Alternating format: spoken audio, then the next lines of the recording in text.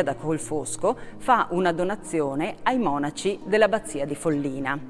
Nel 1228 poi gli stessi monaci doneranno questa chiesa, chiamata Santa Giustina de Runchis, a ricordare che si trovava in un luogo da disboscare, al vescovo di Ceneda. In questo momento si passa dai benedettini agli agostiniani e soprattutto la chiesa entra definitivamente nell'orbita dei Caminesi, i potenti signori di Serravalle. Ecco perché al suo interno troviamo il monumento funebre a Rizzardo VI da Camino, morto nel 1335, l'ultimo dei Caminesi di Sopra.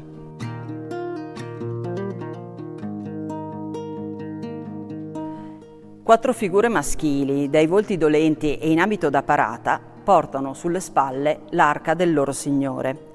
Sono figure stilisticamente riferibili alla scultura lombarda o veronese di primo Trecento. Seguendo i modelli invece della scultura veneziana del tempo, l'arca alterna lastre in porfido rosso e formelle raffinatissime. Rizzardo IV è vestito da guerriero sceso da cavallo. Rizzardo VI offre l'anima alla Chiesa, rappresentata da Maria, tra i santi Pietro e Paolo. Disteso sopra l'arca, Rizzardo VI è bellissimo. Indossa gli abiti del proprio rango, una lunga veste, la mantellina ornata da pelliccia e porta la lunga daga riposta nel fodero. Le mani e il volto sono naturalistici, perfino moderni. Sono confrontabili con le opere di Giovanni Pisano o di Marco Romano e per questo il monumento caminese risulta una delle opere più importanti del gotico italiano.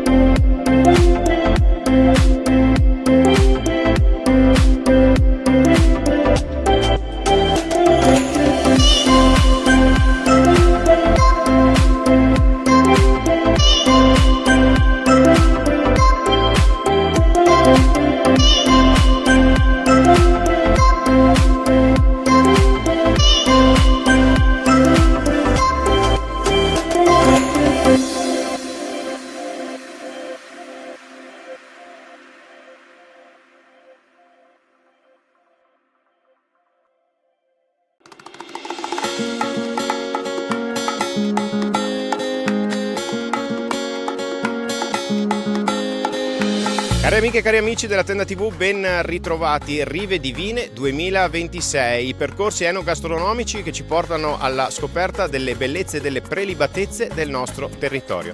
Inizia il racconto di queste 2 giornate sabato 6 giugno e domenica 7 giugno. Quindi iniziamo dal principio, iniziamo dal percorso in notturna di sabato 6 giugno.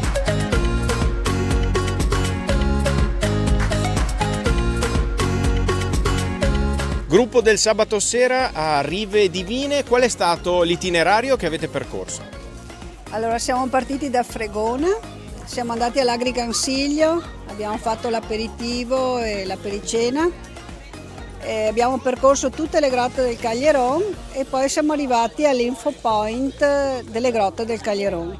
Qui stiamo cenando in questo momento qui e poi ci porteremo a Piadera, passando per Ciser e andiamo su verso Piadera.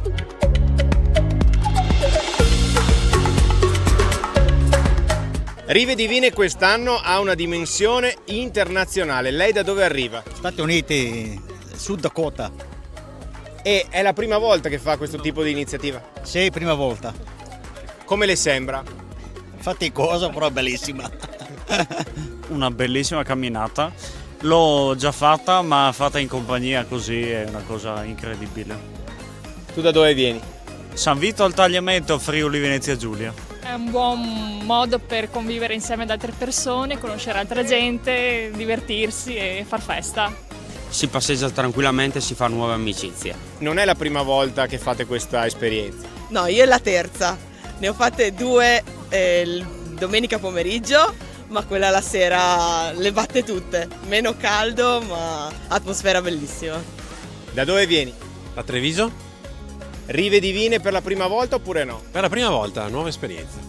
Come è stata fino adesso? Molto interessante, non ero tra l'altro mai stato alle grotte del Caglieron, quindi è stata l'occasione perfetta a quest'ora, soprattutto con questo ottimo cibo e questi ottimi vini. Le grotte sono incredibili, anche perché in questa giornata si alterna il caldo del fine giornata con il fresco delle grotte e poi c'è tutta l'atmosfera festosa. Ci hanno accolto in maniera perfetta, nonostante appunto non frequento queste zone, quindi l'ho fatto l'anno scorso, ci hanno riconosciuto tutti, non so se è un bene o un male, però mi sono sentita a casa. Perché consigliare un'esperienza come questa a Rive Divine? Anche per chi non è allenato, io non lo so, non cammino in montagna, però tra le soste, la camminata tranquilla, il mangiare, il bere e la serenità e la felicità, sinceramente. È un modo diverso di vivere il territorio, di conoscere anche i prodotti e le eccellenze di aziende di questo territorio meraviglioso. Dovete provarlo. Merita.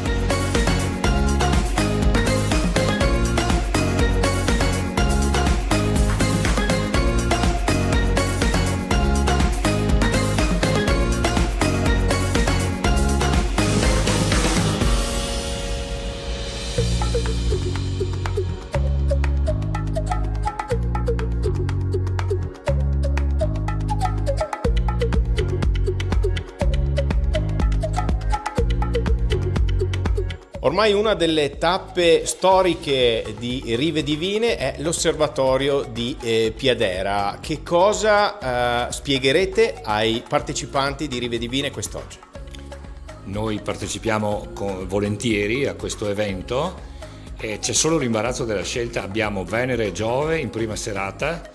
Visto che non c'è la Luna, potremmo vedere oggetti deboli, molto molto deboli verso la fine della serata, però di solito quando facciamo queste osservazioni in diretta decidiamo sul momento che cosa guardare, c'è solo l'imbarazzo della scelta. Ecco, i partecipanti di solito come reagiscono a quello che mostrate ovviamente col vostro telescopio? E chiedono parecchie cose, i bambini fanno domande incredibili. È capitato ancora che bambini di 5-6 anni mi chiedessero: e dov'è la macchia rossa di Giove? Come mai non ce la fa vedere? E quindi sono molto informati. Gli adulti chiedono notizie sugli oggetti, ma noi utilizziamo internet e utilizziamo la visione in diretta, che è la cosa più incredibile che abbiamo realizzato, che stiamo realizzando in osservatorio. E grazie a Rive Divine l'osservatorio di Piadera viene conosciuto anche ben al di fuori dei confini vittoriesi. Sì, ci fa piacere.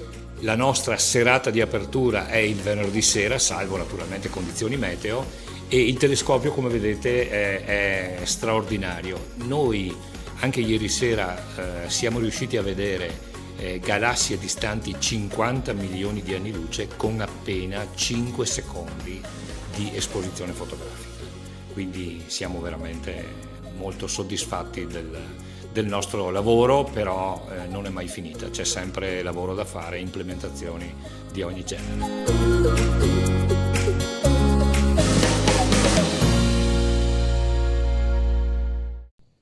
Una splendida giornata domenica 7 giugno ad accogliere e ad accompagnare i 4 percorsi di Rive Divine 2026. Andiamo a scoprirli.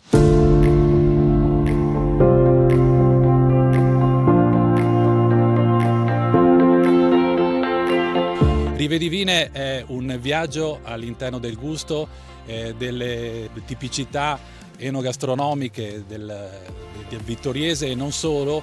Avremo modo di visitare cantine, aziende agricole, imprese del settore della ristorazione, frantoi, con visita diretta all'interno delle attività. La Proloco è orgogliosa di organizzare Rive Divine accanto a 40 aziende del settore. È un evento molto importante e significativo dal punto di vista dell'impegno, però io credo che sia l'evento che più di tutti dia una identità territoriale al vittoriese. Il programma di quest'anno prevede 5 percorsi. Un percorso il sabato sera, sabato 6, nel comune di Fregona, con visita alle grotte del Calieron e soprattutto suggestiva è stata l'esperienza all'osservatorio astronomico. E la domenica 7 giugno, la visita guidata alle altre aziende attraverso 4 percorsi organizzati all'interno della meravigliosa conca del Vittoriese. Un ringraziamento sicuramente va alle aziende, agli sponsor, a tutti coloro che hanno contribuito all'organizzazione di questo grande evento. Ringrazio in particolare anche l'ufficio turistico, tutto il lavoro che è stato svolto. Ringrazio tutti i volontari, gli accompagnatori, e auguro a tutti di passare una buona giornata con noi a Rive Divine.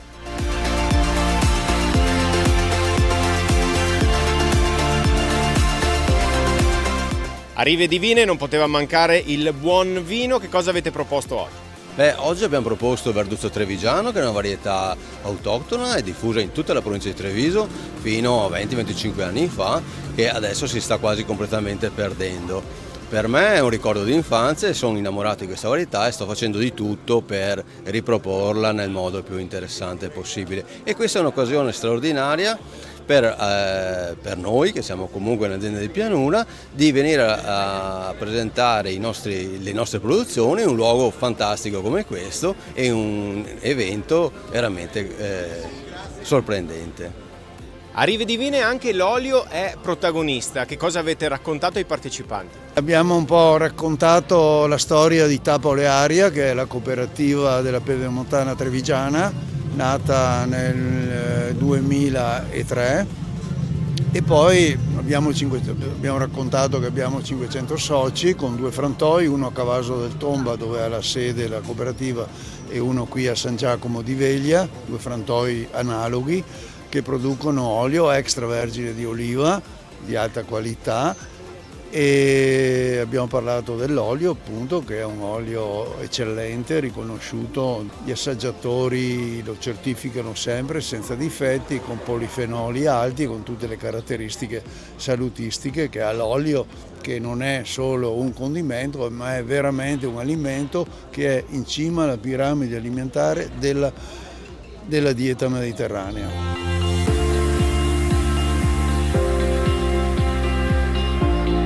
Rive Divine 2026, un'importante iniziativa per la promozione e la valorizzazione del territorio. Sicuramente, e lo dimostrano il fatto che ormai siamo arrivati alla 12ª edizione, sempre con grande successo di partecipazione, e il fatto che aumenta sempre di più la percentuale di persone al di fuori della provincia di Treviso, ma soprattutto al di fuori della regione Veneto, che arrivano per visitare il nostro territorio, conoscerlo meglio e degustare le tante produzioni di eccellenza che ci caratterizzano. Qual è l'importanza di questo tipo di iniziative? Sicuramente conoscere meglio il territorio, apprezzarlo, approfondire tutti gli aspetti legati alle grandi produzioni di eccellenza di questo territorio, che sono tantissime, e rimarcare ancora di più il fatto che Vittorio Veneto è sia città del vino sia città dell'olio, quindi due identità forti che diventano particolarmente attrattive se legate a iniziative molto votate alla qualità, come è Rive Divine.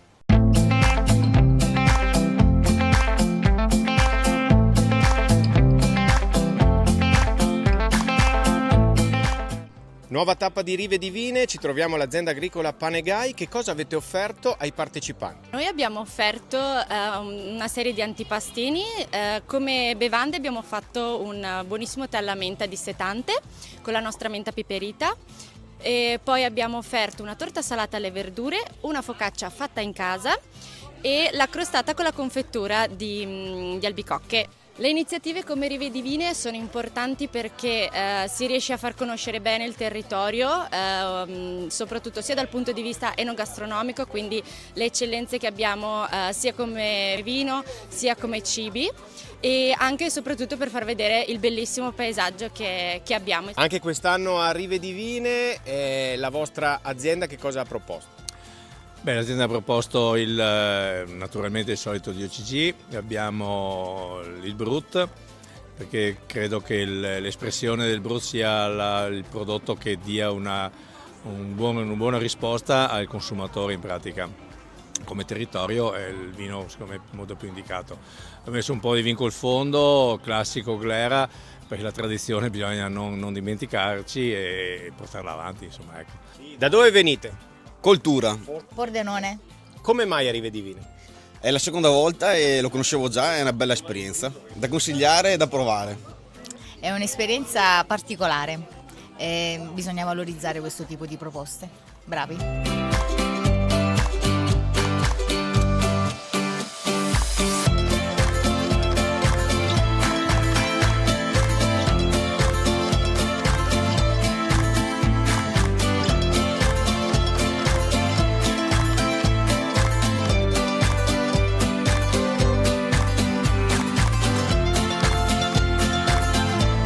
Voi da dove venite? Noi veniamo dalla California, precisamente vicino a San Francisco. Quanto è bello poter godere del nostro territorio. È sempre bello, sempre, si torna sempre a casa. Consiglierebbe questo tipo di esperienza? A chiunque, perché è ben organizzata, perché si vive il paesaggio e poi quello che ci offrono, quello che ci offre la natura è fantastico. È tutto bene, bellissimo qua, bellissimo, molto bello, il panorama fantastico, vino incredibile. I nostri partecipanti sono partiti dalla Ghiandaia, che è la nostra nuova struttura alberghiera, 8 camere, colazione inclusa. Sono partiti da lì, hanno percorso le nostre querce secolari e sono arrivati direttamente alla nostra cantina. Che cosa avete proposto ai partecipanti? Allora, noi oggi proponiamo un primo, una crespella con le erbette primaverili e anche un pasticcio.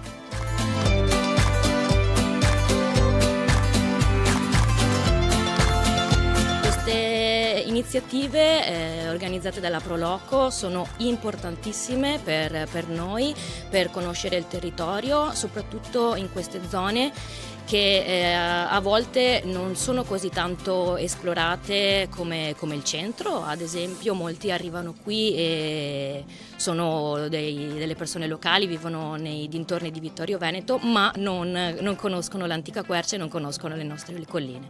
Quindi quando si trovano davanti questo paesaggio rimangono sempre folgorati dalla bellezza del nostro territorio. Quindi è una grande opportunità per noi questo evento, quindi grazie insomma alla Proloco.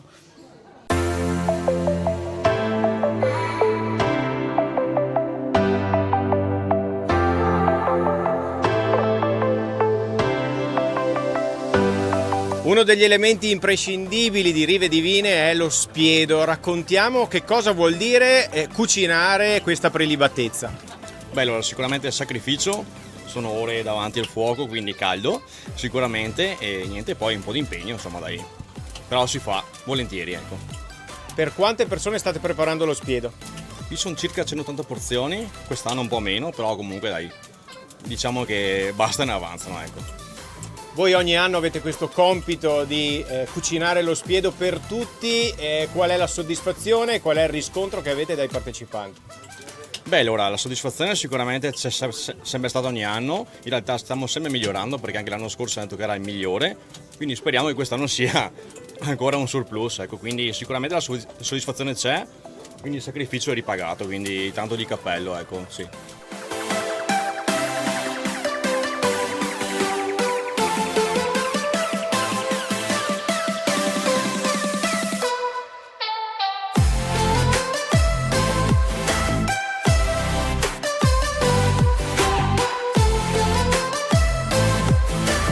Ciao, sono di Monza. Che cosa avete fatto fino adesso? Camminato, bevuto, assaggiato, degustato, conosciuto. Tra le varie aziende che ospitano Rive Divine non poteva mancare Bellenda. Come sta andando? Ma sta andando molto bene, i due gruppi che sono già passati sono stati molto simpatici, molto carini, anche molto attenti ai nostri racconti sul territorio e ai nostri racconti sul vino, ovviamente.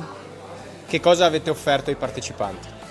Beh, allora, come primo piatto, noi siamo la tappa del primo piatto del percorso Viola, abbiamo offerto da mangiare il pasticcio di erbe e invece come vino abbiamo voluto abbinare un Miraval Extra Dry, il nostro Extra Dry morbido, suadente, un sorso di relax. Secondo me vivere il territorio camminando, vedendo, ascoltando, annusando, facendo anche fatica, sicuramente ti resta molto più impresso rispetto a una semplice visione su televisione, su internet, sul cellulare, eccetera. Io faccio vedere i grappoli dell'uva, faccio sentire i profumi dei fiori, dell'erba, sono sensazioni che ti restano molto più di qualsiasi altro racconto tu possa leggere su internet.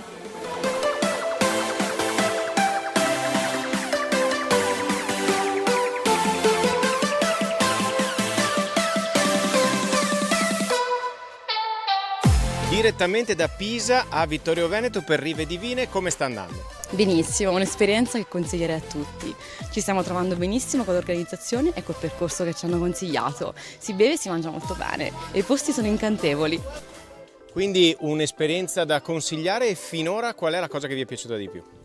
Beh, sicuramente abbiamo apprezzato molto i calici che ci hanno offerto, perché insomma per gli amanti comunque del vino, del prosecco, è sicuramente molto gradevole, e anche i paesaggi incontaminati, molto puliti, silenziosi, perché cerca un po' di pace, sono perfetti. C'è tanti prosecco e anche bellissime persone, anche artigiani, e quindi siamo qua direttamente dalla Corea e anche altre persone dalla Ghana in Africa, quindi noi abbiamo bevuto 3 prosecchi, anche salami, anche tantissimo.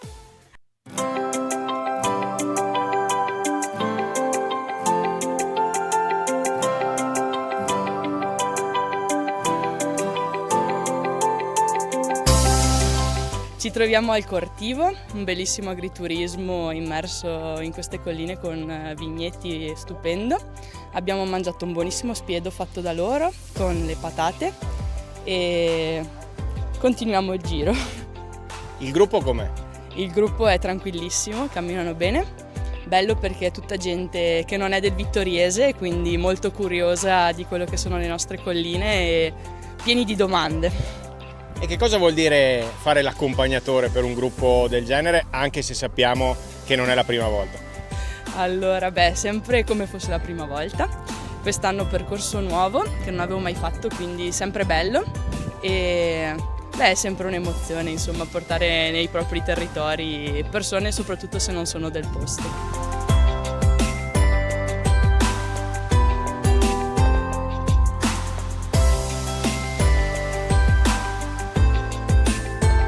Siamo oggi in Mescita con l'Extra Brut Rive di Carpesica per iniziare e poi con il Brut, quindi diciamo due tipologie di quello che è un conegliano valdobbiadene secco che si combina comunque bene con il cibo che hanno avuto oggi, quindi lo spiedo e poi la verdura di accompagnamento. Un'iniziativa Rive Divine grazie ai volontari della Proloco che mira a promuovere il nostro territorio.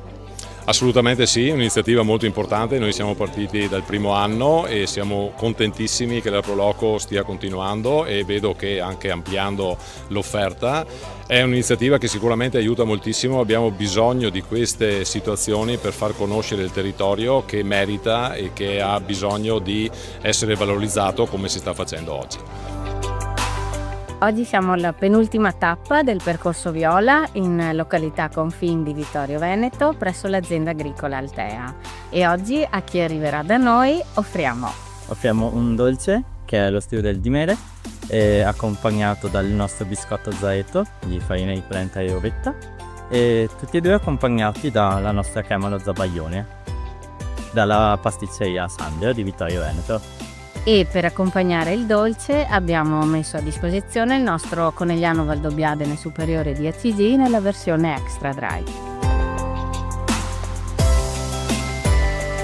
Allora, Roberta, cosa hai preparato oggi in abbinamento al mio vino? Abbiamo fatto una frolla di mandorle friabile con un gelato alla ciliegia, visto che siamo alla stagione delle ciliegie. E io ti ho proposto quest'anno il mio nuovo vino che è un mio spumante dry, Prosecco Conegliano Valdobbiadene, Prosecco Superiore di OCG. È una collaborazione bellissima questa e che dire, viva le donne! Grazie! sì, e viva noi! Siamo giunti alla fine del nostro racconto di Rive Divine. Com'è andata? Un bilancio di questa edizione 2026.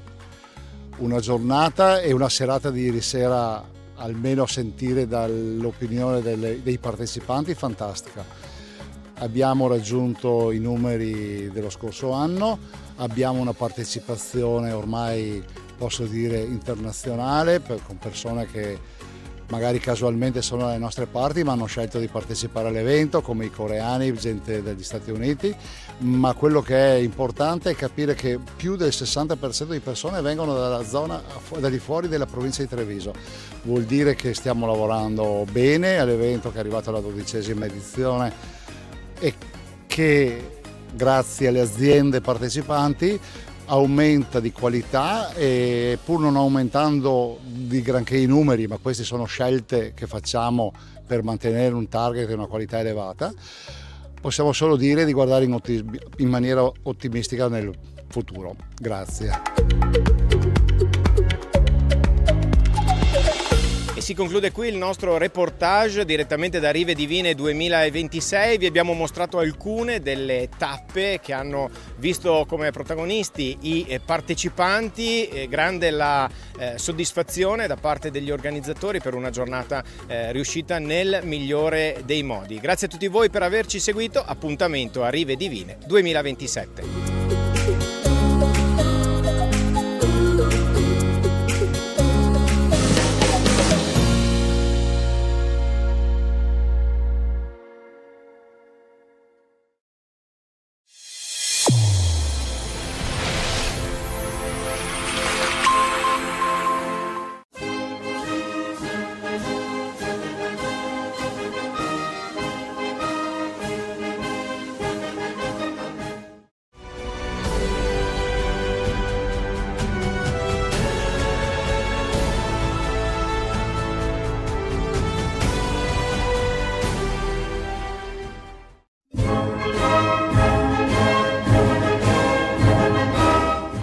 Cari amiche e cari amici della Tenda TV, siamo a Gemona e siamo qui per raccontarvi il raduno Triveneto degli Alpini.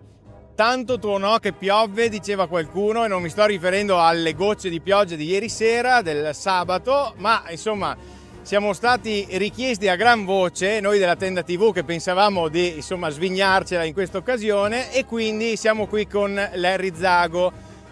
Facciamo finta di niente. Come è andata in questi giorni e soprattutto come è stato l'arrivo a Gemona? È andato tutto molto bene, un bel caldo torrido, poi ieri sera fortunatamente ha rinfrescato, che quindi oggi si riesce a fare una sfilata con un'atmosfera e con un clima molto buono. Tu come sei arrivato a Gemona? Io sono partito da Vittorio Veneto a piedi e sono venuto qui a Gemona, e lungo il cammino naturalmente si sono aggiunti altri alpini e quindi abbiamo fatto Gemona, Montereale, e doveroso fermarsi a Pinzano, dove era il cantiere numero 10, dove i nostri soci di Vittorio Veneto hanno collaborato per la ricostruzione post terremoto. Un raduno appunto che ha un valore tutto particolare legato al 50° anniversario del terremoto del Friuli, quindi una valenza particolare. Si sente anche così, parlando con i vari alpini, che questo raduno ha un qualcosa di diverso. Assolutamente sì, quando abbiamo passato il tagliamento, quindi passati dalla provincia di Pordenone alla provincia di Udine, c'era la gente che ci applaudiva, che ci suonava, e abbiamo avuto un'ottima accoglienza, è stato uno spettacolo venire qui a piedi, veramente. Tu adesso sfilerai con appunto i cantieri che hanno collaborato alla ricostruzione del terremoto, e poi ci sarà invece la sfilata normale con la sezione. Sì, oggi la sezione di Vittorio, come tante altre sezioni, fanno la doppia sfilata, quindi onoriamo i nostri oltre 170 volontari che sono andati a Pinzano a lavorare, e dopodiché c'è la classica sfilata dove i nostri alpini numerosissimi oggi sono qui per rendere onore al Friuli. Grazie Larry, e l'ultima domanda è: perché senza la Tenda TV non si poteva fare questo raduno Triveneto? La domanda sorge spontanea. Allora, la Tenda TV è stata richiesta a grande voce da tutte le altre emittenti televisive, da Antena 3 a Telechiara, Canale 5, Rai 1. Sì. Tutti chiedevano dove era Federico, alla fine ce l'abbiamo fatta, l'abbiamo portato a Gemona anche oggi, e ringraziamo tanto Francesca. Grazie e buona sfilata. Abbiamo detto un raduno caratterizzato dal ricordo del terremoto del Friuli. Ovviamente siamo qui in rappresentanza appunto di chi ha lavorato nei cantieri. Allora, com'è stata questa esperienza? Un'esperienza senz'altro positiva. Il tempo non era tanto, per cui ho dato quello che ho potuto. E oggi mi hanno richiamato qui per sfilare con i lavoratori che hanno a quel tempo dato una mano grossa. E il ricordo di quella volta operare in queste terre martoriate? È stato duro, anche perché quel giorno che c'ero io c'è stata un'ulteriore scossa di terremoto e l'ho sentita particolarmente forte, quindi me lo ricordo molto bene. Grazie di questa testimonianza. Proseguiamo. Com'è stato lavorare nel cantiere della ricostruzione? È stato un colpo al cuore, perché vedere questa ferita dove hanno fatto la naia e vedere tutto distrutto non è andata giù. In modo, nel cantiere abbiamo tirato sul morale al popolo, cioè la gente, e abbiamo noi praticato, facevamo manuali sui tetti delle case di Pinzano e intorni. Vi siete rimboccati le maniche e avete dato qualcosa a questo territorio? Sì, molto. E loro ci hanno dato molto a noi. E l'emozione traspare anche nelle vostre parole. Andiamo avanti. Il ricordo. Guarda, io ero molto giovane a quegli anni. Purtroppo eravamo tanti di quelli che erano assieme a noi, ormai se ne sono andati avanti.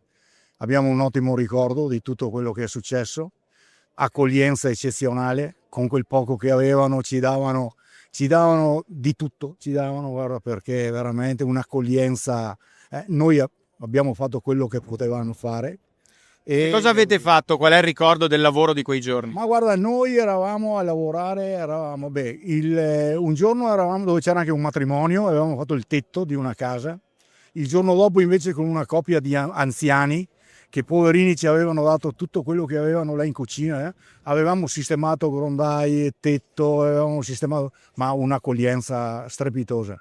Proprio veramente uno ad oggi si ricorda come fosse quel momento là. È stata un'accoglienza da parte del popolo friulano favolosa. E a distanza di tanti anni vedere insomma che questo territorio si è ripreso al 100%, oserei dire, e l'emozione di tornare qui. Io ho fatto la Naia, l'ho fatta anche qui a Venzone e mi ricordo che non c'era niente in piedi, adesso è uno dei più bei borghi.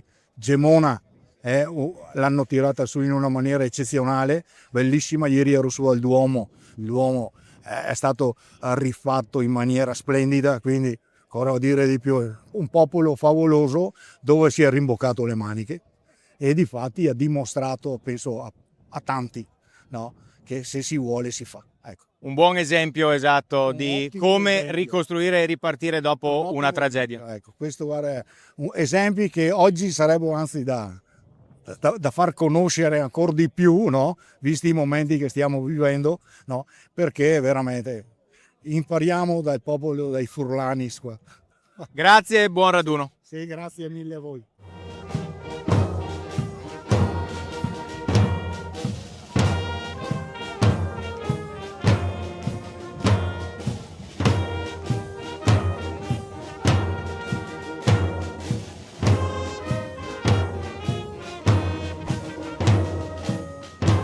E siamo qui con un altro dei vicepresidenti della sezione ANA di Vittorio Veneto, Andrea Pagotto. Allora, come sono andate queste giornate e tra pochi istanti si sfila? Sì, tra pochi istanti si sfila, si respira un'aria particolare questi giorni, bello, territorio alpino, territorio che sente la presenza degli alpini da sempre e quindi si è percepito un qualcosa di particolare in questi giorni. Sì. E poi il ricordo, l'anniversario del tragico terremoto del Friuli. Sì, ieri per esempio sono andato anche a vedere a Venzone il museo dedicato al terremoto e vederlo sicuramente crea emozioni, non oso immaginare viverlo. Abbiamo qualcuno che lo ha vissuto in sezione e già ascoltare quando racconta cosa succedeva in quei momenti è da brividi. L'abbiamo sentito appunto poco fa e le emozioni sono ancora vive e penetranti. Diamo qualche numero, quanti saranno i vittoriesi in sfilata oggi? Noi abbiamo fatto delle previsioni in questi giorni e pensavamo a grandi linee sui 300, ho l'impressione che siamo qualcuno in più, proprio per testimoniare che è ancora molto sentita e la voglia di partecipare c'è. Buona sfilata. Grazie. Sindaca a Gemona con gli alpini della sezione di Vittorio Veneto, state per sfilare. Sì, a breve sfileremo, è sempre un'emozione grande, oggi fa caldo, però insomma siamo forti, siamo fieri di essere qua e rappresentare appunto la sezione degli alpini di Vittorio Veneto. Saluto tutti i gruppi di appartenenza territoriali, è sempre un piacere esserci. È un mix ovviamente di amicizia, goliardia, ma anche momenti molto profondi, in questo caso il ricordo della tragedia del terremoto del Friuli. Beh, innanzitutto sì, quella tragedia insomma ci ha accolto tutti nel segno, nel cuore, la portiamo con noi in memoria e anche il grande contributo che gli alpini hanno dato per la ricostruzione, ma non solo gli alpini, è da esempio per tutta l'Italia e resterà sempre un momento importante nella nostra storia. E siamo qui con l'alfiere della sezione di Vittorio Veneto. Allora, è tutto pronto per la sfilata? Come sta andando? Come sono andati questi giorni? I giorni sono andati benissimo, oggi ho anche la voce, a differenza di altre radunate, se vi ricordate.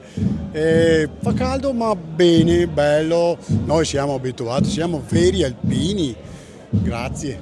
La particolarità di questo raduno Triveneto col ricordo del terremoto?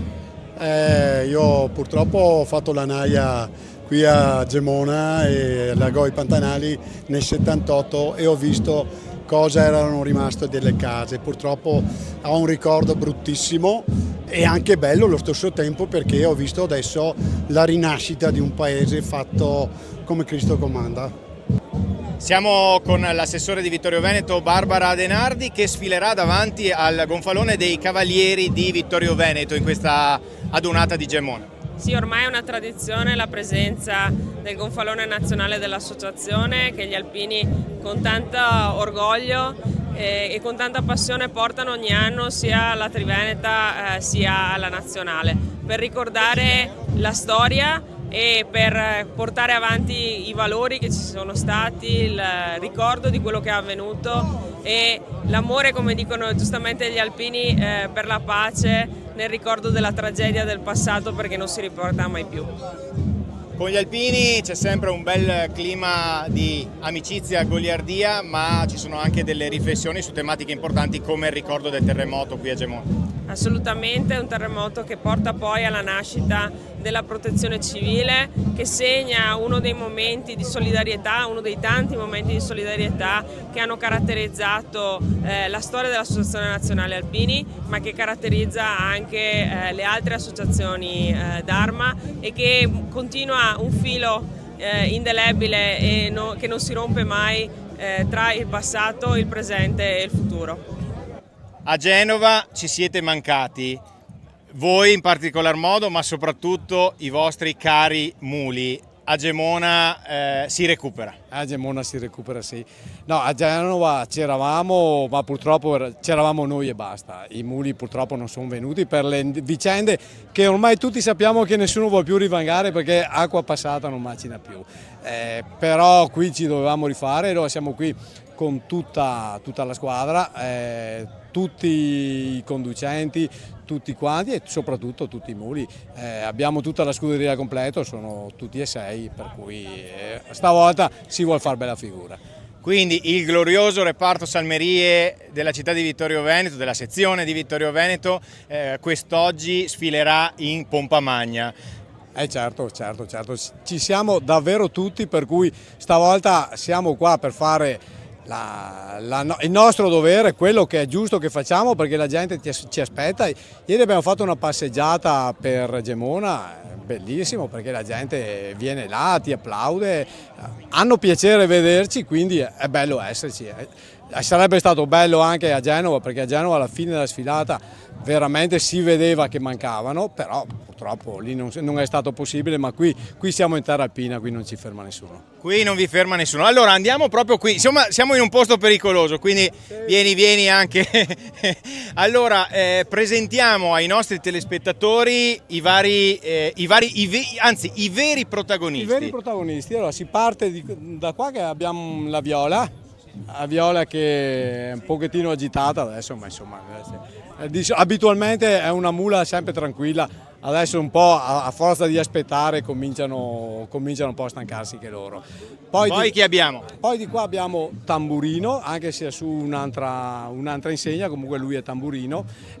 Questo qui è uno degli ultimi arrivati, anche questo, ne abbiamo tre nuovi, perché ne avevamo abitualmente 4, poi purtroppo la Mila è morta, è venuta a mancare, è andata avanti come diciamo noi, anche lei, e ne abbiamo altri 3, per cui abbiamo una squadra da 6 in questo momento. E poi andiamo qui dietro chi abbiamo?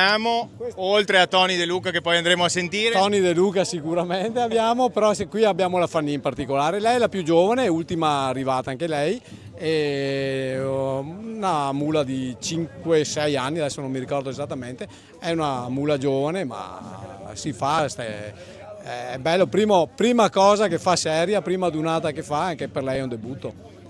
Quindi debutto nelle adunate. E poi andiamo di qua, chiedo a Francesca di seguirci. Qui chi abbiamo? Questo qui è Giuseppe. Giuseppe è arrivato insieme a Fanny, anche lui è al debutto, lui invece è un mulo un po' più vecchio, lui ha qui, no, ne avrà 12, credo abbia 12 anni, adesso non vorrei dimenticarmi esattamente le date, però considerate che per un mulo 12 anni sono un'età matura attorno ai 30-35 anni, ecco quello. si può fare sta. E concludiamo con... Beh, qui c'è la storia, qui c'è il biondo, Uto, lui si chiama Uto, in realtà è un mulo che si chiamerebbe Vulcan perché arriva dalla Francia, però tutti lo chiamano il biondo perché ha la criniera bionda, per cui per tutti è il biondo. In realtà manca la Marna che è da qualche parte perché sta andando in giro, eccola che è laggiù, è lì al sole, e la Marna è la decana, lei è la decana perché la Marna ha 25 anni e tu considera l'equivalente di un 75enne, ma in fiore. Molto bene, allora io vi auguro una buona sfilata, intanto ci spostiamo qui perché sappiamo che insomma non diamo fastidio agli animali, ecco, e ovviamente il ringraziamento immagino che vada anche a chi accudisce i muli giorno dopo giorno nel corso di tutto l'anno. Ma il ringraziamento va a tutta la squadra, i conducenti, chi li segue giorno per giorno, chi mette in ordine la stalla, chi organizza le cose, chi segue i finimenti, chi va in cerca dei mezzi, perché è diventato un problema anche questo, che è stato poi quello che ci ha fermato a Genova alla fine, perché avevamo rinunciato a tutto quanto e non si è più potuto riprendere. Però insomma dai, tutti danno una mano. E approfitto, faccio anche qui un appello come ho fatto in questi giorni. Se c'è qualcuno che ha piacere, che ama gli animali, ama quelle che sono le cose alpine, le tradizioni alpine, qui da noi si sta bene, è bello, è un lavoro, ma è un lavoro impegnativo, che però diverte, e per cui chi vuole noi siamo qua, vi accogliamo a braccia aperte, date un colpo di telefono alla sezione di Vittorio e poi vi indirizzeranno loro. E quindi con questo appello io ringrazio il reparto Salmerie di Vittorio Veneto, ma avevo visto Tony De Luca, quindi andiamo qua, seguiamo.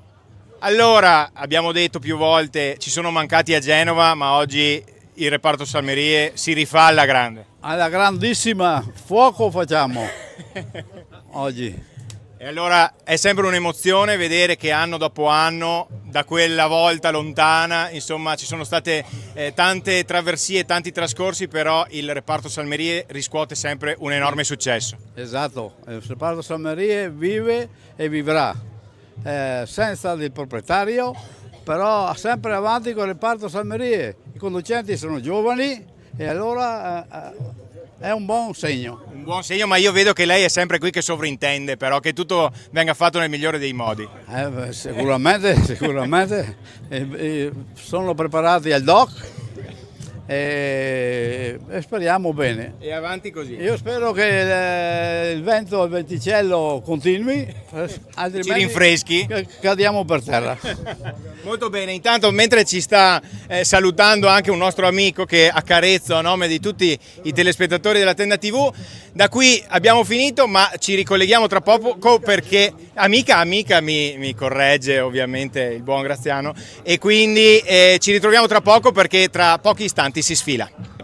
Ciao a tutti, allora come rappresentante del Salmerie sapete l'importanza dei muli anche durante la Prima Guerra Mondiale, però qui abbiamo le portatrici carniche che avevano un'importanza ben maggiore durante la Prima Guerra Mondiale dei muli, in quanto loro arrivavano dove i muli non arrivavano.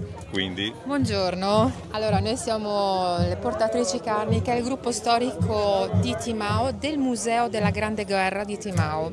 Facciamo parte, siamo circa una ventina, meno male, un po' di tutti i paesi, e portiamo la memoria di queste piccole grandi donne che hanno fatto la storia, diciamo, perché loro portavano nei loro gei medicine, viveri, vestiti puliti, tutto quello che concerneva e veniva usato appunto al fronte per i propri soldati. Avevano ognuno la fascia rossa che apparteneva praticamente dove dovevano andare a portare questi viveri.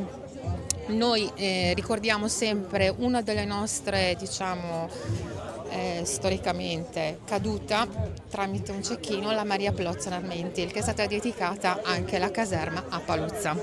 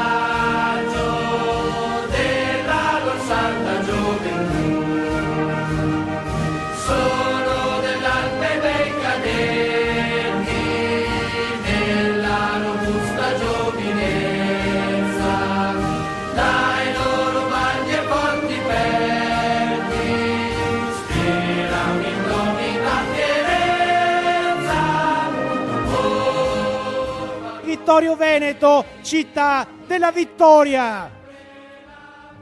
Un territorio segnato dalla storia, la piccola e la grande storia, che attraversando le vie di questo territorio hanno segnato i destini d'Italia, legandosi a vicende risorgimentali della prima e della seconda guerra mondiale.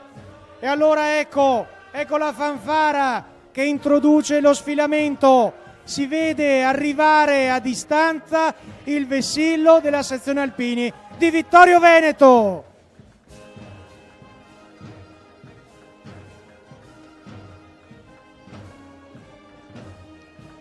Le musiche tradizionali che attraversano le generazioni, come vediamo in questa banda. Il ritmo appreso, declinato sul campo nello sfilamento. Batti forte ragazzo, avanti tutta! Ed ecco la sezione alpini di Vittorio Veneto con i suoi 19 gruppi, con le sue 4 medaglie d'oro, con il suo territorio dalla Valle di Ceneda e Serravalle alle vette dei monti fino su verso il Cansiglio per toccare il San Boldo, la strada dei 100 giorni, miracolo ingegneristico, testimonianza concreta di un'esperienza di guerra vissuta e ancora rimasta nella viabilità di un territorio. E ancora i 100 gradini di Sant'Augusta, la presenza delle medaglie d'oro Tandura e Pagliarin, la presenza dei ricordi del Friuli. E allora ecco la figura del dottor Salvaldoretti, personaggio carismatico, il dottor, il quale fa nascere il coro della sezione, ma soprattutto si applica nel cantiere numero 10 di Pinzano, dopo il terremoto del Friuli del 1976. Quello delle penne nere, a buon titolo, può essere allora un faro che illumina il cammino, laddove la sera scende, le incertezze si fanno largo, è necessario disporre di paracarri seri, ma di direzioni ben chiare, indirizzate dal faro dei valori che ci contraddistinguono, dall'esempio che da sempre portiamo avanti, dalla tradizione che rappresenta il cappello che portiamo, il cuore nel quale il tricolore batte forte e vive. Ecco allora il coro della sezione alpini di Vittorio Veneto, le loro cante, le prove estenuanti per esibirsi nei loro repertori e portare avanti la tradizione, rappresentando con la loro presenza una pagina di storia in musica. E chi canta sa l'importanza di mettere il noi davanti all'io, l'importanza di fare di tante voci singole una sola voce, trovando armonia, legandosi nei valori condivisi, nelle prove portate avanti, nel dovere che si confonde con le alte cime, ci spinge a salire sempre più in alto. E qui ci soccorrono i motti degli alpini, l'ad excelsa tendo, e ancora per aspera ad astra, andare al cielo attraverso le difficoltà, superandole senza farsi abbattere. E ancora l'importanza dell'esperienza del Bosco delle Penne Mozze, il ricordo di chi non c'è più, la cerimonia che ogni anno omaggia la memoria e la tradizione di chi ci ha preceduti. Sono tutti elementi, ingredienti semplici, profondi, di altissimo valore, che rendono grande la sezione alpini di Vittorio Veneto.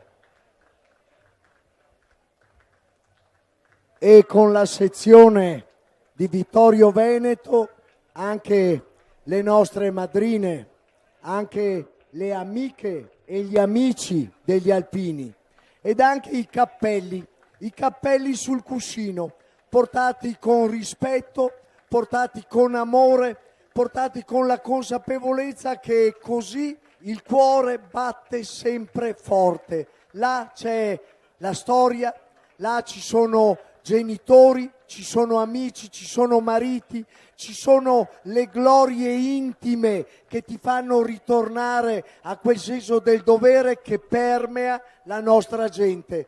Là c'è il valore anche delle salmerie alpine, c'è quella capacità e quell'intuizione che nel 1992 portò quel Gioruz Pien di Bez, che cammina oggi un po' affaticato ma ancora con la schiena dritta e orgogliosa, Antonio De Luca, ad acquistare all'asta in caserma a Belluno la bellezza di 22 muli per utilizzarli nei lavori forestali. Nasceva così il reparto Salmerie Vittorio Veneto, fatto da sconci veri, fatto da gente che sotto naia la fea al conduttore, al conducente, è fatto da questa bellissima colonna di muli che oggi testimonia e ricorda la grandezza di Iroso, l'ultimo di loro, l'ultimo mulo alpino che un po' alla volta ha trovato i suoi successori, con il più giovane di tutti in testa, tamburrino, e con gli altri, con gli attrezzi, le slitte da lavoro nei boschi, le botti caretelli per portare qualcosa da dissettare, il materiale veterinario e il materiale di sussistenza. E ancora una volta una piccola lezione da parte degli alpini: dove passano loro poi puliscono. Gli alpini non lasciano sporco né nel cuore né per terra.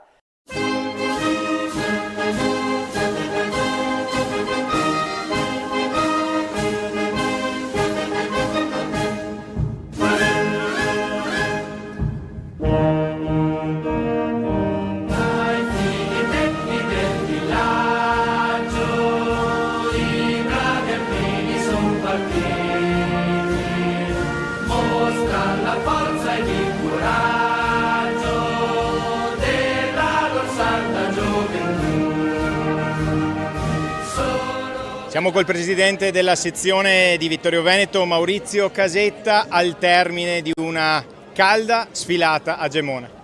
Sì, è stata molto calda, per fortuna ci hanno salvato gli alberi che abbiamo trovato lungo il percorso.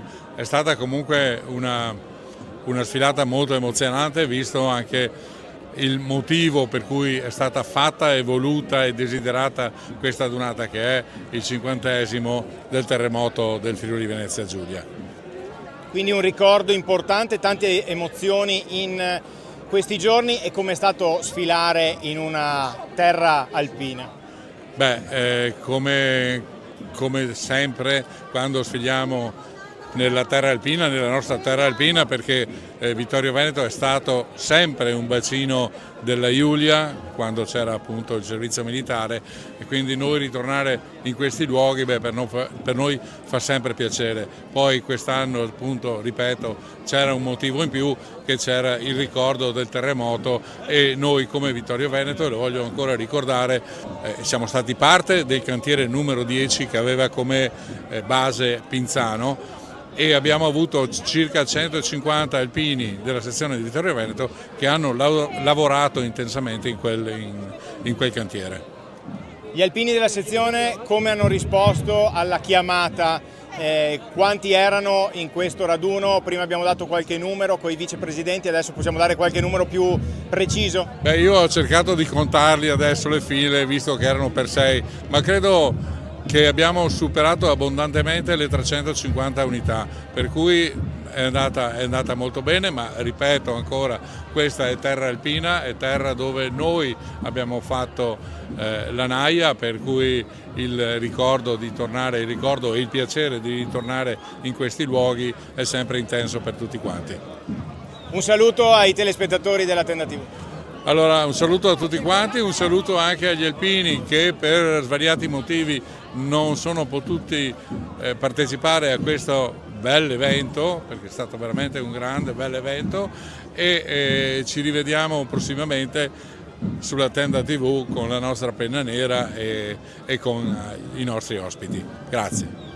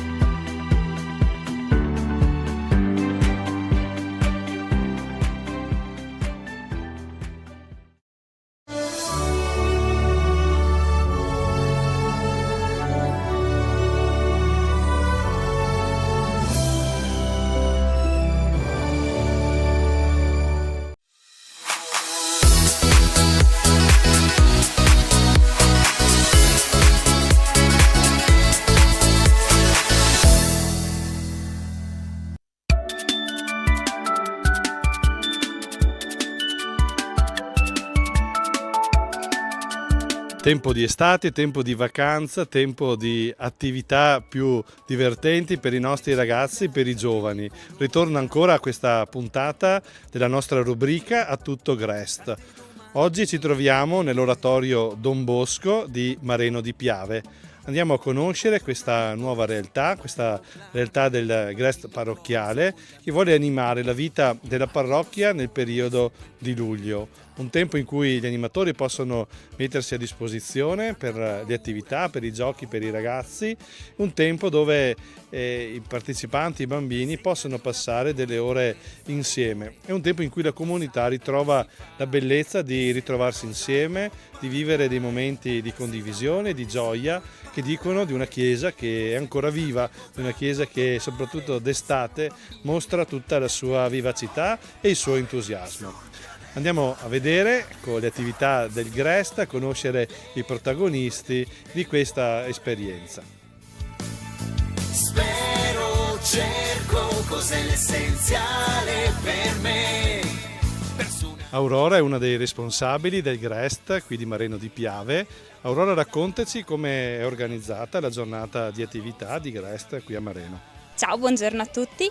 Allora, il Grest inizia alle 3 del pomeriggio, abbiamo circa 40 minuti di introduzione in cui parliamo del tema e del momento di preghiera formativo con i ragazzi. Il tema dell'anno è il Piccolo Principe, quindi abbiamo intervistato vari personaggi della comunità chiedendo a loro che cos'è l'essenziale che è invisibile agli occhi, quindi sia persone laiche che di chiesa che hanno avuto vite diverse. Finito questo abbiamo le attività, dividiamo le medie dalle elementari e però entrambi svolgono le stesse attività in giorni differenti.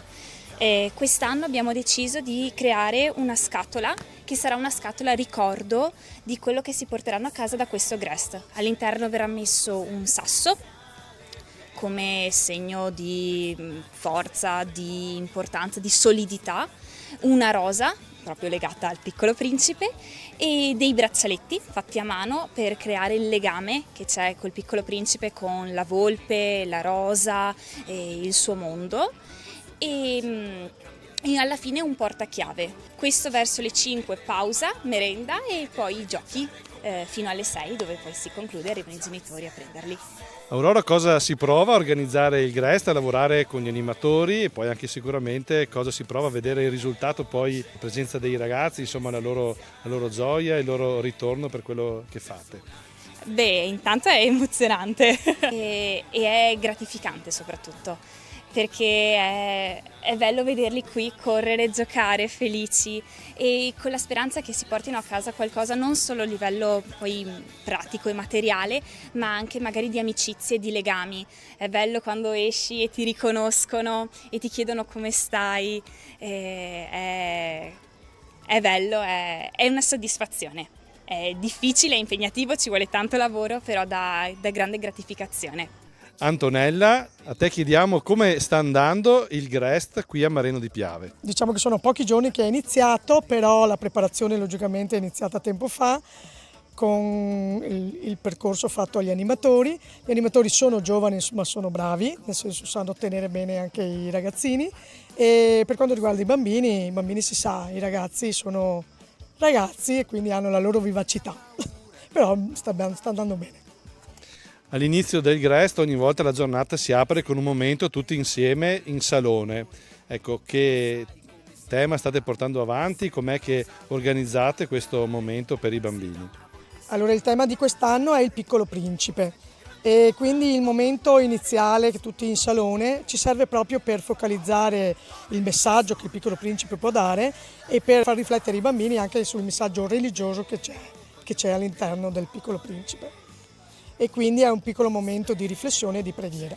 Nel Grest, oltre ai momenti diciamo così tradizionali della preghiera, dei laboratori e anche dei giochi, fate anche qualche gita. Le gite in programma sono a Vidor, e poi a Nervesa e classica ormai da decenni, annuale all'Acquestate.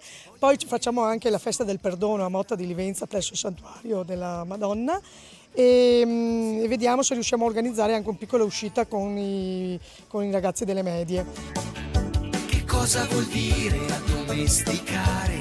Ivo, volto storico del Grest di Mareno di Piave. Il Grest è un'esperienza importante soprattutto anche per i ragazzi, immagino gli animatori che si impegnano durante l'estate per questa esperienza. Come vi organizzate con loro? Fate dei percorsi di formazione? Com'è la loro preparazione a questa esperienza estiva? Allora, durante l'anno la parrocchia offre il gruppo giovani il lunedì dalle 8:30 circa fino a quando si finisce, dipende anche dai temi, dalle attività che si propongono.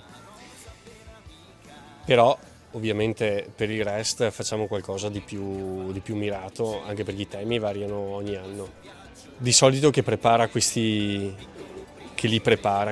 ragazzi che poi faranno gli educatori, gli animatori, è Tatiana, la maestra Tatiana, e sono 3 incontri di preparazione, però poi noi siamo anche sempre aperti anche ad accogliere i ragazzi che arrivano, che hanno magari il desiderio di fare un'esperienza.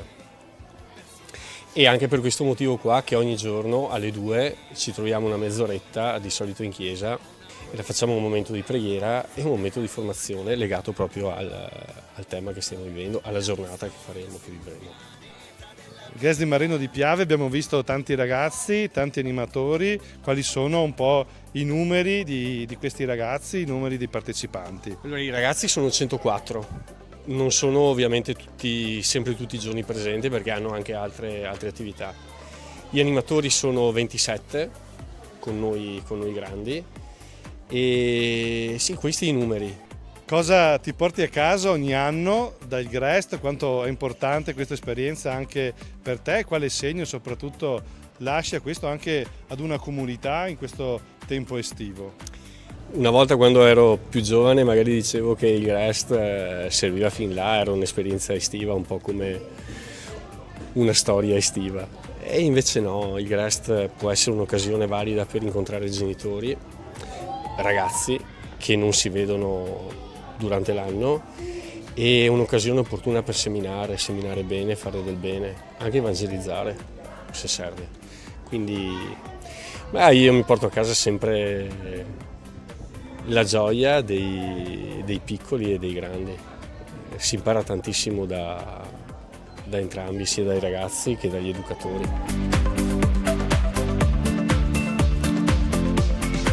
Alberto, il Grest di Mareno di Piave, perché venire al Grest? Perché è un modo per divertirsi e stare insieme ad amici. Ho visto che molti di voi hanno addosso delle fascette, dei nastri colorati. Come mai? Perché sono segno della nostra squadra.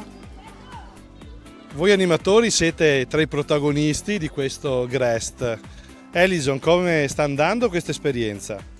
Allora, i primi giorni sono cominciati bene, devo dire, i bambini sono energici come sempre ed è bello apprezzare questa loro dinamicità e stanno mettendo alla prova anche noi animatori che aiutandoci riusciamo a gestirli comunque.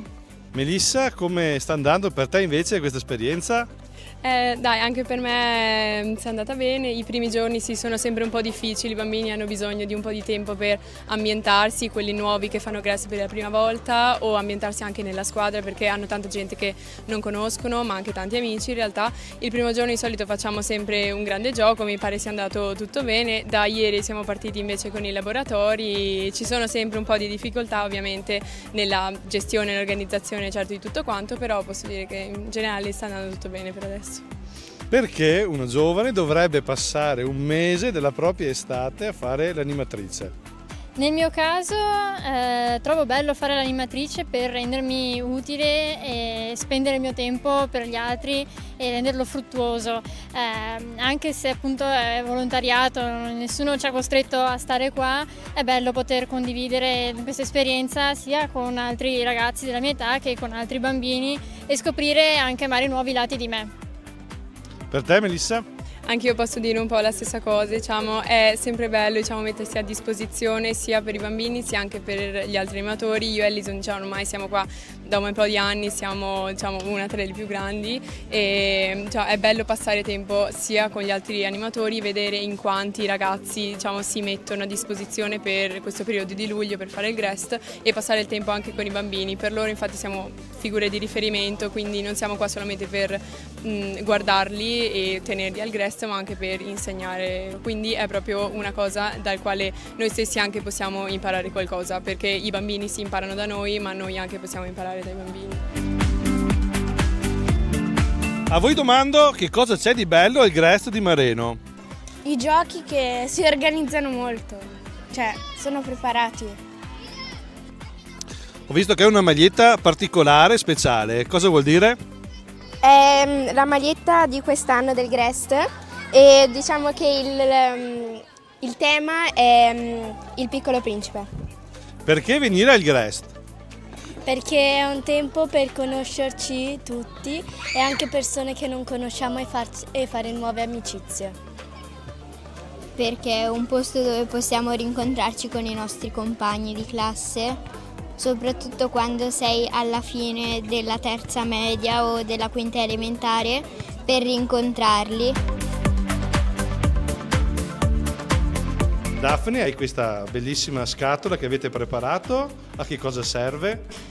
Per mettere dentro delle cose che faremo nei prossimi giorni. E oggi cosa state facendo?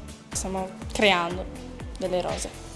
Al GREST non ci sono solo i laboratori che impegnano i ragazzi nelle attività più manuali e creative, ma come ingrediente necessario sicuramente ci devono essere i giochi. Andiamo a conoscere più da vicino queste attività che arricchiscono il GREST. Nicola, responsabile dei giochi, delle attività sportive del GREST di Mareno di Piave, quali sono i giochi che preparate per i vostri ragazzi? Beh, si passa dai giochi più comuni, come può essere il calcio, la pallavolo, al rubba al fazzoletto, se no adesso abbiamo anche inventato il gioco del tris con i cinesini, altrimenti abbiamo anche il gioco aquilone, il gioco dei birilli, il bowling. Quali sono i giochi o qual è il gioco che piace di più ai bambini?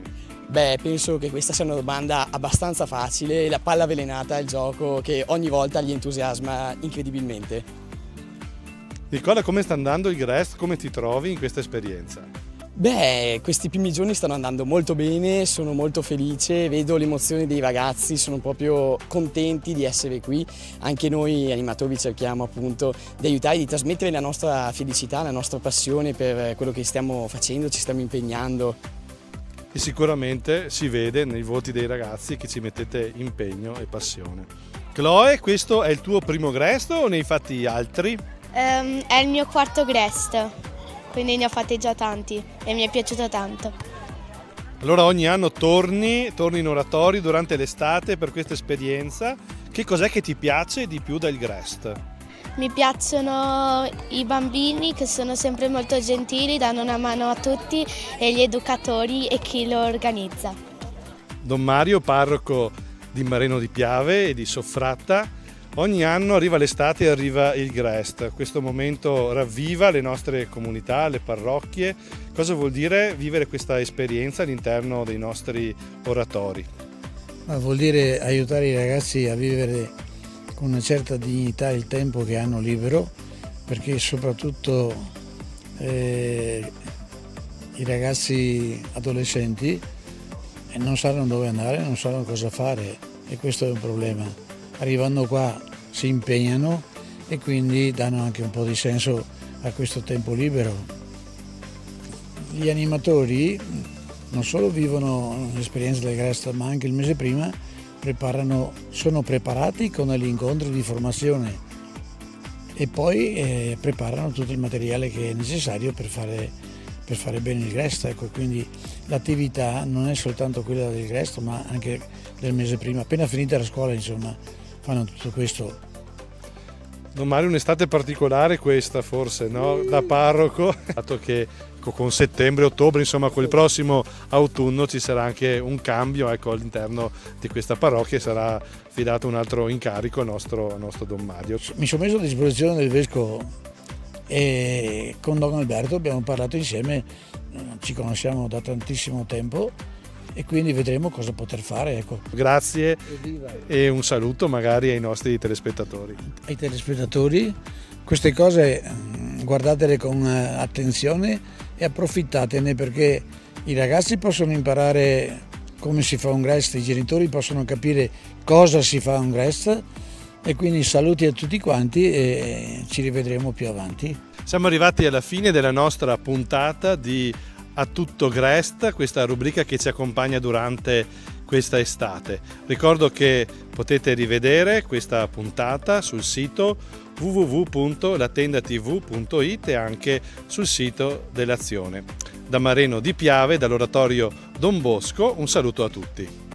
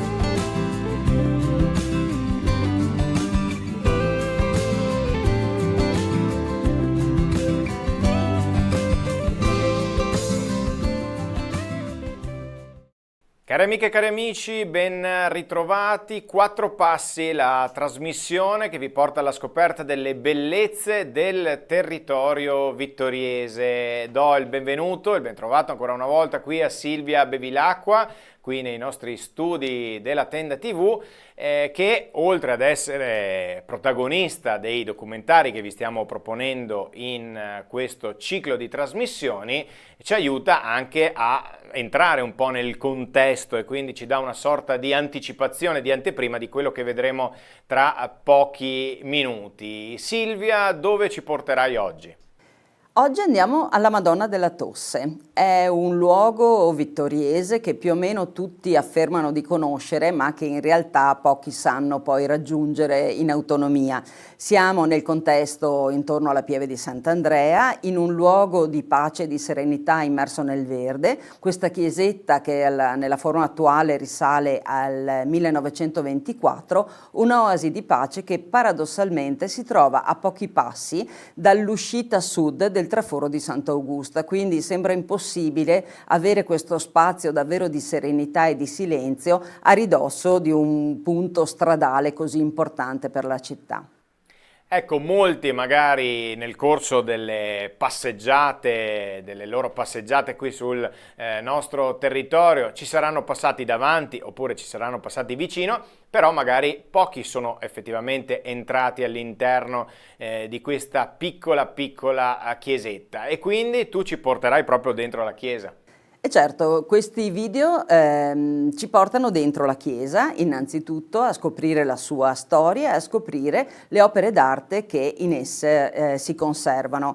Entro subito nel merito delle opere d'arte perché abbiamo tre elementi. Il primo è la cosiddetta Madonna della Tosse, quindi un piccolo dipinto, olio su tavola, di cui non sappiamo riconoscere l'autore, non abbiamo notizie, molto scuro proprio dal nero fumo delle candele. E questo nero fumo è proprio il segno delle antiche devozioni.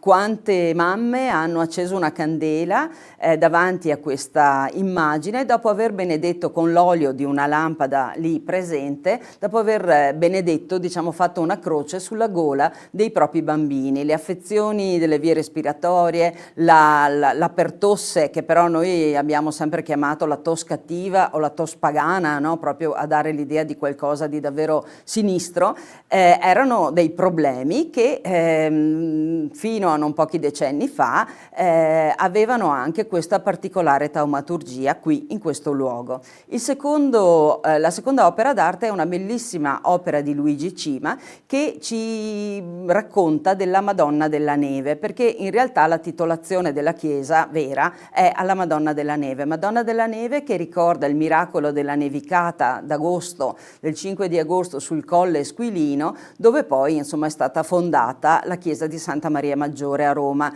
Noi la conosciamo adesso anche perché è il luogo scelto da Papa Francesco per la propria sepoltura.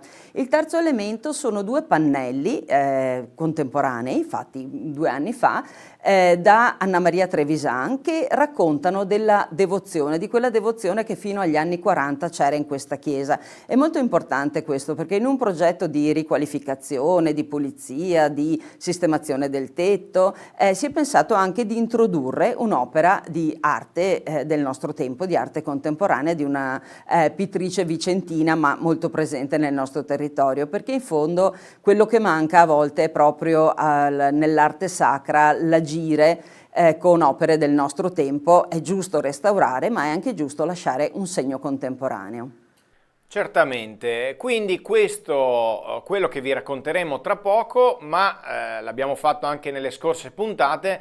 A noi piace vedere quello che c'è attorno, quindi in che contesto si inserisce in questo caso la chiesetta della Madonna della Tosse. Quindi dopo andremo a vedere anche altri luoghi a noi molto familiari, soprattutto mi rivolgo ai telespettatori di Vittorio Veneto, ma magari altri luoghi altrettanto interessanti per chi ci guarda da fuori. Certo, sono partita parlando del contesto, no? Del contesto ambientale di questo luogo, ma abbiamo fatto così, come dire, allargato lo sguardo, segnalando, facendo dei video per ognuno dei segni del sacro che da qui si vedono. Innanzitutto ovviamente il santuario di Sant'Augusta e poi anche la Madonna della Salute, che sono accomunati, questi due siti molto frequentati del nostro territorio, che hanno antichissime devozioni ma ancora vive, dal fatto che entrambi sono stati trasformati, diciamo, in occasione della peste del 1630, la peste manzoniana, quando Venezia fa un voto importante e promette e realizzerà la chiesa della Madonna della Salute, chiede a tutte le città a lei sottomessa, quindi anche a Ceneda e a Serravalle, di fare dei voti, di fare di prendersi degli impegni in questo senso, e Serravalle sceglierà di ricostruire di fatto il santuario di Sant'Augusta e di creare la salita, mentre Ceneda sistemerà l'antico romitorio dedicato a San Colombano per farne proprio la Madonna della Salute. E in più abbiamo valorizzato anche una chiesetta sconosciuta spesso, che è la chiesa dedicata a San Mamante, che si trova in cima, potremmo dire, all'anfiteatro di Rindola, a metà tra la cima del Pizzoc e la zona di Sant'Andrea, dove si venera questo santo africano molto antico, una piccola chiesetta immersa in un contesto straordinario. L'ultima tappa che vi cito, ma in realtà è la prima che troverete nei video, è ovviamente anche la Pieve di Sant'Andrea, e lì non c'è una narrazione completa della chiesa di Sant'Andrea, ma siamo andati ad individuare quali sono i santi taumaturghi, quindi che si sommano, no, alla Madonna della Tosse, presenti raffigurati in opere pittoriche nella Pieve di Sant'Andrea, proprio per comporre questo sorta di pantheon di santi taumaturghi che erano davvero importanti nel nostro passato. Ecco, quindi tanta carne al fuoco, come avete avuto modo di sentire e come vedremo tra pochissimo. Anche in questo caso, grazie a chi è stato possibile realizzare questi video? Ecco, squadra che vince non si cambia, e quindi l'architetto Susanna Maset, che ha curato per la parrocchia di Sant'Andrea tutto il progetto PNRR, e che sappiamo sono cose molto complesse, Emanuele Aruggio, che ha curato il restauro di alcune parti che ne necessitavano, e poi della pala d'altare. Citerei anche appunto Anna Maria Trevisan, che ha realizzato le 2 opere moderne, Federico Campodall'Orto, che sempre al di là della macchina da presa per cercare di gestire al meglio queste occasioni di conoscenza, e la ditta Bags for Dream, che ha questa tecnologia che ci permette, inquadrando una cartina, di far partire questi video e di concentrare la nostra attenzione sui diversi aspetti. E ovviamente ringraziamo e salutiamo anche la parrocchia, ovviamente, come in questo caso anche nelle altre occasioni. Direi che è giunto il momento di proporre ai nostri telespettatori il documentario che ci porta alla scoperta, o meglio a fare 4 passi alla Madonna della Tosse in quel di Sant'Andrea a Vittorio Veneto.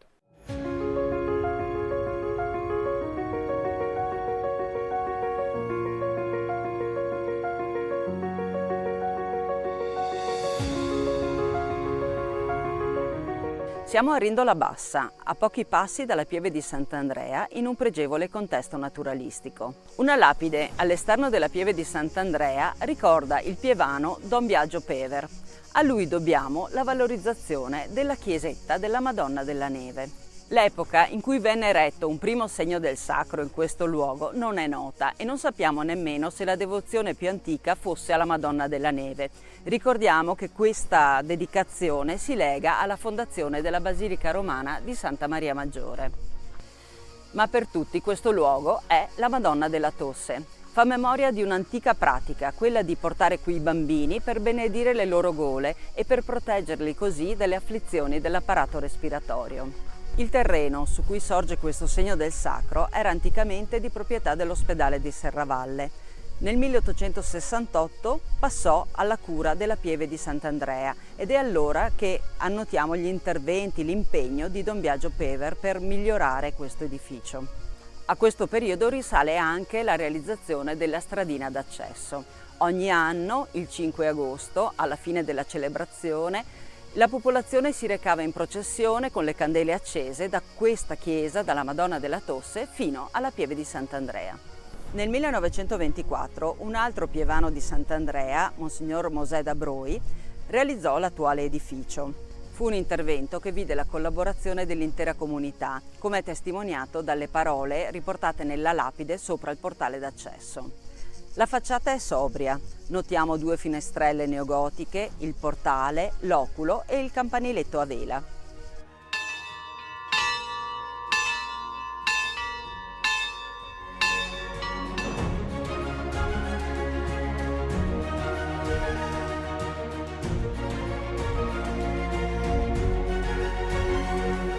All'interno ammiriamo l'immagine taumaturgica, la pala d'altare di Luigi Cima con la Madonna della Neve e 2 recenti opere di Anna Maria Trevisan. Tra il 2014 e il 2024 si sono susseguiti 2 interventi di restauro. Il primo si è concentrato sul soffitto, sui paramenti esterni, consolidandoli e proteggendoli. Grande cura è stata posta per ripristinare l'altare maggiore e la pala di Luigi Cima. L'intervento successivo si è concentrato sul tetto, sulle finiture esterne, soprattutto sul portale in pietra e sul ripristino e valorizzazione degli ex voto. Ma è l'intero contesto che ancora profuma di antichità ad essere stato recuperato. Una sosta alla Madonna della Tosse, sia per devozione o per un semplice momento di riposo, deve essere per tutti un attimo di serenità.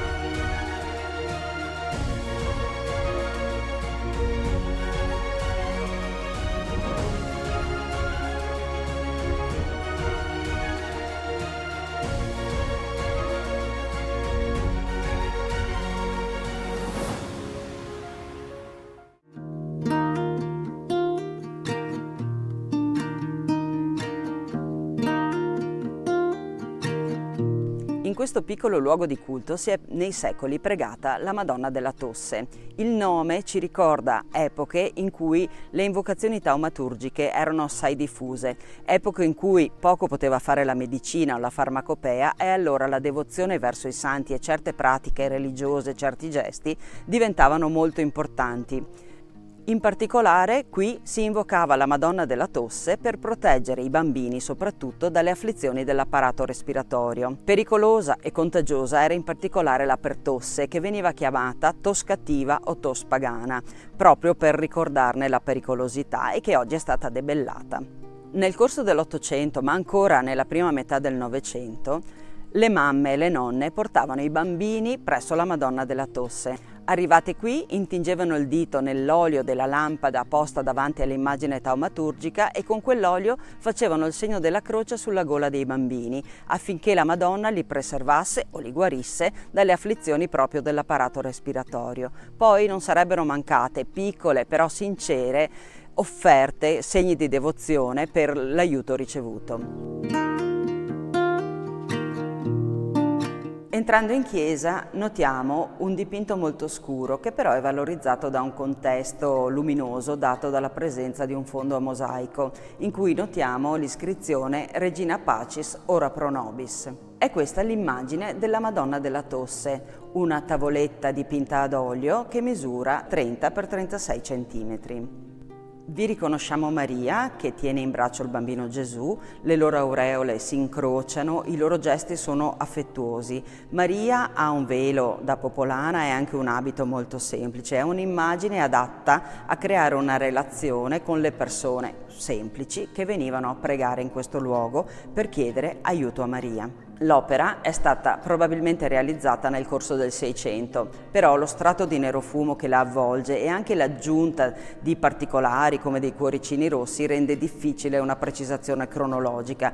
Questo nero fumo è anche il segno della grande devozione di cui questa immagine è stata oggetto nel corso dei secoli.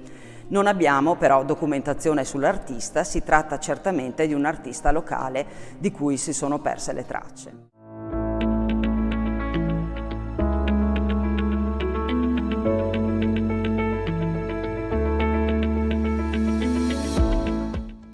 Nel 1924 il pievano di Sant'Andrea di Bigonzo, Don Mosè da Broi, fa costruire la chiesa della Beata Vergine della Neve sul luogo di un antico capitello. Serve una bella pala per l'altare, un dipinto che celebri la titolare di questo venerato edificio sacro. Don Mosè va sul sicuro e dà l'incarico ad un pittore affermato e già maturo, Luigi Cima, nato a Villa di Mel in Valbelluna nel 1860. Dopo essersi formato a Venezia e aver vissuto a lungo in quella città, da più di 20 anni è tornato a Villa. Non ha perso però la sua verve creativa. Dipinge alacremente soggetti sacri per tante chiese, anche nel Trevigiano, ma nel contempo celebra con opere monumentali la sacralità del quotidiano, i paesaggi montani, il dignitoso lavoro dei contadini, lo scorrere delle ore e delle stagioni, con le loro variazioni luministiche e lo sfaldarsi delle tinte, con composizioni che si fanno canto. Il soggetto da realizzare nella chiesetta campestre di Vittorio Veneto evoca un titolo molto antico legato a Maria. La tradizione vuole che a Roma, ai tempi di Papa Liberio, tra il 352 e il 366, ci fosse un patrizio romano di nome Giovanni. Insieme alla moglie desiderava destinare le proprie ricchezze alla costruzione di una chiesa dedicata alla Vergine. Nella notte tra il 4 e il 5 agosto ai due coniugi e al pontefice capitò di fare lo stesso sogno. Maria apparve sul Colle Esquilino promettendo un segno per la collocazione del nuovo edificio sacro. Il giorno seguente i tre, recatisi sull'altura cittadina, la trovarono ricoperta di neve e lì costruirono. Su quella prima chiesa sorgerà un secolo più tardi la Basilica di Santa Maria Maggiore. Il dipinto di Luigi Cima offre una fresca interpretazione di questo miracolo. La Vergine col bambino in braccio occupa quasi tutta l'altezza della tela. Fluttua in un cielo dai colori rosati di un'alba promettente. La brezza le gonfia il mantello. Figure angeliche accompagnano l'apparizione. Il segno miracoloso è già palese. In lontananza qualcuno contempla la distesa di neve che si scorge anche su un pioppo in primo piano, come se, con grande naturalezza, potessimo toccare con mano quella manifestazione divina. 2 anni prima, nel 1922, il Cima aveva dipinto un'opera straordinaria intitolata Ritorno dai campi. Vi compare una contadina con il figlioletto sulle spalle, mentre percorre una stradina di campagna immersa nel verde. A quella donna semplice e affaticata dal duro lavoro, l'artista aveva impresso una tale bellezza e una dignità da farla sembrare una Madonna. Se non fosse per gli angeli e per la postura di Maria e del piccolo, anche qui si potrebbe pensare ad una scena reale ambientata nella sua Villa. Maria è una donna concreta, così vicina da poterla quasi toccare, immortalata insieme a suo figlio entro un paesaggio montano.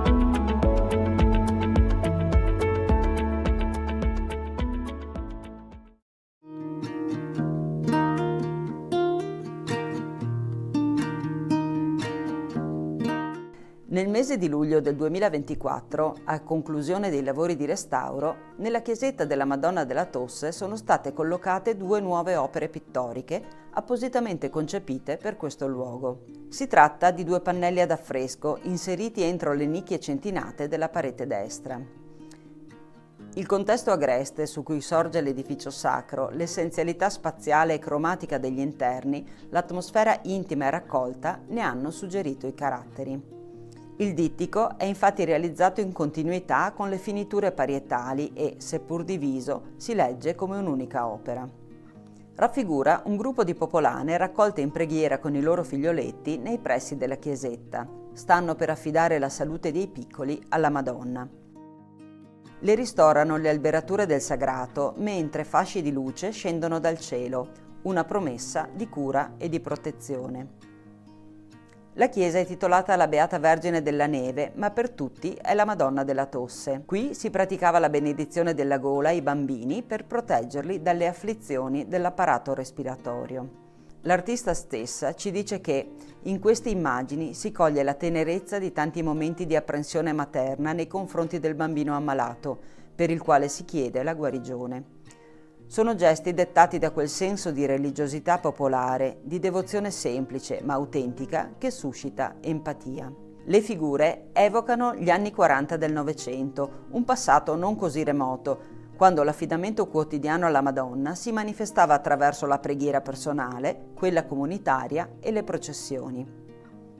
Tocchi veloci e sicuri di terra di siena bruciata, stesi a pennellessa, fanno sembrare i dipinti una sinopia, dando un'idea di purezza al colore e di essenzialità alla narrazione. Ecco la pittura di Anna Maria Trevisan, pittrice di Colonia Veneta, che ha studiato a Venezia con gli spazialisti Edmondo Bacci, Armando Pizzinato e Gino Morandis. Capace ritrattista, ha lavorato per il cinema e la scenografia. Dal 1996 si occupa di arte sacra con importanti risultati. Si pensi soltanto al suo intervento nel 2010 presso la Basilica di Santa Maria degli Angeli e dei Martiri in Roma, dove ha realizzato i Misteri della Luce. Nella diocesi di Vittorio Veneto sono presenti sue opere su tela o ad affresco nelle chiese di Sant'Antonio Tortal, San Fior, Farra di Soligo, Lago di Rivinelago e Oderzo. Il dittico della Madonna della Tosse esprime al meglio la sua poetica. Anna Maria Trevisan privilegia il messaggio essenziale piuttosto che la narrazione, l'atteggiamento dei personaggi e il loro mondo interiore piuttosto che il contesto. La sua è una pittura che opera per sottrazione, rinuncia alla descrizione, ricercando piuttosto la verità del momento rappresentato.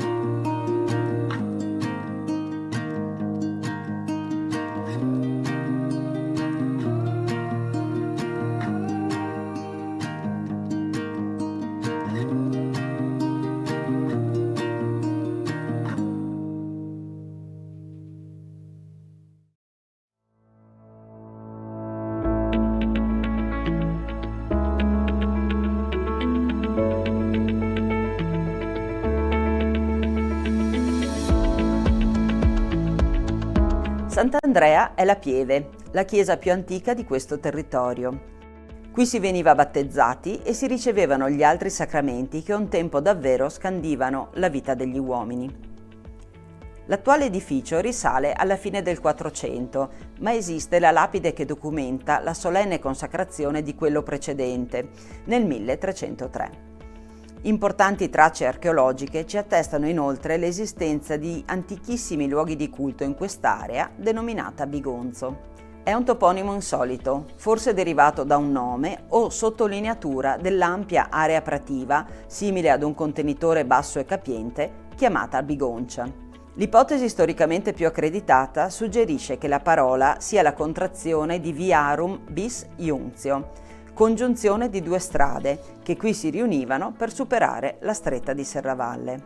La lunga storia di questa chiesa è testimoniata anche dalla ricchezza decorativa del suo interno, che conserva importanti opere lignee come un crocifisso di metà 300, un dossale del 400 e un ciborio del 500, completato dal tocco di Tiziano Veceglio. Il fonte battesimale è alto medievale e altri manufatti lapidei sono databili tra 400 e 600. Ma ciò che caratterizza la Pieve di Sant'Andrea sono i tanti affreschi che campiscono le pareti dell'aula. Fanno memoria degli altari realizzati tra tardo 400 e primo 600 e ci svelano un repertorio delle antiche devozioni diffuse sul territorio. Alcune sono davvero insolite, ad esempio quella per Santa Brigida di Svezia, che ricorre ben 2 volte, o a San Giobbe, personaggio biblico ritenuto protettore del baco da seta e dei lavoratori del settore.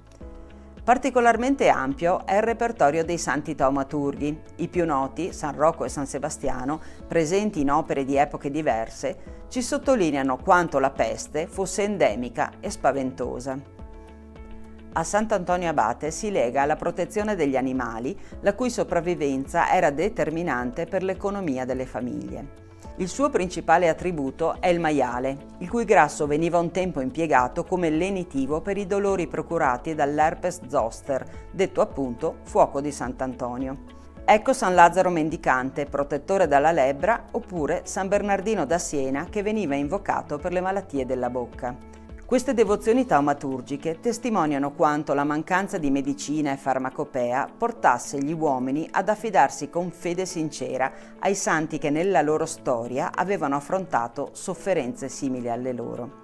A queste si aggiungono le devozioni per il titolare Sant'Andrea o rivolte a santi molto popolari come Caterina d'Alessandria, Giovanni Evangelista, Girolamo e Michele Arcangelo. Quest'ultimo rivestiva un ruolo del tutto speciale.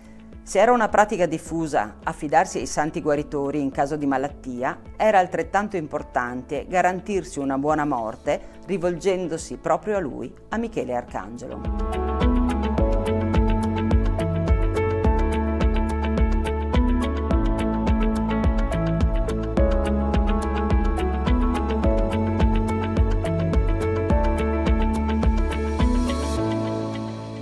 Rocco, San Paolo, il Monte Altare, San Gottardo, Santa Augusta, San Mamante, Madonna della Salute sono solo alcuni nomi che ricordano il sacro con cui indichiamo le colline che circondano Vittorio Veneto. Ad esempio, la costa di Fregona è per tutti la costa della Madonna della Salute. Qui è attestato un luogo di culto a partire dal 1224. Si trattava probabilmente di un capitello dedicato a San Colombano, un monaco irlandese, ma qui intorno si stabilì un eremita e una piccola comunità. La svolta avvenne nel 1630, all'epoca della peste che chiamiamo manzoniana perché fa da sfondo ai Promessi Sposi. Venezia fece un voto solenne, realizzò la Basilica della Salute e istituì la solennità della festa della Madonna della Salute il 21 novembre. Ma tutte le comunità del Veneto furono chiamate ad impegnarsi in tal senso. La diocesi di Ceneda rispose proclamando San Rocco copatrono della diocesi insieme a San Tiziano, San Rocco le cui spoglie sono conservate a Venezia, e Serravalle rispose invece costruendo, modificando, trasformando profondamente il santuario di Sant'Augusta e creando il percorso per ascendervi. Ma nel 1640 Ceneda sostituì anche il capitello di San Colombano per costruire una piccola chiesa dedicata proprio alla Madonna della Salute qui sulla costa di Fregona.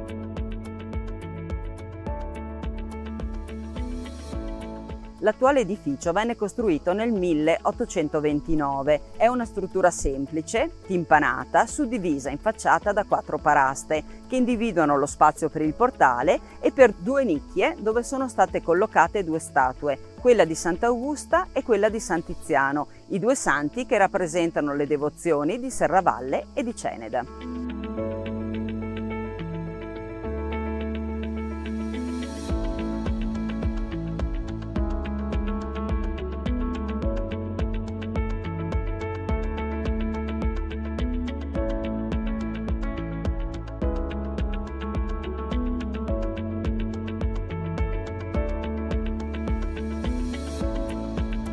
Gli ex voto, la statua caricata di rosari, la cura che si respira in questo luogo e la partecipazione sentita che si registra ogni 21 novembre ci parlano della devozione che ancora circonda questo santuario. L'attuale pala dell'altare maggiore raffigura la Madonna col Bambino e Gloria tra i santi Colombano e Lucia. È opera del pittore Enzo Alberton del 2004 e sostituisce l'opera più antica del 1630 che è stata però rubata nel 1986. Ce ne resta solo un frammento. I dipinti del soffitto dell'aula e del presbiterio sono opera di Vittorio Casagrande.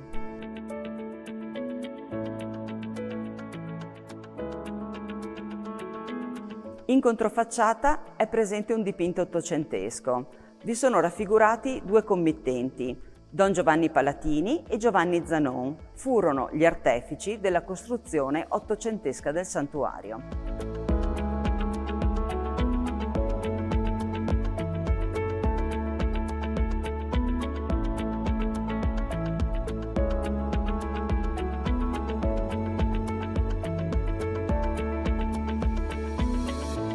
Nel verde anfiteatro che collega la dorsale di Sant'Augusta a quella della Madonna della Salute si dispongono numerosi borghi agresti, silenti, memorie della vita di un tempo. Vinera, Borghel, Case Pesaro, Rindola, Case Sassi, Spadigà, Case Meril, Boccafaè, Piadera, toponimi che parlano di luoghi pianeggianti o ripidi, di viticoltura e di antiche famiglie. Chi nei secoli ha vissuto, coltivato, falciato i declivi di queste colline, a volte resi anche molto ripidi dall'irruenza dei piccoli ruscelli che qui scorrono, ha collocato anche un segno del sacro.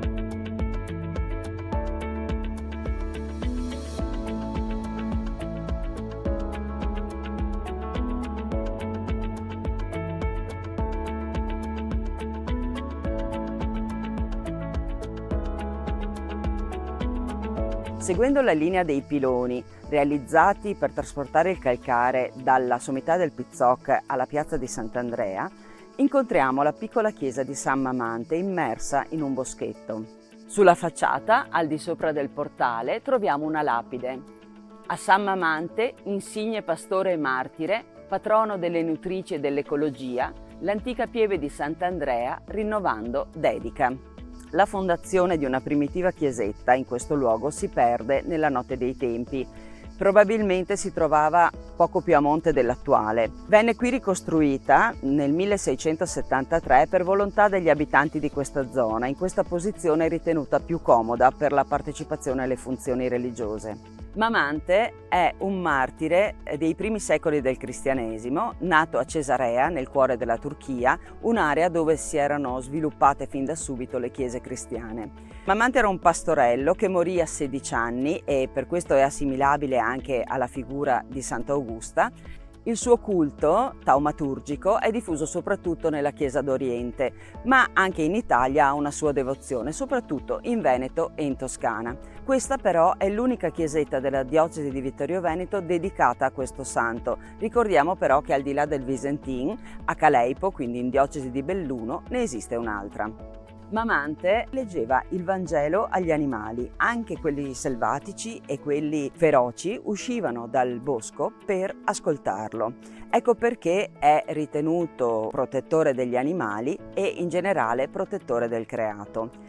Con il latte poi di questi animali creava il formaggio e lo portava ai carcerati. Ecco perché questa presenza del latte lo rende particolarmente legato alle nutrici.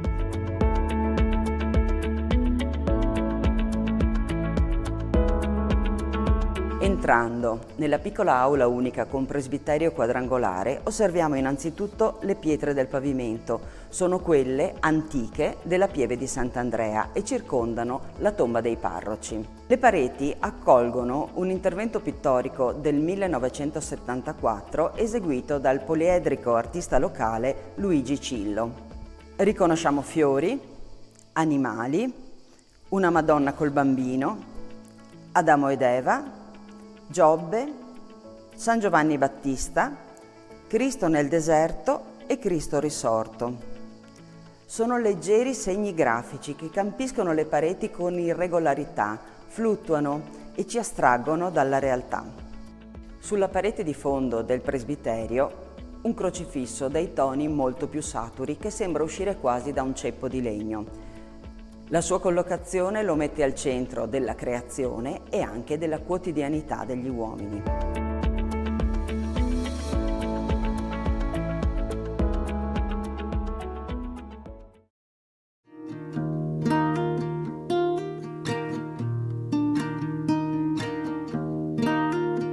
Ciò che oggi conosciamo come il santuario di Sant'Augusta è l'esito di un lungo percorso che attraversa la storia europea e quella locale, mettendo addirittura in continuità storia militare e fede. In questo luogo i documenti della storia si intrecciano con la leggendaria vita di una santa giovinetta, realizzando così la trama e l'ordito su cui si è sviluppata una duratura devozione. Da molti secoli, la sera del 21 agosto, Serravalle si illumina con i fuochi di Sant'Augusta. Oggi è uno spettacolo pirotecnico molto atteso, il culmine dei festeggiamenti annuali, sempre arricchiti da concerti e tanti altri eventi, ma hanno il loro cuore nelle funzioni religiose che si svolgono nel santuario. La storia parte davvero da molto lontano, siamo tra il IV e il V secolo. L'impero romano è immenso, con territori e confini difficili da controllare. Ci si affida allora anche a capi militari non romani che con i loro armati consentono un qualche controllo del territorio. Su questa balza del Monte Marcantone si stabilì uno di questi re goti, Matrucco.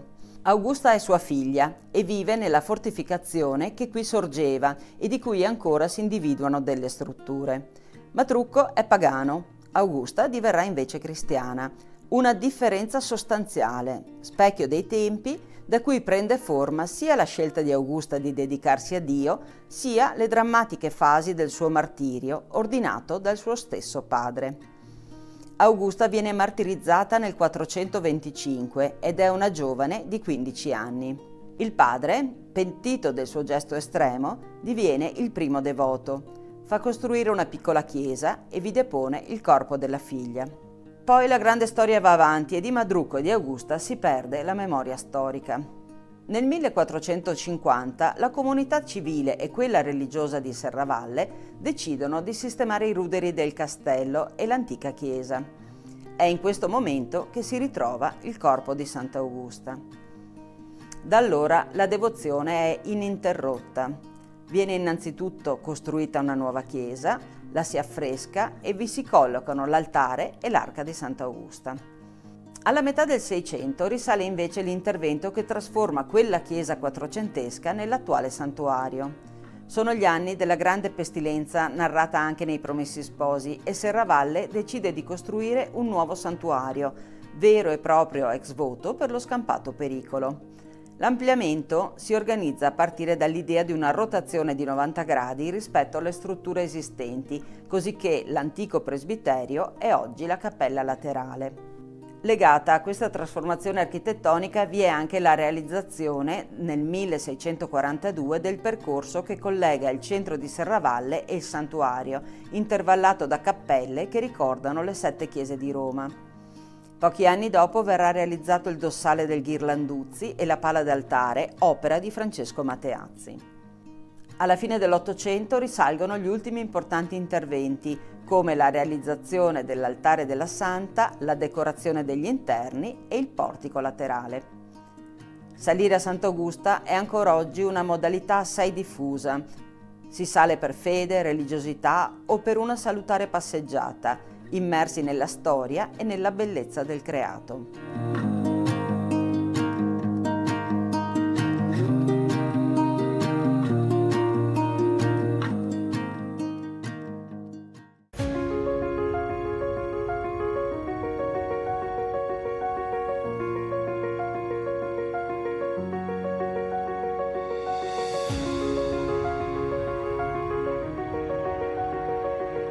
Serravalle è una città del mondo.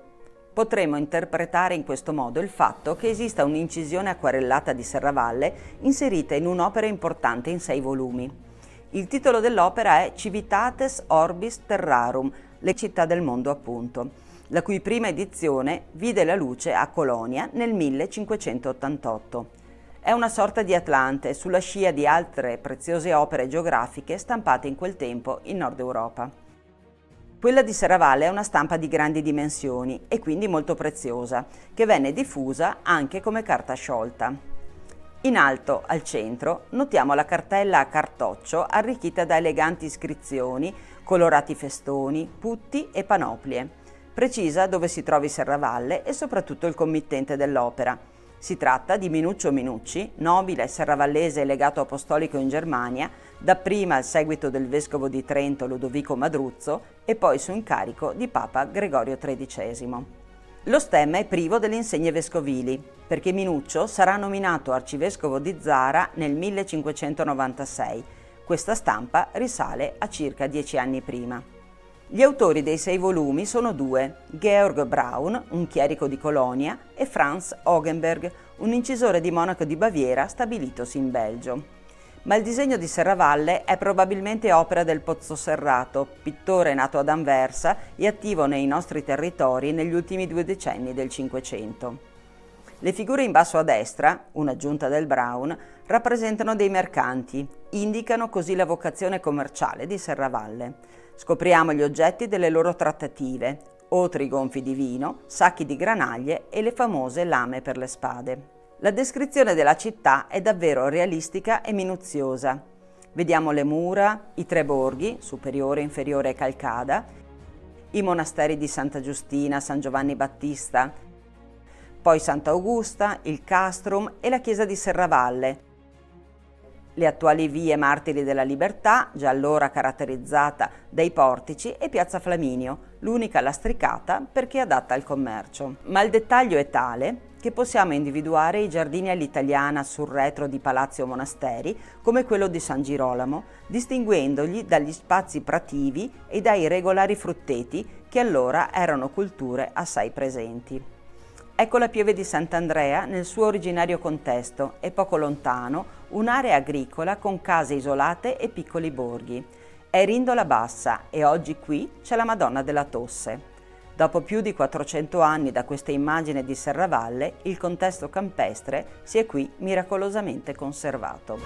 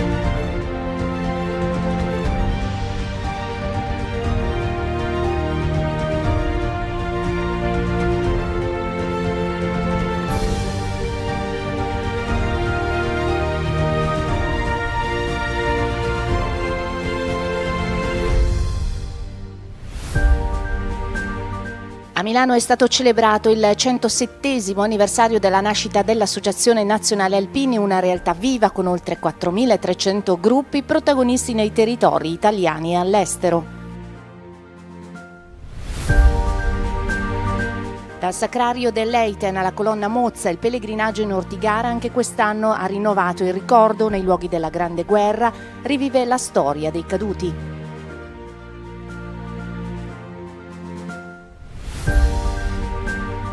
40 ragazzi del campo scuola nazionale di Enego e una decina di altri coetanei hanno raggiunto la Colonna Mozza in occasione del raduno sull'Ortigara, un'esperienza di memoria, storia e condivisione. Con il codice fiscale della Fondazione Ana Onlus è possibile sostenere le attività degli alpini in campo sociale, assistenziale e di protezione civile al servizio della collettività. Basta una firma, nessun costo aggiuntivo per il contribuente. È stata festeggiata solennemente l'8 luglio a Milano, proprio nel giorno e nel luogo in cui è nata l'Associazione Nazionale Alpini. Sotto alla targa, l'unica esposta nella Galleria Vittorio Emanuele, sono stati celebrati i 107 anni di una splendida realtà, viva e vitale, protagonista della vita dei territori, in cui è capillarmente presente con i suoi oltre 4.300 gruppi in Italia come all'estero. È una targa, è un pezzo di pietra, ma in realtà è memoria perenne che in questo luogo è nata l'Associazione Nazionale Alpini, fortissimamente voluta da persone che avevano combattuto e si erano affraternate lungo le trincee per unire il paese, per far sì che il paese fosse unito dal tricolore che hanno anche difeso fortemente in periodi dove era discutibile esporre il tricolore. E abbiamo voluto porre anche lì la stessa dicitura che c'è sulla Colonna Mozza, perché dopo la creazione dell'ANA Milano il primo punto di ritrovo fu appunto l'Ortigara e quindi anche qua è per non dimenticare come facciamo sempre noi alpini, quindi facciamo memoria, ricordiamo i nostri valori, la nostra storia, chi ha dato la vita per il nostro paese perché fosse unito e perché fosse anche libero e poi facciamo del bene agli altri, quindi ridiamo alla comunità tutto quello che è la nostra forza e quant'altro, fin tanto che riusciremo a farlo. A dispetto dello scorrere degli anni, l'ANA ha mantenuto intatti tutti i suoi valori e tutti i suoi obiettivi. Quello che a me piace sempre ripetere appunto è mantenere fede a quelli che sono gli impegni statutari all'articolo 2 che parla certamente di memoria, di ricordo, soprattutto dei nostri caduti, ma parla anche di attenzione all'ambiente, soprattutto quello montano, e anche e soprattutto parla di solidarietà sia al nostro interno sia soprattutto verso chi ha bisogno e nelle emergenze gli alpini, io credo che l'abbiamo visto non solo nelle emergenze, voglio ricordarlo quest'anno anche nelle Olimpiadi e Paralimpiadi, abbiamo risposto presenti, abbiamo dato una mano, abbiamo fatto in modo che la nostra Italia, la nostra gente possa guardare con orgoglio anche queste attività.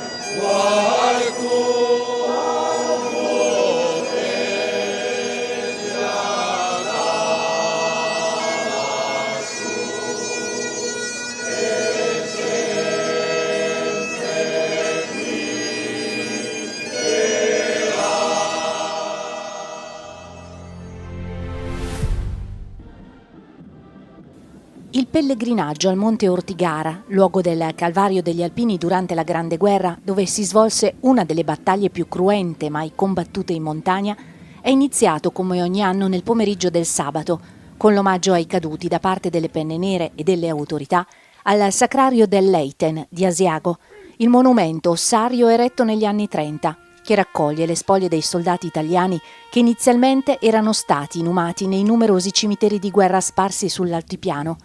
Domenica gli alpini sono invece saliti in pellegrinaggio alla Colonna Mozza, a quota 2105 metri, per la messa e la deposizione della corona in omaggio ai caduti, lì dove i reduci della Prima Guerra Mondiale, fondatori dell'ANA, decisero di radunarsi. Per la prima volta la memoria è tornata a vivere. Per noi quello che è scritto su quella colonna è un comandamento che i Veici ci hanno lasciato nel 1920 con il loro primo raduno, per non dimenticare. E noi siamo stati qui per non dimenticare, per essere capaci ancora una volta di trasmettere questi valori fondamentali che sono quelli della condivisione, quelli della solidarietà, quelli del ricordo e della memoria, che sono fatti anche per trasmetterli ai nostri giovani, ai giovani che hanno bisogno oggi più che mai soprattutto in questa situazione, in questo momento dove l'individualismo, dove il rapporto più che tra gli altri è tra uno e il telefonino, sono fondamentali. Oggi più che mai, ripeto, bisogna non dimenticare, bisogna ricordare, bisogna essere grati a coloro che hanno sacrificato tanti la loro vita perché più bello fosse il nostro vivere. 1920, prima adunata nazionale degli alpini sull'Ortigara, inaugurazione della colonna Mozza, nel significato dei caduti di tutti gli alpini e anche non alpini che hanno perso la vita nelle battaglie soprattutto di giugno del 1917. Grande significato a ricordare, proprio come sta scritto sulla colonna Mozza, per non dimenticare coloro che hanno sacrificato ciò che di più caro avevano, di più grande, di più immenso che avevano, se si può dire più immenso, la propria vita. Ad organizzare la cerimonia quest'anno è stata la sezione di Marostica, secondo una rotazione ormai consolidata con Verona e Asiago. Dopo tanti anni è ancora una manifestazione molto sentita. La prima, ricordiamo, è stata fatta nel 1920, quindi sono veramente tanti anni che siamo qui ed è bello vedere tutta questa gente, tutti questi alpini, tutti questi fedeli che comunque vengono a trovare l'Ortigara, che è rimasta nei cuori di tutti quanti.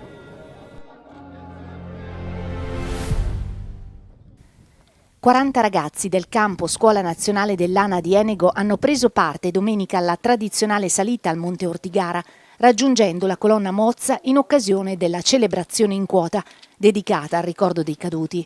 La presenza dei ragazzi ha rappresentato uno dei momenti più significativi della giornata, testimoniando il valore educativo del campo scuola, che attraverso esperienze sul territorio promuove la conoscenza della storia, il rispetto della memoria, i valori della solidarietà, del servizio e dell'amore per la montagna. L'idea di portare i ragazzi dei campi scuola qua su un punto storico degli alpini è da un po' che ce l'abbiamo. Purtroppo lo scorso anno abbiamo avuto difficoltà per il tempo, ma quest'anno eravamo veramente molto decisi e i ragazzi hanno accolto questo invito a salire qua su veramente alla grande. Si sono impegnati in questa settimana in allenamenti per poter essere pronti a salire in questa vetta. Hanno ascoltato la storia da parte di Giampaolo Marchetti, che è venuto là da noi ieri a spiegargli cos'è l'Ortigara, in modo che nel momento che sono qua su, nel momento della salita, vedano le montagne, ma non le vedano solo come una passeggiata, ma le vedano col valore storico che rappresenta questo luogo per tutti gli alpini. Raggiungere la colonna Mozza, monumento simbolo del sacrificio degli alpini e di tutti i soldati caduti sull'Ortigara, ha consentito ai giovani di vivere un'esperienza che va oltre l'escursione, un percorso di riflessione e consapevolezza nel segno della memoria e della pace. Ho conosciuto gli alpini fin da quando ero piccola perché nella mia famiglia ci sono degli alpini e venire qua su oggi è stata un'emozione indescrivibile, soprattutto perché è molto bello poter ricordare la nostra storia e mandare avanti la memoria. Salire sull'Ortigara mi ha scatenato forti emozioni di amor di patria e anche mi ha fatto riflettere su come dei giovani della nostra età possano aver accettato la chiamata della patria per venire a difenderla. Mi ritengo molto fortunata di essere qui oggi perché non è stata una semplice gita, ma è un momento per non dimenticare tutti i caduti che hanno dato la vita per noi.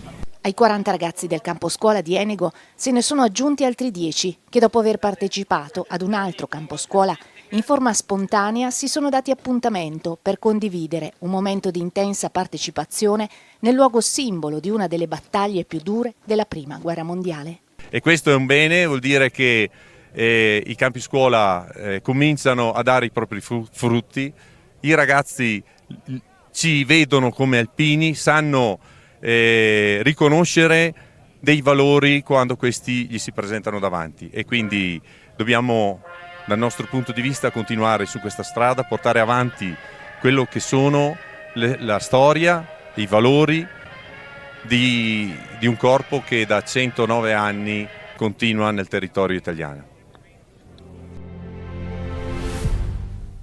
È tempo di dichiarazione dei redditi, il che significa tempo di 5 per 1000, in un momento in cui ogni piccolo contributo può aiutare a sostenere le iniziative di diverse associazioni. È caso di ricordare che tra queste esiste anche l'Associazione Nazionale Alpini.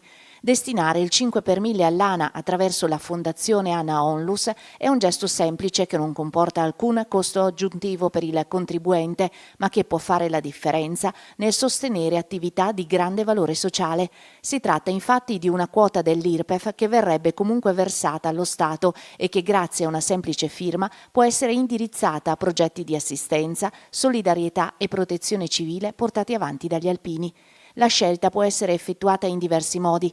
Nel modello 730 o nel modello redditi è sufficiente firmare nel riquadro dedicato al sostegno degli enti terzo settore e riportare il codice fiscale dell'ente sotto la firma.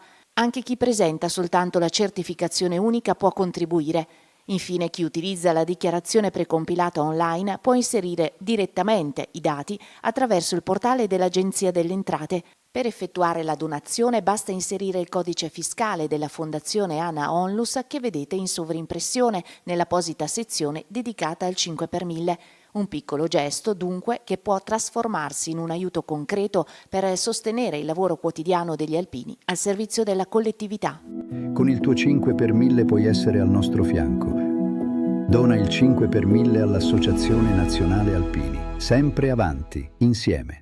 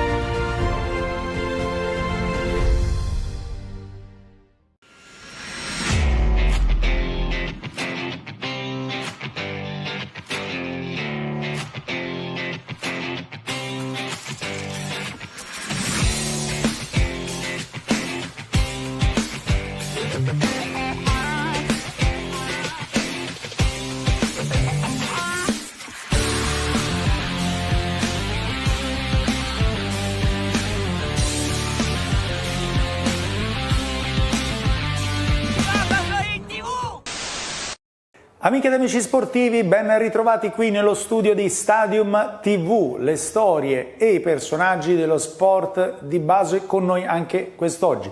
Eccoci in piena estate e non abbiamo certo bisogno del riscaldamento muscolare per entrare subito nel vivo sui campi di gara del centro sportivo italiano. Siamo esattamente, cioè, al centro dello sport in Italia. Abbiamo oggi tanti sport da mostrarvi, siamo infatti nel pieno della volata a scudetto con tante squadre del CSI in campo.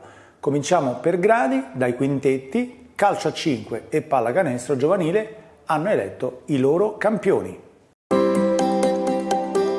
Dal 21 al 25 giugno la città di Pesaro ha ospitato le finali giovanili del calcio a 5 e della pallacanestro. In campo quasi 500 finalisti di 38 squadre, portacolori di 22 comitati e 12 regioni italiani per eleggere le 7 sorelle d'Italia. Nel capoluogo marchigiano, celebre Basket City italiana, si sono assegnati 7 scudetti, 4 nel basket e 3 nel calcio a 5. Sulla Sirena è arrivato il titolo cestistico Under 13 che ha premiato di un punto il San Pio X Mantova sui pistoiesi della Aiana 2000. Sul parquet ragazzi fanno festa i capitolini del Monte Sacro Roma che battono di +5 proprio i pari categoria del San Pio X Mantova. Mai in discussione il titolo allievi cucito nel 2026 sulle maglie della Virtus Castenaso del CSI Bologna che esulta sotto canestro anche per il titolo Juniores grazie al quintetto Sport Insieme. Sui campi verdi del calcio a 5 gioia incontenibile per i salesiani lucani della PSG Don Bosco Domenicolo Russo di Potenza, campioni nazionali allievi. Nei juniores vincono i siciliani del Via Grande Acireale a nord il terzo titolo del calcio a 5, quello dei ragazzi ottenuto al Villa Park dai giovani della Marca Futsal Treviso. Da Pesaro saliamo lungo l'Adriatico in Romagna, precisamente a Cesenatico. Dalle reti e dalle retine dei canestri passiamo invece alle reti divisorie del volley, dai quintetti ai sestetti. Chi avrà vinto i titoli del CSI nella pallavolo lo scopriamo subito assieme. Il litorale romagnolo ha ospitato le finali dei campionati nazionali di pallavolo del CSI, appuntamento realizzato con il sostegno della Regione Emilia-Romagna, APT Servizi Emilia-Romagna e Sport Valley. Quasi 2000 persone con un totale di circa 1500 atleti in gara nei vari sport di ambo i sessi. Nelle allieve la finale ha premiato le giovani del Corlo Modena 2-7-0 contro la Accademia di Pallavolo Valle Camonica. Nel girone unico tricolore della categoria allievi la PGS Fides Modena contro gli etnei di Lagupe Volley Catania si è aggiudicata il titolo. Ancora assegno Modena nei juniores con la Spezzanese campione e il Volley Sassuolo secondo. Nella stessa categoria juniores, in campo femminile, incoronate reginette le ragazze trentine del Lakes Levico Caldonazzo Volley, vittoriose 2-0 sulle bresciane del Real Volley. E rimaniamo ancora nella pallavolo, ma semplificata e solo per donne, ma che dico, solo per mamme. Si chiama infatti Mamanet, è uno sport sociale dedicato alle mamme sportive, coloro che vogliono cioè tornare a giocare ma senza gli eccessi dell'agonismo e riscoprendosi in forma, cariche di energia, valorizzando se stesse. Vediamo insieme. Molto di più di una semplice competizione sportiva. È stato un momento storico per una disciplina in continua crescita, capace di coinvolgere tantissime donne accomunate dalla voglia di fare sport, stare insieme e condividere emozioni autentiche. La solita rete ed i sestetti della pallavolo, c'è però anche il classico terzo tempo cestistico da apprezzare. 12 squadre da tutta Italia, dal Salento alla capitale, e 140 circa le donne e mamme che si sono affrontate nelle bollenti palestre di Cesenatico per aggiudicarsi il titolo di campionesse nazionali. In campo non solo agonismo e voglia di vincere, ma anche tanti sorrisi, rispetto, fair play e tanta voglia di costruire una comunità in cui la donna possa tornare a valorizzare il proprio posto, non solo nella società ma anche nello sport. È stata la squadra delle Giannet di Forlì ad aggiudicarsi la prima edizione del campionato in arancio-blu, dimostrando grinta e spirito di squadra. Al secondo posto le romane dell'Icaro, terzo e quarto posto a Forlimpopoli con le Pink Ladies terze e le Mamasitas quarte. Il cammino è appena iniziato, ma una certezza già c'è. Il Mamanet ha trovato nel CSI una casa e il CSI ha trovato nel Mamanet una disciplina capace di trasmettere entusiasmo, valori e una straordinaria voglia di stare insieme in nome dello sport. E il 1 luglio si è concluso un altro campionato nazionale di pallavolo. In campo, sempre a Cesenatico, c'erano i sestetti delle categorie Under 13, ragazze e ragazzi.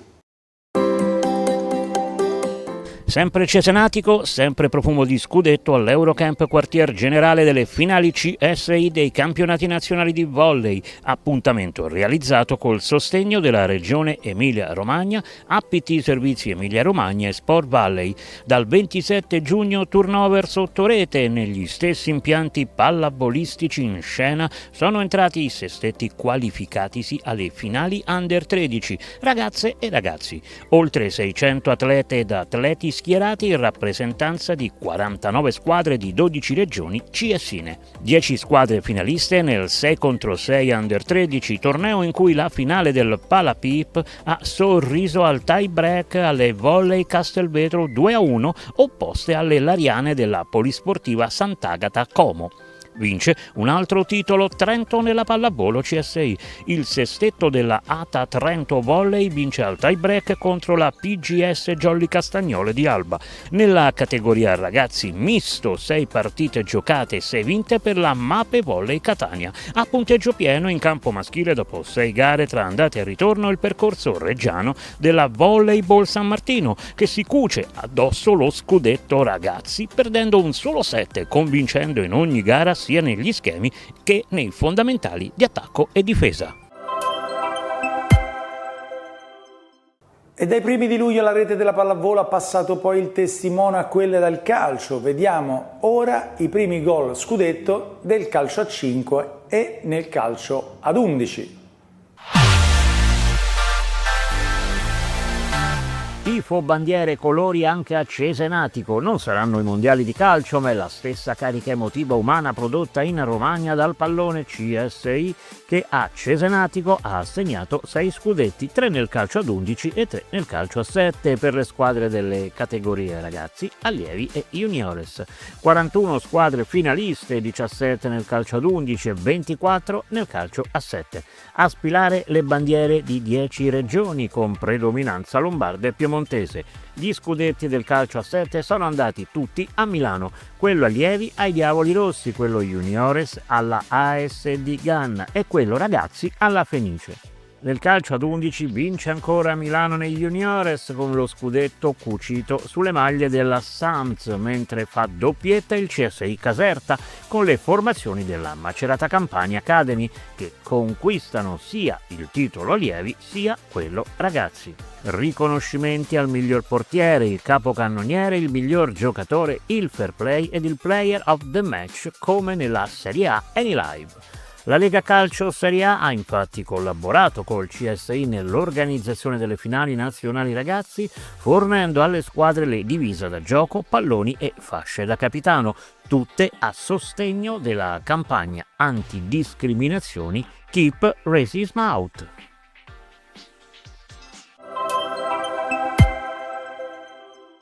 Vince e convince sempre più nel CSI lo sport integrato, quello vissuto e giocato insieme, dove le diversità e le evidenti differenze anziché divisive divengono occasione di collaborazione e di inclusione. Anche per le attività nel mese di luglio è tempo di scudetti. Shark and Joy.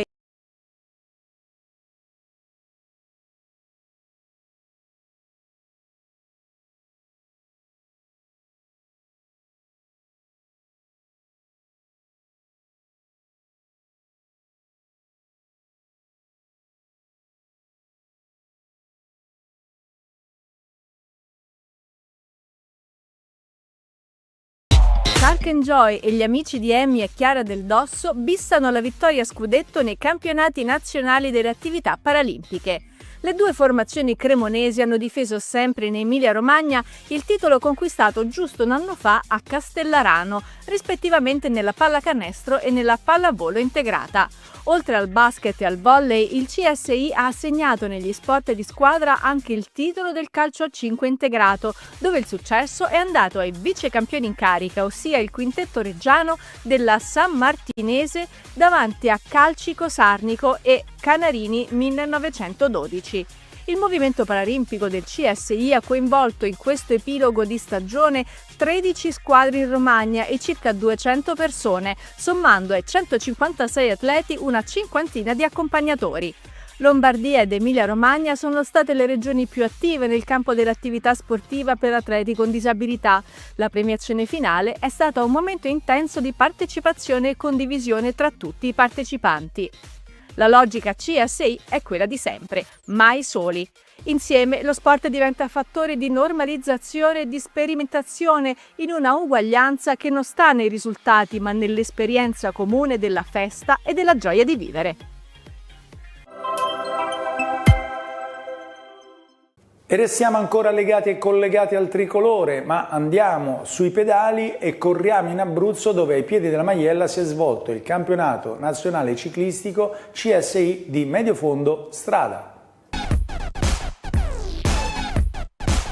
L'ottavo traguardo tricolore per il ciclismo del CSI ha regalato in Alto Abruzzo emozioni, spettacolo e momenti di autentica partecipazione, riunendo sulle strade abruzzesi tanti appassionati delle due ruote. Il campionato nazionale mediofondo CSI 80 km di discese e salite all'interno del Parco Nazionale della Maiella ha visto correre oltre un centinaio di ciclisti, incoronando sul podio 12 campioni nella specialità. Il più veloce di giornata è stato il 38enne sannita Davide Messina, tra i 4 protagonisti della fuga giusta di giornata. Il portacolori della ASD Messina 1925 di Benevento, ha vinto il titolo CSI nella categoria M2. Dietro di lui il campione dei Master 1 Mirko Zanni, anche lui campano del CSI Sessa Urunca in maglia Momo Bikers. Terzo crono domenicale il tempo registrato da un abruzzese Mirko Collina della Colonnella Pescara. Oh che bel castello! Eh sì, ci sta tutto il ritornello, stavolta guardate che spettacolo, le gare di droni in volo sui cieli umbri di Città di Castello. 3 pollici e open, queste le categorie del drone racing che hanno animato sabato 27 e domenica 28 giugno a Città di Castello la tappa umbra del campionato nazionale CSI. Visori, cuffie e le abili manovre dei droni che si sfidano in una corsa di velocità tra evoluzioni all'ultimo respiro. Lo stadio Bernicchi ha visto cimentarsi i migliori piloti associativi in diverse heat. Riflessi fulminei, traiettorie spettacolari, qualche inevitabile crash e il power energetico ad accompagnare i piloti nel pomeriggio umbro tra la curiosità dei tanti presenti. Davvero suggestiva al tramonto della giornata l'ultima appendice della gara, disputatasi in notturna con le varie porte illuminate a LED. Eliche e visore a riposo adesso fino al weekend del 18-19 luglio, quando vicino a Fano, a Monteporzio, ci sarà la finale nazionale con l'assegnazione dei titoli sul circuito disegnato dal DRF Val Cesaro. E adesso rinfreschiamoci un po' tuffandoci nel bellissimo Mar Ligure, si nuota in acque aperte.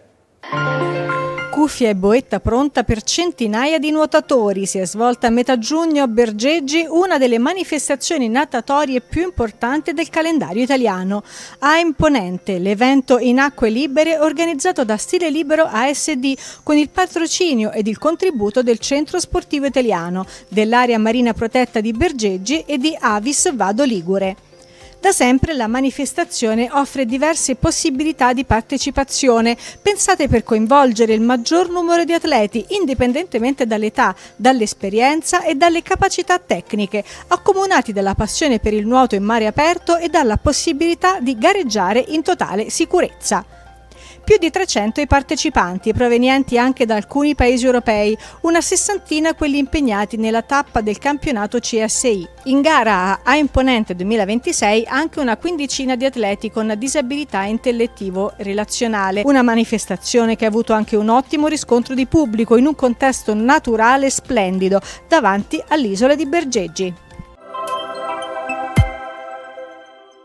Dalla Liguria alla Toscana poca strada. Tanta ne ha fatta invece la Coppa della Pace. Vediamo insieme nel prossimo servizio. Lo sport come linguaggio universale di pace, inclusione e comunità. Il Centro Tecnico Federale di Coverciano e lo Spazio Reale di Campi Bisenzio hanno ospitato a giugno le finali regionali di calcio a 5 e di pallavolo Coppa della Pace. L'iniziativa ideata e promossa dall'Associazione Le Scintille di Maria ODV insieme al CSI Toscana. Nel calcio ha vinto la squadra di San Piero a Sieve, mentre nel volley il successo è andato alle Barbagianni della diocesi di Volterra. Ora le due squadre vincitrici si prepareranno per la trasferta a Meggiugori per l'evento finale in programma dal 30 luglio al 2 agosto.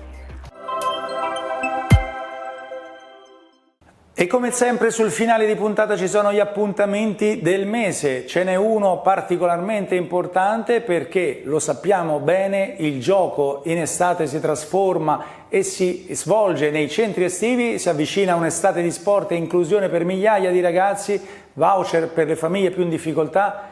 Di nuovo Fondazione Conad, ETS e Centro Sportivo Italiano rilanciano il torneo nazionale estivo degli oratori. E anche noi di Stadium TV siamo tutti in gioco, collegati ora con la direttrice di Fondazione Conad ETS, Maria Cristina Alfieri. Ciao Cristina, come stai anzitutto? Ed è tutto pronto anche quest'anno? Ciao Felice, innanzitutto un saluto a tutte e tutti coloro che ci stanno ascoltando in questo momento, è un piacere tornare anche quest'anno a commentare questa nostra iniziativa che è partita con grande entusiasmo come tutti gli anni e che siamo orgogliosi come Fondazione Conad ETS di sostenere insieme al Centro Sportivo Italiano. Ecco, nello specifico si tratta appunto di tanto gioco, passione, amore e attenzione soprattutto ai più piccoli, dagli istruttori ai parroci, dagli educatori agli animatori, un approccio allo sport soprattutto come veicolo di cambiamento positivo. Assolutamente, è un'iniziativa che mette in rete anche quest'anno ben 64 oratori su tutto il territorio nazionale, coinvolge 9.000 bambini in attività di gioco e 2.000 bambini che non hanno disponibilità economiche potranno accedere a questi giochi grazie al sostegno di Fondazione Conad ETS. In ogni oratorio faremo tutta una serie di attività appunto grazie al personale del Centro Sportivo Italiano che intratterrà i bambini in tanti tipi di iniziative sportive diverse. Ogni oratorio maturerà un punteggio e poi i 5 oratori che avranno raggiunto il punteggio più alto disputeranno delle finali interne che porteranno alla premiazione di 20 bambini per ogni oratorio che riceveranno ciascuno di loro una tessera prepagata da 50 euro per fare la spesa nei negozi Conad dei loro territori. I 5 oratori in cui si svolgeranno le finali quest'anno sono Genova, Cremona, Padova, Ascoli Piceno e Cava dei Tirreni. Quindi ancora una volta rappresentata molto bene tutta l'Italia, tutto il territorio nazionale e soprattutto penso un'occasione preziosa per animare le giornate in oratorio in un modo simpatico e inclusivo, perché sottolineo questi giochi coinvolgono tutti, coinvolgono anche chi ha delle fragilità, che possono essere fragilità economiche e quindi li aiutiamo pagando appunto la quota di iscrizione a questi giochi, sia chi ha per esempio disabilità fisiche, perché sono previsti anche dei giochi inclusivi che possono tranquillamente fare anche i ragazzini e le ragazzine con diverse abilità. Cristina, bellissimi luoghi dove ci sarà ovviamente anche Stadium TV, ci saremo per documentare tutto e far vivere appunto anche ai nostri ascoltatori questa esperienza. Saremo nelle 5 finali, ma ricordiamo appunto sono 4 edizioni e con il CSI ormai c'è un'affinità valoriale molto forte, no? Siamo un po' compagni di squadra, non si vuole lasciare indietro nessuno, anche qui in ambito sportivo si crede fortemente nelle persone oltre le cose. Esatto, noi abbiamo pensato a questo progetto insieme e ci siamo rivolti subito per svilupparlo al Centro Sportivo Italiano proprio per l'affinità valoriale che dicevi, perché comunque organizza delle attività sportive che impiegano lo sport non in chiave competitiva ma in chiave valoriale, cioè lo sport come strumento di inclusione, sport come palestra di allenamento e di sviluppo di valori positivi, e quindi questo ci piaceva tantissimo. E poi il fatto che questa filosofia mette appunto al centro le persone, quindi la loro specificità, i loro bisogni, le loro esigenze e non solo la competizione fine a se stessa. E salutando Maria Cristina Alfieri, ringraziando lei in particolare ma tutta la Fondazione Conad ETS per il contributo alle famiglie e a tutto lo sport estivo, seguiremo ovviamente da vicino tutte le tappe di Tutti in Gioco, andiamo a vedere a fine puntata cosa c'è in cartellone nel luglio del CSI. Ecco i prossimi appuntamenti con i campionati nazionali.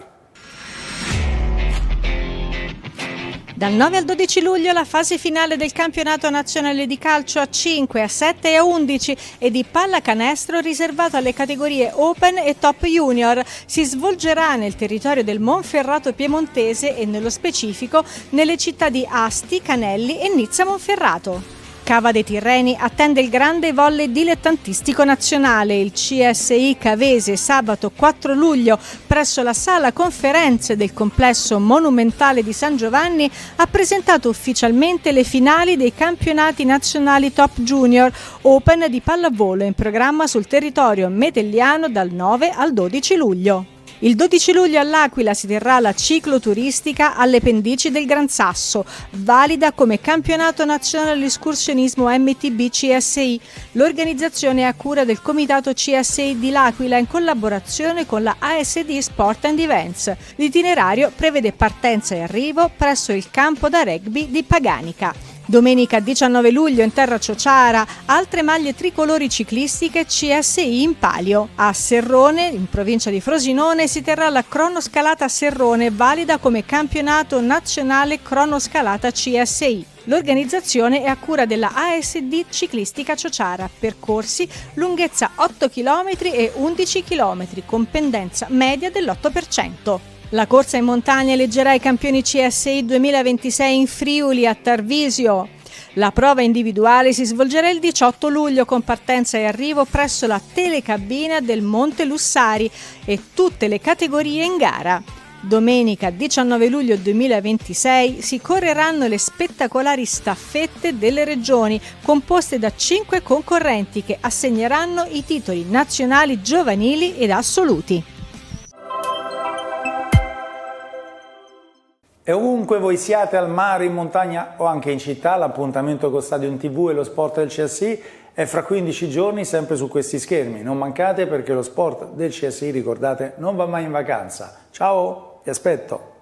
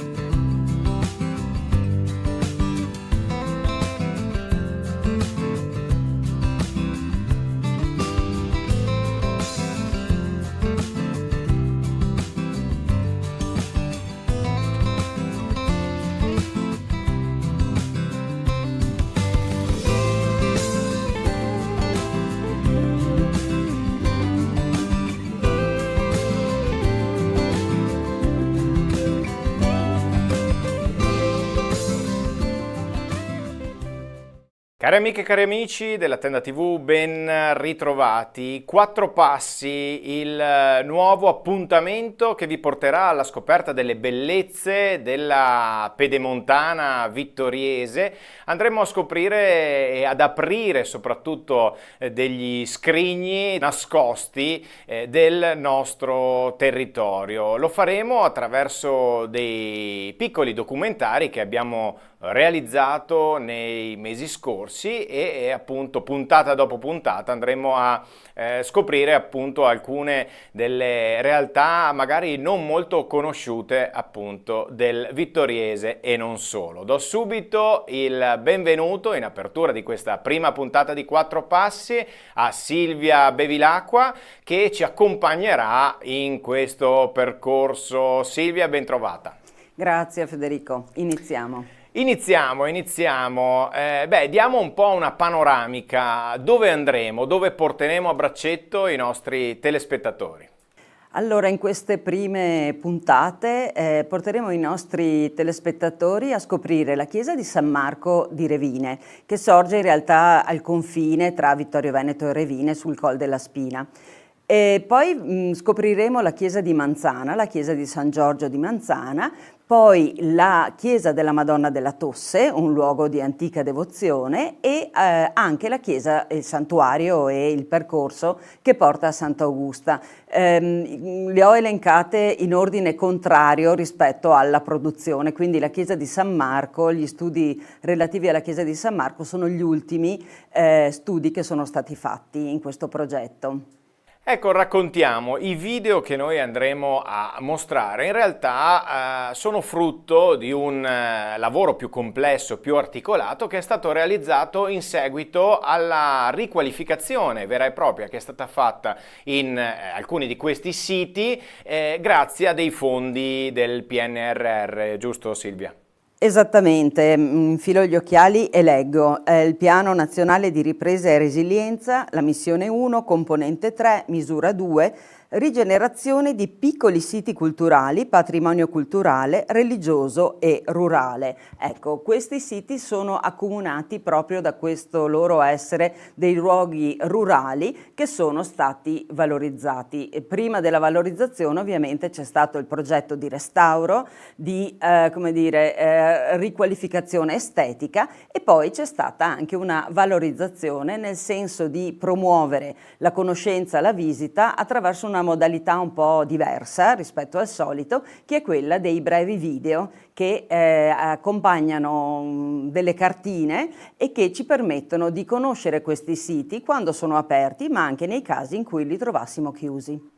Allora spieghiamo bene, noi tra poco andremo a proporvi in questa prima puntata, possiamo già dirlo, andremo a Revine appunto e vi parleremo dell'oratorio di San Marco. In realtà voi vedrete un unico documentario che però è composto da tanti piccoli video, e questi piccoli video sono stati realizzati appunto con lo scopo di guidare il visitatore in una sorta di percorso che è sia virtuale sia reale, giusto? Giusto, attraverso una cartina che si può recuperare in parrocchia, che si può recuperare poi anche negli uffici turistici, inquadrando le immagini presenti in questa cartina si partono proprio dei video, e questi video hanno proprio lo scopo di raccontare la storia del sito, la storia del luogo, quindi l'edificio ma anche il contesto, la storia di quel contesto, collegando la storia più antica con le vicende anche recenti, con devozioni popolari come quella importante in questo caso delle erogazioni, e poi di scoprire le opere d'arte e il loro essere legate al contesto che le ha generate. Ecco, uno degli obiettivi, possiamo dirlo, e è il motivo anche per cui abbiamo deciso di dare uno sbocco anche televisivo a questi video che abbiamo realizzato negli scorsi mesi e anche negli scorsi anni, è proprio quello di incuriosire anche ovviamente i visitatori. Molto spesso si tratta di piccole chiese, piccoli oratori, magari ci passiamo davanti, ma in realtà non sappiamo qual è la loro storia.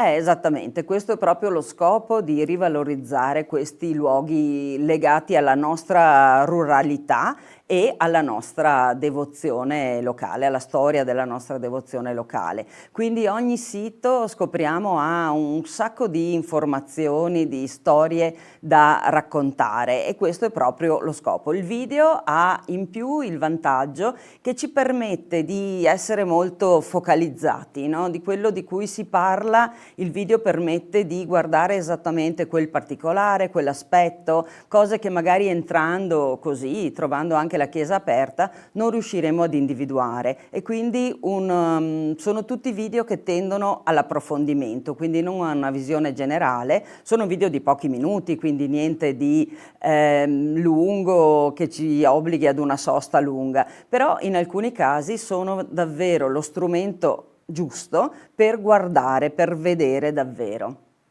Ecco, quindi noi ci auguriamo con queste puntate appunto di suscitare in voi la voglia poi di andare effettivamente a visitare questi luoghi. Questa è stata un po' una panoramica generale, però oggi in questa prima puntata di Quattro Passi dove andremo, Silvia? Allora andremo a riscoprire la chiesa di San Marco, che sorge nel comune di Revine Lago, ma proprio al confine con il comune di Vittorio Veneto, in un punto panoramico. Siamo sul Col della Spina, un luogo che nell'antico era sede di un fortilizio. Ce n'erano 3 nella zona di Revine, quasi a fare uno sbarramento, no, tra la vallata e poi la Valla Pisina e la zona di Vittorio Veneto.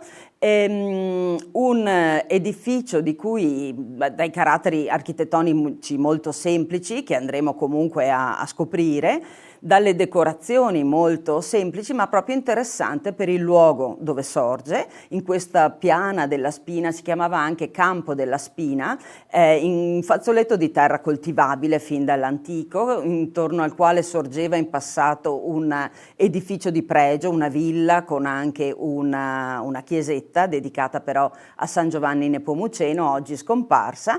Su questo Col della Spina, alla fine del 1760, si decide di costruire un edificio che è dedicato a San Marco, non a caso, il santo nel cui giorno in cui si celebra la memoria, il 25 aprile, si svolgevano le rogazioni maggiori, quindi per diventare il punto d'arrivo di un percorso che dalla chiesa di San Matteo di Revine portasse proprio alla chiesa di San Marco in questa giornata.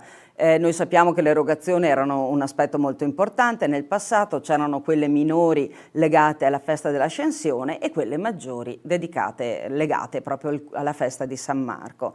Un edificio come dire, che nel contesto di Revine e dei nostri borghi pedemontani è proprio la testimonianza di questo tipo di attività, diciamo, a cui le comunità tenevano molto, ma nella stessa zona abbiamo un santuario, abbiamo capitelli, abbiamo segni del sacro di ogni tipo, perfino ovviamente le croci in cima alle montagne, tutti segni del sacro che hanno valori diversi e che hanno storie diverse, ma che in questo caso ci rivelano quanta attività, quanto impegno nella seconda metà del Settecento è stato dedicato ai luoghi di culto proprio qui a Revine, perché negli stessi anni si fa anche il famoso oratorio santuario di San Francesco di Paola, che caratterizza il contesto proprio di Revine.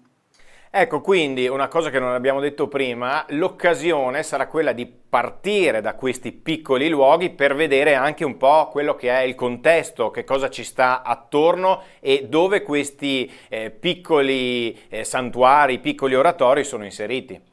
Certamente, perché il contesto è assolutamente generante e quindi è quello che determina il valore di un luogo, anche di un luogo di culto.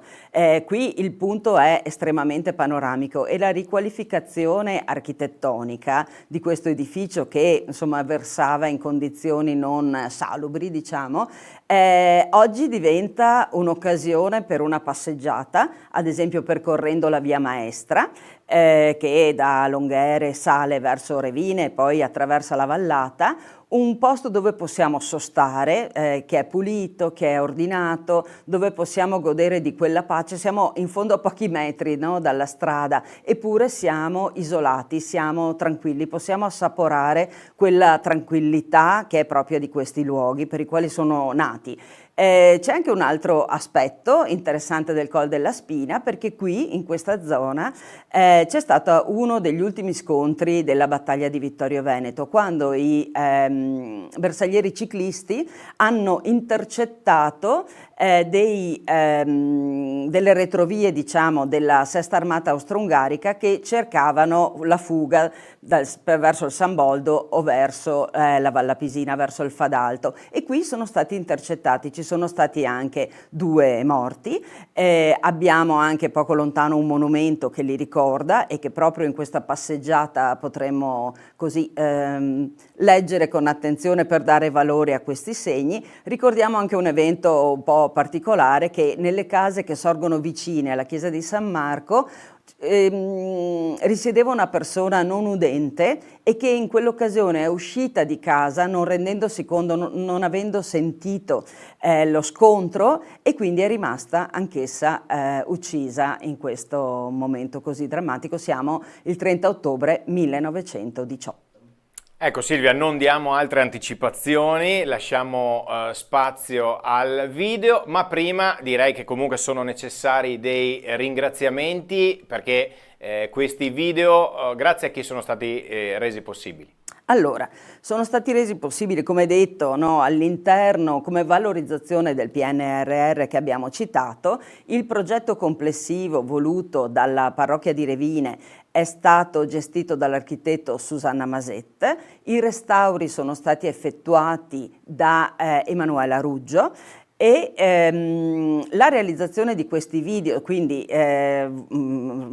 creati appunto dalla Tenda TV e lo citiamo Federico Campodall'Orto, però poi sono stati montati diciamo in una cartina, resi disponibili con questa peculiarità della realtà aumentata che ci permette di con un'app molto semplice di inquadrare l'immagine nella cartina o addirittura l'oggetto stesso, quindi il dipinto, la chiesa, il contesto e permettono poi la visione. E questo è un progetto della ditta Bags for Dreams di Manlio Reffo, che è l'autore di tutta una serie di progetti di questo tipo e il nostro territorio ha agganciato questa proposta così innovativa per diffonderla anche proprio nelle nostre zone.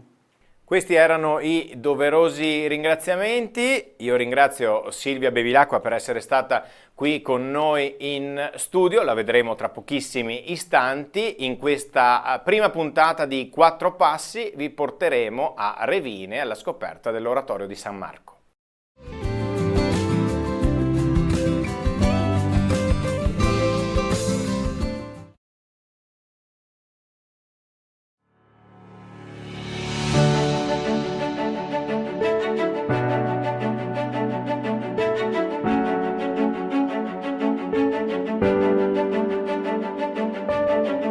Siamo a Revine Lago, al confine però con Vittorio Veneto. Ci troviamo sul Col della Spina e qui sorge l'antica chiesa di San Marco. Il restauro della chiesa di San Marco ha portato alla luce un'iscrizione sul fondo dell'abside che interrompe il percorso della cornice su cui si imposta la volta. Vi si legge la data 1760. Questa è la data in cui la chiesa venne completata. Sappiamo che l'inizio dei lavori risale al 1755, quindi 5 anni prima, quando la parrocchia chiese in permuta alla regola di Revine, che amministrava i beni comuni, questo spazio sul Col della Spina in cambio di un altro terreno. L'idea era di costruire qui proprio un oratorio che fosse il punto d'arrivo per le erogazioni. Un'altra vicenda rilevante per la storia dell'edificio risale al 30 ottobre 1918. Siamo nelle ultime ore della battaglia di Vittorio Veneto e qui, in questo terreno, intorno a questa chiesa, si svolse una battaglia tra i bersaglieri italiani e le retrovie austro-ungariche che cercavano la fuga verso la Valla Pisina e verso il passo di San Boldo. La chiesa fu colpita da una granata austriaca. Non venne distrutta, ma i danni furono ingenti, tanto che si dovette poi attuare un restauro importante. Questa vicenda bellica si è resa presente anche in queste fasi del restauro, perché qui è stato trovato un ordigno inesploso che ha richiesto cautela e grande attenzione per essere rimosso. I danni del 1918 furono sanati nel 1924 ed è con quell'aspetto che noi adesso la rivediamo. L'edificio si compone di un'aula unica con abside poligonale e si caratterizza per un bel campaniletto a vela. Il timpano è segnato da modanature centrato da un ocolo, mentre il resto della facciata si caratterizza per il bel portale in pietra, per le 2 finestre che lo affiancano e per una piccola finestra termale.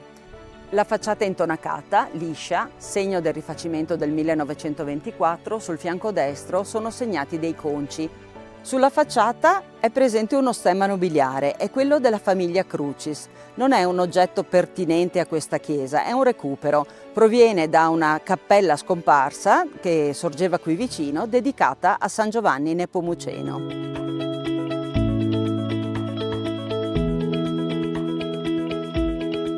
Prima del restauro, Questo interno si caratterizzava per la presenza di una decorazione molto impattante, un azzurro profondo con stelline in porporina che decorava l'abside. Si trattava di un intervento del 1924 che è stato rimosso. Abbiamo così recuperato questa finitura a marmorino bianco, un'eleganza molto discreta che non stona con una finitura del tetto molto diversa, fatta di 3 capriate e di tavelle.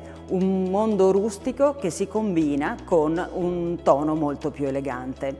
Gli altri elementi architettonici di questo interno sono una cornice marcapiano, l'arcone del presbiterio con chiave di volta e i 2 capitelli d'imposta. L'intervento di restauro ha portato alla luce le poche decorazioni presenti in questa chiesa, le croci di consacrazione e poi 2 finestre termali che simulano delle aperture con vetri a rullo molto eleganti e che si corrispondono con quelle reali che sono sulla parete opposta. Delle aperture termali che sono sufficienti per rendere la luce calda all'interno di questo spazio.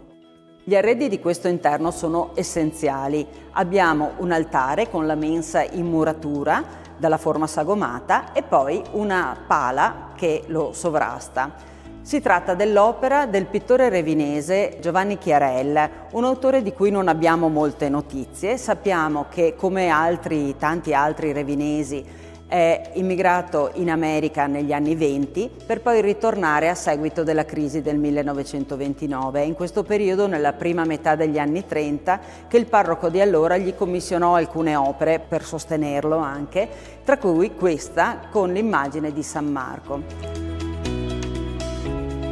Quello che riconosciamo è la matrice di questo dipinto. Si tratta di un'opera michelangiolesca realizzata da Fra Bartolomeo nel 1515 e riproposta da Mattias Kremsel nel 1703 per la quadreria che Don Giovanni Domenico Cumano ha costituito nel santuario di San Francesco di Paola, con l'evidente intento di rafforzare il legame tra l'oratorio campestre di San Marco e quell'importante luogo di culto, un'occasione per ricordare che è nella seconda metà del Settecento che Revine si arricchisce di entrambi i luoghi di culto.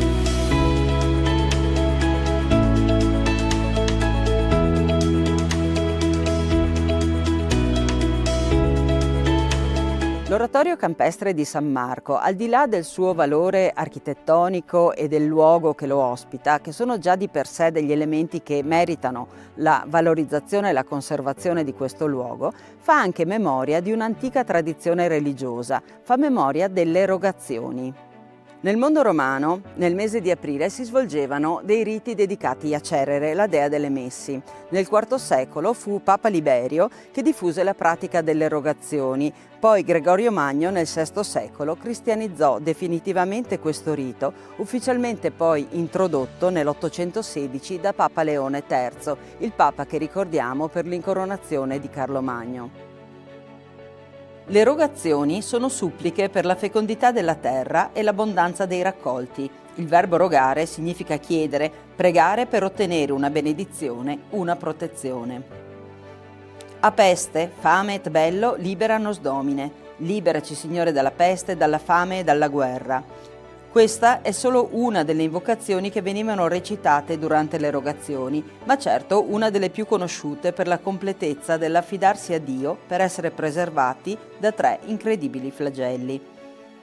Ma le richieste comprendevano la protezione dalla siccità, dalla grandine, dai fulmini, dagli insetti, dal terremoto e dalla morte improvvisa.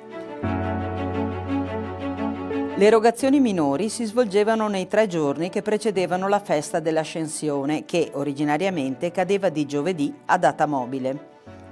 Le erogazioni maggiori avevano invece una data fissa, il 25 aprile, festa di San Marco.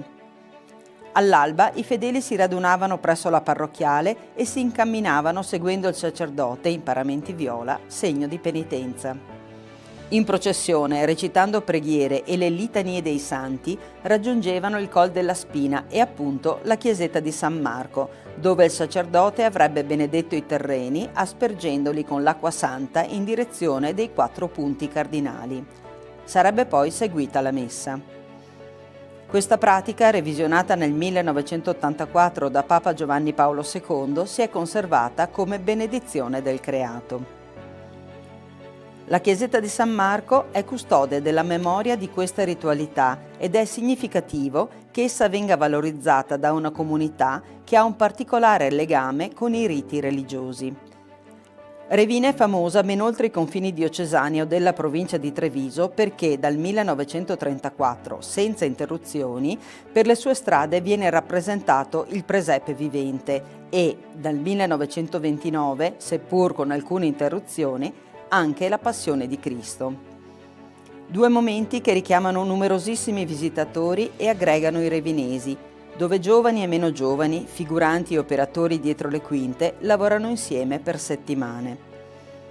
In un'epoca in cui la comunicazione percorre altre strade, in cui i film ci hanno raccontato questi importanti brani del Vangelo, Revine testimonia che una narrazione teatrale sincera, ambientata tra le vie e i luoghi sacri di questo borgo, resta efficace, coinvolge, aiuta la meditazione, annuncia la festa.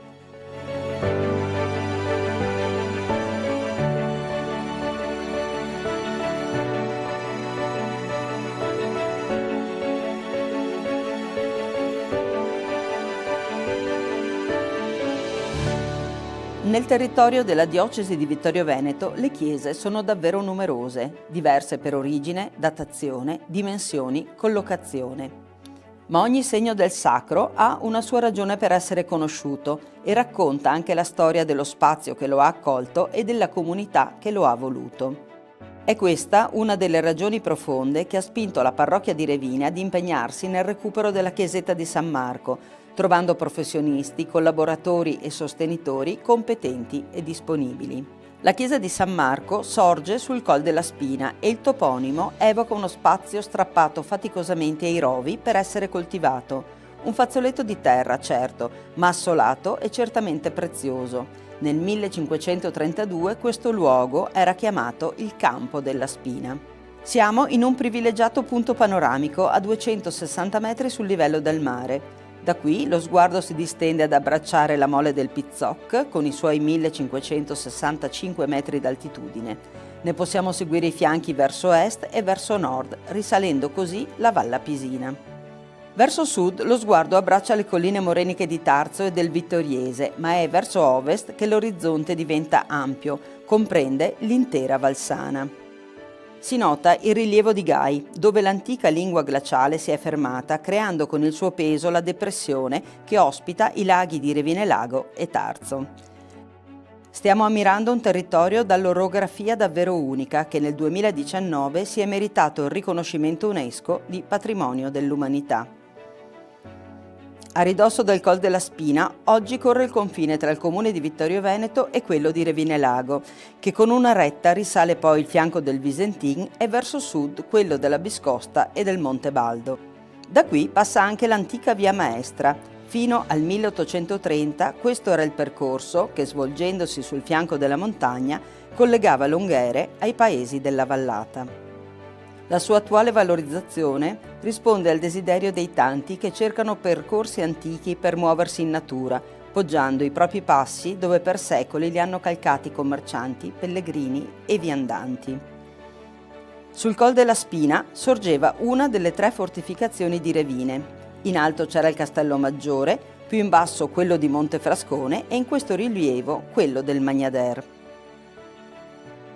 Non a caso qui, il 30 ottobre 1918, avvenne uno degli ultimi scontri della Grande Guerra, che hanno portato alla definitiva chiusura del fronte italo-austriaco e, 12 giorni dopo, alla conclusione della Prima Guerra Mondiale. Siamo nelle ultime fasi della battaglia di Vittorio Veneto. L'11° battaglione dei bersaglieri ciclisti, passato il Piave, si dirige verso la vallata per intercettare quel che resta della 6ª armata austro-ungarica in ritirata verso il Fadalto e il San Boldo. E sul Col della Spina avvenne uno scontro che costò la vita al capitano Costanzo Colombino e al sergente Gaetano Reggiani. Per una pallottola vagante morirà anche uno sfortunato abitante di questo borgo che, affetto da sordità, era uscito di casa senza aver capito che c'era uno scontro in atto. Raggiungere il Col della Spina, prendersi un attimo per sostare qui davanti a questa chiesetta, godere di questi momenti di tranquillità. Questo è l'obiettivo che possiamo darci per raggiungere questo luogo, che però è anche un'occasione preziosa per ricordare questi momenti della nostra storia.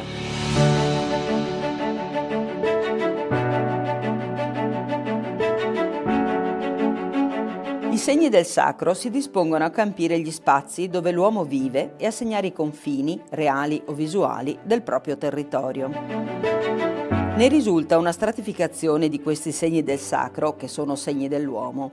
Qui a Revine troviamo la chiesa parrocchiale, un santuario di antica devozione, l'oratorio campestre di San Marco, una chiesetta di recente edificazione. Ma poi ecco i crocifissi che segnavano gli incroci in campagna e in montagna, laddove per colpa del demonio ci si poteva perdere. Poi gli innumerevoli capitelli che scorgiamo lungo le suggestive strade lastricate del borgo, fino alle croci sulle cime della montagna, a segnare obiettivi da raggiungere o confini da precisare. Tanti segni così stratificati e conviventi sono testimonianza di una lunga storia.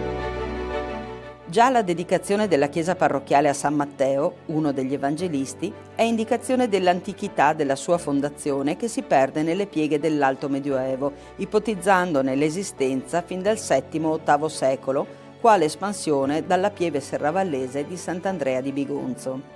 La sua storia documentata si avvia dal 300 e con lo scorrere dei secoli diviene sempre più precisata e descritta, sia dal punto di vista della vita religiosa che architettonica. Ricordiamo che nel 1537 diventa parrocchia, emancipandosi dall'antica chiesa matrice, e che numerose sono le tappe della sua edificazione, conclusasi nel 1954. Esiste anche un edificio di culto molto recente, voluto dalla comunità.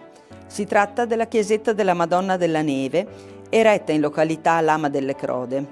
Sorge a 650 metri sul livello del mare sopra l'abitato di Revine. Venne consacrata nel 1981 e ricorda la miracolosa nevicata avvenuta sull'Esquilino alla metà del IV secolo, da cui prese vita l'edificazione della Basilica Romana di Santa Maria Maggiore.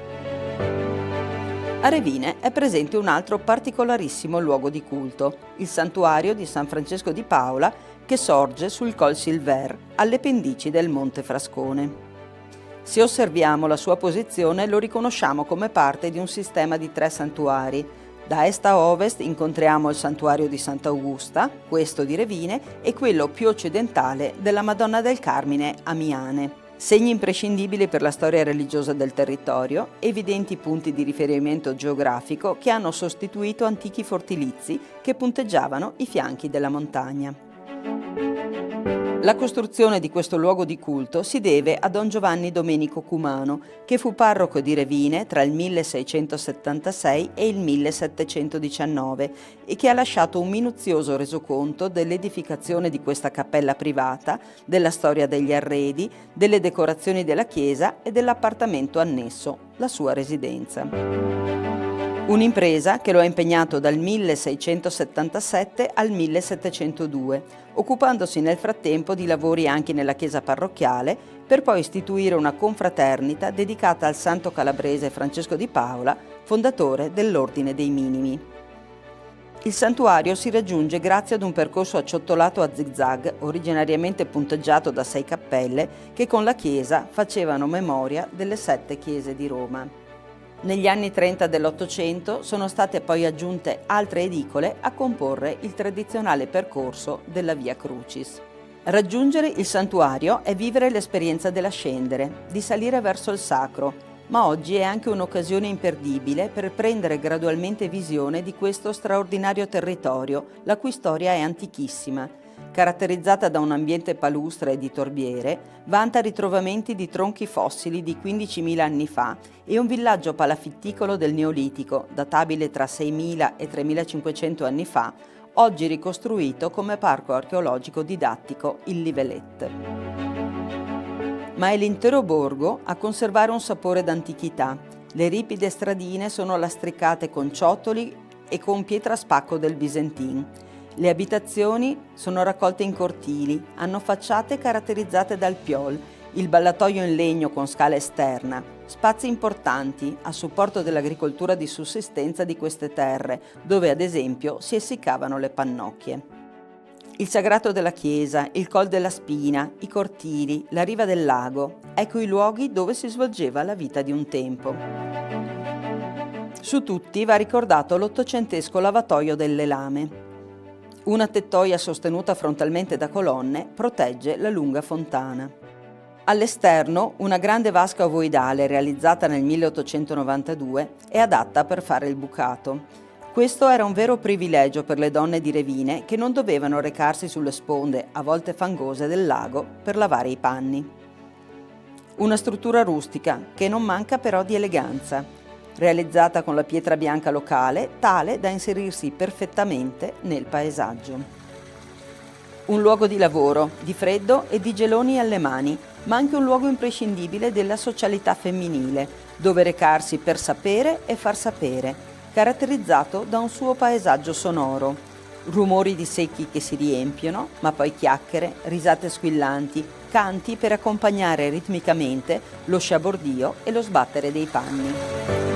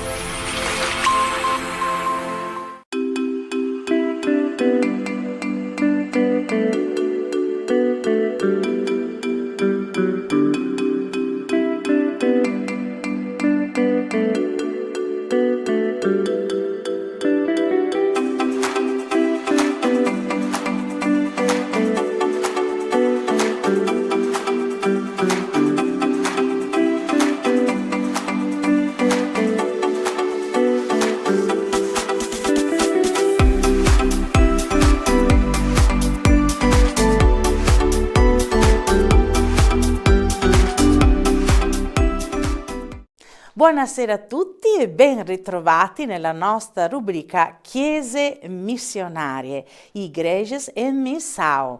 È un po' di tempo che non ci ritroviamo perché la nostra ultima puntata è stata alla fine dell'anno, ma abbiamo avuto tutto un tempo di preparativi pasquali, esperienze varie che sono avvenute e ci hanno portato oggi a riprendere il contatto con i nostri fratelli della diocesi di Livramento e quindi facciamo subito il nostro saluto, portiamo il nostro saluto a Don Paolo e anche, come vedete, insieme a lui quest'oggi c'è anche Sua Eccellenza Monsignor Corrado. Allora, come state? Benvenuti, come state?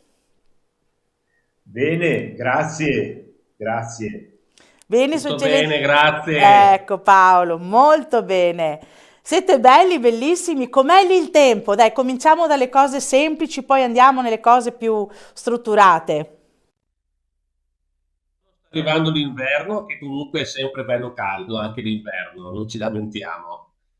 La nostra città incomincia i festeggiamenti per il mese di giugno, festeggiamenti grandi per la festa di San João. È un tempo di festa per la città, molto bello, molto bello.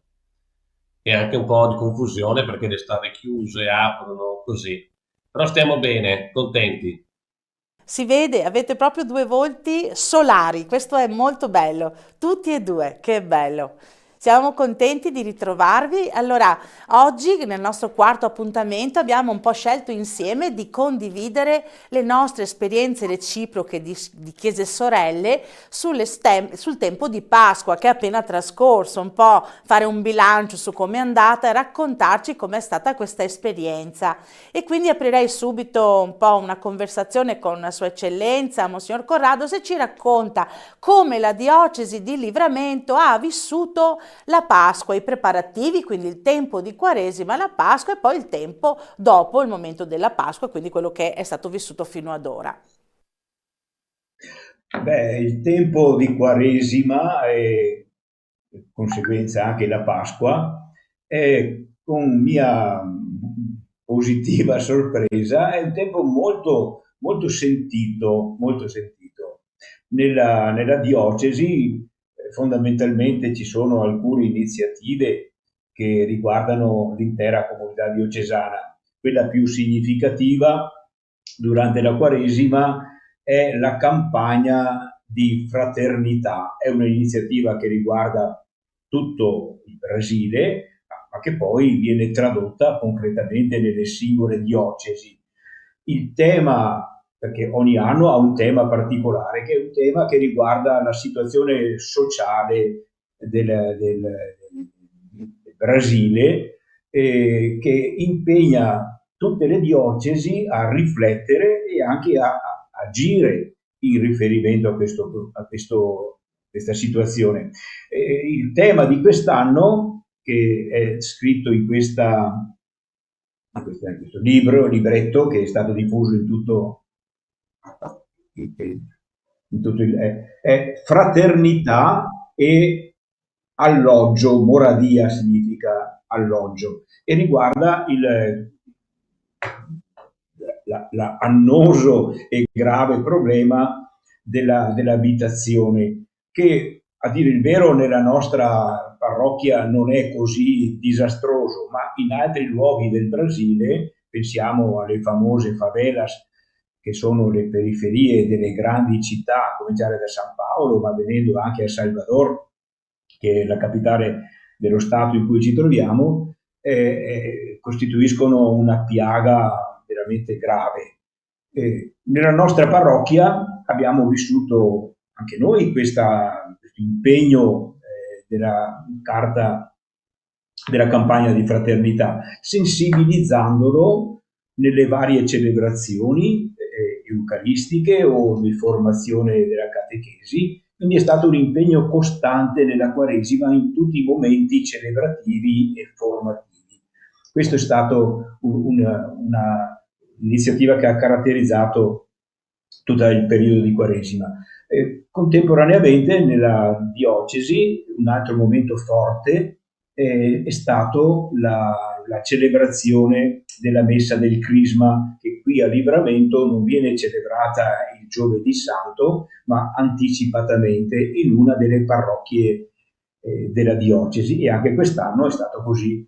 Tutti i sacerdoti, naturalmente accompagnando il vescovo, si sono recati in questa parrocchia con un grande afflusso di gente e di persone da tutta la diocesi che ha partecipato solennemente a questa Santa Messa del Crisma, che ho capito essere un appuntamento diocesano particolarmente sentito, vissuto in maniera molto convinta e positiva, un momento forte della Quaresima. Queste sono state le due iniziative generali che hanno caratterizzato tutta la diocesi e che, specialmente la prima, poi si sono concretizzate ovviamente nelle singole parrocchie.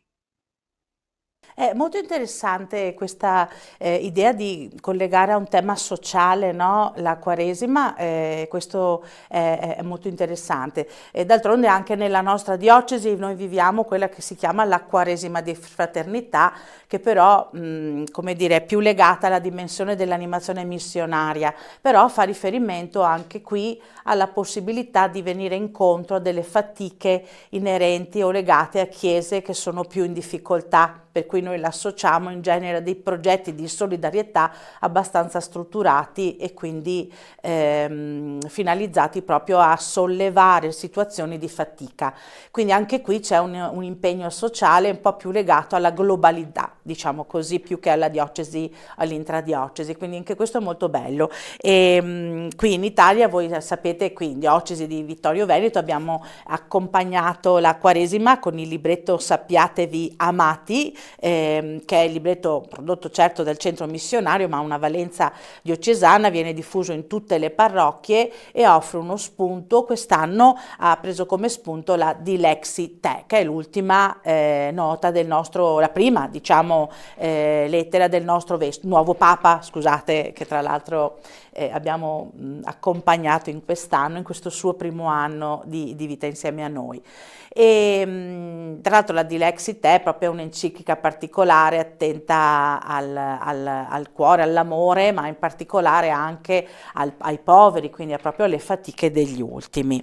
Chiederei adesso a Don Paolo, padre Paolo, di invece dirci com'è stata in Tagnassù. Sì, faccio confusione, Paolo, perché tra padre che si dice qui padre, dom per dire vescovo, ogni volta vado in confusione, devo riconnettermi, sono sempre io.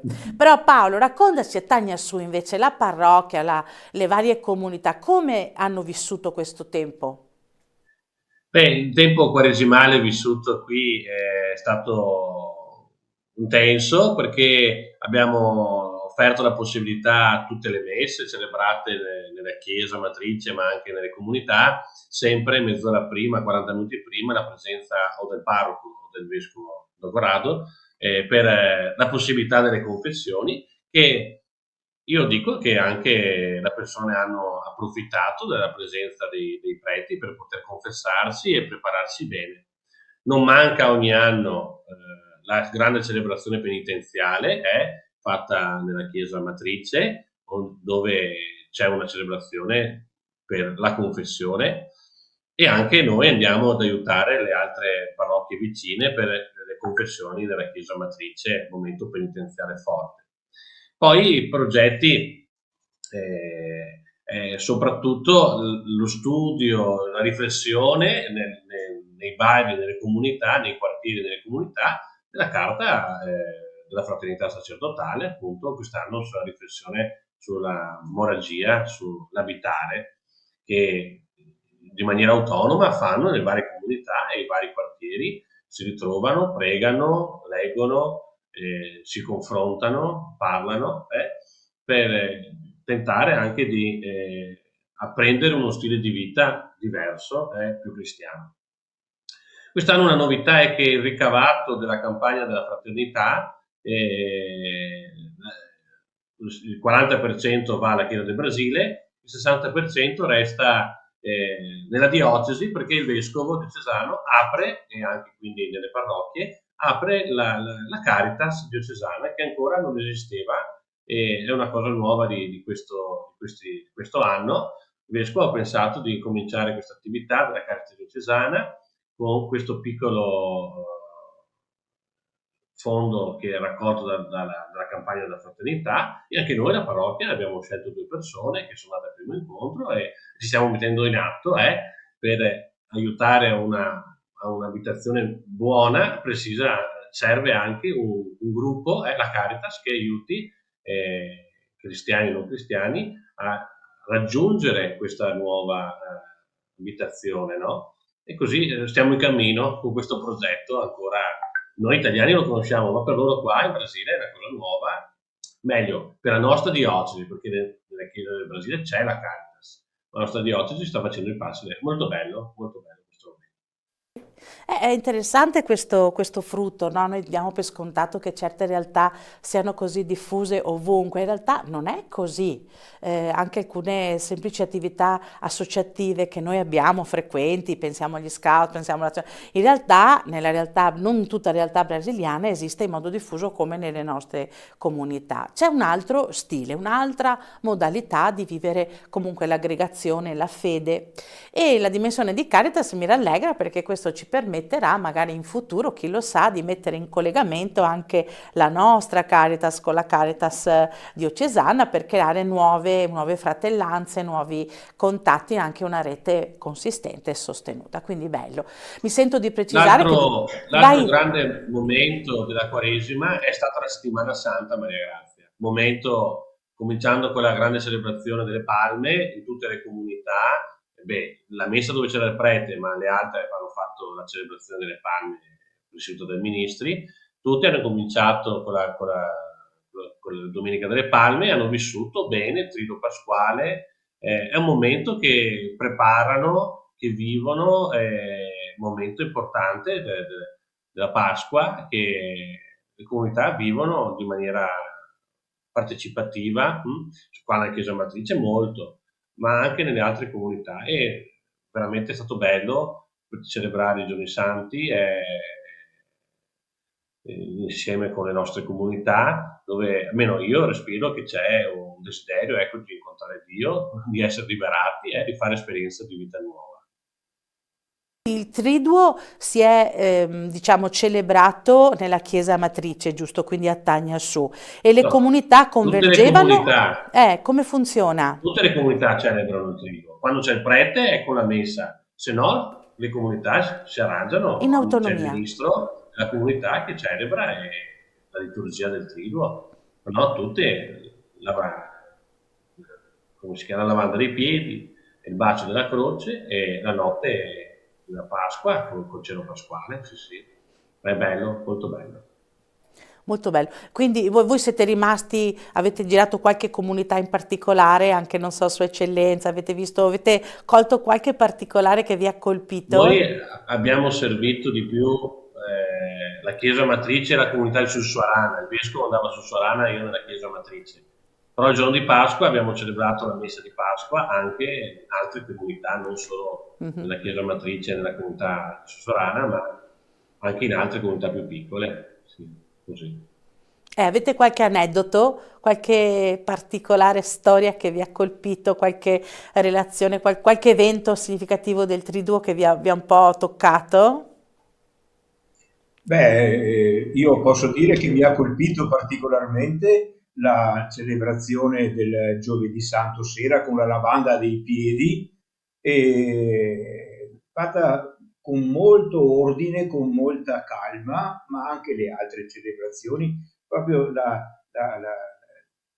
celebrazioni che sono anche complesse, ma svolte in maniera ineccepibile. Mi ha proprio positivamente colpito questa precisione, questa dignità celebrativa della liturgia, almeno nella comunità dove sono andato. Io sono andato nella comunità di Sussuarana, ma penso che la stessa cosa sia stata qui dove è celebrato Don Paolo a Tagna Su. Possiamo dire che c'è un'intensità in questi momenti, c'è un'intensità, la gente sceglie, vuole partecipare e viene e partecipa con profondità. Dopo ci sono, per esempio qua nella Chiesa Matrice c'erano i bambini con le candele, per la processione, sai come sono i bambini, fanno le loro robe, però soprattutto anche lavando i piedi questi uomini di età diverse, giovani, anziani, che noi, almeno dove ero io cappellano, erano più bambini che facevano lavando i piedi. Vedere gli uomini che fanno lavando i piedi è un segno molto forte, anche di gente che conosci, che fa il muratore, gente che conosci, che vedi nella strada e che dici, guarda qua, è lui oggi. No, è un momento molto intenso. Sicuramente dopo il Venerdì Santo, il bacio della croce, come da noi in Italia, la gente viene per vivere questo atto di adorazione con fede, è un momento importante, un momento bello, un momento bello. Bello. È stato bello vivere la Pasqua anche quest'anno. Bello. Allora, per i brasiliani che ci stanno ascoltando, raccontiamo anche un po' che cosa sta avvenendo, cosa è avvenuto qui nella nostra diocesi, quindi anche qui c'è una forte concentrazione nelle parrocchie di vita, e anche per il nostro tempo è un momento di discernimento. Insomma, noi in genere lavoriamo meglio, attiviamo delle riflessioni relative alla conversione, e il Papa ci ha aiutato con una lettera dedicata proprio 3 parole, ha usato: conversione attraverso digiuno, l'ascolto e il farlo insieme, quindi la cooperazione, la condivisione. E queste 3 parole hanno accompagnato questo tempo. Io sono rimasta piacevolmente colpita perché, per esempio, noi abbiamo questo calendario quaresimale per cui ogni giorno c'è un brano, viene richiamata, c'è una paginetta dove si richiama il Vangelo del giorno, un piccolo accenno alla Dilexit e una preghiera finale. E abbiamo da quest'anno utilizzato, da qualche anno insomma, stiamo utilizzando la modalità WhatsApp, quindi tutte le mattine mandiamo un messaggio alle persone. Quest'anno abbiamo raggiunto con queste allora, solo io personalmente ho raggiunto più o meno 700 persone, ma a loro volta queste persone postavano, comunicavano, e questo nuovo stile, anche se vogliamo, no, di trasmissione del Vangelo, di evangelizzazione, che è più che altro legata al web ovviamente, però è stato molto sentito. Ecco, le persone aspettavano il messaggio per poter sintonizzarsi e ascoltare la parola. Questo è molto bello, non è, insomma, non è scontato, perché noi viviamo in un tempo dove abbiamo tutto, dove abbiamo bisogno anche di staccarci dalle cose materiali e recuperare la dimensione più spirituale e di contatto con Dio. E abbiamo bisogno anche del contatto con altre chiese che magari non hanno le stesse opportunità e che ci insegnano, no, a recuperare il senso profondo delle relazioni, il senso profondo della vita, ritornare ai valori basici, quelli che sono quelli evangelici, del Vangelo, dell'amore, della condivisione, dello stare insieme senza giudicarsi, senza criticare, proprio senza sparlar male della gente, insomma, quindi proprio nella semplicità della fraternità. E io spero proprio che la Quaresima possa aver avuto un po' di respiro anche in questo senso. Quindi voi l'avete sentita questa cosa laggiù? Come l'avete sentita voi la Quaresima, o meglio il tempo di Pasqua italiano lì in Brasile, per esempio? Avete avuto qualche percezione, feedback? Beh, io ero uno dei 700 che riceveva il tuo messaggio, Maria Grazia, ecco, ogni mattina. Anche Don Corrado. Anche Don Corrado. Anch'io.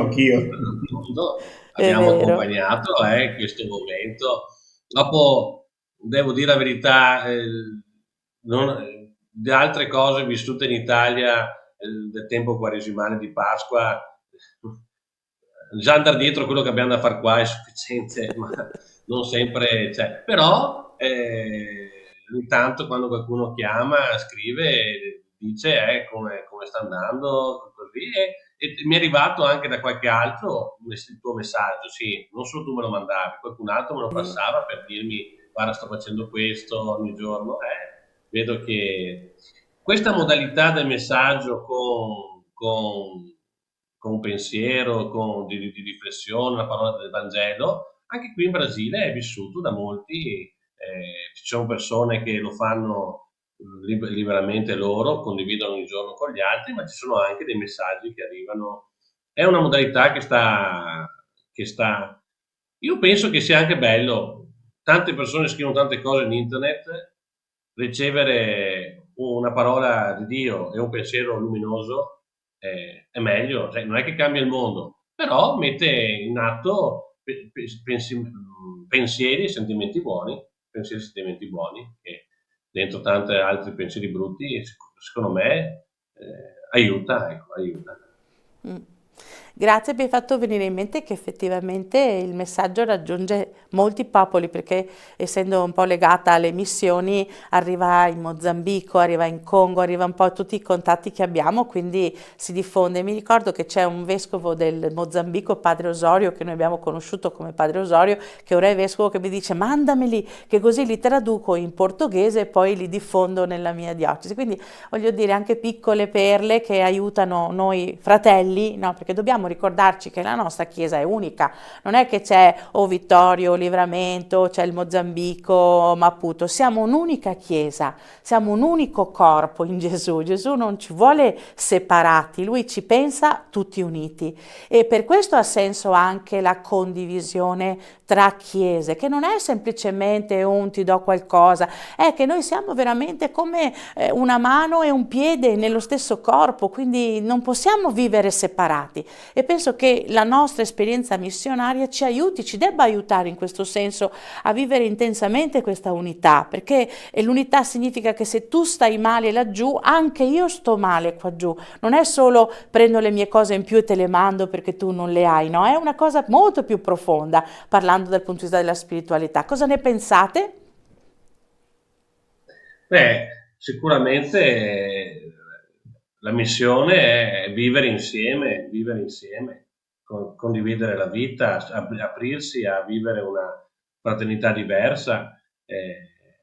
Dovrebbe essere, ecco, questo sentimento, se c'è una parte della Chiesa o anche un'umanità che soffre, io devo sentire questo sentimento. Come al contrario c'è una parte che sta nell'allegria, io vivo dall'allegria della Chiesa. Sai, questo che stiamo preparando adesso, non so, io anticipo un momento, ma l'interscambio che vivremo tra i giovani della Chiesa brasiliana e i giovani della Chiesa di Vittorio Veneto un po' realizza questo sentimento di vivere questa realtà della missione, no? Del vivere insieme, preparando i giovani che verranno in Italia per fare un'esperienza missionaria. Io che avevo fatto l'esperienza missionaria organizzata dalla Diocesi di Vittorio Veneto in Africa, è molto diversa, perché dall'Italia vai in Africa, è un ambiente più povero, è un ambiente che tutti dicono che ha bisogno, ma dei brasiliani che vengono nella Chiesa italiana, no? Che non è un ambiente povero, non è un ambiente che diciamo noi ha bisogno. Qual è l'aspetto missionario? L'aspetto missionario che si manifesta è proprio questo, vivere insieme, no? Vivere una fraternità come quella che ha fatto Gesù, che ha lasciato venuto dal cielo per vivere con noi e tornare il nostro fratello. Preparando questa esperienza missionaria che vivremo prossimamente in agosto, sempre più sto maturando questa idea. La missione è realizzare una fraternità dove tutti possono scoprire di essere figli e fratelli, figli di Dio, fratelli tra di loro in Gesù. Grazie Don Paolo, perché hai proprio aperto l'argomento prossimo. Sua Eccellenza, anche lei vuole dire qualche pensierino, ci terrei. Volevo fare un piccolo passo indietro quando parlavi del rapporto come Quaresima, Pasqua tra le due chiese. Anch'io posso dire non aver seguito chissà che cosa, però un piccolo fatto che mi ha colpito. Abbiamo mandato un breve messaggio di saluto, di augurio pasquale che è stato letto, perché fosse letto nella Santa Messa del Crisma il giovedì santo mattina, e era una cosa che si faceva anche negli altri anni e abbiamo fatto anche quest'anno, e mi ha colpito il riscontro che ne ho ricevuto. Molte persone, preti ma anche laici, che hanno partecipato alla Messa del Crisma mi hanno scritto gli auguri di Pasqua facendo riferimento a questo saluto che è una cosa molto semplice, formale, potremmo dire, che invece realizza una comunione più forte di quello che io pensavo, che fa sentire come la fraternità sia qualcosa che supera le distanze e che mantiene un legame al di là appunto della distanza geografica. E la cosa mi ha colpito perché fondamentalmente quello che stiamo realizzando con l'interscambio che stiamo vivendo tra la diocesi di Vittorio e di Liberamento non è, per essere realistici, non è chissà che cosa, una missione ad agentes, eccetera, eccetera. No, è una semplice presenza piccola, ma che realizza una comunione fra chiese e che apre lo spiraglio, una piccola finestra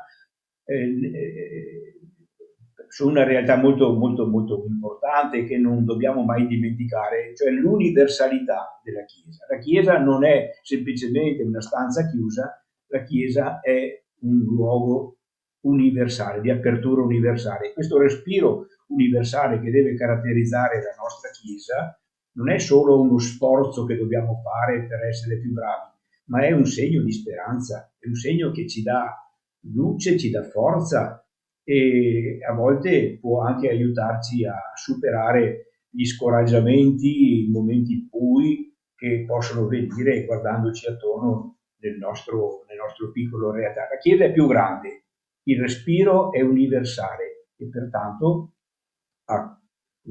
c'è un motivo per continuare a credere, a sperare, ad amare, un cuore che si apre a tutti. Credo che questa sia una dimensione molto bella e molto importante da mantenere sempre viva. Infatti è su questo valore profondo che si poggia l'esperienza che stiamo cercando di mettere in piedi con un sacco di dinamicità con Don Paolo per quest'estate, perché quest'estate proprio un bel gruppo di 20 persone, tra cui Don Paolo, Padre Marcos e 2 educatrici, accompagneranno quindi 16 giovani della diocesi di Livramento. È un'esperienza che abbiamo già vissuto nel 2023, a dire la verità, e quest'anno la replichiamo, ma in una formula un po' diversa. Raccontaci, Don Paolo, anche se io le so già, ma è bello che le racconti tu, quest'anno che novità ci sono? Beh, come dicevi, Don Marco d'Almagro con te aveva già incominciato l'esperienza nel 23 e dopo anche la nostra diocesi già 2 volte aveva visitato la chiesa di Livramento. Quest'anno è la diocesi di Livramento che viene un'esperienza di interscambio della diocesi di Vittorio Veneto. La novità fondamentalmente è un respiro più diocesano dell'attività dell'interscambio, ossia non sono soltanto i giovani dove è presente il padre, il prete italiano che che fanno l'esperienza dell'interscambio, ma abbiamo pensato insieme col vescovo Don Vicenzi di Livramento e anche con te e con il nostro centro missionario di fare la proposta che siano giovani della diocesi di Livramento che possono partecipare. Per noi in Italia sembra una cosa normale, ma dobbiamo sempre ricordarci che la dimensione diocesana qui in Brasile è un territorio enorme rispetto al nostro, quindi mettere insieme giovani da parti diverse della diocesi non è un'esperienza, non è una realtà così facile da realizzare. Per questo quest'anno abbiamo pensato di scegliere solo un'altra parrocchia, la parrocchia di Staniassù, con un'altra parrocchia di cognome di Pitanga, e cominciare così 2 parrocchie insieme, dico che la mia parrocchia è distante 4 ore di macchina dalla parrocchia che si unisce a questo interscambio. Quindi immaginate voi un po' anche l'idea di trovarsi insieme per fare un cammino di preparazione, non è una cosa così immediata come è nella nostra diocesi, che prendi, vai a Vittorio Veneto in mezz'ora, incontri gli altri e puoi fare tutto quello che devi fare. Quindi l'esperienza già in sé, per il fatto che sia fatta così, sta smuovendo, ecco, un po' il cammino. È la dimensione diocesana che stiamo crescendo e che il prossimo anno vorremmo anche di più modificare. Ma ecco, la novità prima è questa: 2 parrocchie insieme, 16 giovani, 2 preti, 2 accompagnatrici che partono e si stanno preparando così. Ogni parrocchia si prepara nella propria parrocchia con incontri mensili e attività mensili. L'incontro mensile è per preparare il cuore, la mente, le abitudini e la disponibilità per vivere l'esperienza. Invece le attività mensili sono attività per cercare di ricevere un po' di soldi, per preparare quello che serve, quello che vogliamo portare via. Quindi ci sono 2 momenti nella parrocchia: spiritualità e azioni. E dopo ci sono stati 3 momenti uniti con anche l'altra parrocchia, diocesani, diciamo così, sempre per fare gruppo, che si torni un gruppo unico, non 2 parrocchie, ma si torni un gruppo unico, per coltivare la spiritualità della missione. Che cos'è la missione? Riflettiamo molto su questo tema, la missione e anche per organizzare poi l'esperienza, perché l'esperienza la fanno loro, non è che vanno dietro a quello che diciamo noi, l'esperienza la fanno loro, organizzare insieme l'esperienza dei giorni in Italia. Per il momento le sfide sono tante, Maria Grazia, non è tutto così facile, sono persone, quindi anche diverse tra di loro, che vivono in posti diversi, ma io sono contento perché vedo che come il desiderio c'è, anche i passi li stanno facendo. Non manca poi tanto, perché lo diciamo, è dal 20 agosto al 5 settembre l'esperienza dell'interscambio nella nostra diocesi di Vittorio Veneto. Per questo ormai manca solo 2 mesi a partire. Abbiamo ancora qualche attività da fare, qualche cosa da preparare. Qualche biglietto del treno da comprare, che ci sono lavori, sì. insomma, è tutto così. Allora, precisiamo però che qui a Vittorio, allora, il gruppo parte il 20 di agosto, ma perché faranno un passaggio per Roma, dove visiteranno la capitale, insomma, con l'occasione che sono in Italia abbiamo pensato di permettere ai giovani di vedere anche la nostra capitale, insomma, in particolare il Vaticano, la sede papale. Dopo anche vedere la capitale, visitare dove abita Don Armando, al più brasileiro, e andare alla parrocchia Nostra Signora del Perpetuo Soccorro, che è la parrocchia dove c'è l'icona della nostra padroera, del nostro patrono. Quindi non possiamo non fare. Non si può, soprattutto i brasiliani che ci tengono così tanto, è importante, è un senso di accoglienza, di ospitalità. Però il 24 di agosto partiranno da Roma e verranno nella nostra diocesi. I giovani saranno ospitati dal nostro seminario, nel nostro seminario, e insieme a loro cogliamo anche l'occasione perché stiamo costituendo un gruppo di giovani italiani che vivranno insieme ai brasiliani per una decina di giorni. Poi il gruppo partirà da Venezia il 3 di settembre, con arrivo presunto in Tagnassù, poi nelle varie parrocchie il 5. Però immaginate che per viaggiare, insomma, noi contiamo sempre 2 giorni, ora che si parta da Tagnassù per arrivare in aeroporto ci vuole 1 giorno, per arrivare poi in Italia un altro giorno e mezzo, quindi il viaggio non è proprio così leggero. Cosa faremo in questi tempi? Prova a buttare giù tu, Paolo, alcune delle idee che abbiamo buttato giù, dopo io integro. L'esperienza di interscambio io dico che ha 3 dimensioni. La prima è vivere insieme brasiliani e italiani. Questa convivenza in un luogo e attività insieme è sicuramente la prima attività dell'interscambio per aiutare nel vivere insieme persone di nazionalità differente, ma che comunque tutte stanno facendo il proprio cammino di fede. Insieme vivremo la fraternità, la quotidianità dei giorni, e dopo anche la visita ad alcuni luoghi significativi per la fede, ecco, in Italia, con incontro con testimoni che ci parleranno della fede.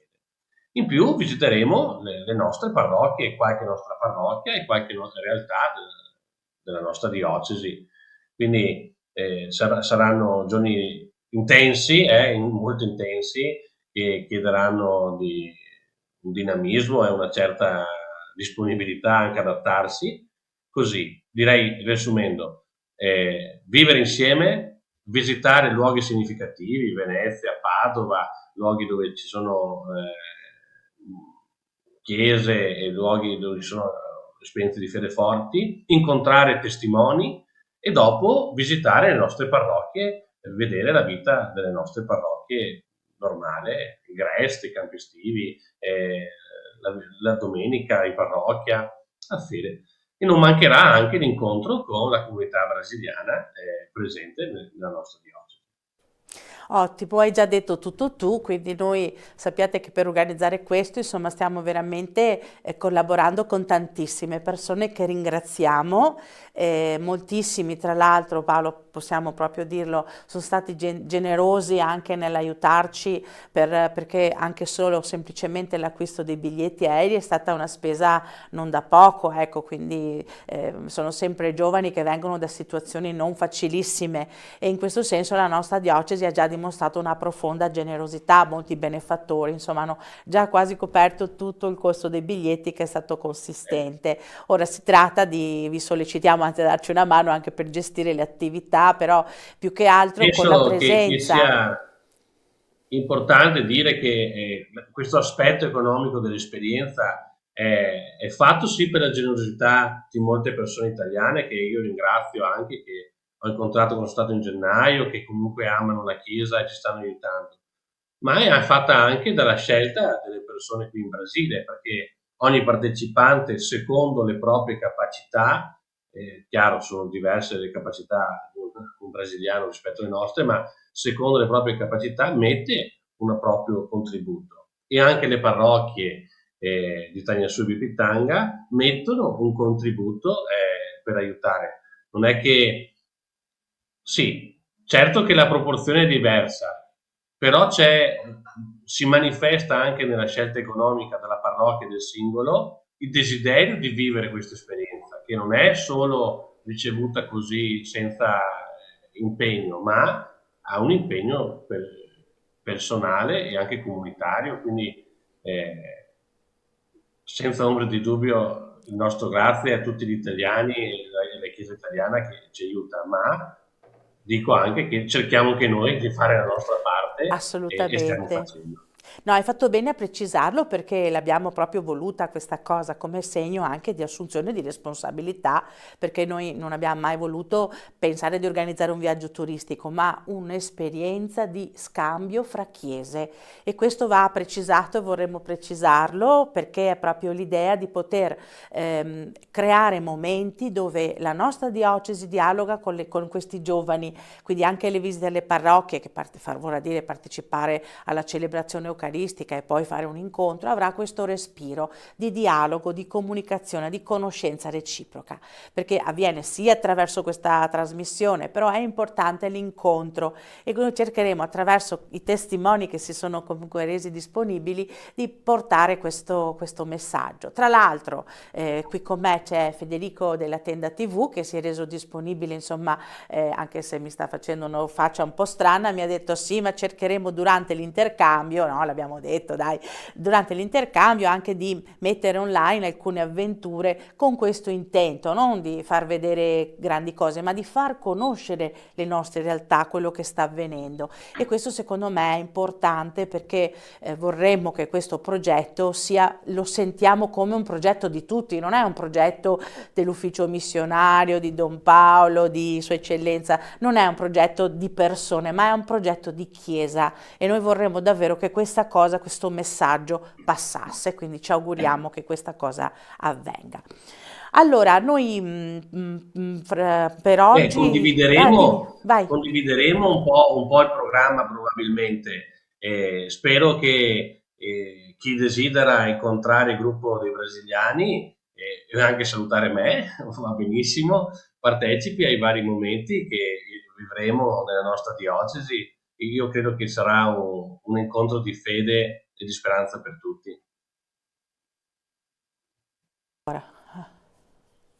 volevo solo dire che a breve, entro metà giugno, comunicheremo a tutti il più possibile tutte le informazioni sulle date di dove saranno i giovani, dove pernotteranno, tutte le diciamo nozioni tecniche, perché abbiamo scelto delle parrocchie logistiche, perché non possiamo andare in tutte le parrocchie della diocesi, ma 4 parrocchie dove tutti potranno venire a incontrare i giovani, quindi state allerta per le informazioni che vi daremo.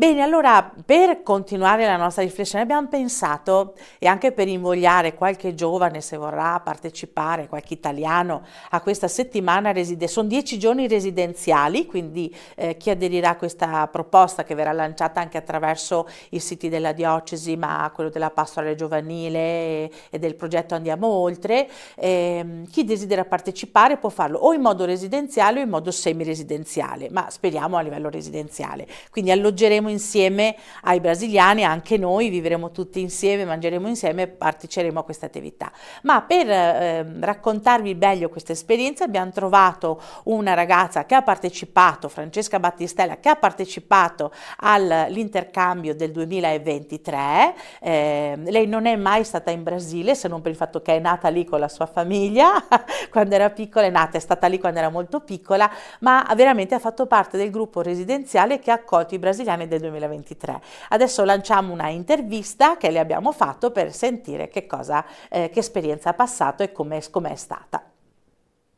Ciao, io sono Francesca Battistella. Nel 2023 ho partecipato all'interscambio Italia-Brasile che si è tenuto qui a Vittorio Veneto e mi ricordo ancora come se fosse ieri il giorno in cui sono arrivate le ragazze e i ragazzi e li stavamo aspettando fuori nella strada. Ogni macchina che passava sembrava fossero loro, quindi eravamo super contenti. Quando poi sono finalmente arrivati eravamo al massimo della gioia.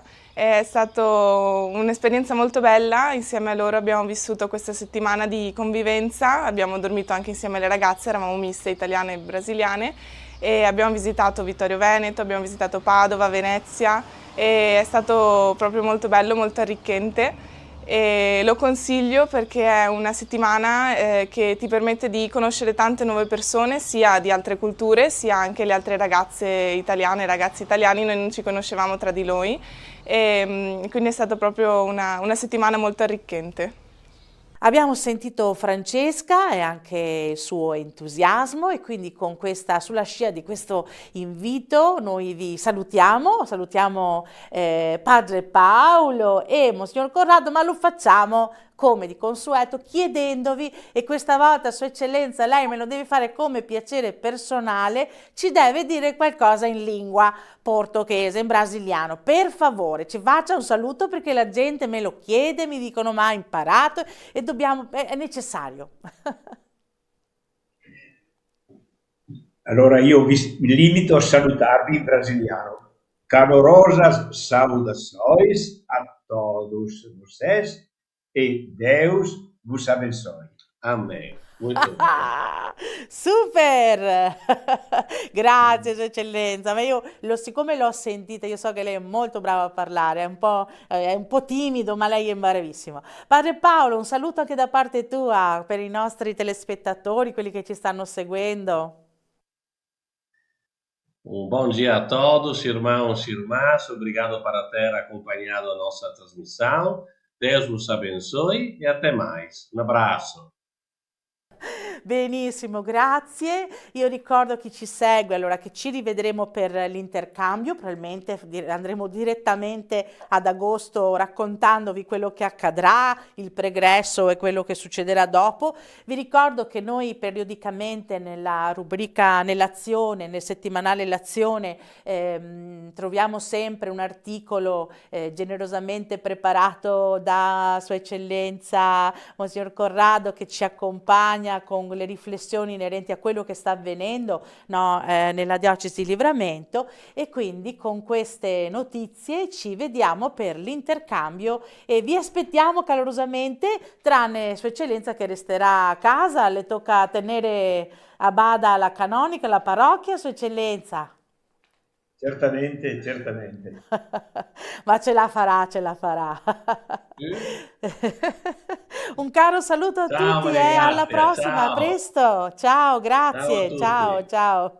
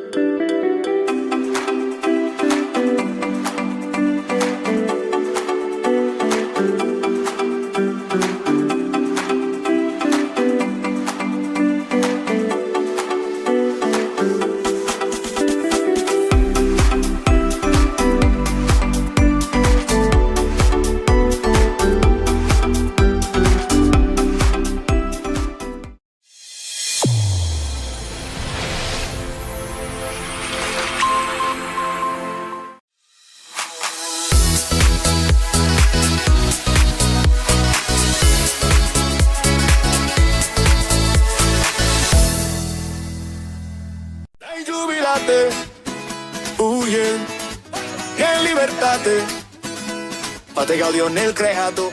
Cari telespettatori della Tenda TV, benvenuti in questa nuova rubrica che ci accompagnerà quest'estate a tutto Grest. Una rubrica nata per raccontare l'esperienza estiva nelle nostre parrocchie, i Grest che soprattutto vengono fatti durante l'estate, un'esperienza molto bella che racconta la vivacità delle nostre comunità, che racconta la bellezza di queste iniziative rivolte ai più piccoli ma che coinvolgono tutto il paese. Vedremo alcune realtà delle nostre diocesi dove l'animazione è protagonista. Ci saranno racconti dei ragazzi, degli animatori e degli adulti. Oggi ci troviamo in particolare a Motta di Livenza nel patronato Don Bosco, che ha una lunga tradizione di animazione e di Grest. Ma andiamo insieme a conoscere i protagonisti di questa esperienza estiva che sta dando anima anche a tutta la città e a tutta la parrocchia. Bella fra, dai che se va, sotto l'ombra del sole tutti. Siamo qui con Don Claudio Sodigon, vicario parrocchiale di Motta di Livenza, di San Giovanni e di Villanova. Don Claudio, come sta andando il Grest qui a Motta di Livenza? Buongiorno a tutti intanto, l'esperienza sta andando molto bene, siamo all'ultima settimana di Grest su 3, è un'esperienza sicuramente molto significativa e anche particolarmente calda. Girando per la struttura abbiamo visto il vostro bellissimo patronato, tanti bambini, tanti animatori, tanti adulti. Come giudichi questa presenza e come è stato questo percorso di queste 3 settimane? Sicuramente una presenza significativa, stiamo parlando di 250 bambini, 80 animatori, una trentina di adulti che si rendono disponibili nei laboratori, 10 universitari che ci danno una mano. Ecco, si capisce che c'è voglia di stare insieme, di vivere relazioni e di vivere qualcosa di diverso rispetto al solito. Queste settimane sono state bene, sono state all'insegna di San Francesco nell'8° centenario dalla morte. E questa figura di santità ci ha un po' accompagnato in questi giorni e io credo abbia affascinato anche i bambini, i ragazzi e i giovani, perché San Francesco è una figura significativa per il fatto della sua capacità di aver lasciato tutto per seguire il Signore. Questo credo parli anche a noi oggi ancora e quindi è stata un'esperienza sicuramente molto, molto bella. San Francesco è una figura, un santo che parla a tutti e poi qui a Motta anche con la presenza del santuario dei frati sicuramente è una presenza che è significativa. Siamo qui con Norina, fa parte del direttivo del Grest di Motta di Livenza. Norina, chiediamo come sta andando intanto questa esperienza, questo Grest che si sta avviando verso la conclusione e come è stata anche la preparazione degli animatori a questa importante esperienza nella parrocchia. Sì, intanto è un'esperienza sempre bellissima che vede coinvolti tanti ragazzi della nostra comunità. Ci siamo avvalsi di Ora Giovane, educatori che sono venuti qua in 2 giornate a preparare i nostri animatori. Ci teniamo parecchio alla formazione. Poi abbiamo avuto un incontro un po' più teorico con Don Mauro Pollesello, che ci ha aiutato anche lui a fare un po' il focus su come deve essere l'animatore, che tipo di contributo può dare per la riuscita del Grest. Ci tengo a dire che è importante lavorare sulla formazione di questi ragazzi, è un bel momento anche per gli animatori. si introducono bans nuovi, laboratori nuovi, ma credo che la cosa più importante sia per un ragazzo alla fine di queste 3 settimane come si è sentito accolto e come si è divertito e capito anche dagli animatori che gli hanno dedicato gratuitamente del tempo. Tanti bambini, tanti animatori, ma anche una bella presenza di adulti in questo GREST. E quanto è importante il loro aiuto, la loro presenza. Sì, gli adulti sono senz'altro una componente molto importante per il GREST, anche nel proprio lavorare con gli animatori durante i laboratori.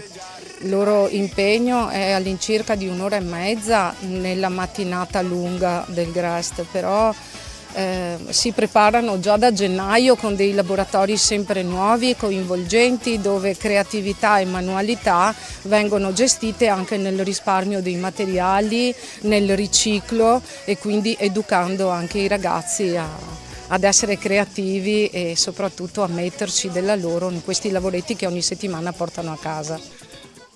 Norina, tanti anni di esperienza qui al GREST di Motta di Livenza, cosa ti porti a casa da ogni anno e da ogni GREST che hai fatto?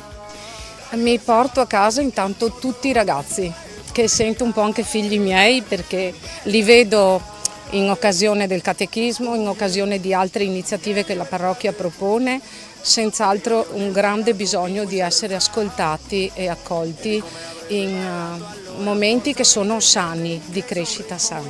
Dai che si va, alziamo le mani, senti l'energia, muoviamo le braccia, 1, 2, 3, spia, bella. Perché ci sia un GREST ci devono essere dei giovani, degli animatori che dedicano il loro tempo, la loro estate, la loro passione per condividere dei momenti di gioia, di festa e di animazione con i bambini e con i ragazzi. Andiamo a ascoltare alcune delle loro impressioni, un loro commento di questa iniziativa.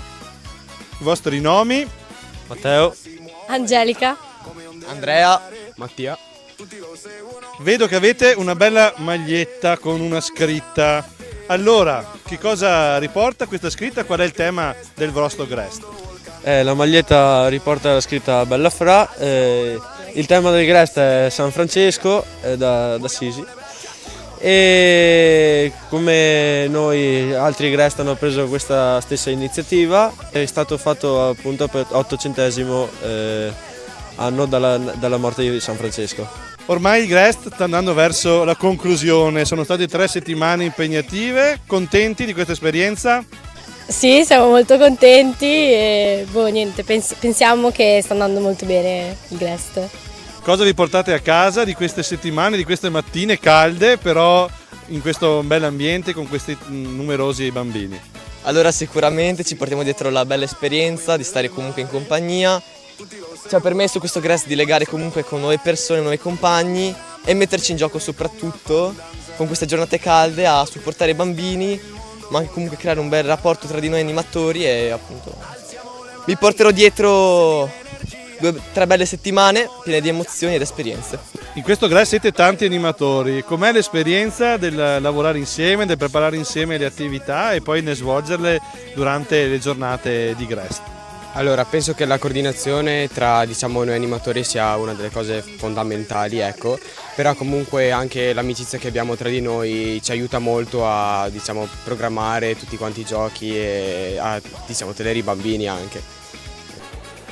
Mattia, quali sono i laboratori del GREST? Allora, per le elementari abbiamo laboratorio di lettura, l'album sensoriale di San Francesco, shopping bag, lanterna, portatovaglioli, ghirlanda fuori porta e acconciature. Mentre per i ragazzi delle medie abbiamo il laboratorio sportivo dove si fanno vari sport all'aperto, basket, pallavolo e calcio. Abbiamo il laboratorio di giochi da tavolo, braccialetti e infine pirografo. Come sta andando questo GREST, Mattia? GREST perfetto, a parte il sole che c'è sempre, ma quest'anno un po' più forte, i ragazzi tirano avanti, li vedo belli energetici, li vedo correre sempre in giro, a parte il caldo.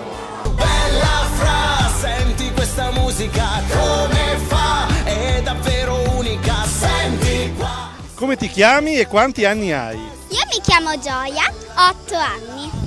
Gioia, sei al tuo primo GREST, ne hai fatti altri? No, questo è il mio terzo GREST. Ormai è il terzo GREST, quindi sei un'esperta, una veterana, qui al GREST di Motta di Livenza. Che cosa ti piace di più del GREST? Mi piacciono le gite. E che gite avete fatto? Allora, la prima è stata il parco di Villanova Park, poi la seconda che siamo andati a Padova Land. Venerdì faremo la biciclettata. Hai trovato anche tanti amici? Ho trovato tanti amici, tipo la mia migliore amica Greta, Margherita, Mia. Secondo te, Gioia, gli animatori sono bravi? Sì, sono bravissimi. Ci accolgono, ci aiutano nei lavoretti, ci fanno giocare. Siamo qui con Filippo, Sebastiano, Sofia, Adele. qual è il laboratorio più bello che hai fatto in queste settimane di GREST?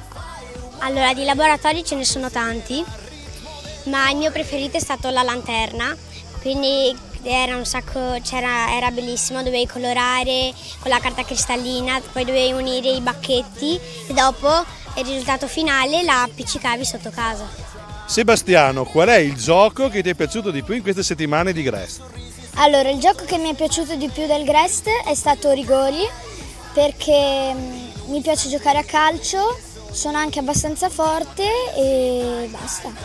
Mi è piaciuto pure anche Tris, che è Tris umano.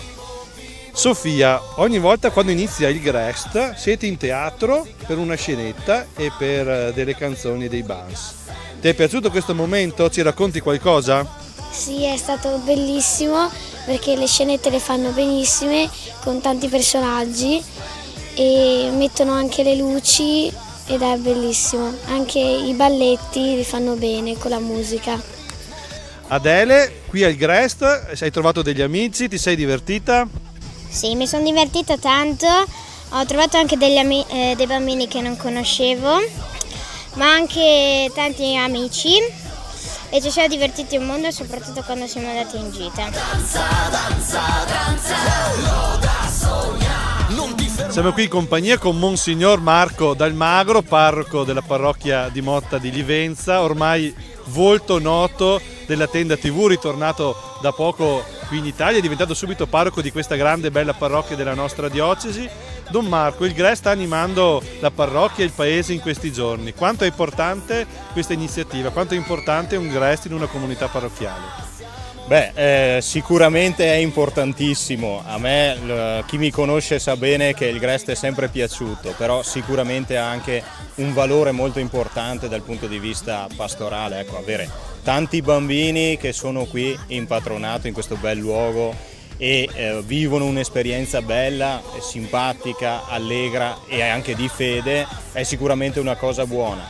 Dall'altra parte attorno a loro c'è tutto un movimento, gli animatori, alcuni educatori che formano questi animatori, le persone che aiutano in varie maniere con i laboratori e tante altre cose. Crea un senso di comunità molto bello e aiuta a crescere dentro una comunità. Qui si riuniscono anche le nostre tre parrocchie, Motta di Livenza, Villanova e San Giovanni, e quindi si crea anche questa comunità bella e più grande che vive assieme e cresce assieme. Quindi penso che il valore del GREST si vede e si nota dall'entusiasmo, dalla bellezza di questo evento e di questa stare insieme, insomma.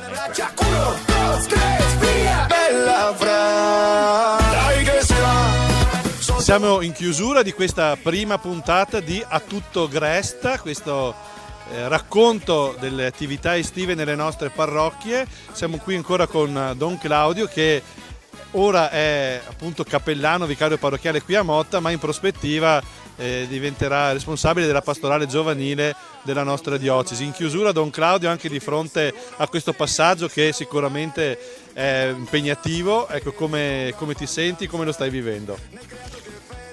Sicuramente è un impegno importante e anche un po' faticoso, però ecco, mi sento libero, tranquillo, sereno, anche consapevole del fatto che non sono solo e che c'è diversa gente, insomma, a supportare questo lavoro di pastorale giovanile, che non è solo una cosa mia, ma è di tutti, e quindi questo mi incoraggia a lavorare, a impegnarmi per il bene dei giovani e della diocesi, della nostra chiesa vittoriese. Si conclude qui questa prima puntata di A Tutto Grest. Ringraziamo Don Claudio, la parrocchia di Motta di Livenza. Ricordo che potete rivedere questa puntata sul sito www.latendatv.it e sul sito dell'Azione. Buona giornata a tutti. Un bel saluto agli spettatori della Tenda TV.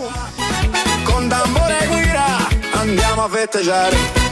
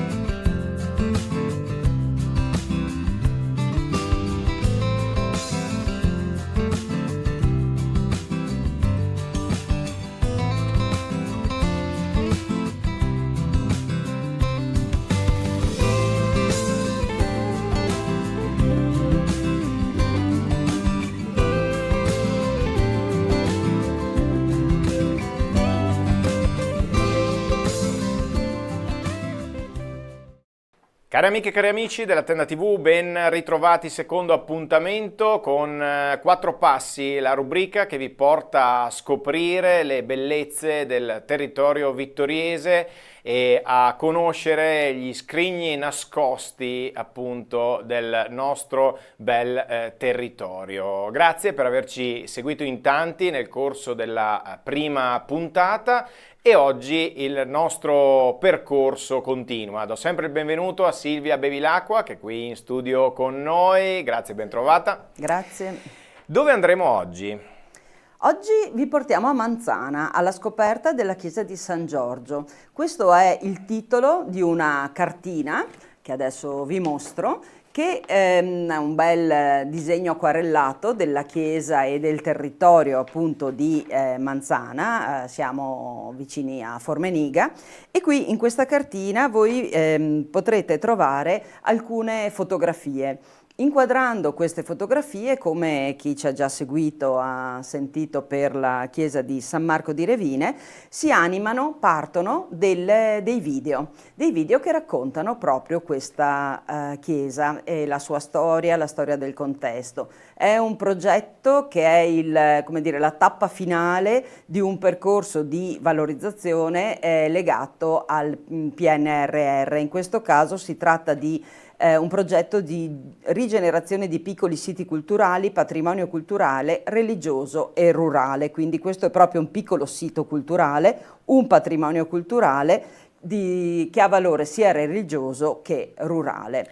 Ecco, allora spieghiamo appunto, perché in tanti ce l'avete chiesto in questi giorni, come funziona questa cosa delle cartine. Allora voi potrete trovare appunto in parrocchia, in alcuni luoghi, queste cartine che sono delle cartine cartacee, quella che ha Silvia in mano in questo momento.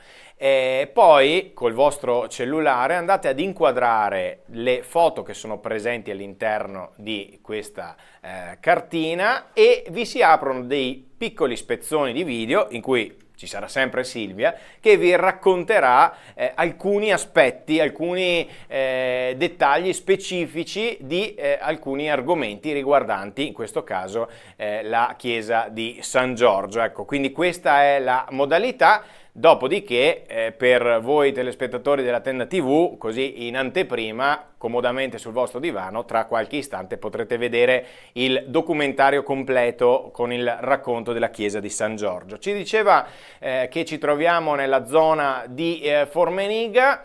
Anche qui sfido i vittoriesi, chissà quanti vittoriesi erano a conoscenza di questa piccola chiesetta, quali sono le sue caratteristiche, che cosa vedremo tra poco nel video. Allora, nel video sono montati appunto gli 8 video che compongono la presentazione di questa chiesa. Allora, innanzitutto si parla del contesto, ma dal punto di vista storico, quindi questa chiesa dedicata a un santo molto antico, San Giorgio, è un cosiddetto megalomartire, nel senso che la sua devozione è condivisa sia dal mondo cattolico, ortodosso, e anche ha delle narrazioni e una presenza anche nel mondo islamico. Un santo molto antico. Bene, quando noi troviamo dei santi molto antichi, dobbiamo sempre chiederci se questo si accompagna anche alla fondazione dell'edificio, quindi l'antichità del nome corrisponde all'antichità del sito. Questo aspetto in questo caso è assolutamente certo.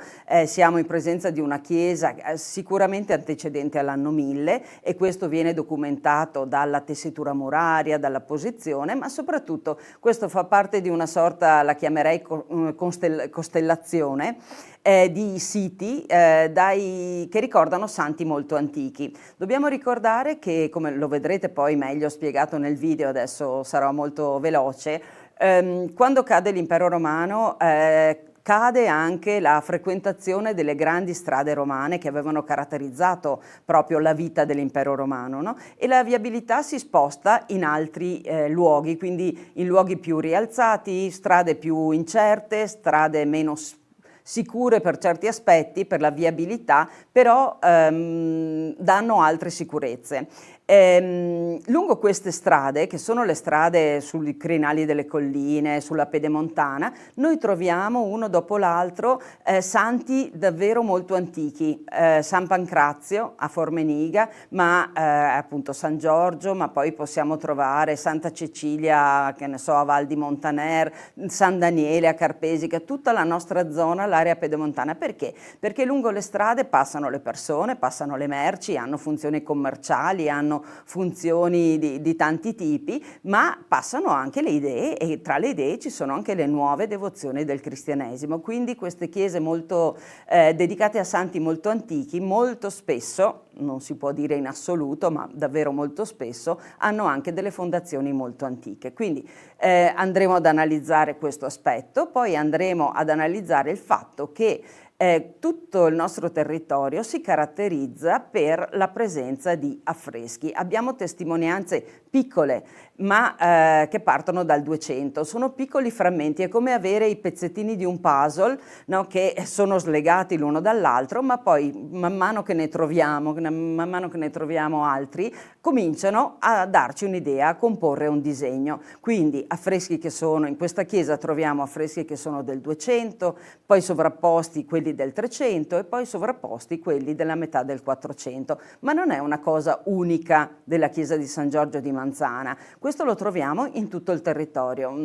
Faccio solo un'ultima precisazione. Quando dopo la Prima Guerra Mondiale le nostre chiese lungo tutto il Piave, da destra o sinistra Piave, sono state ricostruite e quindi si è dovuto pensare anche ad nuove decorazioni, in moltissimi casi si è tornati sull'affresco. Si è pensato che quello fosse davvero un elemento identitario, ed era vero. E quindi noi abbiamo chiese degli anni 20 del Novecento, degli anni 30, ricostruite, che hanno affreschi importanti. Pensiamo a Cadorin, che dipinge in tutta l'area del quartier del Piave. Ecco, quindi possiamo dire, quindi partiremo da Formeniga, faremo un po' un inquadramento generale di quello che è il contesto, per poi passare alla visione e alla visita, proprio entreremo fisicamente in questa piccola chiesetta, e poi Silvia andrà nel dettaglio a raccontarci appunto questi cicli di affreschi che sono presenti all'interno di questa chiesa. Anche in questo caso chi dobbiamo ringraziare per la realizzazione di questi video? Allora, per la realizzazione in questo caso, oltre evidentemente a chi sta di fronte a me, quindi Federico Campodall'Orto, che ha fatto le riprese, qui anche in questo caso il restauro è stato voluto dalla parrocchia di Formeniga, ma è stato curato dall'architetto Susanna Masette, e i restauri degli affreschi, che però sono ancora da terminare, quindi noi fotografiamo una situazione che magari nel tempo migliorerà, e dopo voglio dire due cose su questo aspetto. Gli interventi sono opera di Emanuela Ruggio. In questo caso si è anche riscoperto proprio la struttura come era in origine, la stilatura delle pietre, ma anche la presenza di una panca, no? Che girava tutto attorno alla chiesa, quindi non c'erano i banchi, ma hanno trovato la testimonianza di questo sistema davvero molto antico. Tutto questo progetto, che prevede la cartina, le fotografie e i video in realtà aumentata, è un brevetto, diciamo, è una app sviluppata da Bags for Dream di Manlio Reffo, che è presente ormai, insomma, nel nostro territorio con alcune cartine e con alcuni progetti molto importanti, ma che non opera solo nel nostro territorio, ma in tutta Italia. Volevo solo aggiungere questo, che in questo caso, in modo particolare, i video sono particolarmente importanti, perché quando noi entriamo nella chiesetta di San Giorgio di Manzana, noi siamo un po' confusi, perché questa stratificazione, usiamo in storia dell'arte la parola palinsesto, che è la stessa parola che si usa, no, in televisione per dire, esatto, per costruire, no, una giornata e un periodo di attività, e lo stesso il palinsesto in realtà viene dai libri, dai testi antichi, dalla storia della miniatura, quando tanto era prezioso il libro che si raschiava per scriverci sopra. In questo caso si è ridipinto per dipingerci sopra. Però i video permettono, più che qualunque altro mezzo, di farci guardare proprio nel punto esatto di cui si sta parlando, per cui isolando dei particolari dai diversi strati, una cosa che a occhio nudo, così entrando in chiesa, non è immediato riuscire a comprendere. Quindi i video sono davvero importanti perché ci guidano il nostro occhio a guardare quali sono gli strati del 200 e poi tutti gli interventi successivi, per cui non è un mezzo qualsiasi, non è un mezzo moderno, ma è un mezzo utile in questo caso per comprendere fino in fondo. Grazie Silvia per questa introduzione, per questa anteprima, e quindi noi vi portiamo a fare 4 passi nella chiesa di San Giorgio a Formenica.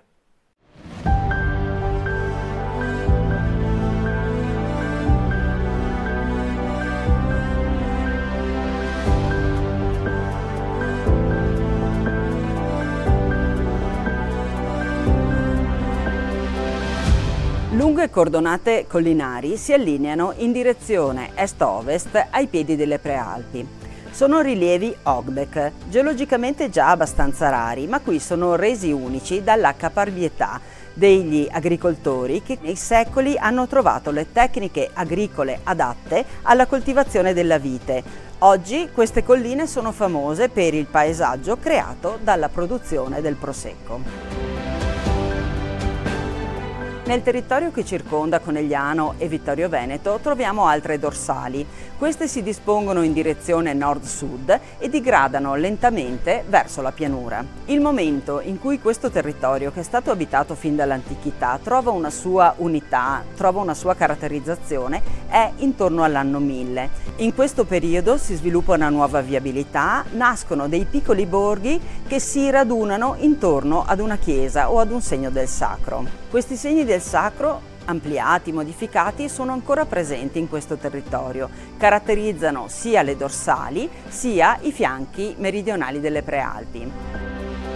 Hanno dedicazioni che ricordano i primi santi del cristianesimo: Giorgio, Daniele, Mamante, Pancrazio, Cecilia, Vito e Modesto, Gervasio e Protasio. Sono davvero i santi antichi del cristianesimo. La loro presenza non è casuale. Se collegassimo i nomi di queste chiese tra loro, troveremmo dei tratti di viabilità molto antica. Con la caduta dell'impero romano, siamo alla fine del V secolo, decadono anche quei valori, quegli elementi identitari dell'impero. Innanzitutto la presenza militare, ma poi, tra tutte, la manutenzione delle strade che via via vengono abbandonate. Proprio le strade, anche quelle che si dipartivano dalla Postumia, la grande arteria che collegava Aquileia con Genova, perdono la loro importanza.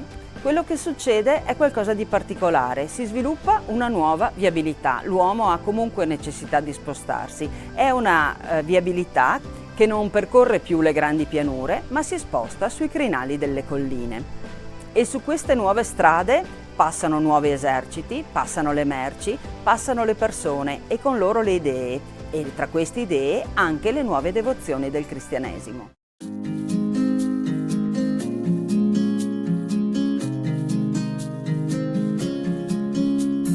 La parrocchiale di Formeniga sorge sulla sommità di una dorsale. È dedicata a San Pancrazio. San Pancrazio è un martire, 14enne, nato in Turchia e morto a Roma nel 304. Ma in questa chiesa si venerano anche i santi Nereo e Achilleo, 2 santi anch'essi martirizzati nei primi secoli, di cui la diocesi di Ceneda conserva preziose reliquie. Tutti e 3 questi santi, Pancrazio, Nereo e Achilleo, si venerano il 12 di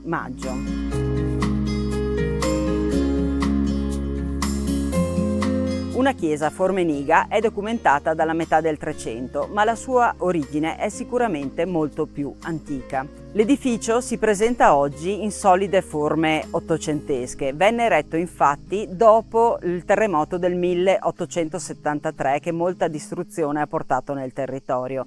La chiesa poi venne consacrata nel 1927. La sua presenza si lega all'esistenza di un castello in questo territorio, un castello che fu molto importante tra il 1100 e il 1200, che controllava un vasto territorio ed era affidato alla famiglia da Formeniga. Il castello venne raso al suolo alla fine del 300 dai veneziani. Ce ne resta memoria per la presenza del terrapieno, per il fossato difensivo che è stato riscoperto, per alcune tracce archeologiche. Oggi questo luogo non è più un luogo di guerra, ma è un luogo di pace, un luogo di serenità. Ammiriamo un panorama straordinario e proprio questo panorama ci dice come mai qui è stato posto un fortilizio militare.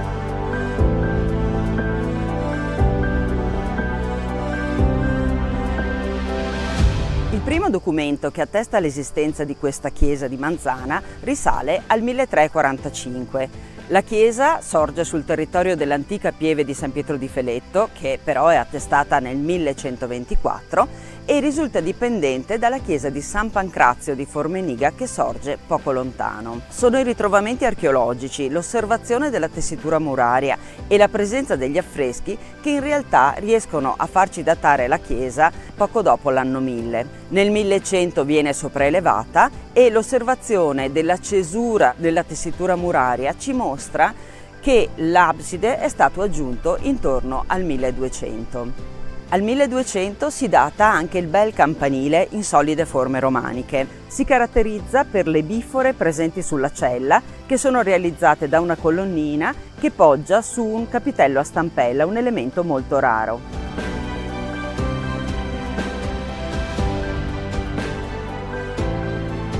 Una cesura sul pavimento ben visibile ci dichiara che la chiesa è stata allungata. Un ampliamento è sempre la manifestazione di una chiesa che cresce, che è frequentata, che ha una sua vita pastorale. Questo allungamento è stato reso possibile dalla creazione di un terrapieno fatto di materiale vario, ma all'interno del quale sono stati anche trovati parecchi frammenti dipinti. Sono la testimonianza del fatto che probabilmente la facciata era dipinta, è stata demolita e questi elementi sono stati utilizzati per formare il terrapieno.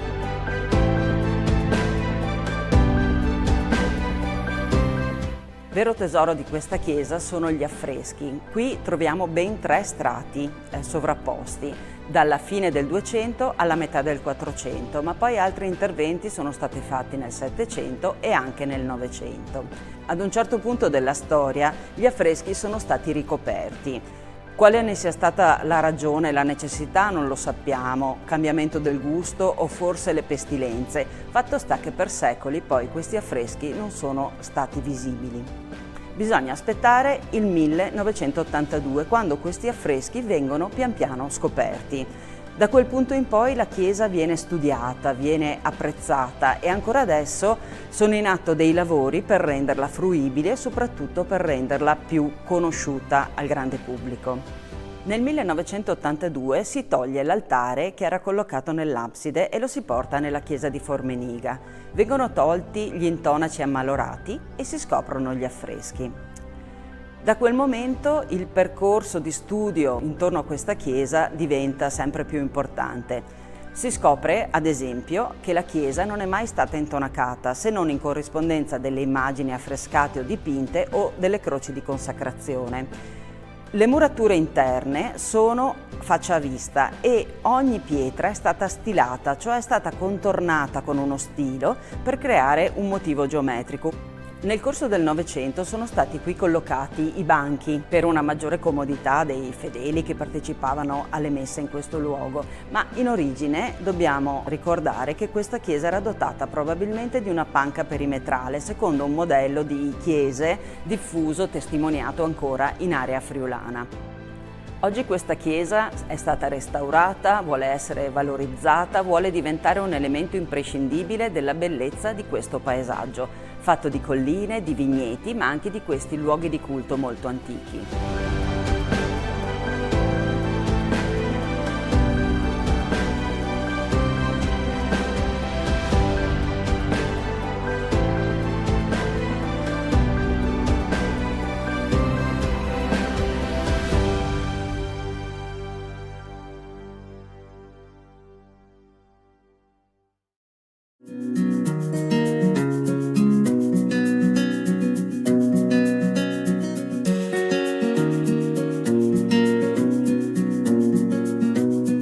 San Giorgio è un santo antico. Era nato a Lod, l'attuale Lidda, vicino a Tel Aviv in Israele, e sulla sua tomba è stata costruita una delle più antiche basiliche, quindi una basilica costantiniana. Reliquie preziose del suo corpo sono presenti a Roma nella chiesa di San Giorgio al Velabro. San Giorgio, il cui nome significa agricoltore o forse ancor meglio apicoltore, è nato nel 289 ed è stato martirizzato nel 304, all'epoca dell'imperatore Diocleziano, questo imperatore illirico che ricordiamo per le sue persecuzioni molto crudeli. San Giorgio è un santo militare e la sua narrazione è molto antica, risale al 496 e questo già è un'indicazione dell'importanza di questo santo. È un cosiddetto megalomartire, cioè un santo che è riconosciuto sia dalla Chiesa d'Occidente che da quella d'Oriente e anche ha una narrazione, una trattazione anche nel mondo islamico. A lui sono dedicate tantissime chiese anche in questo territorio. È un santo straordinario della tradizione cristiana. Straordinario perché sono incredibili le sue azioni in vita, le fasi del martirio e anche i miracoli dopo la morte. San Giorgio è simbolo di Cristo, che sconfigge il male e sconfigge la morte. Rappresenta anche in modo molto concreto il versetto 13 del Salmo 91 che dice: sconfiggerai leoni e draghi.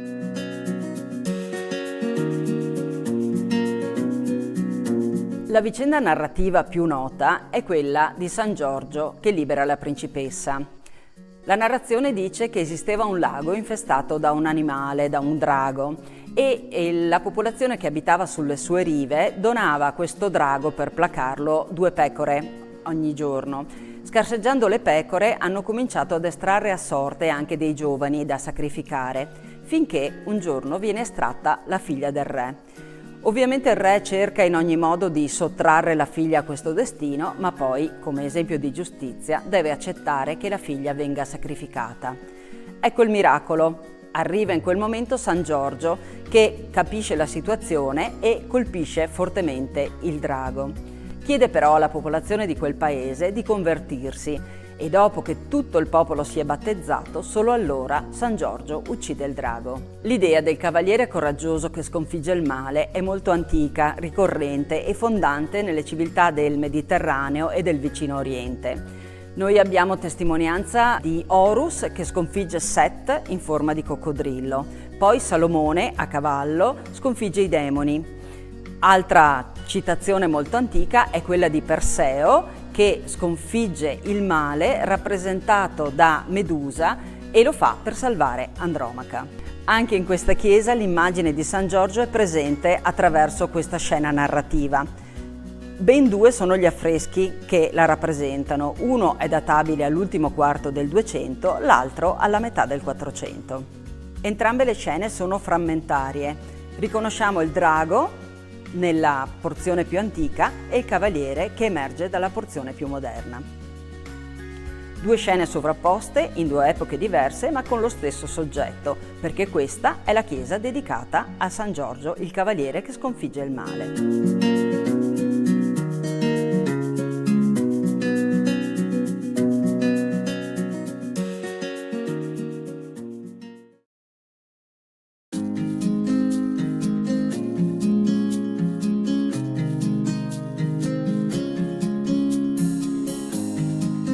Come spesso accade in questi contesti, sono gli affreschi più antichi quelli che destano maggiore meraviglia. Gli affreschi più antichi qui si datano al 1270-1280, quindi ben 750 anni fa. In quel momento un artista dipinge nell'abside, nell'arcone del presbiterio e anche nella parete sinistra dell'aula. Qui realizza un'immagine di San Giorgio, poi un'immagine di San Michele che pesa le anime e alcune figure di santi. A destra dell'arcone dell'abside questo artista dipinge un San Michele che pesa le anime, una psicostasia. Quindi abbiamo l'immagine, il volto di San Michele, la mano destra tiene una lunga lancia, mentre la sinistra tiene in mano la bilancia.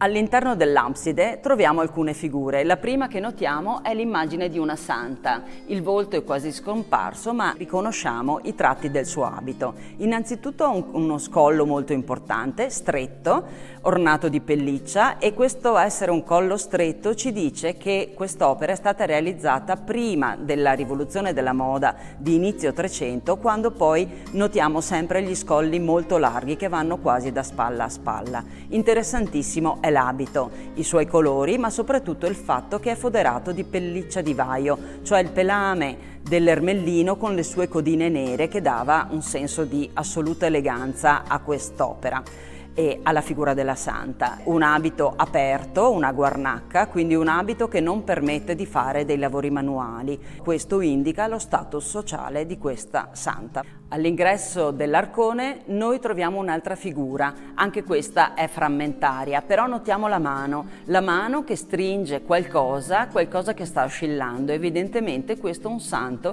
che ha in mano un turibolo per incensare. Notiamo i colori della veste, che sono bruni e rossi e con le bordure gialle. Questa veste molto preziosa e molto abbondante è foderata anch'essa di ermellino. Anche la calotta dell'abside in origine doveva essere decorata. Oggi tutta questa decorazione è andata perduta, però ci resta un piccolo e significativo frammento. Alla base abbiamo una sorta di arcobaleno, doveva essere l'elemento che incorniciava la figura di un Cristo in mandorla o forse di una Deesis di gusto bizantino, che ahimè è andata completamente perduta. Un ultimo santo, appartenente a questa teoria di santi duecentesca, è presente all'estrema destra del tamburo. Indossa una veste bruna e sopra un prezioso mantello blu. Il volto è frammentario. Sono dei piccoli segni, però sono segni che sono molto espressivi. Gli occhi sono segnati con un solo puntino, però è un puntino che ci dà l'idea di una gioia, di una felicità. La cosa più interessante di questo frammento sono però i piedi, che indossano dei sandali che potremmo ancora trovare in vendita ai nostri giorni, e soprattutto i piedi sono messi in una posizione che ci indicano proprio l'incedere, il camminare, la voglia di andare in fretta ad annunciare la parola di Dio. L'ultimo frammento duecentesco riguarda proprio la figura di San Giorgio.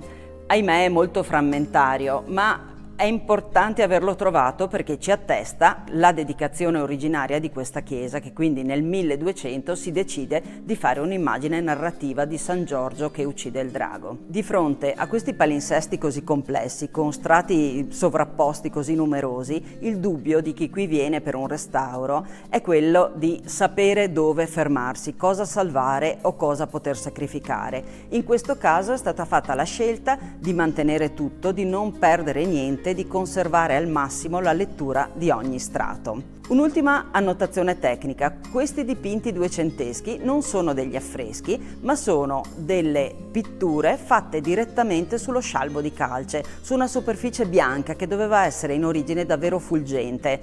Le figure sono prive di ambientazioni, quindi si dovevano staccare proprio dal fondo bianco. Il pittore è molto capace, riesce con un solo segno di pennello a fare l'arcata sopraccigliare, segna con perfezione gli occhi, crea delle mani che stringono, che fanno oscillare, quindi sono molto espressive, e anche i piedi riescono a dare l'idea del camminare. Questo pittore non ha un nome, però ha uno stile riconoscibile. Riesce a dipingere con mano sicura e i suoi modelli di riferimento sono sicuramente tratti dalle miniature del periodo, dall'arte di illustrare i libri. Lui trae l'essenziale, il modo molto diretto di dipingere, e questo è un elemento importante perché ci dice quanto nel 200 la pittura prendesse spunto dalla miniatura, da quella che ingiustamente per secoli abbiamo chiamato un'arte minore, ma davvero minore non è. La scoperta di siti come questo, di cicli di affreschi duecenteschi, non è così rara nel territorio. Nel 2014 è stato riportato a nuova vita l'oratorio dedicato a Sant'Urbano I Papa, un santo antico anche questo, morto nel 230, nel territorio di Godega di Sant'Urbano.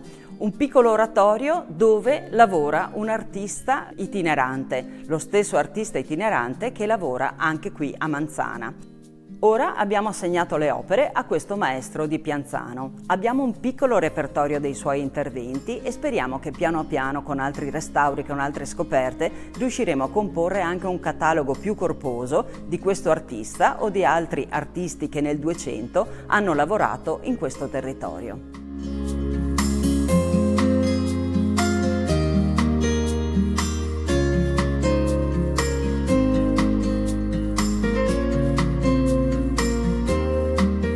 Il secondo strato degli affreschi presenti nell'abside di questa chiesa risale alla metà del 1300. 1345 è l'anno in cui la chiesa viene dotata di un beneficio ed è probabilmente intorno a questa data che si procede con una nuova decorazione.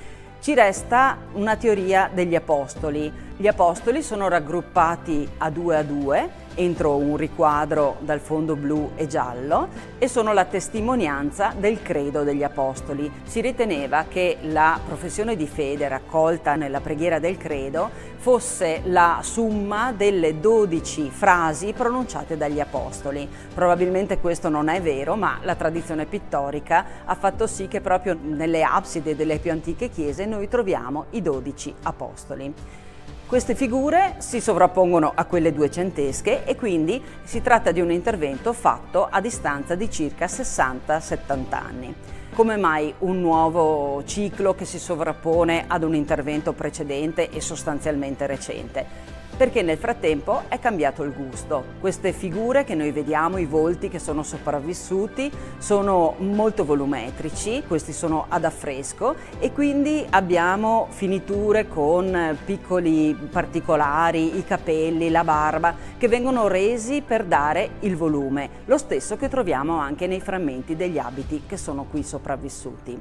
Queste figure non solo mostrano un volume, ma vogliono esprimere anche dei sentimenti, dei pensieri. Ci sono le fronti corrucciate per dimostrarsi attenti, gli occhi ben sporgenti a dimostrare l'attenzione, oppure le labbra serrate per mostrare la concentrazione. È l'intera lezione di Giotto che è entrata preponderante anche in questi affreschi. Si cerca il volume, mediandolo dall'antico, ma si cerca anche la creazione di un pensiero, di sentimenti.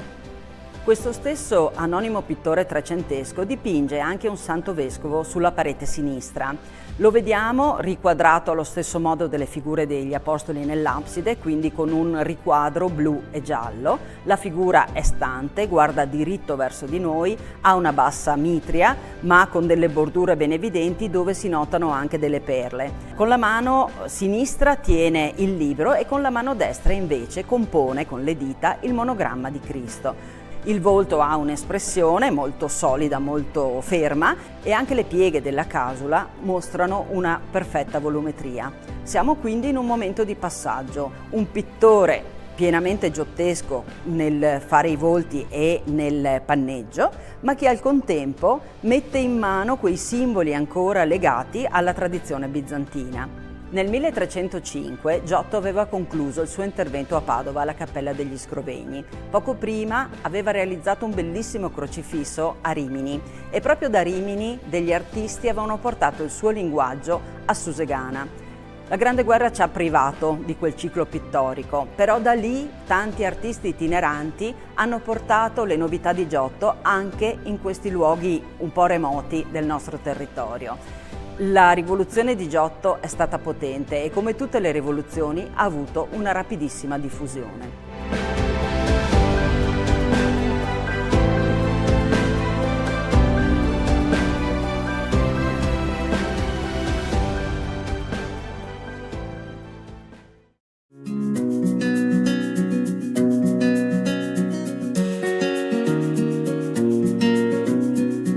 Alla metà del 400 risalgono le porzioni di affresco più ampie che si trovano sulla parete sinistra dell'aula.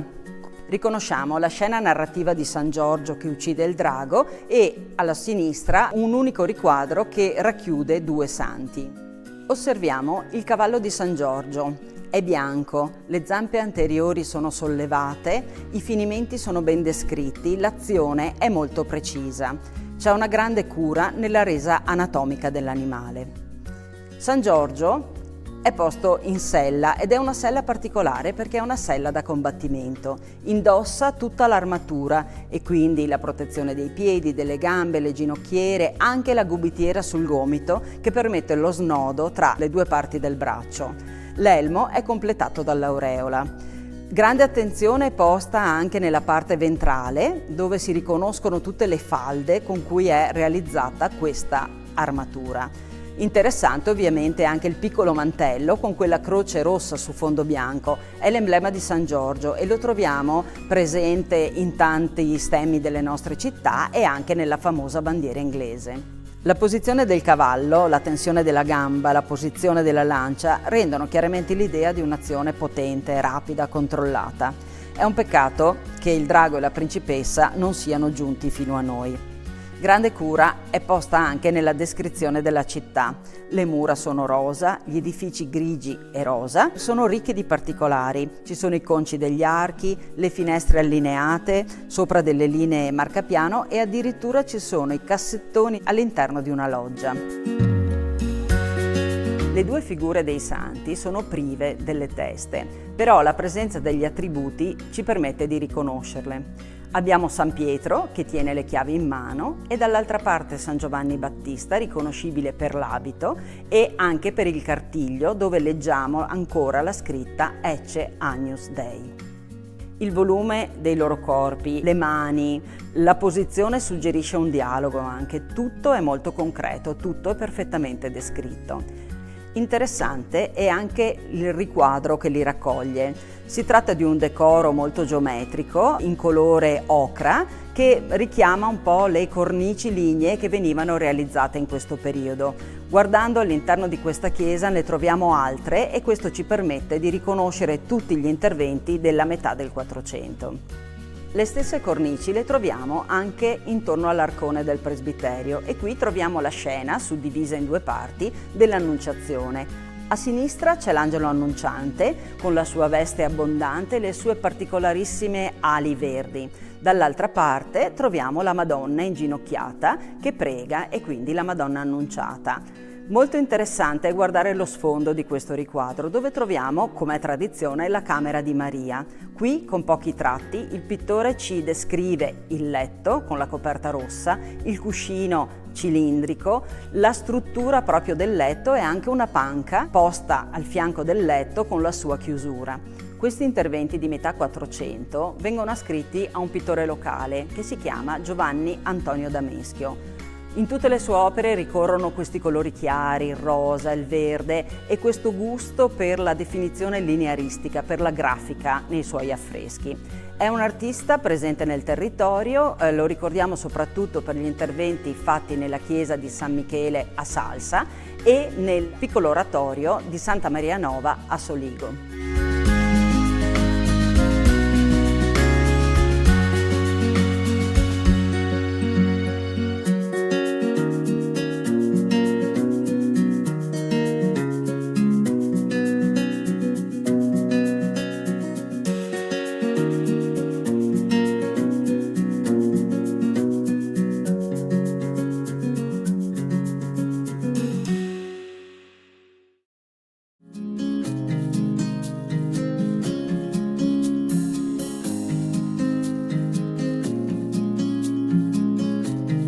Siamo immersi tra le colline del Prosecco di Conegliano e Valdobbiadene, un luogo che nel 2019 ha avuto il riconoscimento UNESCO. Le 3 principali caratteristiche che hanno motivato il riconoscimento UNESCO sono innanzitutto la coltivazione di queste dorsali hogback con la vite, la seconda la creazione dei ciglioni inerbiti, la terza la creazione di un paesaggio a mosaico, cioè costituito da piccoli appezzamenti. Sono 3 elementi che parlano di terra, che parlano di coltivazioni, ma parlano soprattutto della ferma volontà dei viticoltori di un tempo di lavorare su queste terre, di trasformarle. In queste colline noi troviamo molti segni del sacro, chiese, piccoli oratori.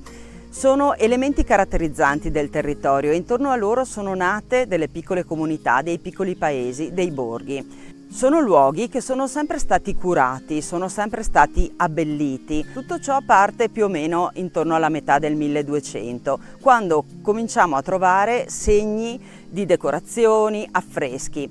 Proprio questo, la presenza degli affreschi, è un elemento caratterizzante, potrebbe essere considerato il 4º elemento distintivo che caratterizza il territorio, perché qui è nata proprio una civiltà dell'affresco che partendo dal 1200 arriva fino ai giorni nostri. Addirittura c'è stato un grande momento di rilancio dopo la Prima Guerra Mondiale. Le distruzioni che quel conflitto ha portato su questo territorio hanno spinto la popolazione a riattivarsi, a dare nuova vita ai luoghi di culto e lo ha fatto proprio rivalorizzando la presenza degli affreschi. Quindi nelle chiese di questo territorio noi troviamo anche affreschi della seconda metà del Novecento.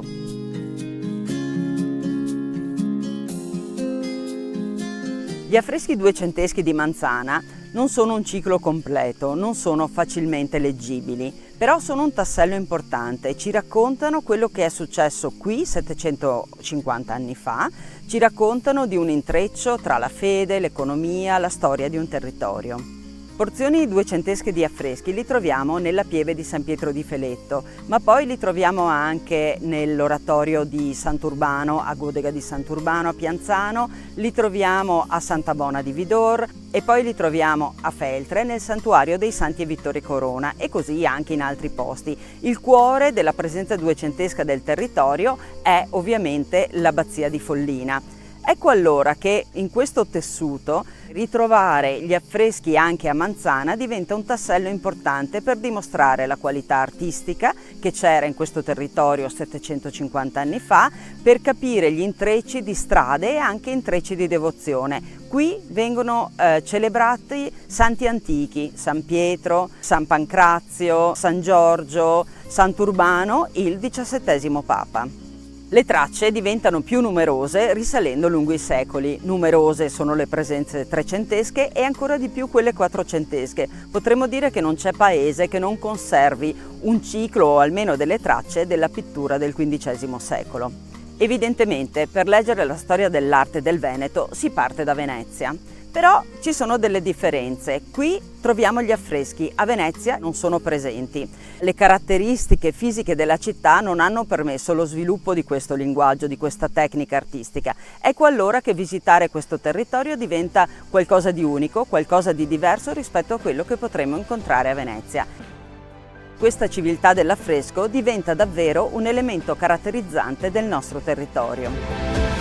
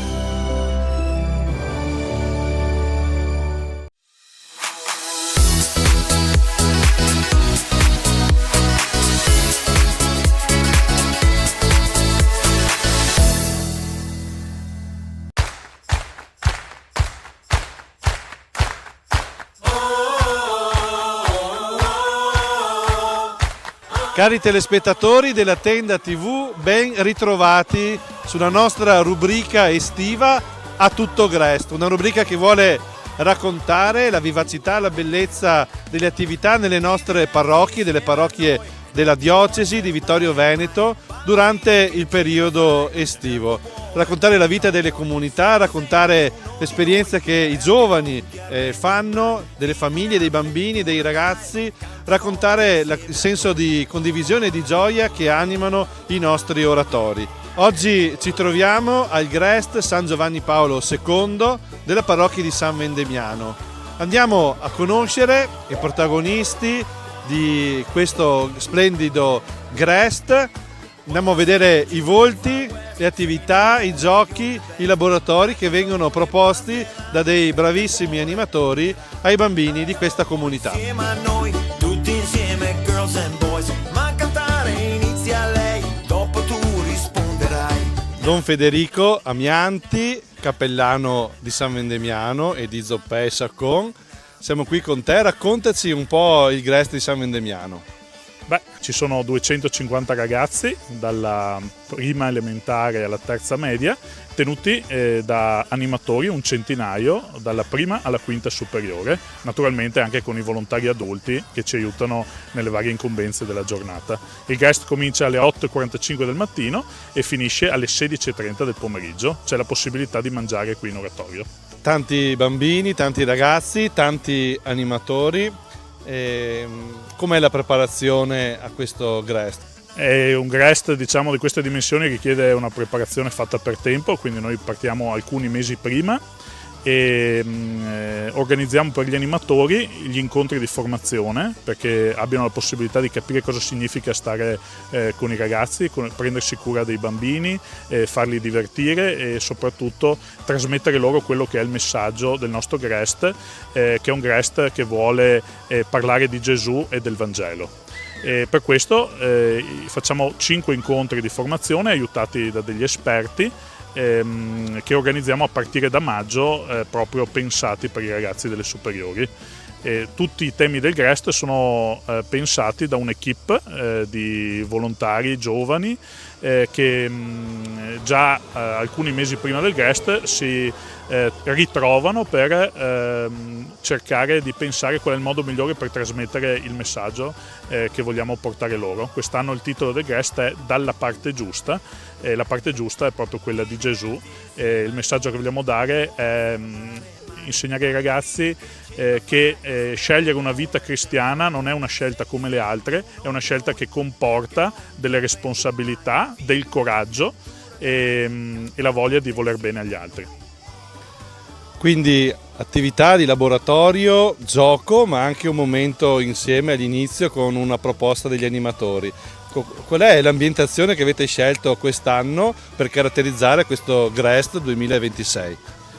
Grazie a un gruppo teatrale molto preparato, quest'anno noi proponiamo come ambientazione un'ambientazione western, precisamente il famoso film italiano Lo chiamavano Trinità, nella quale si seguono proprio due personaggi, due attori che vorrebbero fare i banditi ma che in realtà poi si ritrovano ad aiutare gli altri, ad aiutare l'oppresso, ad aiutare chi è in difficoltà. E quindi questo western con il tono molto divertente ci sembrava molto bello per trasmettere il messaggio che avevamo in mente. E tutti i copioni sono stati estesi dagli animatori stessi del gruppo teatro, che hanno anche pensato ai costumi e all'ambientazione per rappresentare in scena quello che è un film amato davvero da generazioni di italiani.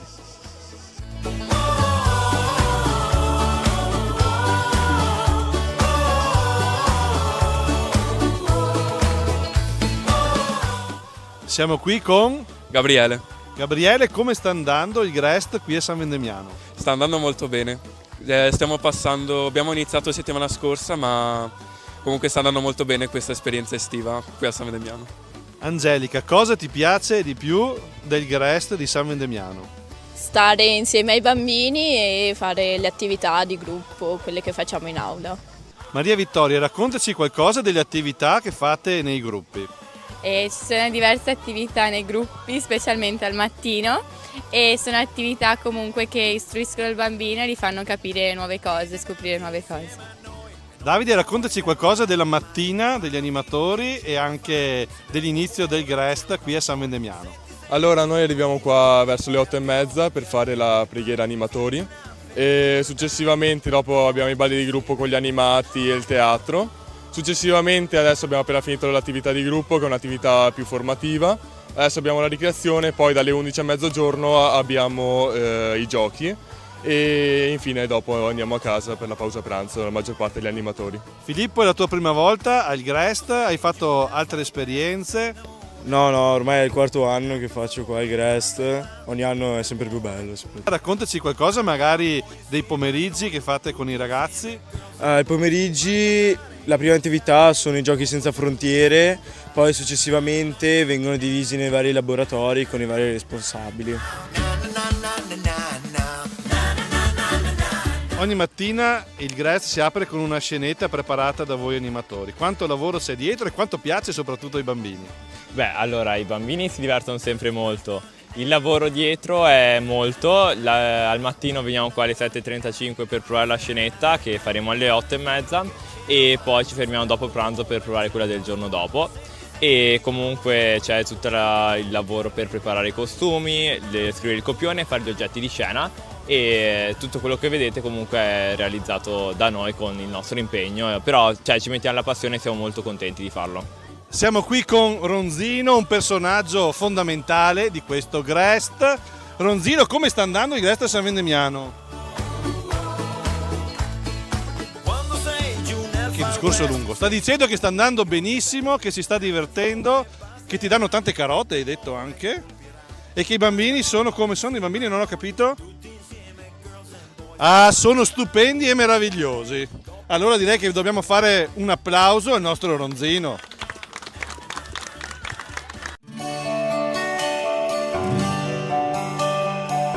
Voi siete? Aida, Matilde, Gioia, Elison. Da quanti anni vieni al GREST di San Vendemiano? Questo è il 6º. Che cosa ti piace allora di più del GREST e perché ogni anno ritorni? Ritorno per la compagnia, per le attività pomeridiane, per i giochi, un po' per tutto. Gli animatori sono bravi? Sì, dai, sì. Senza di loro non si potrebbe fare niente, quindi. Che cosa ti piace di più della mattina al GREST di San Vendemiano? La scenetta, perché è molto divertente e gli attori sono molto bravi e riescono a interpretare bene la storia. Al GREST fate anche qualche uscita, qualche gita? Sì, molte. Ogni venerdì facciamo una gita o un'uscita, tipo lo scorso venerdì abbiamo fatto la biciclettata e questo venerdì andremo a vedere un museo degli aerei storici. Consigliereste il GREST alle vostre amiche? Io sì, molto, perché comunque, come ha detto prima Ida, si sta bene in compagnia e è molto bello, anche si fanno belle cose, sì. Salutate i telespettatori della Tenda TV. Ciao! Il vostro oratorio è davvero ampio, grande, con tanti spazi sia all'esterno che all'interno. Vediamo qui su queste pareti anche i disegni dei GREST passati. Di cosa ci puoi raccontare? Ogni anno, grazie alla capacità artistica dei nostri animatori, viene fatto un murales sul tema dell'anno. Abbiamo visto quello del 2024 sull'Isola del Tesoro, che è il tema teatrale che abbiamo messo in scena. E questi murales sono realizzati dai ragazzi nei laboratori che si tengono al pomeriggio. Ci sono chiaramente degli animatori preparati con capacità artistiche e cerchiamo così anche di abbellire il nostro oratorio per tutto l'anno. Qui possiamo vedere il murales del GREST dell'anno scorso, ambientazione Tre Moschettieri, e questo è proprio il lavoro che hanno realizzato gli animatori assieme ai ragazzi. Quest'anno, come dicevamo, con il tema lo chiamavano Trinità, stiamo già realizzando il nuovo murales, eccolo qui, in cui possiamo vedere Bambino e Trinità, Bud Spencer e Terence Hill, e pian piano stanno emergendo le figure dei loro avversari e della famiglia di coloni in difficoltà che aiuteranno. Don Marco Zarpellon, parroco di San Vendemiano, di Zoppè e di Saccon anche. Cosa vuol dire fare il GREST in una parrocchia? Qual è il valore aggiunto in una comunità di questa esperienza? Il valore aggiunto sicuramente è quello del servizio dei ragazzi. Io ho sempre fatto GREST pensando all'importanza che ha di impegnare nel servizio dei più piccoli gli animatori, insomma. Quindi formare gli animatori, far sì che siano gruppo, che si mettono al servizio dei ragazzi più piccoli, con generosità, nella preparazione pre-GREST, nell'attuazione, nella sistemazione. Io dico così, per me il GREST è fatto soprattutto per gli animatori. Poi abbiamo anche tanti ragazzi, bambini, famiglie che beneficiano di questo servizio e quindi questa è una conseguenza bella.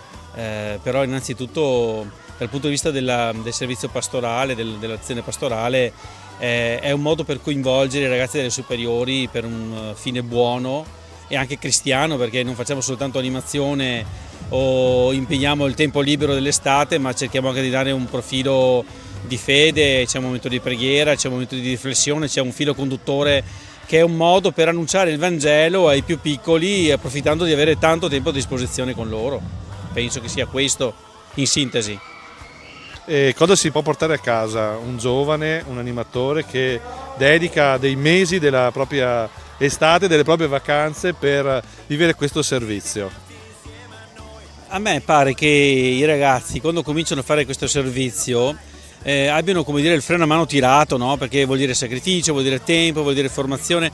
Poi man mano che si va avanti, no? Di settimana in settimana, notiamo che ci sono davvero quasi tutti, ma alcuni in particolare ti fanno capire che l'esperienza di servizio cresce man mano che loro si rendono conto di fare qualcosa di gratuito che gli riempie il cuore. Quindi potersi interfacciare, conoscere, riconoscere dai bambini, portarli nel cuore, fa sì che pian piano i ragazzi si sentono che questa sì è la loro casa, gli animatori sentono che questa è la loro casa, ma che la relazione che hanno con i ragazzini è una relazione veramente fraterna, si vogliono bene, quindi io penso che questo sia una bella traccia evangelica, insomma, tant'è vero che quando finisce il GREST c'è sempre il senso della delusione che tutto sia finito, si andrebbe avanti per inerzia, penso per altre settimane, con tanta meno fatica e con tanta più gioia forse, perché si è capito il valore della generosità gratuita, è quello che cresce, insomma, di settimana in settimana, mi pare di poter dire. Siamo qui al bar dell'Oratorio con Mariangela e Marina. Qual è il gusto di ghiacciolo più venduto al vostro bar? Il limone. Cosa vuol dire mettersi a disposizione della parrocchia in questo servizio per i ragazzi e per gli animatori? Mi fa piacere aiutare, visto che comunque i miei figli vengono qui al GREST, poter anche io dare una mano, visto che la parrocchia dà questa grande opportunità per trascorrere l'estate in un modo sereno e anche sano, con dei bei valori ai nostri ragazzi. Voi vi chiamate? Santiago. Ines. Che cosa vi piace di più del GREST? Stare in compagnia con gli amici e giocare a calcetto. Mi piace la scenetta e mi piacciono i laboratori al pomeriggio. C'è un laboratorio che ti piace in particolare? Mi piace il laboratorio di traforo. Tagliamo il legno per fare delle forme. Siamo in chiusura di questa puntata di A Tutto GREST dall'Oratorio di San Vendemiano con Don Federico. Don Federico, l'esperienza del GREST cosa lascia ai ragazzi, cosa lascia agli animatori, alle famiglie e anche alla vostra comunità di San Vendemiano? Tutto l'anno, quando incontro i bambini e i ragazzi che hanno frequentato il GREST, mi dicono: ciao Don, quando è che ricomincia il GREST? Effettivamente il GREST sono 4 settimane in cui i ragazzi si divertono tantissimo, si sentono amati, E quello che mi preme dire è che il GREST non è solo un luogo in cui i ragazzi possono stare quando le scuole sono chiuse o che aiuta i genitori che sono al lavoro per tenere i ragazzi sorvegliati. No, il GREST è proprio la comunità cristiana che si prende cura delle nuove generazioni nel periodo dell'estate, facendo vivere l'oratorio, luogo in cui si vuole seguire Gesù. E questo è quello che proviamo a fare qui nel GREST di San Vendemiano e per questo voglio davvero ringraziare tutti i volontari che ci aiutano a portare avanti questa iniziativa della nostra comunità. Da San Vendemiano è tutto, dall'oratorio San Giovanni Paolo II concludiamo la nostra puntata di A Tutto GREST. Ricordo che potete rivedere questa puntata sul sito www.latendatv.it e sul sito dell'Azione. Un caro saluto a tutti.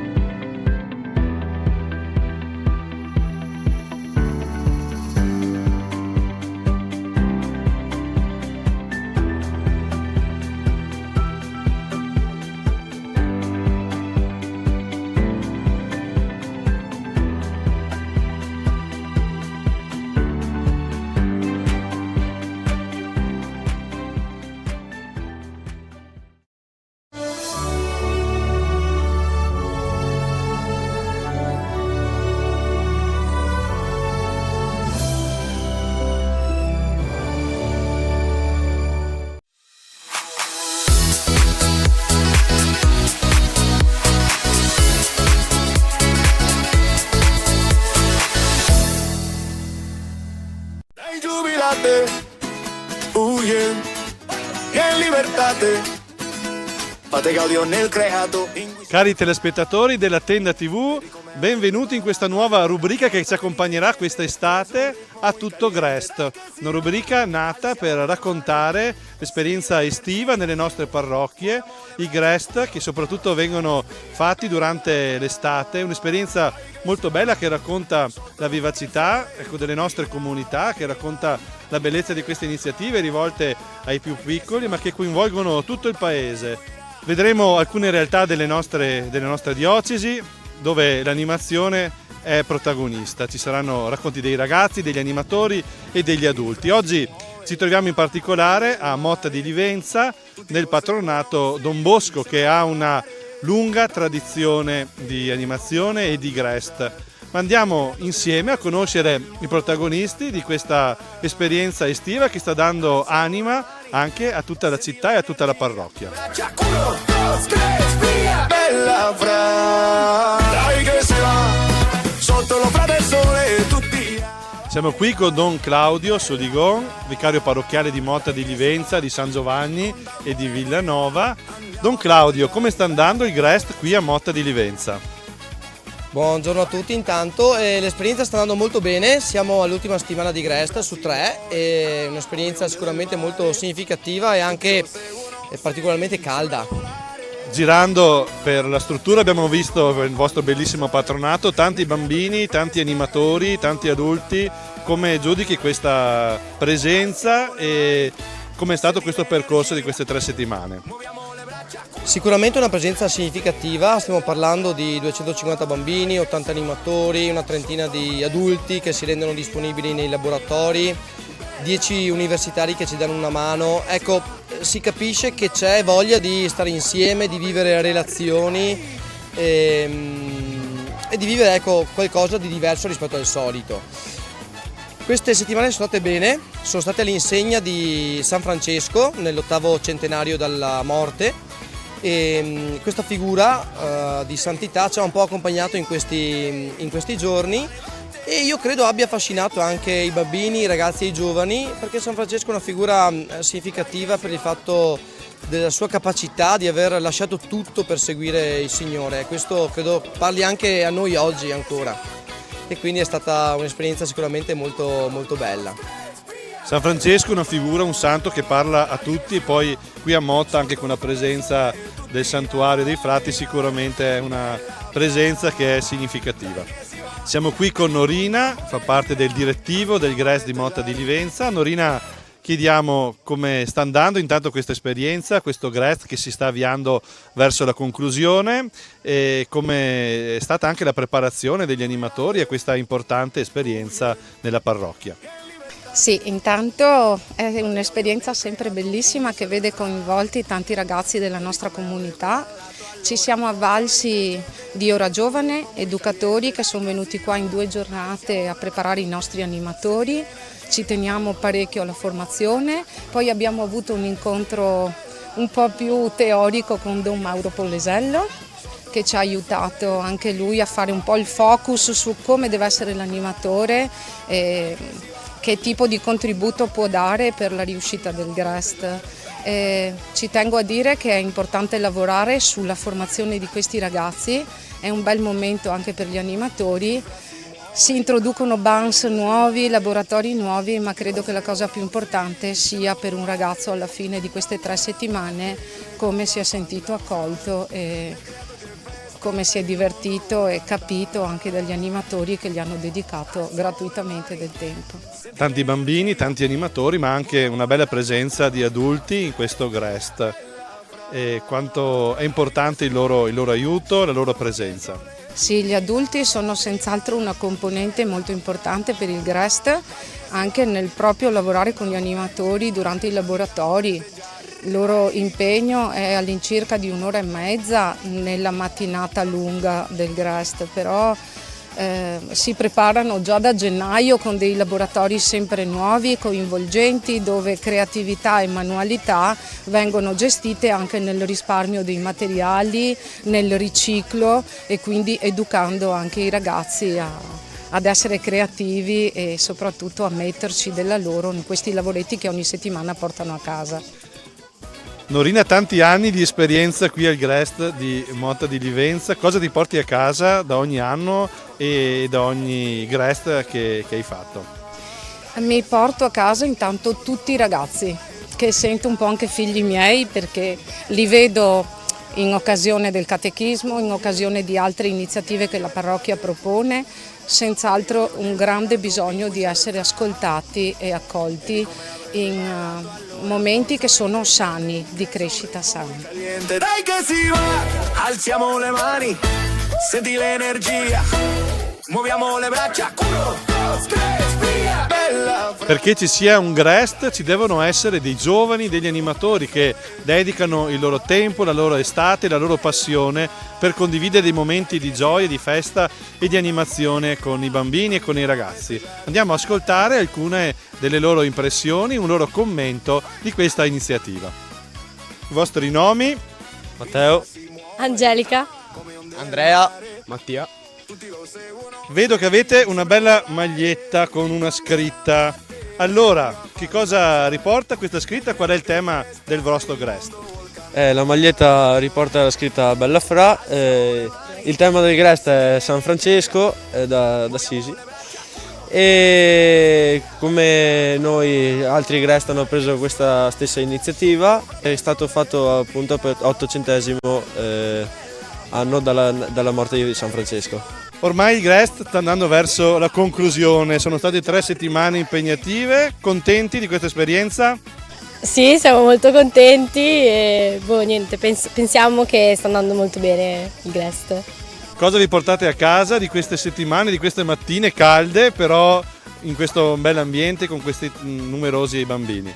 Allora sicuramente ci portiamo dietro la bella esperienza di stare comunque in compagnia. Ci ha permesso questo Grest di legare comunque con nuove persone, nuovi compagni e metterci in gioco soprattutto con queste giornate calde a supportare i bambini, ma anche comunque creare un bel rapporto tra di noi animatori e appunto mi porterò dietro 2-3 belle settimane piene di emozioni ed esperienze. In questo Grest siete tanti animatori, com'è l'esperienza del lavorare insieme, del preparare insieme le attività e poi ne svolgerle durante le giornate di Grest?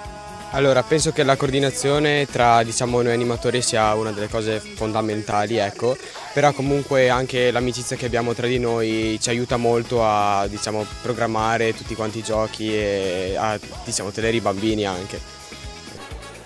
Mattia, quali sono i laboratori del Grest? Allora, per le elementari abbiamo laboratorio di lettura, l'album sensoriale di San Francesco, shopping bag, lanterna, portatovaglioli, ghirlanda fuori porta e acconciature. Mentre per i ragazzi delle medie abbiamo il laboratorio sportivo dove si fanno vari sport all'aperto, basket, pallavolo e calcio. Abbiamo il laboratorio di giochi da tavolo, braccialetti e infine pirografo. Come sta andando questo Grest, Mattia? Grest perfetto, a parte il sole che vabbè c'è sempre, ma quest'anno un po' più forte, i ragazzi tirano avanti, li vedo belli energetici, li vedo correre sempre in giro, a parte il caldo. Bella Fra, senti questa musica come fa, è davvero unica, senti qua. Come ti chiami e quanti anni hai? Io mi chiamo Gioia, 8 anni. Gioia, sei al tuo primo Grest, ne hai fatti altri? No, questo è il mio terzo Grest. Ormai è il terzo Grest, quindi sei un'esperta, una veterana, ecco qui al Grest di Motta di Livenza. Che cosa ti piace di più del Grest? Mi piacciono le gite. E che gite avete fatto? Allora, la prima è stata il parco di Villanova Park, poi la seconda che siamo andati a Padova Land. Venerdì faremo la biciclettata. Hai trovato anche tanti amici? Ho trovato tanti amici, tipo la mia migliore amica Greta, Margherita, Mia. Secondo te, Gioia, gli animatori sono bravi? Sì, sono bravissimi. Ci accolgono, ci aiutano nei lavoretti, ci fanno giocare. Siamo qui con Filippo, Sebastiano, Sofia, Adele. Qual è il laboratorio più bello che hai fatto in queste settimane di Grest?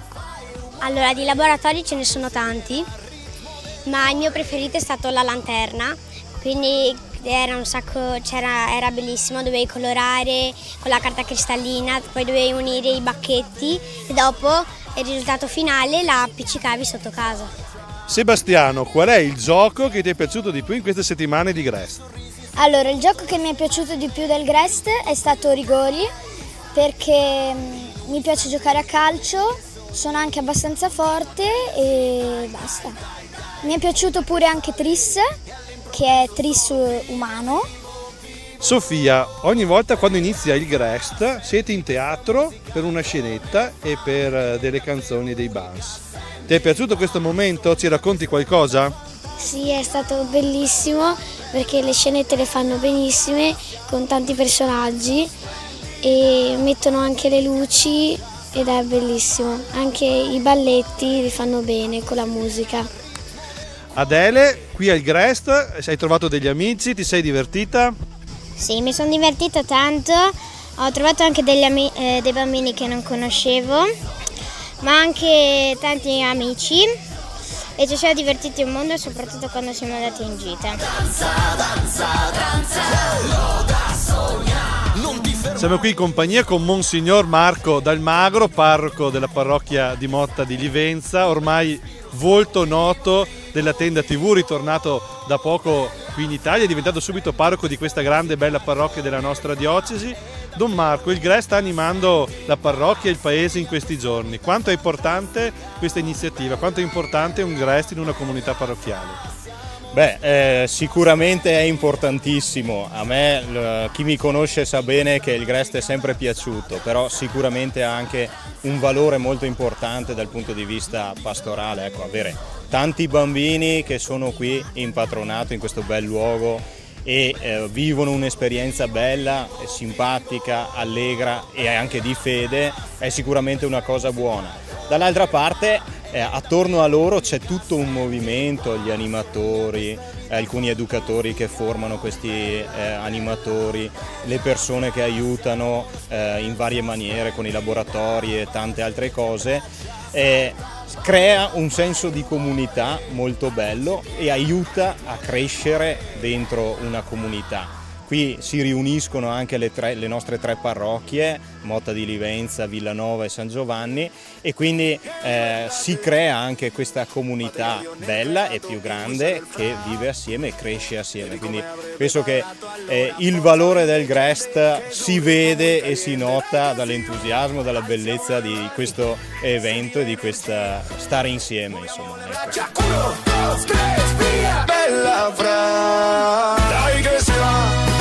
Siamo in chiusura di questa prima puntata di A Tutto Grest, questo racconto delle attività estive nelle nostre parrocchie. Siamo qui ancora con Don Claudio, che ora è appunto cappellano vicario parrocchiale qui a Motta, ma in prospettiva diventerà responsabile della pastorale giovanile della nostra diocesi. In chiusura, Don Claudio, anche di fronte a questo passaggio che sicuramente è impegnativo, ecco, come ti senti, come lo stai vivendo? Sicuramente è un impegno importante e anche un po' faticoso, però ecco, mi sento libero, tranquillo, sereno, anche consapevole del fatto che non sono solo e che c'è diversa gente, insomma, a supportare questo lavoro di pastorale giovanile, che non è solo una cosa mia, ma è di tutti, e quindi questo mi incoraggia a lavorare, a impegnarmi per il bene dei giovani e della diocesi, della nostra chiesa vittoriese. Si conclude qui questa prima puntata di A Tutto Grest. Ringraziamo Don Claudio, la parrocchia di Motta di Livenza. Ricordo che potete rivedere questa puntata sul sito www.latendatv.it e sul sito dell'Azione. Buona giornata a tutti. Un bel saluto agli spettatori della Tenda TV. Con tambore e guida andiamo a festeggiare.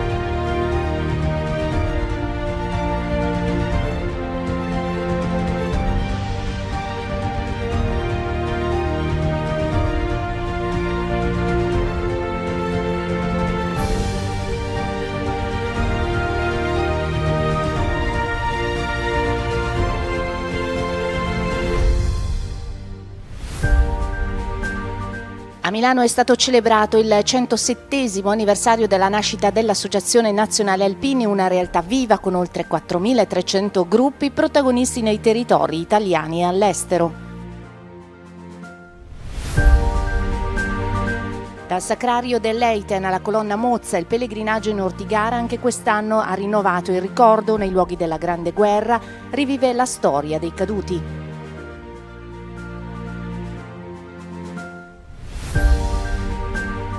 «40 ragazzi del campo Scuola Nazionale di Enego e una decina di altri coetanei hanno raggiunto la Colonna Mozza in occasione del raduno sull'Ortigara, un'esperienza di memoria, storia e condivisione». Con il codice fiscale della Fondazione Ana Onlus è possibile sostenere le attività degli alpini in campo sociale, assistenziale e di protezione civile al servizio della collettività. Basta una firma, nessun costo aggiuntivo per il contribuente.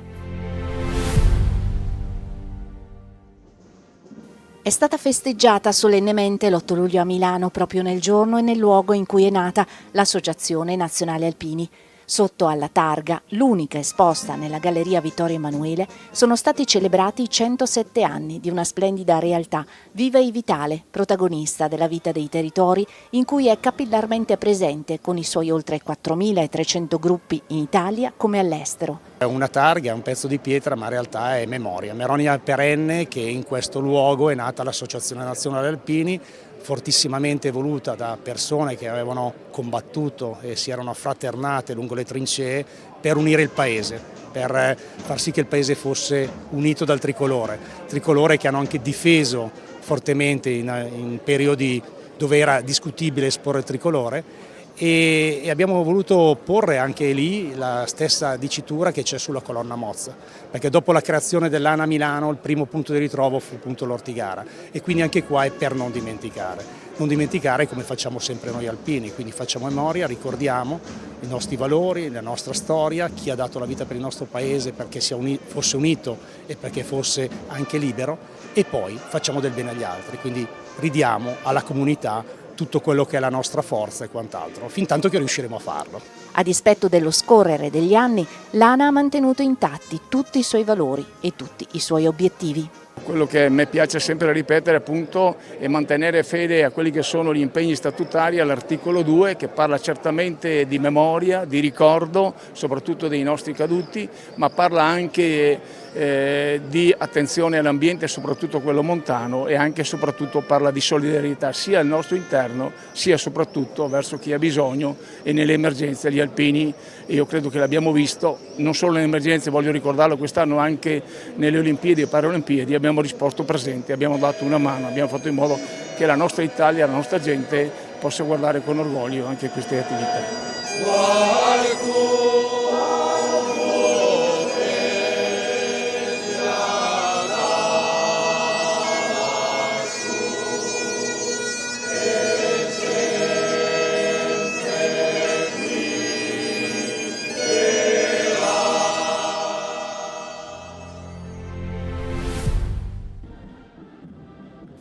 Il pellegrinaggio al Monte Ortigara, luogo del Calvario degli Alpini durante la Grande Guerra, dove si svolse una delle battaglie più cruente mai combattute in montagna, è iniziato come ogni anno nel pomeriggio del sabato, con l'omaggio ai caduti da parte delle Penne Nere e delle autorità al Sacrario dell'Eiten di Asiago, il monumento ossario eretto negli anni 30, che raccoglie le spoglie dei soldati italiani che inizialmente erano stati inumati nei numerosi cimiteri di guerra sparsi sull'altipiano. Domenica gli alpini sono invece saliti in pellegrinaggio alla Colonna Mozza, a quota 2105 metri, per la messa e la deposizione della corona in omaggio ai caduti, lì dove i reduci della Prima Guerra Mondiale, fondatori dell'ANA, decisero di radunarsi. Per la prima volta la memoria è tornata a vivere. Per noi quello che è scritto su quella colonna è un comandamento che i Veici ci hanno lasciato nel 1920 col loro primo raduno, per non dimenticare. E noi siamo stati qui per non dimenticare, per essere capaci ancora una volta di trasmettere questi valori fondamentali che sono quelli della condivisione, quelli della solidarietà, quelli del ricordo e della memoria, che sono fatti anche per trasmetterli ai nostri giovani, ai giovani che hanno bisogno oggi più che mai soprattutto in questa situazione, in questo momento dove l'individualismo, dove il rapporto più che tra gli altri è tra uno e il telefonino, ecco, sono fondamentali. Oggi più che mai, ripeto, bisogna non dimenticare, bisogna ricordare, bisogna essere grati a coloro che hanno sacrificato tanti la loro vita perché più bello fosse il nostro vivere. 1920, prima adunata nazionale degli alpini sull'Ortigara, inaugurazione della colonna Mozza, nel significato dei caduti di tutti gli alpini e anche non alpini che hanno perso la vita nelle battaglie soprattutto di giugno del 1917.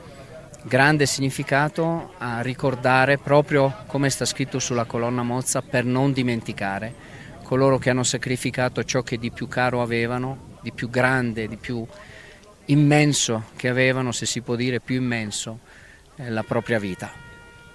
Ad organizzare la cerimonia quest'anno è stata la sezione di Marostica, secondo una rotazione ormai consolidata, con Verona e Asiago. Dopo tanti anni è ancora una manifestazione molto sentita. La prima, ricordiamo, è stata fatta nel 1920, quindi sono veramente tanti anni che siamo qui ed è bello vedere tutta questa gente, tutti questi alpini, tutti questi fedeli che comunque vengono a trovare l'Ortigara, che è rimasta nei cuori di tutti quanti.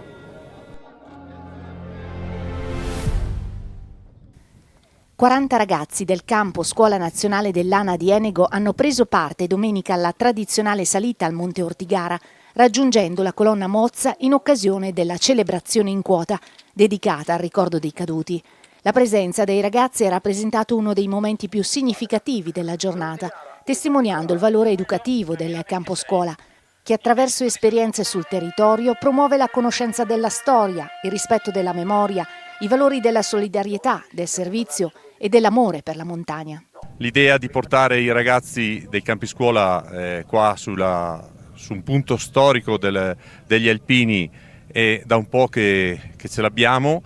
Purtroppo lo scorso anno abbiamo avuto difficoltà per il tempo, ma quest'anno eravamo veramente molto decisi e i ragazzi hanno accolto questo invito a salire qua su veramente alla grande. Si sono impegnati in questa settimana in allenamenti per poter essere pronti a salire in questa vetta.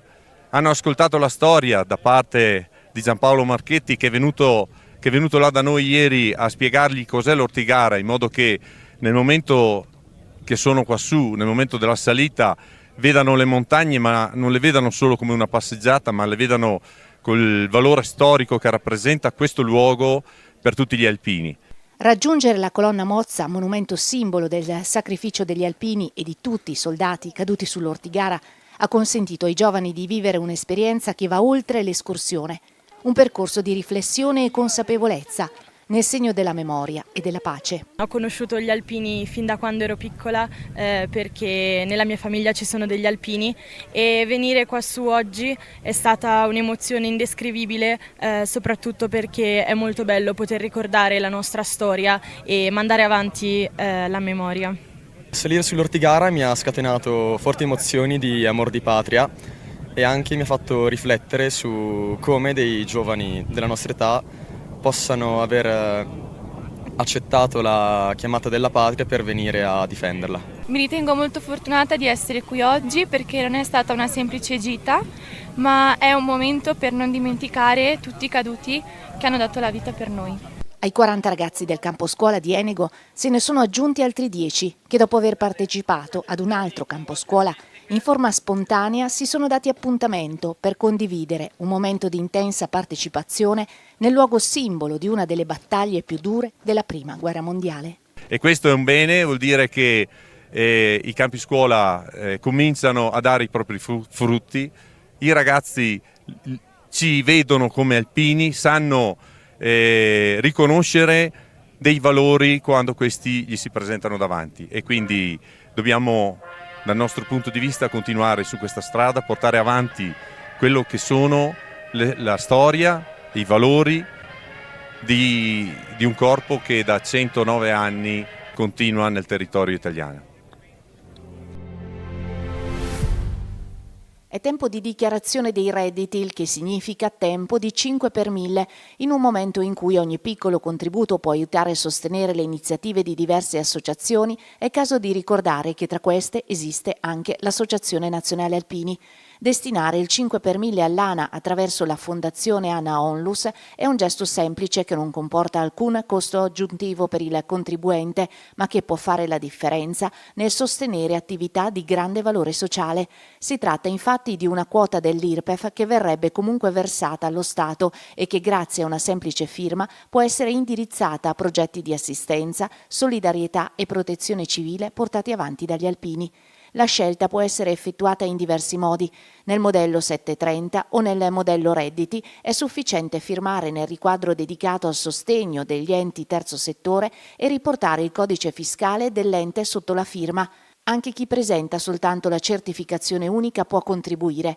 Infine, chi utilizza la dichiarazione precompilata online può inserire direttamente i dati attraverso il portale dell'Agenzia delle Entrate. Per effettuare la donazione basta inserire il codice fiscale della Fondazione ANA Onlus che vedete in sovrimpressione nell'apposita sezione dedicata al 5 per 1000. Un piccolo gesto, dunque, che può trasformarsi in un aiuto concreto per sostenere il lavoro quotidiano degli alpini al servizio della collettività. Con il tuo 5 per 1000 puoi essere al nostro fianco. Dona il 5 per 1000 all'Associazione Nazionale Alpini. Sempre avanti, insieme.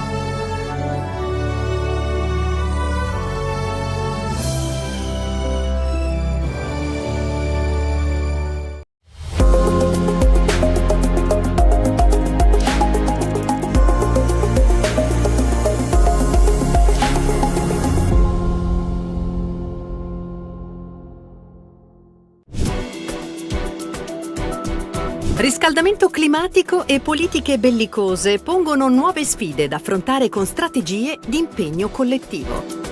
Con una proposta condivisa, CGIL e CISL-UIL intendono rilanciare il modello delle relazioni industriali, aggiornandolo alle trasformazioni del lavoro.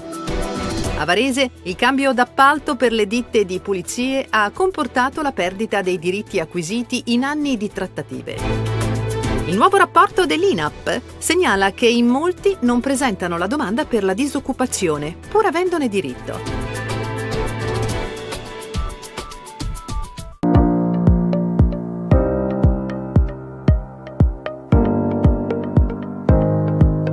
A Roma, nella Sala Santi della CGIL nazionale, le associazioni che compongono la Via Maestra si sono confrontate con interventi e proposte per la transizione energetica. In un tempo in cui imperversano contemporaneamente una crisi economica, una crisi sociale, una crisi geopolitica, ci siamo detti che dobbiamo innanzitutto tenere insieme la questione sociale e le nostre rivendicazioni su quel versante con la lotta per la pace. Le guerre sono motivate soprattutto dall'obiettivo di accaparrarsi le fonti fossili, per poi farne anche una leva, come stiamo vedendo, non solo economica, ma anche politica e di potenza. Dall'Europa e dalla NATO continuano però le pressioni per il riarmo. È chiaro quindi che la conversione ecologica dei nostri sistemi produttivi e l'accelerazione della transizione verso le energie rinnovabili avrebbero un duplice effetto: rendere non solo ambientalmente sostenibile il nostro modo di vivere, di produrre e così via, ma anche togliere a questi signori della guerra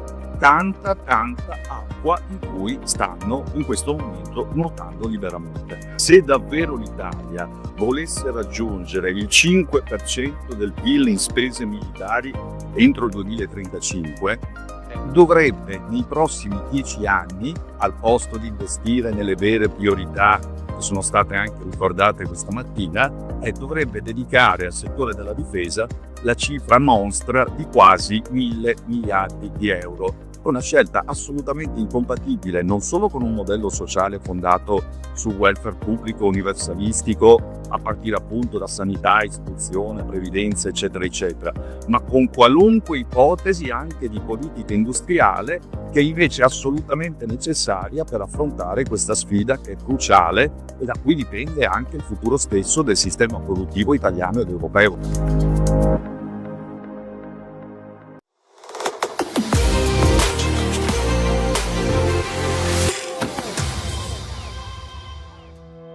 Il dumping contrattuale è la pratica con cui si applicano contratti meno tutelanti per ridurre il costo del lavoro, abbassando salari e diritti rispetto ai contratti di riferimento del settore.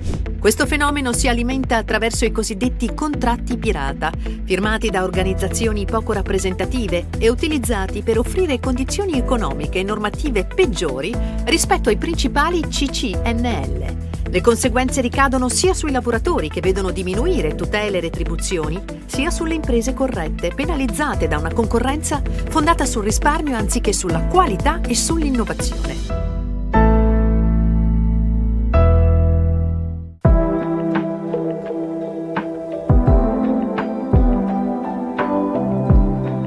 CGIL, CISL e UIL hanno presentato una proposta di accordo quadro che punta a rinnovare il sistema delle relazioni industriali, aggiornando un impianto nato oltre 10 anni fa e confrontandosi con le nuove sfide tecnologiche e con le profonde trasformazioni dell'organizzazione del lavoro. Al centro della proposta resta il contratto collettivo nazionale, confermato come principale strumento di tutela per garantire diritti e salari uniformi su tutto il territorio. Accanto a questo, la contrattazione aziendale e territoriale avrebbe un ruolo più ampio nell'affrontare temi come produttività, gestione del lavoro, sicurezza, formazione e innovazione dei diversi settori produttivi. Uno degli obiettivi è recuperare il potere d'acquisto delle retribuzioni, prevedendo verifiche periodiche affinché gli aumenti salariali seguano non solo l'andamento dell'inflazione. La proposta distingue inoltre tra trattamento economico minimo, che comprende gli elementi fissi della busta paga, e trattamento economico complessivo, che include anche welfare contrattuale, tredicesime e altri istituti previsti dai contratti nazionali.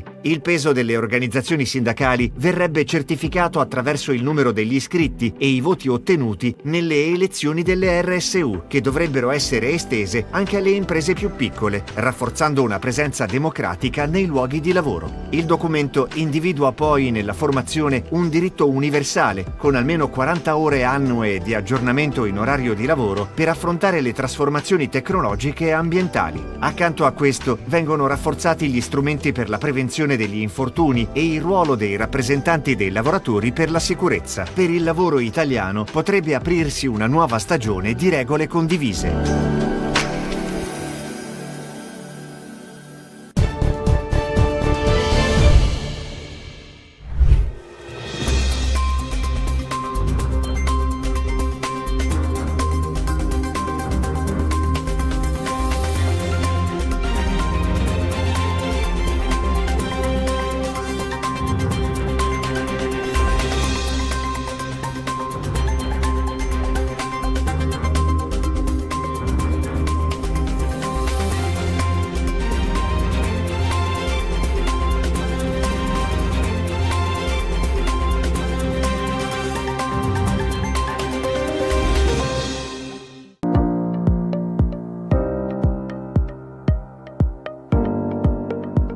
Filcams CGIL guida la protesta a Varese per il cambio dell'appalto delle pulizie da CM Service a Coop Service. Questi qua sono arrivati a toglierci tutti i diritti che avevamo, però non è giusto, bisogna lottare, bisogna combattere fino alla fine. Direi alle colleghe di non abbattersi, di tirare le grinte, forza, coraggio, perché dobbiamo riavere i nostri diritti. Non è il primo presidio che abbiamo fatto, ne abbiamo fatti altri, siamo andati a sciopero, non è detto che non arriveremo a fare altre mobilitazioni, perché la Filcams ha preso posizione, perché noi la maggiorazione sul lavoro domenicale la vogliamo. Costasse quel che costasse, ma noi pretendiamo, rivogliamo i diritti che ci sono stati negati, perché i diritti non hanno un costo, i diritti non si azzerano. Il rischio è legittimare che le aziende che subentrano non riconoscano i diritti preesistenti. Perché in tutto questo, nel mondo degli appalti, non possiamo pensare che le aziende committenti se ne lavino le mani rispetto alle situazioni che vedono tutti i giorni, quello che succede sui cambi d'appalto. L'azienda sanitaria ospedaliera ha dichiarato di essere spettatrice rispetto a questa situazione, noi queste dichiarazioni non le possiamo accettare, quindi questo è un bel messaggio che noi vogliamo dare anche a tutte le aziende committenti. Le aziende committenti devono essere responsabili di quello che succede all'interno dei loro luoghi di lavoro, a chi affidano gli appalti, a che condizioni affidano gli appalti. Quindi Filcams su questo vuole essere ben precisa, ha un messaggio ben preciso: i diritti che c'erano vanno mantenuti e le committenti devono essere responsabili non solo a parole ma anche sui fatti.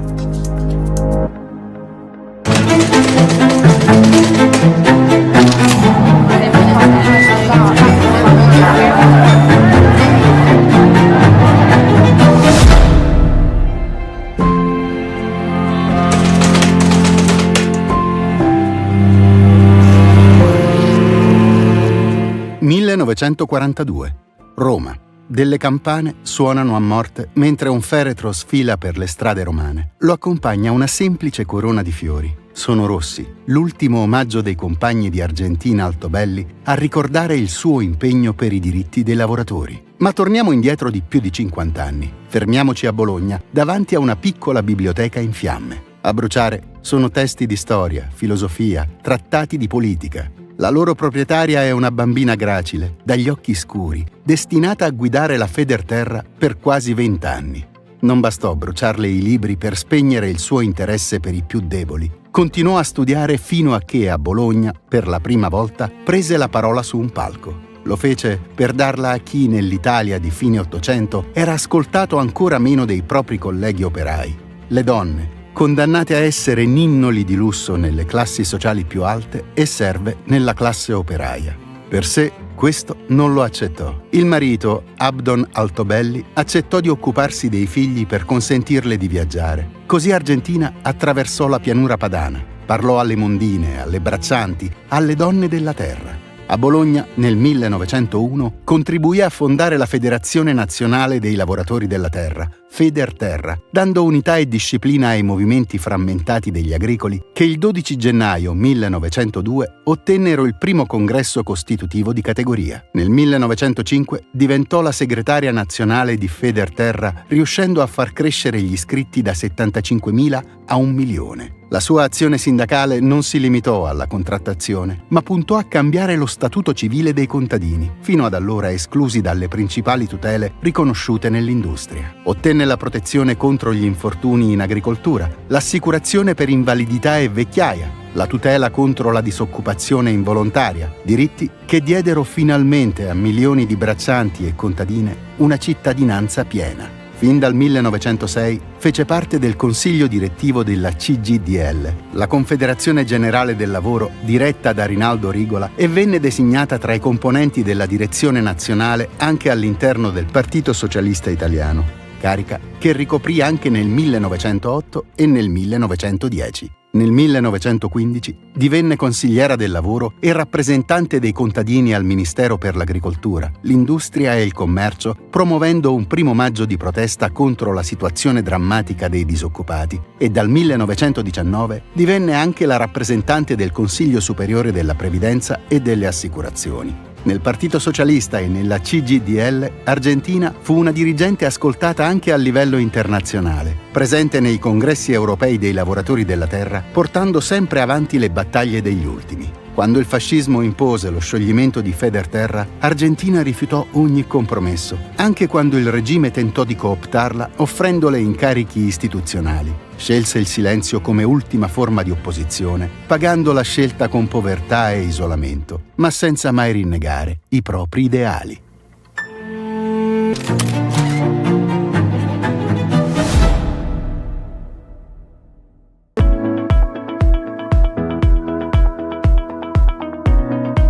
Ogni anno quasi 2 milioni di persone ricevono un sostegno economico dopo aver perso il lavoro, ma una parte consistente di chi avrebbe diritto alla NASPI non presenta nemmeno domanda. È quanto emerge da un nuovo rapporto dell'INAP dedicato alle misure di sostegno al reddito in caso di disoccupazione involontaria. Lo studio evidenzia che tra il 2021 e il 2023 quasi il 40% dei lavoratori con i requisiti necessari non ha richiesto l'indennità di disoccupazione. Il fenomeno interessa soprattutto le persone con un basso livello di istruzione e in misura ancora maggiore molti lavoratori stranieri che spesso incontrano difficoltà informative o amministrative nell'accesso alle prestazioni. La ricerca analizza anche il percorso di chi percepisce la NASPI. Il 43,4% riesce a rientrare stabilmente nel mercato del lavoro, mentre una quota continua ad alternare periodi di occupazione e disoccupazione. Per i ricercatori, oltre al sostegno economico, resta fondamentale rafforzare i servizi di orientamento e le politiche attive del lavoro per accompagnare le persone verso un reinserimento stabile e ridurre il rischio di esclusione occupazionale.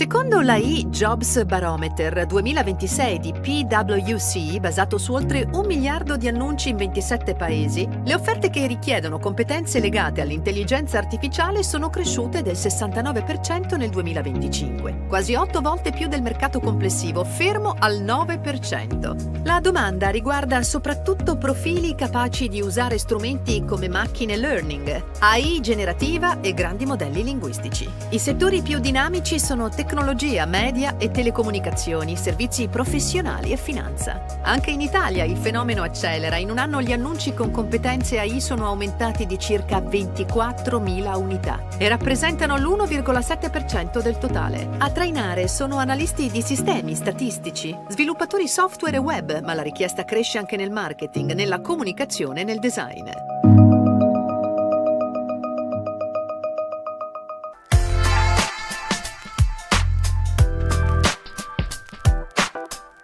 Dal 1 luglio 2026 entrano in vigore nuove regole sulla previdenza complementare con l'obiettivo di favorire un'adesione più ampia ai fondi pensione e rafforzare le tutele per il futuro. La novità principale riguarda i lavoratori del settore privato alla prima occupazione che saranno iscritti automaticamente al fondo previsto dal contratto collettivo o, in assenza di un fondo di categoria, al fondo Cometa. Resta comunque la possibilità di rinunciare entro 60 giorni. Con l'adesione il TFR confluisce nel fondo pensione e si aggiungono anche i contributi previsti dal contratto collettivo, compreso quello del datore di lavoro, che rappresenta una quota aggiuntiva di salario frutto della contrattazione. Per chi ha già lavorato in passato non cambia la scelta effettuata. Chi aveva aderito continuerà a versare secondo le modalità già adottate, mentre chi aveva lasciato il TFR in azienda o nel fondo tesoreria INPS manterrà quella destinazione. L'adesione automatica non si applica ai rapporti di lavoro di durata inferiore a 2 mesi. Cambiano anche le modalità di accesso alle prestazioni. Oltre alla tradizionale rendita vitalizia, sarà possibile scegliere formule più flessibili, come rendite temporanee, pagamenti programmati o combinazioni tra una quota di capitale e una rendita successiva. Rimane inoltre la possibilità di ricevere l'intero capitale nei casi previsti dalla legge, quando il montante accumulato non raggiunge determinate soglie. Per orientarsi tra le novità e conoscere il fondo pensione previsto dal proprio contratto, rivolgiti a una sede Inca CGIL più vicina a te, così da valutare con attenzione i vantaggi della previdenza complementare.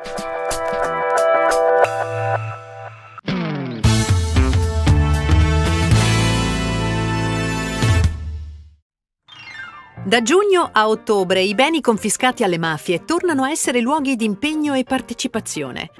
Nei campi promossi da Libera, Arci e UCAPT, quasi 250 volontari dello SPI CGIL affiancano migliaia di giovani in attività che uniscono lavoro, formazione e cittadinanza attiva. Tra le novità c'è il laboratorio L'Antimafia, parola per parola, nato con Libera e tratto dall'omonimo volume di Liberetà. L'iniziativa rafforza il dialogo tra generazioni e sostiene anche la campagna Diamo Linfalbene, che chiede di destinare il 2% del Fondo Unico Giustizia al riuso sociale dei beni confiscati.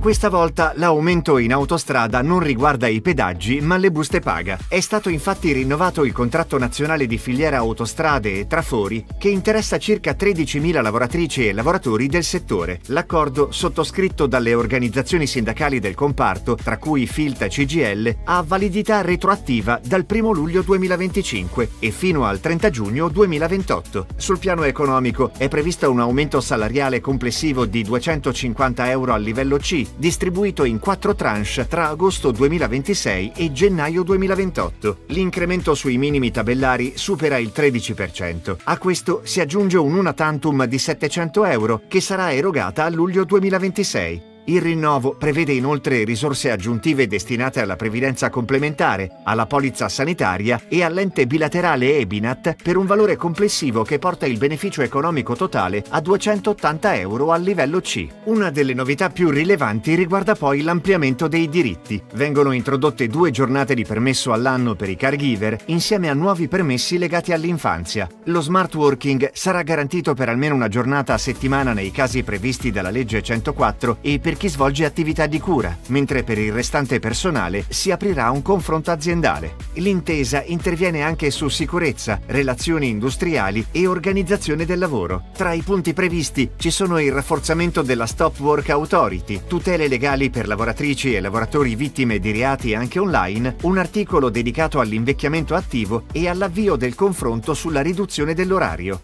Sul tema dell'intelligenza artificiale, le parti si impegnano a monitorare e gestire gli eventuali impatti occupazionali, affidando all'ente bilaterale il ruolo di osservatorio di settore.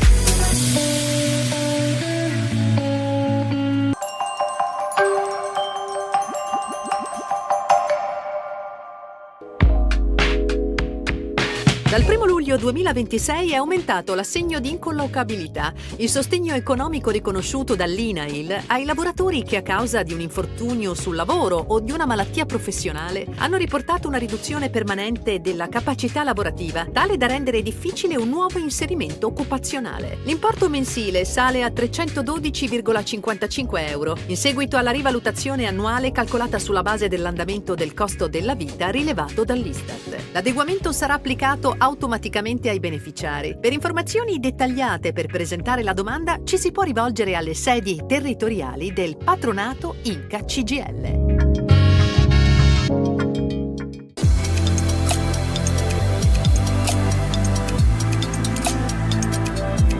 Cambiano le regole della formazione sulla salute e sicurezza nei luoghi di lavoro. Con l'entrata in vigore del nuovo accordo Stato-Regioni si conclude il periodo transitorio e prende forma un sistema unico che riunisce e semplifica la normativa precedente, introducendo nuovi obblighi per imprese, datori di lavoro, dirigenti, preposti e lavoratori. Tra le novità più rilevanti c'è l'obbligo di formazione anche per tutti i datori di lavoro che dovranno frequentare un corso di 16 ore entro maggio 2027. Per chi svolge anche il ruolo di responsabile del servizio di prevenzione e protezione viene previsto un percorso unificato con un modulo comune e ulteriori approfondimenti destinati ai settori a maggiore rischio come edilizia, agricoltura e industria chimica. Cambia anche la formazione dei preposti che passa da 8 a 12 ore con aggiornamento ogni 2 anni e lezioni esclusivamente in presenza o in videoconferenza sincrona. Per i dirigenti invece il corso base viene ridotto a 12 ore. L'accordo definisce inoltre percorsi specifici per l'utilizzo di particolari attrezzature e per attività svolte negli ambienti confinati. Grande attenzione è riservata alla qualità della formazione. Saranno rafforzati i controlli sulla conoscenza della lingua italiana, sulla tracciabilità dei corsi e sulla verifica dell'apprendimento che dovrà proseguire anche durante l'attività lavorativa. Resta inoltre confermato l'obbligo di formare il personale prima dell'assegnazione all'iscrizione alla mansione già all'avvio del rapporto di lavoro. Per il settore turistico e della ristorazione, considerato a basso rischio, la formazione specifica potrà essere completata entro 30 giorni dall'assunzione. Il rispetto delle nuove regole diventa fondamentale anche in vista delle ispezioni. Eventuali irregolarità in materia di salute e sicurezza possono avere conseguenze rilevanti fino alla trasformazione dei contratti a termine in rapporti di lavoro a tempo indeterminato.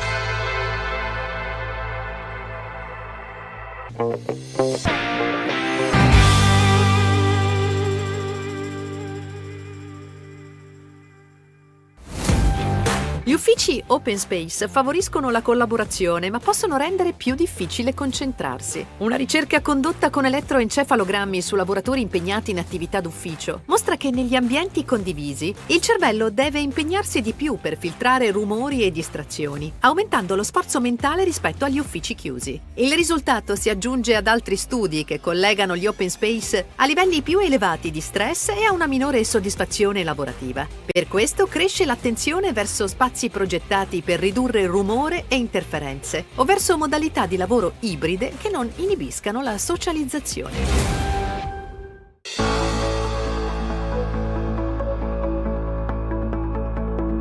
Ottant'anni fa, con il diritto di voto, le donne italiane conquistarono l'accesso alle urne e alla vita democratica del paese. All'abbazia di Monte Cassino, lo CGIL ha promosso 2 giornate di confronto dedicate proprio a questo lungo cammino. L'esclusione delle donne dai processi partecipativi è un'esclusione millenaria. C'era, neanche troppo sottaciuta, diciamo così, una dea delle donne come soggetti incapaci di avere pensieri astratti, incapaci di essere autonome nel pensare a sé, incapaci di dare un contributo alla costruzione della comunità. Idee ancora annidate in stereotipi e pregiudizi. Una parola a cui ci siamo disabituate è fatica. Cioè, la militanza è fatica, è investimento personale oltre che sociale e politico. Mi viene da dire non si scappa dalla militanza. Se c'è forse un tragico errore che noi abbiamo fatto, che la mia generazione ha fatto, che forse la generazione di mia madre ha fatto, è immaginarsi che consegnava, diciamo così, il pacco pronto. Quello che doveva essere conquistato era stato conquistato e quindi il cammino sarebbe stato più semplice. In realtà la storia, diciamo così, del movimento, delle conquiste delle donne non è mai stata una storia lineare nel tempo, come non è stata lineare l'evoluzione dei movimenti femministi e la loro relazione con le associazioni, con le istituzioni, con la politica, come non è stata mai lineare la relazione, diciamo così, del movimento delle donne, delle battaglie delle donne con la produzione legislativa delle donne.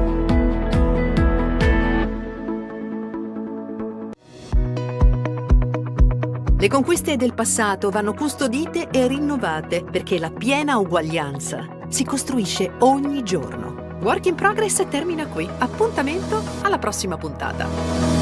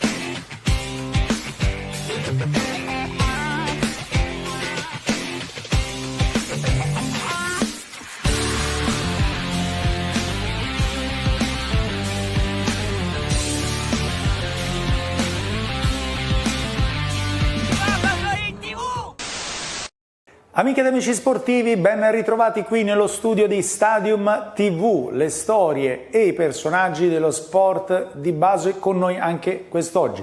Eccoci in piena estate e non abbiamo certo bisogno del riscaldamento muscolare per entrare subito nel vivo sui campi di gara del centro sportivo italiano. Siamo esattamente, cioè, al centro dello sport in Italia. Abbiamo oggi tanti sport da mostrarvi, siamo infatti nel pieno della volata a scudetto con tante squadre del CSI in campo. Cominciamo per gradi, dai quintetti, calcio a 5 e pallacanestro giovanile hanno eletto i loro campioni.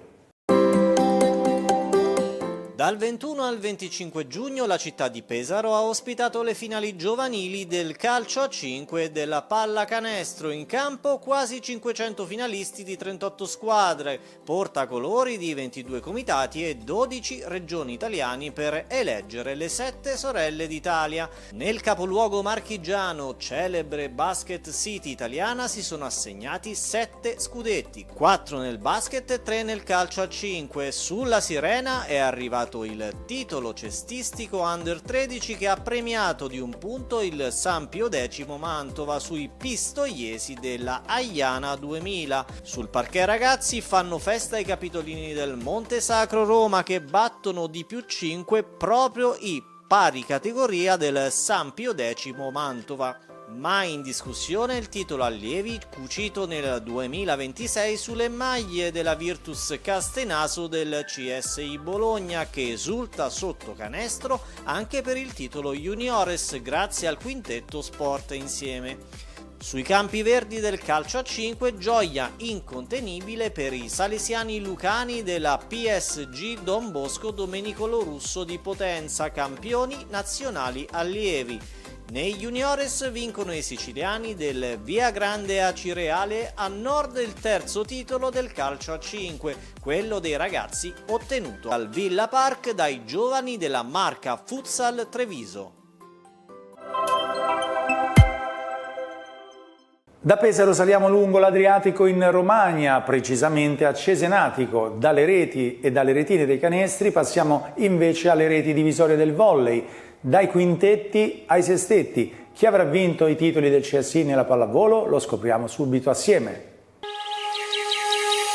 Il litorale romagnolo ha ospitato le finali dei campionati nazionali di pallavolo del CSI, appuntamento realizzato con il sostegno della Regione Emilia-Romagna, APT Servizi Emilia-Romagna e Sport Valley. Quasi 2000 persone con un totale di circa 1500 atleti in gara nei vari sport di ambo i sessi.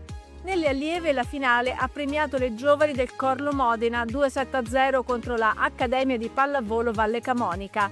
Nel girone unico tricolore della categoria allievi la PGS Fides Modena contro gli etnei della Gupe Volley Catania si è aggiudicata il titolo. Ancora a segno Modena nei juniores con la Spezzanese campione e il Volley Sassuolo secondo. Nella stessa categoria juniores, in campo femminile, incoronate reginette le ragazze trentine del Lakes Levico Caldonazzo Volley, vittoriose 2-0 sulle bresciane del Real Volley. E rimaniamo ancora nella pallavolo, ma semplificata e solo per donne, ma che dico, solo per mamme. Si chiama infatti Mamanet, è uno sport sociale dedicato alle mamme sportive, coloro che vogliono cioè tornare a giocare ma senza gli eccessi dell'agonismo e riscoprendosi in forma, cariche di energia, valorizzando se stesse. Vediamo insieme. Molto di più di una semplice competizione sportiva. È stato un momento storico per una disciplina in continua crescita, capace di coinvolgere tantissime donne accomunate dalla voglia di fare sport, stare insieme e condividere emozioni autentiche. La solita rete ed i sestetti della pallavolo, c'è però anche il classico terzo tempo cestistico da apprezzare. 12 squadre da tutta Italia, dal Salento alla capitale, e 140 circa le donne e mamme che si sono affrontate nelle bollenti palestre di Cesenatico per aggiudicarsi il titolo di campionesse nazionali. In campo non solo agonismo e voglia di vincere, ma anche tanti sorrisi, rispetto, fair play e tanta voglia di costruire una comunità in cui la donna possa tornare a valorizzare il proprio posto, non solo nella società ma anche nello sport. È stata la squadra delle Giannet di Forlì ad aggiudicarsi la prima edizione del campionato in arancio-blu, dimostrando grinta e spirito di squadra. Al secondo posto le romane dell'Icaro, terzo e quarto posto a Forlimpopoli con le Pink Ladies terze e le Mamasitas quarte. Il cammino è appena iniziato, ma una certezza già c'è. Il Mamanet ha trovato nel CSI una casa e il CSI ha trovato nel Mamanet una disciplina capace di trasmettere entusiasmo, valori e una straordinaria voglia di stare insieme in nome dello sport. E il 1 luglio si è concluso un altro campionato nazionale di pallavolo. In campo, sempre a Cesenatico, c'erano i sestetti delle categorie Under 13, ragazze e ragazzi. Sempre Cesenatico, sempre profumo di scudetto all'Eurocamp quartier generale delle finali CSI dei campionati nazionali di volley, appuntamento realizzato col sostegno della Regione Emilia-Romagna, APT Servizi Emilia-Romagna e Sport Valley. Dal 27 giugno turnover sotto rete, negli stessi impianti pallavolistici in scena sono entrati i sestetti qualificatisi alle finali Under 13, ragazze e ragazzi. Oltre 600 atlete ed atleti schierati in rappresentanza di 49 squadre di 12 regioni CSine. 10 squadre finaliste nel 6 contro 6 Under 13, torneo in cui la finale del Palapip ha sorriso al tie break alle Volley Castelvetro 2-1 opposte alle Lariane della Polisportiva Sant'Agata Como. Vince un altro titolo Trento nella pallavolo CSI. Il sestetto della ATA Trento Volley vince al tie break contro la PGS Jolly Castagnole di Alba. Nella categoria ragazzi misto 6 partite giocate e 6 vinte per la Mape Volley Catania. A punteggio pieno in campo maschile dopo 6 gare tra andata e ritorno il percorso reggiano della Volleyball San Martino, che si cuce addosso lo scudetto ragazzi perdendo un solo set, convincendo in ogni gara sia negli schemi che nei fondamentali di attacco e difesa. E dai primi di luglio la rete della pallavolo ha passato poi il testimone a quelle del calcio. Vediamo ora i primi gol scudetto del calcio a 5 e nel calcio ad 11. Tifo, bandiere e colori anche a Cesenatico. Non saranno i mondiali di calcio, ma è la stessa carica emotiva umana prodotta in Romagna dal pallone CSI che a Cesenatico ha assegnato 6 scudetti, 3 nel calcio ad 11 e 3 nel calcio a 7 per le squadre delle categorie ragazzi, allievi e juniores. 41 squadre finaliste, 17 nel calcio ad 11 e 24 nel calcio a 7. A sfilare le bandiere di 10 regioni con predominanza lombarda e piemontese.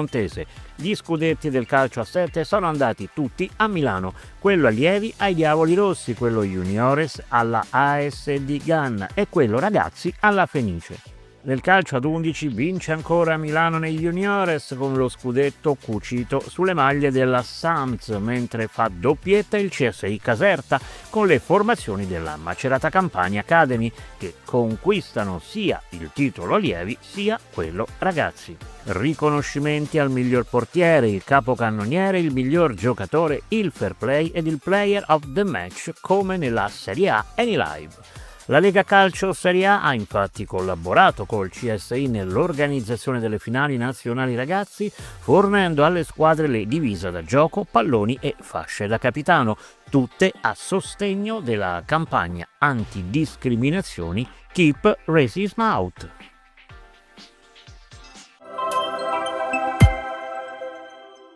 Vince e convince sempre più nel CSI lo sport integrato, quello vissuto e giocato insieme, dove le diversità e le evidenti differenze anziché divisive divengono occasione di collaborazione e di inclusione. Anche per le attività nel mese di luglio è tempo di scudetti. Shark Enjoy e gli amici di Emmy e Chiara Del Dosso bissano la vittoria a scudetto nei campionati nazionali delle attività paralimpiche. Le due formazioni cremonesi hanno difeso sempre in Emilia-Romagna il titolo conquistato giusto un anno fa a Castellarano, rispettivamente nella pallacanestro e nella pallavolo integrata. Oltre al basket e al volley, il CSI ha assegnato negli sport di squadra anche il titolo del calcio a 5 integrato, dove il successo è andato ai vicecampioni in carica, ossia sia il quintetto reggiano della San Martinese davanti a Calcico Sarnico e Canarini 1912. Il movimento paralimpico del CSI ha coinvolto in questo epilogo di stagione 13 squadre in Romagna e circa 200 persone, sommando ai 156 atleti una cinquantina di accompagnatori. Lombardia ed Emilia-Romagna sono state le regioni più attive nel campo dell'attività sportiva per atleti con disabilità. La premiazione finale è stata un momento intenso di partecipazione e condivisione tra tutti i partecipanti. La logica CSI è quella di sempre, mai soli. Insieme lo sport diventa fattore di normalizzazione e di sperimentazione in una uguaglianza che non sta nei risultati ma nell'esperienza comune della festa e della gioia di vivere. E restiamo ancora legati e collegati al tricolore, ma andiamo sui pedali e corriamo in Abruzzo, dove ai piedi della Maiella si è svolto il campionato nazionale ciclistico CSI di mediofondo strada. L'ottavo traguardo tricolore per il ciclismo del CSI ha regalato in Alto Abruzzo emozioni, spettacolo e momenti di autentica partecipazione, riunendo sulle strade abruzzesi tanti appassionati delle due ruote. Il campionato nazionale mediofondo CSI 80 km di discese e salite all'interno del Parco Nazionale della Maiella ha visto correre oltre un centinaio di ciclisti, incoronando sul podio 12 campioni nella specialità. Il più veloce di giornata è stato il 38enne sannita Davide Messina, tra i 4 protagonisti della fuga giusta di giornata. Il portacolori della ASD Messina 1925 di Benevento ha vinto il titolo CSI nella categoria M2. Dietro di lui il campione dei Master 1 Mirko Zanni, anche lui campano del CSI Sessa Urunca in maglia Momo Bikers. Terzo crono domenicale il tempo registrato da un abruzzese Mirko Collina della Colonnella Pescara. Oh che bel castello! E sì, ci sta tutto il ritornello, stavolta guardate che spettacolo e le gare di droni in volo sui cieli umbri di Città di Castello. 3 pollici e open, queste le categorie del drone racing che hanno animato sabato 27 e domenica 28 giugno a Città di Castello la tappa umbra del campionato nazionale CSI. Visori, cuffie e le abili manovre dei droni che si sfidano in una corsa di velocità tra evoluzioni all'ultimo respiro. Lo stadio Bernicchi ha visto cimentarsi i migliori piloti associativi in diverse heat. Riflessi fulminei, traiettorie spettacolari, qualche inevitabile crash e il power energetico ad accompagnare i piloti nel pomeriggio umbro tra la curiosità dei tanti presenti. Davvero suggestiva al tramonto della giornata l'ultima appendice della gara, disputatasi in notturna con le varie porte illuminate a LED. Eliche e visore a riposo adesso fino al weekend del 18-19 luglio, quando vicino a Fano, a Monteporzio, ci sarà la finale nazionale con l'assegnazione dei titoli sul circuito disegnato dal DRF Val Cesaro. E adesso rinfreschiamoci un po' tuffandoci nel bellissimo Mar Ligure, si nuota in acque aperte. Cuffia e boetta pronta per centinaia di nuotatori. Si è svolta a metà giugno a Bergeggi una delle manifestazioni natatorie più importanti del calendario italiano. A Imponente, l'evento in acque libere organizzato da Stile Libero ASD con il patrocinio ed il contributo del Centro Sportivo Italiano, dell'area marina protetta di Bergeggi e di Avis Vado Ligure. Da sempre la manifestazione offre diverse possibilità di partecipazione, pensate per coinvolgere il maggior numero di atleti, indipendentemente dall'età, dall'esperienza e dalle capacità tecniche, accomunati dalla passione per il nuoto in mare aperto e dalla possibilità di gareggiare in totale sicurezza. Più di 300 i partecipanti, provenienti anche da alcuni paesi europei, una sessantina quelli impegnati nella tappa del campionato CSI. In gara a Imponente 2026 anche una quindicina di atleti con disabilità intellettivo-relazionale, una manifestazione che ha avuto anche un ottimo riscontro di pubblico in un contesto naturale e splendido, davanti all'isola di Bergeggi. Dalla Liguria alla Toscana poca strada, tanta ne ha fatta invece la Coppa della Pace. Vediamo insieme nel prossimo servizio. Lo sport come linguaggio universale di pace, inclusione e comunità. Il Centro Tecnico Federale di Coverciano e lo Spazio Reale di Campi Bisenzio hanno ospitato a giugno le finali regionali di calcio a 5 e di pallavolo Coppa della Pace. L'iniziativa ideata e promossa dall'Associazione Le Scintille di Maria ODV insieme al CSI Toscana. Nel calcio ha vinto la squadra di San Piero a Sieve, mentre nel volley il successo è andato alle Barbagianni della diocesi di Volterra. Ora le due squadre vincitrici si prepareranno per la trasferta a Meggiugori per l'evento finale in programma dal 30 luglio al 2 agosto. E come sempre sul finale di puntata ci sono gli appuntamenti del mese. Ce n'è uno particolarmente importante perché, lo sappiamo bene, il gioco in estate si trasforma e si svolge nei centri estivi, si avvicina un'estate di sport e inclusione per migliaia di ragazzi, voucher per le famiglie più in difficoltà. Di nuovo Fondazione Conad, ETS e Centro Sportivo Italiano rilanciano il torneo nazionale estivo degli oratori. E anche noi di Stadium TV siamo tutti in gioco, collegati ora con la direttrice di Fondazione Conad ETS, Maria Cristina Alfieri. Ciao Cristina, come stai anzitutto? Ed è tutto pronto anche quest'anno? Ciao Felice, innanzitutto un saluto a tutte e tutti coloro che ci stanno ascoltando in questo momento. È un piacere tornare anche quest'anno a commentare questa nostra iniziativa che è partita con grande entusiasmo come tutti gli anni e che siamo orgogliosi come Fondazione Conad ETS di sostenere insieme al Centro Sportivo Italiano. Ecco, nello specifico si tratta appunto di tanto gioco, passione, amore e attenzione soprattutto ai più piccoli, dagli istruttori ai parroci, dagli educatori agli animatori, un approccio allo sport soprattutto come veicolo di cambiamento positivo.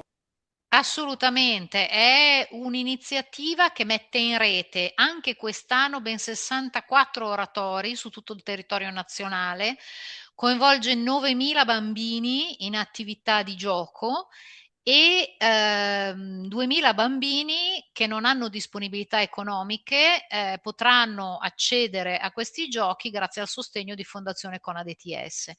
In ogni oratorio faremo tutta una serie di attività appunto grazie al personale del Centro Sportivo Italiano che intratterrà i bambini in tanti tipi di iniziative sportive diverse. Ogni oratorio maturerà un punteggio e poi i 5 oratori che avranno raggiunto il punteggio più alto disputeranno delle finali interne che porteranno alla premiazione di 20 bambini per ogni oratorio che riceveranno ciascuno di loro una tessera prepagata da 50 euro per fare la spesa nei negozi Conad dei loro territori. I 5 oratori in cui si svolgeranno le finali quest'anno sono Genova, Cremona, Padova, Ascoli Piceno e Cava dei Tirreni. Quindi ancora una volta rappresentata molto bene tutta l'Italia, tutto il territorio nazionale e soprattutto penso un'occasione preziosa per animare le giornate in oratorio in un modo simpatico e inclusivo, perché sottolineo questi giochi coinvolgono tutti, coinvolgono anche chi ha delle fragilità, che possono essere fragilità economiche e quindi li aiutiamo pagando appunto la quota di iscrizione a questi giochi, sia chi ha per esempio disabilità fisiche, perché sono previsti anche dei giochi inclusivi che possono tranquillamente fare anche i ragazzini e le ragazzine con diverse abilità. Cristina, bellissimi luoghi dove ci sarà ovviamente anche Stadium TV, ci saremo per documentare tutto e far vivere appunto anche ai nostri ascoltatori questa esperienza. Saremo nelle 5 finali, ma ricordiamo appunto sono 4 edizioni e con il CSI ormai c'è un'affinità valoriale molto forte, no? Siamo un po' compagni di squadra, non si vuole lasciare indietro nessuno, anche qui in ambito sportivo si crede fortemente nelle persone oltre le cose. Esatto, noi abbiamo pensato a questo progetto insieme e ci siamo rivolti subito per sviluppare il centro sportivo italiano proprio per l'affinità valoriale che dicevi, perché comunque organizza delle attività sportive che impiegano lo sport non in chiave competitiva, ma in chiave valoriale, cioè lo sport come strumento di inclusione, sport come palestra di allenamento e di sviluppo di valori positivi, e quindi questo ci piaceva tantissimo. E poi il fatto che questa filosofia mette appunto al centro le persone, quindi la loro specificità, i loro bisogni, le loro esigenze, e non solo la competizione fine a se stessa. E salutando Maria Cristina Alfieri, ringraziando lei in particolare, ma tutta la Fondazione Conad ETS per il contributo alle famiglie e a tutto lo sport estivo, seguiremo ovviamente da vicino tutte le tappe di Tutti in Gioco. Andiamo a vedere a fine puntata cosa c'è in cartellone nel luglio del CSI. Ecco i prossimi appuntamenti con i campionati nazionali. Dal 9 al 12 luglio la fase finale del campionato nazionale di calcio a 5, a 7 e a 11 e di pallacanestro riservato alle categorie Open e Top Junior si svolgerà nel territorio del Monferrato piemontese e nello specifico nelle città di Asti, Canelli e Nizza Monferrato. Cava dei Tirreni attende il grande volley dilettantistico nazionale, il CSI Cavese, sabato 4 luglio presso la sala conferenze del complesso monumentale di San Giovanni ha presentato ufficialmente le finali dei campionati nazionali Top Junior Open di pallavolo in programma sul territorio metelliano dal 9 al 12 luglio. Il 12 luglio all'Aquila si terrà la cicloturistica alle pendici del Gran Sasso, valida come campionato nazionale all'escursionismo MTB CSI. L'organizzazione è a cura del comitato CSI di L'Aquila in collaborazione con la ASD Sport and Events. L'itinerario prevede partenza e arrivo presso il campo da rugby di Paganica. Domenica 19 luglio in terra ciociara, altre maglie tricolori ciclistiche CSI in palio. A Serrone, in provincia di Frosinone, si terrà la cronoscalata Serrone, valida come campionato nazionale cronoscalata CSI. L'organizzazione è a cura della ASD Ciclistica Ciociara, percorsi lunghezza 8 km e 11 km con pendenza media dell'8%. La corsa in montagna eleggerà i campioni CSI 2026 in Friuli a Tarvisio. La prova individuale si svolgerà il 18 luglio con partenza e arrivo presso la telecabina del Monte Lussari e tutte le categorie in gara. Domenica 19 luglio 2026 si correranno le spettacolari staffette delle regioni, composte da 5 concorrenti che assegneranno i titoli nazionali giovanili ed assoluti. E ovunque voi siate, al mare, in montagna o anche in città, l'appuntamento con Stadium TV e lo sport del CSI è fra 15 giorni sempre su questi schermi. Non mancate, perché lo sport del CSI, ricordate, non va mai in vacanza. Ciao, vi aspetto!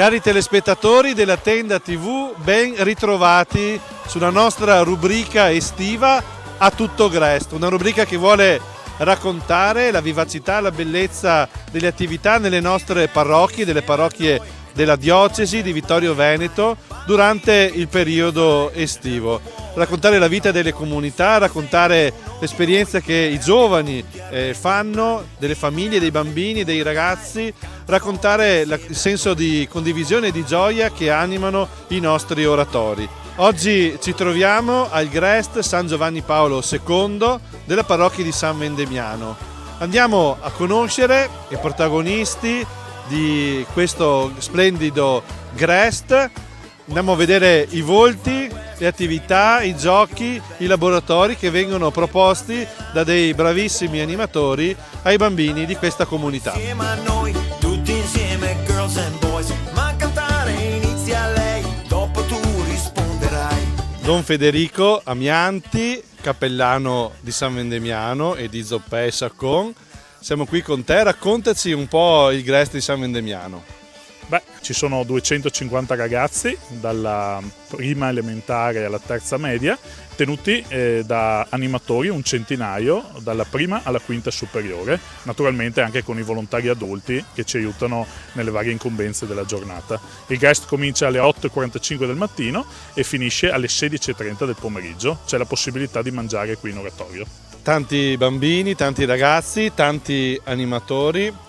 Com'è la preparazione a questo Grest? È un Grest, diciamo, di queste dimensioni richiede una preparazione fatta per tempo, quindi noi partiamo alcuni mesi prima e organizziamo per gli animatori gli incontri di formazione perché abbiano la possibilità di capire cosa significa stare con i ragazzi, prendersi cura dei bambini, farli divertire e soprattutto trasmettere loro quello che è il messaggio del nostro Grest, che è un Grest che vuole parlare di Gesù e del Vangelo.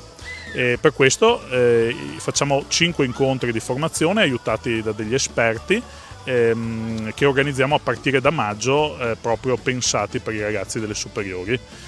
Tutti i temi del Grest sono pensati da un'equipe di volontari giovani che già alcuni mesi prima del Grest si ritrovano per cercare di pensare qual è il modo migliore per trasmettere il messaggio che vogliamo portare loro. Quest'anno il titolo del Grest è Dalla parte giusta, e la parte giusta è proprio quella di Gesù.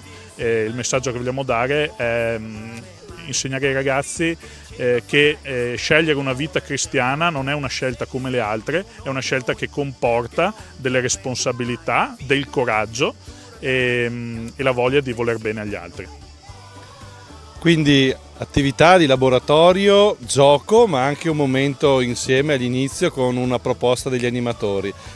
Qual è l'ambientazione che avete scelto quest'anno per caratterizzare questo Grest 2026?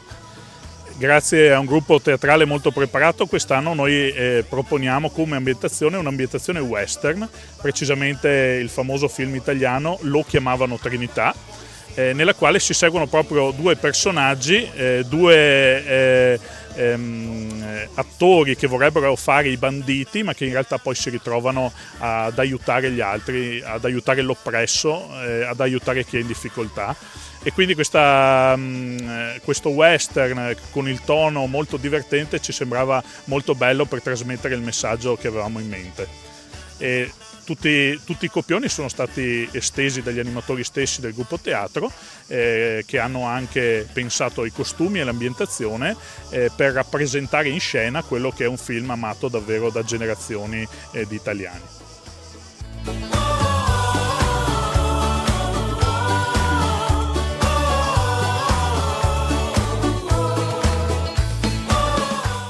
Siamo qui con Gabriele. Gabriele, come sta andando il Grest qui a San Vendemiano? Sta andando molto bene.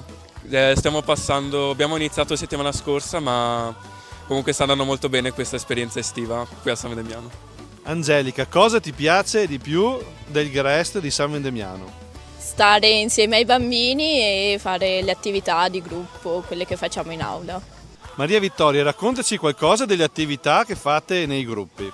Ci sono diverse attività nei gruppi, specialmente al mattino, e sono attività comunque che istruiscono il bambino e gli fanno capire nuove cose, scoprire nuove cose. Davide, raccontaci qualcosa della mattina degli animatori e anche dell'inizio del GREST qui a San Vendemiano. Allora, noi arriviamo qua verso le 8:30 per fare la preghiera animatori e successivamente dopo abbiamo i balli di gruppo con gli animati e il teatro. Successivamente adesso abbiamo appena finito l'attività di gruppo che è un'attività più formativa. Adesso abbiamo la ricreazione, poi dalle 11 a mezzogiorno abbiamo i giochi. E infine dopo andiamo a casa per la pausa pranzo, la maggior parte degli animatori. Filippo, è la tua prima volta al GREST? Hai fatto altre esperienze? No, ormai è il 4º anno che faccio qua al GREST, ogni anno è sempre più bello. Raccontaci qualcosa magari dei pomeriggi che fate con i ragazzi. I pomeriggi, la prima attività sono i giochi senza frontiere, poi successivamente vengono divisi nei vari laboratori con i vari responsabili. Ogni mattina il GREST si apre con una scenetta preparata da voi animatori. Quanto lavoro c'è dietro e quanto piace soprattutto ai bambini? Beh, allora i bambini si divertono sempre molto. Il lavoro dietro è molto. Al mattino veniamo qua alle 7:35 per provare la scenetta che faremo alle 8:30 e poi ci fermiamo dopo pranzo per provare quella del giorno dopo. E comunque c'è tutto il lavoro per preparare i costumi, scrivere il copione e fare gli oggetti di scena. E tutto quello che vedete comunque è realizzato da noi con il nostro impegno, però ci mettiamo la passione e siamo molto contenti di farlo. Siamo qui con Ronzino, un personaggio fondamentale di questo GREST. Ronzino, come sta andando il GREST a San Vendemiano? Che discorso lungo. Sta dicendo che sta andando benissimo, che si sta divertendo, che ti danno tante carote, hai detto anche, e che i bambini sono come sono i bambini, non ho capito? Ah, sono stupendi e meravigliosi. Allora direi che dobbiamo fare un applauso al nostro Ronzino.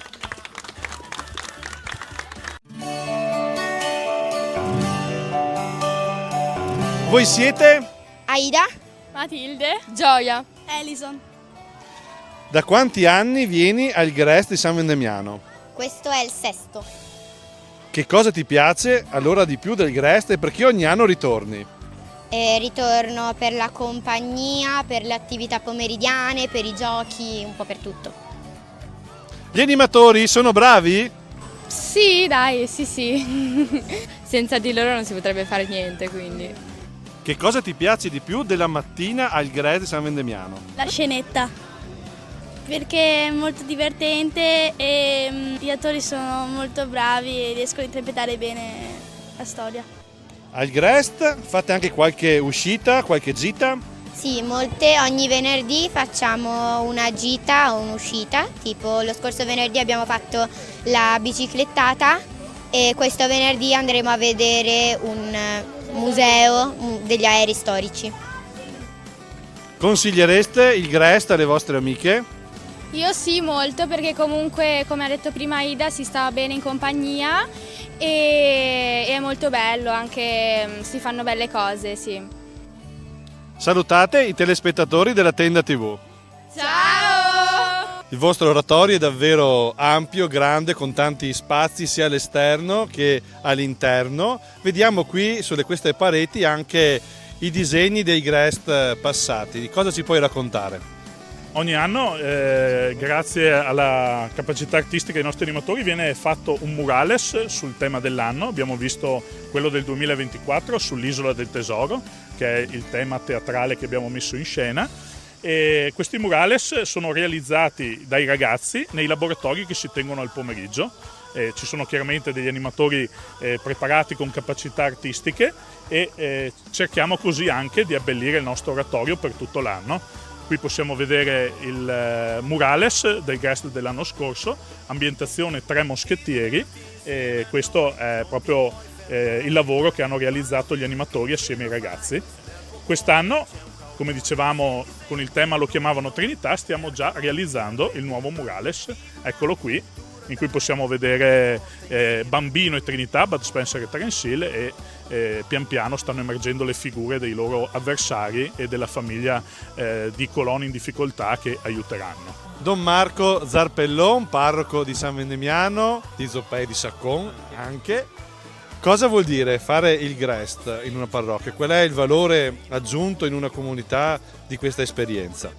Il valore aggiunto sicuramente è quello del servizio dei ragazzi. Io ho sempre fatto GREST pensando all'importanza che ha di impegnare nel servizio dei più piccoli gli animatori, insomma, quindi formare gli animatori, far sì che siano gruppo, che si mettono al servizio dei ragazzi più piccoli con generosità, nella preparazione pre-GREST, nell'attuazione, nella sistemazione.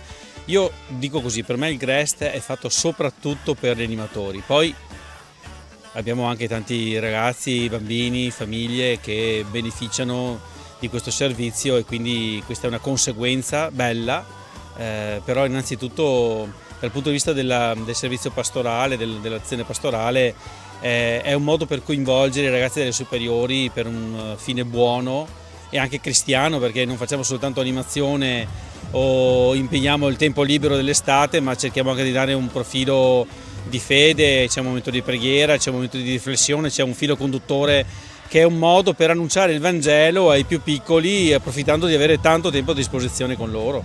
Penso che sia questo in sintesi. E cosa si può portare a casa un giovane, un animatore che dedica dei mesi della propria estate, delle proprie vacanze per vivere questo servizio? A me pare che i ragazzi quando cominciano a fare questo servizio abbiano, come dire, il freno a mano tirato, no? Perché vuol dire sacrificio, vuol dire tempo, vuol dire formazione.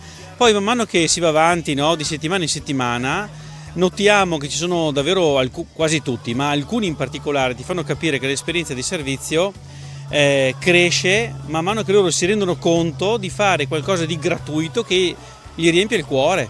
Quindi potersi interfacciare, conoscere, riconoscere dai bambini, portarli nel cuore, fa sì che pian piano i ragazzi si sentono che questa sì è la loro casa, gli animatori sentono che questa è la loro casa, ma che la relazione che hanno con i ragazzini è una relazione veramente fraterna, si vogliono bene, quindi io penso che questo sia una bella traccia evangelica, insomma, tant'è vero che quando finisce il GREST c'è sempre il senso della delusione che tutto sia finito, si andrebbe avanti per inerzia, penso per altre settimane, con tanta meno fatica e con tanta più gioia forse, perché si è capito il valore della generosità gratuita, è quello che cresce, insomma, di settimana in settimana, mi pare di poter dire. Siamo qui al bar dell'Oratorio con Mariangela e Marina. Qual è il gusto di ghiacciolo più venduto al vostro bar? Il limone.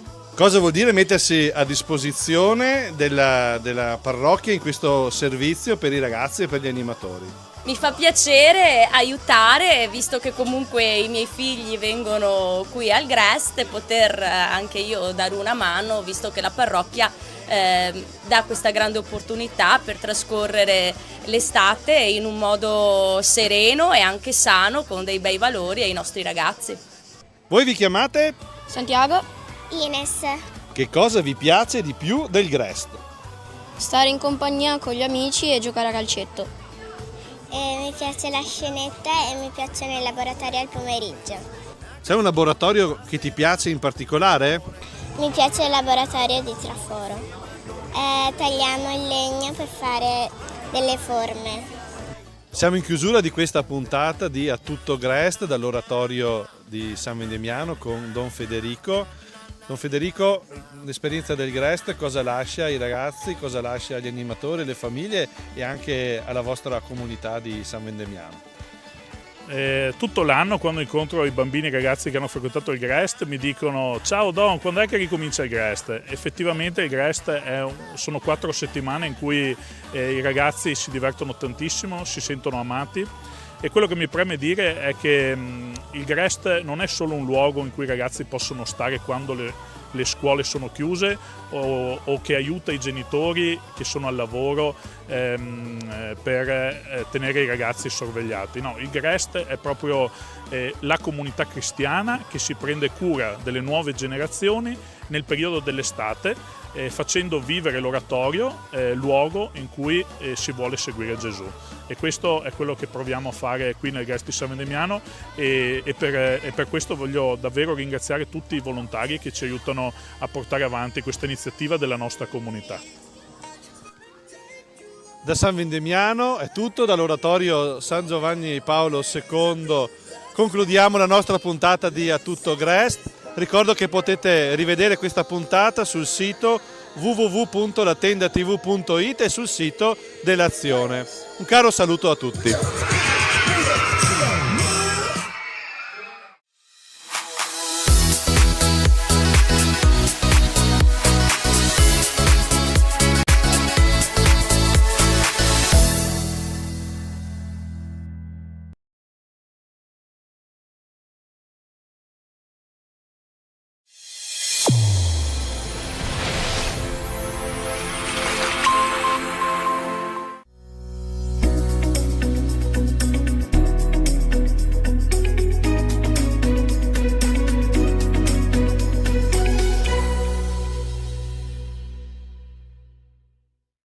Buonasera, benvenuti, ben ritrovati in questa nuova puntata di Facciamo il Punto, un programma che torna di tanto in tanto a ricordarci l'attenzione su alcuni temi del sociale del nostro territorio. Questa rubrica infatti è organizzata dall'Ufficio della Pastorale Sociale, Lavoro, Giustizia, Pace e Salvaguardia del Creato della Diocesi di Vittorio Veneto in collaborazione con la Tenda TV. Questa sera ci ritroviamo insieme per scoprire cos'è accaduto ormai un paio di settimane fa con la costituzione di una nuova fondazione del nostro territorio, del Vittoriese, Fondazione Limen ETS. Abbiamo allora qui stasera in studio con noi Massimo Ciacchi, presidente della cooperativa Terra Fertile. Buonasera. Renata Darè, che è la presidente di ANFAS Sinistra Piave APS. Buonasera. Io in doppia veste, sia come conduttore per il lato pastorale sociale, ma anche rappresentante della Fondazione Caritas Vittorio Veneto ETS, che insieme agli altri due partner è il fondatore della Fondazione Limen, di cui abbiamo parlato. Limen, un nome già in sé particolare, significa tante cose. In latino significa la soglia, quindi il punto in cui ci si incontra, il limite tra il dentro e il fuori, il luogo principe dell'inclusione per far entrare, includere, per far uscire e contaminare con idee nuove, ma in greco significa anche porto, approdo sicuro, punto di riferimento. È una fondazione quindi che vuole nascere qui nel nostro territorio nell'idea della costituzione di un welfare di comunità, mettere insieme le risorse di un territorio per creare un modello sociale che ricomponga il senso di comunità che il mondo di oggi tenta anche un po' di superare, non mettere più insieme, dividere, frammentare, atomizzare. L'idea di recuperare il noi di una comunità in cui tutti i componenti della società siano protagonisti della costruzione del proprio futuro. Ma lo chiediamo anche a Massimo questa sera di raccontarci un po' che cos'è Limen, la fondazione che è nata l'11 giugno scorso, dal suo punto di vista. La Fondazione Limen è un progetto che parte da lontano. Sono diversi anni che appunto assieme ad ANFAS, assieme alle famiglie delle persone con disabilità, si ragiona sul fatto di poter creare uno strumento per tutelare le persone con disabilità, soprattutto nel dopo di noi. È stato molto interessante però, avere un feeling, un'interazione positiva col mondo Caritas, perché questo ci ha permesso così di ragionare insieme sull'abitare e attorno a questi ragionamenti siamo riusciti nel tempo a costruire un tavolo di lavoro con un po' tutte le associazioni delle fragilità del Vittoriese. Il tema era l'abitare, ma anche ovviamente l'inclusione, il lavoro, tutte le situazioni utili ai progetti di vita delle persone. E così c'è stato anche un percorso di formazione, ci sono stati approfondimenti, abbiamo fatto anche un seminario e fino ad arrivare anche a un protocollo d'intesa su questi temi, il tema dell'abitare inclusivo, collaborativo, e poi insomma che ha sfociato sulla costituzione del progetto Fondazione Limen.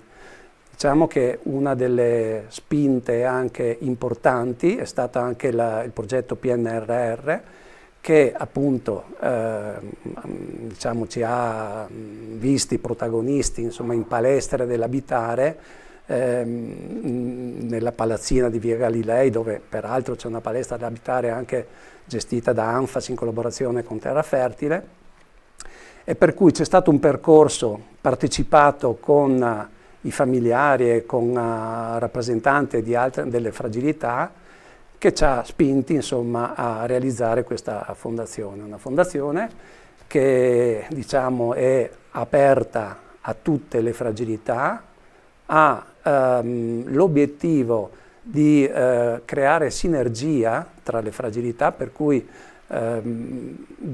sia nell'ambito così dell'aiuto reciproco, ecco, insomma. Bene, tante parole chiave interessanti: sinergia, collaborazione, cammino insieme. Abbiamo visto anche nello sfondo, mentre parlavi Massimo, le foto dell'11 giugno scorso, quando davanti allo studio del notaio Vittorio Veneto è stato firmato l'atto costitutivo di questa nuova fondazione. Renata, dal tuo punto di vista, anche del percorso che è stato fatto insieme con Terra Fertile e poi con la rete welfare di comunità in questi ultimi anni, che cosa rappresenta oggi Fondazione Limen?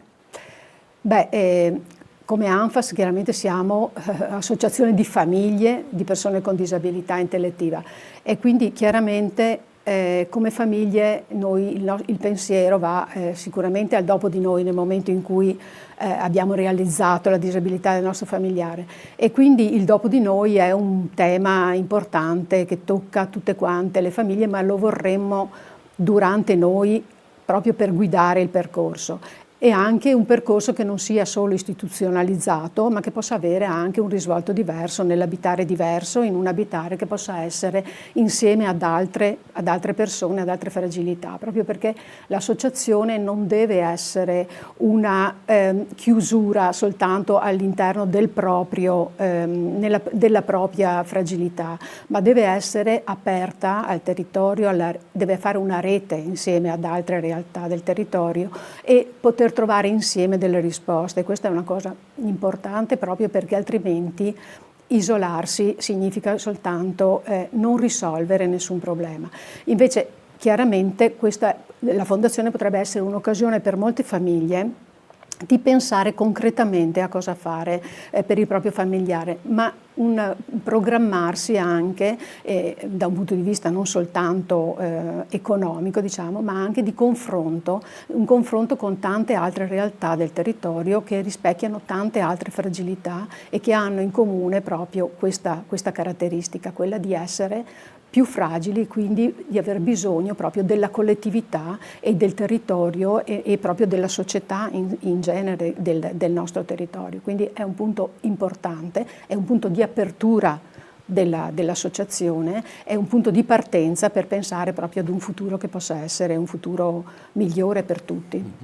Hai sottolineato bene questa dimensione della rete, del lavoro d'insieme, anche del mettere insieme le fragilità, il che non è una cosa scontata, e forse, diciamo, il punto di favore, il fiore all'occhiello di questa nuova fondazione che è nata è proprio perché ha avuto nel suo passato recente e anche nel suo presente, immaginiamo anche nel suo futuro, proprio questa ottica di rete, di collaborazione che è stata il suo punto di forza.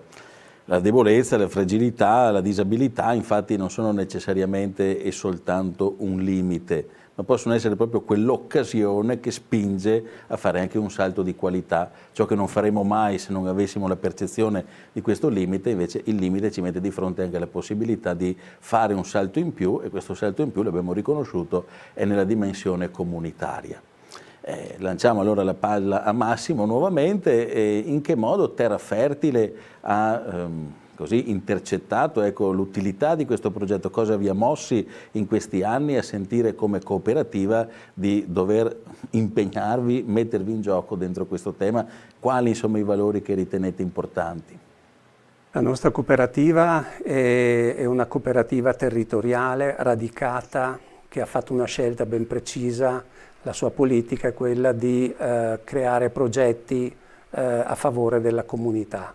In questo senso il welfare di comunità di rete, quello che abbiamo creato in questi anni assieme ai partner, è proprio il nostro obiettivo, per cui vedevamo questo progetto di rializzo della Fondazione come un concretizzarsi dei nostri sogni, che erano quelli di costruire reti, di costruire ponti, legami, nuove amicizie.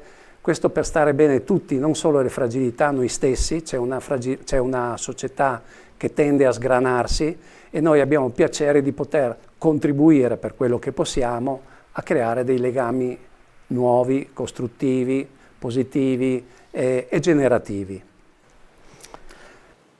Sì, ecco, forse conviene anche per i nostri telespettatori, per aiutare un po' ad avere sotto mano il percorso che abbiamo fatto, noi l'abbiamo bene in mente perché l'abbiamo vissuto proprio concretamente, ma forse è interessante anche raccontare il come si è arrivati a questo progetto, e mettendo anche in fila un po' le date. Già primi incontri Renata e Massimo li avevate vissuti nel 2019, quando si era un po' profilata la possibilità di una costituzione di una fondazione con questo scopo. Non so se volete raccontare un attimo, magari sì, Massimo. Nel 2019 c'era già un'idea di fare una fondazione, poi per una serie di vicissitudini non si è riusciti, è stato un po' poi anche a seguito di 2 convegni sul welfare di comunità del 18 e del 19 che abbiamo cercato anche nuove collaborazioni al di fuori di quelle tradizionali, e per cui si sono cominciati anche a stringere legami con Caritas e poi via via con tutte le altre associazioni del territorio. Poi c'è stato il Covid in mezzo, quindi un po' le cose si sono anche un po' interrotte. Nel 2022, così per continuare in questa linea del tempo, nel 2022 è nata questa idea in modo informale, senza tante aspettative, devo dire, insieme anche a Caritas e altri enti del terzo settore del Vittoriese, questa idea di un tavolo per il welfare di comunità, non tanto un tavolo dove si dovesse fare subito delle proposte operative, ma un luogo, e col senno di poi devo dire è stato assolutamente importante, in cui maturare una visione condivisa intorno a che cos'è il welfare di comunità, da cui è emerso anche fra tutte le priorità la priorità dell'abitare e dell'abitare inclusivo dentro un'emergenza abitativa che, come sappiamo, oggi è veramente allarmante, e lo è soprattutto anche per le categorie più fragili: anziani, disabili, immigrati in cerca di inclusione nel nostro territorio, e sono un po' le realtà di cui le associazioni, gli enti del terzo settore che abbiamo messo attorno a questo tavolo si occupano. Si arriva così nel tempo, 22-2024, il primo convegno in Casa dello Studente a Vittorio Veneto, Abitare il futuro. Nel frattempo c'era stato anche quel percorso di formazione di cui parlava Massimo prima, convegno che ci apre un po' il territorio, che fa conoscere l'idea, la progettualità, il desiderio di fare qualche cosa di concreto per il welfare, per il senso di comunità nel nostro territorio. Il maggio successivo, 2024, la sottoscrizione della rete welfare di comunità. Si rafforza un po' di più, diciamo, il legame fra questi 10 enti del terzo settore del Vittoriese. Ricordiamo, non so, il centro sociale Piazzone Paravicini, la San Vincenzo qui di Vittorio Veneto, ma anche la Porta ETS e l'associazione Volontari Amici della Porta, ma anche l'associazione 12 Ponti, Rete di Cittadinanza Solidale, insomma tutta una serie di realtà che proprio qui nel territorio si occupano dell'attenzione ai più fragili. Questa rete, quindi, una volta costituita in modo più stabile, diciamo così formale, si impegna ulteriormente in questa progettualità, che poi in questi ultimi mesi ha trovato nell'idea della costituzione di una fondazione, qualcosa di ancora più strutturato, il suo naturale epilogo che possa dare poi seguito a questa progettualità sull'abitare e sull'abitare inclusivo. Renata, passiamo la parola a te. Cosa dici un po' di questo percorso, come ti sei trovata anche con la tua associazione dentro questo percorso che abbiamo fatto in questi anni, e anche dentro quegli aspetti di formazione che ci hanno accompagnati in tutto questo? Non è stato infatti nulla di improvvisato, ma passi ben calibrati e accompagnati da un'adeguata appunto formazione.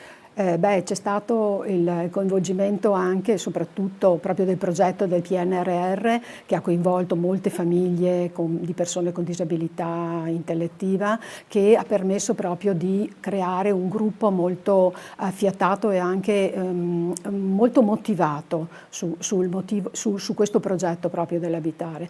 Questo ha permesso proprio anche a tanti altri genitori familiari di approfondire anche questi argomenti e di avere degli strumenti anche migliori per comprendere quello che può essere l'evoluzione dell'abitare, di un abitare che è non soltanto appunto dedicato, ma è un abitare che implica un'apertura proprio all'altro, al territorio, ma dove anche le persone possano essere anche attori di questo abitare, possano diventare anche non solo portatori di interessi, ma anche aiutare altri nei propri percorsi. Quindi il nostro percorso di formazione che c'è stato e che ha avuto 4 o 5 incontri che dovremo ancora concludere nei prossimi mesi, serve proprio per poter far vedere, far capire a tutti quanti i partecipanti quelli che sono le varie sfaccettature del problema, in questo caso dell'abitare, e che quindi coinvolge tutte quante quelle che sono le realtà sociali e le realtà del territorio, anche le realtà produttive del territorio, che hanno permesso proprio di dare un ampio respiro anche a questa visione. Quindi c'è stato anche un coinvolgimento non soltanto come associazioni, ma anche proprio come realtà del territorio, produttive proprio.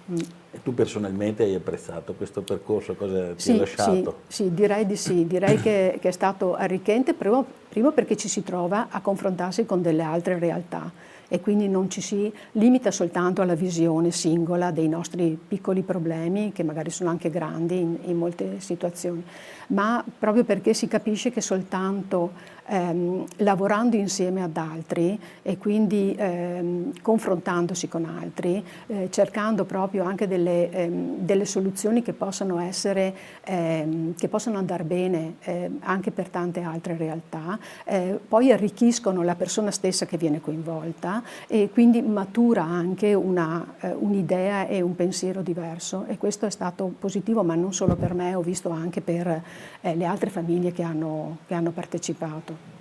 Bene, grazie Renata. Tra le tue parole c'era un po' l'indicazione anche di un percorso fatto con il territorio, una partecipazione, allora lancio un po' la palla a Massimo rispetto a questo radicamento territoriale della Fondazione Limen e anche a quell'idea di consiglio di territorio che è stato posto all'interno della Fondazione. Se vuoi spiegarci un po' come funziona, che cos'è questa cosa e come questa Fondazione intende radicarsi appunto nel territorio per essere partecipativa e in questo senso generativa di comunità. Sì, la Fondazione si è dotata proprio per statuto di questa opzione, diciamo, che il Consiglio di Territorio non è un organo diciamo deliberativo, ma è un organo consultivo e che diciamo noi ci auguriamo possa coinvolgere maggiori realtà possibili. Sicuramente la nostra rete di welfare di comunità sarà la base per questo Consiglio di Territorio, che noi però stiamo coinvolgendo appunto anche le imprese e vorremmo appunto coinvolgere tutto il mondo produttivo.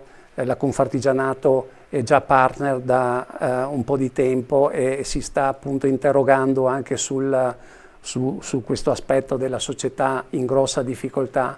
C'è difficoltà di trovare manodopera italiana, c'è difficoltà a trovare giovani che vogliono spendersi nel nostro territorio, per cui diciamo tutte le fragilità, soprattutto gli stranieri in questo caso, diventano fondamentali sia per il lavoro ma anche per occupare diciamo, tutti i posti strategici anche della società. Ecco, ci sono, purtroppo è la statistica che dice questo, diciamo, gli italiani sono sempre meno, è previsto che nel 2031 in tutto il Veneto ci saranno 200.000 anziani in più, contemporaneamente 200.000 giovani in meno e una fascia intermedia, quella produttiva e contributiva, fortemente ridotta, va da sé che noi dobbiamo generare situazioni di inclusione per tutte quelle persone che cercano, che hanno voglia di includersi, di integrarsi, di trovarsi un lavoro, che è la cosa più facile.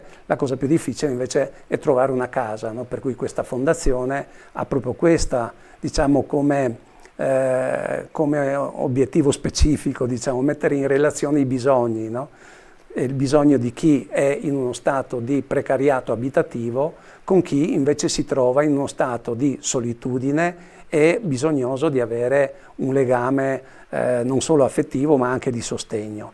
Per cui questa intergenerazionalità e questa interfragilità, diciamo, noi crediamo e siamo stati anche poi molto sostenuti con questa idea da gente esperta, tipo il direttore dell'Isra di Treviso, ma anche altre realtà che abbiamo visitato in Lombardia, ecco, ci hanno tutti spinto ad andare avanti con questo obiettivo, pensando anche il fatto che veramente noi siamo una società vecchia, diciamo, dove ci sono molte persone anziane che vivono in case sovradimensionate e sono sole e che hanno bisogno, diciamo, particolarmente di amicizia, ma anche di sostegno.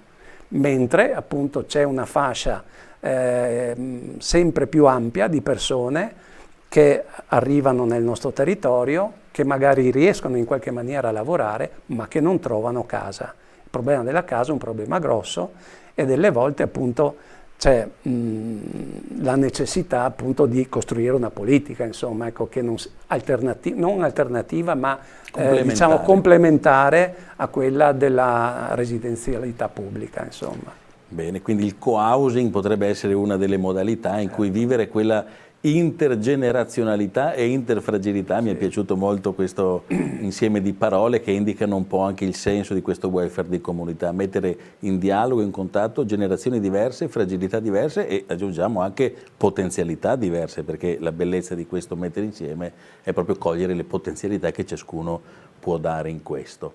Domanda retorica, perché so già la risposta, ma Massimo diciamolo anche ai nostri telespettatori, questo consiglio di territorio potrà essere il luogo dove anche la rete welfare di comunità con quegli enti del terzo settore del territorio può trovare ora modo di esprimersi in modo più pieno, più anche capace di creare progettualità, insieme anche a AITSAM e Psiche 2000 che per quanto riguarda la salute mentale si sono successivamente uniti alla nostra rete welfare, ma non è soltanto questo il soggetto protagonista del territorio, non sono soltanto questi enti del terzo settore che hanno già fatto un cammino insieme, può essere anche aperta, no, questa cosa?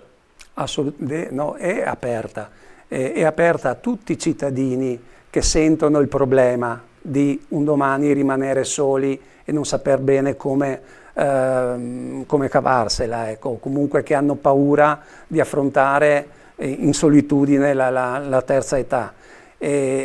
Ed è aperto anche alle imprese, perché diciamo se la società si sgrana è un problema che non riguarda solo il sociale, ma riguarda tutto il sistema, per cui anche il sistema produttivo, la società nel suo insieme, per cui noi veramente invitiamo tutti a quelli che sentono il problema del futuro come un dubbio che non sanno ancora come sciogliere, di avvicinarsi alla fondazione, di far parte di questo consiglio. Non è niente di impegnativo se non appunto quello di partecipare agli incontri. Credo che la fondazione, l'abbiamo detto più volte, insomma, continuerà periodicamente a fare incontri formativi partecipati, aperti a tutta la popolazione, perché bisogna anche un po', c'è la necessità di creare una nuova cultura riguardo il co-housing, ma anche un nuovo modo di stare insieme nella comunità, ecco, insomma. Allora Renata, abbiamo parlato con Massimo di abitare il territorio, di coinvolgimento degli enti del terzo settore, del mondo dell'impresa e quindi anche tutto il mondo produttivo e economico come anche soggetto che si interessa attivamente alla costruzione della comunità. Mancherebbe un po' uno sguardo agli enti pubblici, quindi al mondo delle istituzioni, anche l'idea di una coprogrammazione, una coprogettazione come modalità attraverso cui questa fondazione Limen intende mettersi in alleanza. Prima si parlava di complementarietà rispetto all'ente pubblico. Cosa ci dici rispetto a questo? Beh, certamente la riforma del terzo settore ha messo come cardine importante nelle programmazioni e nelle elaborazioni di progetti quelli della coprogettazione, che poi viene successivo alla coprogrammazione.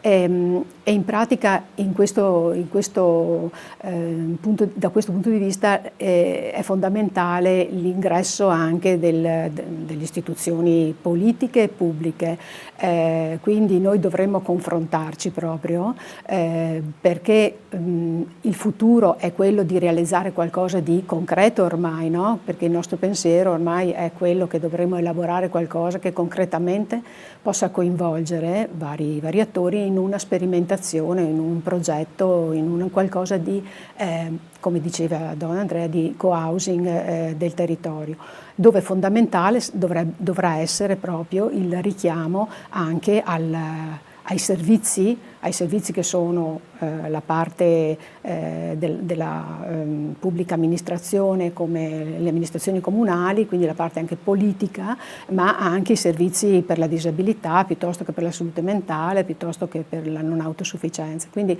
chiaramente questi dovranno essere dei componenti, degli attori importanti in un progetto di sviluppo futuro, e non possiamo fare a meno di loro, perché sono un pilastro importante proprio anche nella realizzazione. Certo, e questo mi permetto di aggiungere, non è soltanto un auspicio, è già una realtà che abbiamo sperimentato sia nel percorso Rete Welfare di Comunità, con il coinvolgimento dei comuni del Vittoriese, non soltanto Vittorio Veneto, ma anche poi recentemente in occasione della presentazione della nuova fondazione Limen, anche a livello di istituzioni regionali e quindi anche sovracomunali. Ecco, dice questo anche un po' l'ambito territoriale, in senso stretto e in senso lato, l'ambito territoriale verso cui vorremmo anche puntare lo sguardo con questa fondazione. Massimo, progetti rispetto al futuro, adesso cosa farà questa fondazione? Tu sei tra l'altro anche il presidente di questa nuova fondazione, e verso dove andrà questa fondazione Limen? Allora, come ho detto prima, senz'altro continuerà a fare questa attività formativa aperta a tutta la popolazione, una formazione partecipata, proprio per, diciamo, intanto creare nuovi legami e anche, appunto, come dicevo, costruire una cultura dell'abitare insieme, del vivere in maniera molto più, diciamo, partecipata alla nostra comunità. Per inciso, diciamo, la Fondazione non ha intenzione di costruire condomini solidali o altre costruzioni, ma diciamo, ha l'intenzione di utilizzare le case che già ci sono delle persone, tutelandone i patrimoni, tutelando i progetti di vita delle persone e cercando di costituire dei nuclei abitativi, appunto mettendo insieme i bisogni, come dicevo prima, un po' di chi diciamo di combattere la solitudine, di avere sostegno, e chi invece di avere una casa e poter darsi da fare, insomma, per includersi e per integrarsi. Per cui da un lato questo, dall'altro continuare le visite studio nel vedere realtà che già esistono. In Lombardia ce ne sono molte e sono state illuminanti, per cui questo è una cosa che dobbiamo fare, anche informarci sulle continue novità che ci sono, non solo nelle normative, ma proprio progetti che nascono dal basso, nuove idee, nuove forme di interazione comunitarie. E terzo, anche cercare di far partire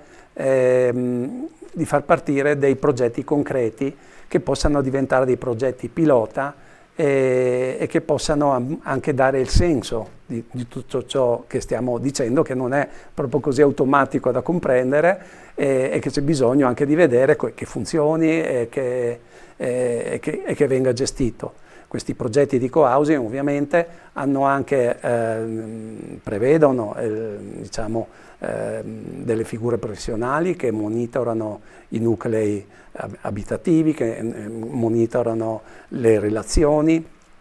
Ci sarà sicuramente prima o poi la figura del mediatore di quartiere che possa in qualche maniera anche mettere in relazione gli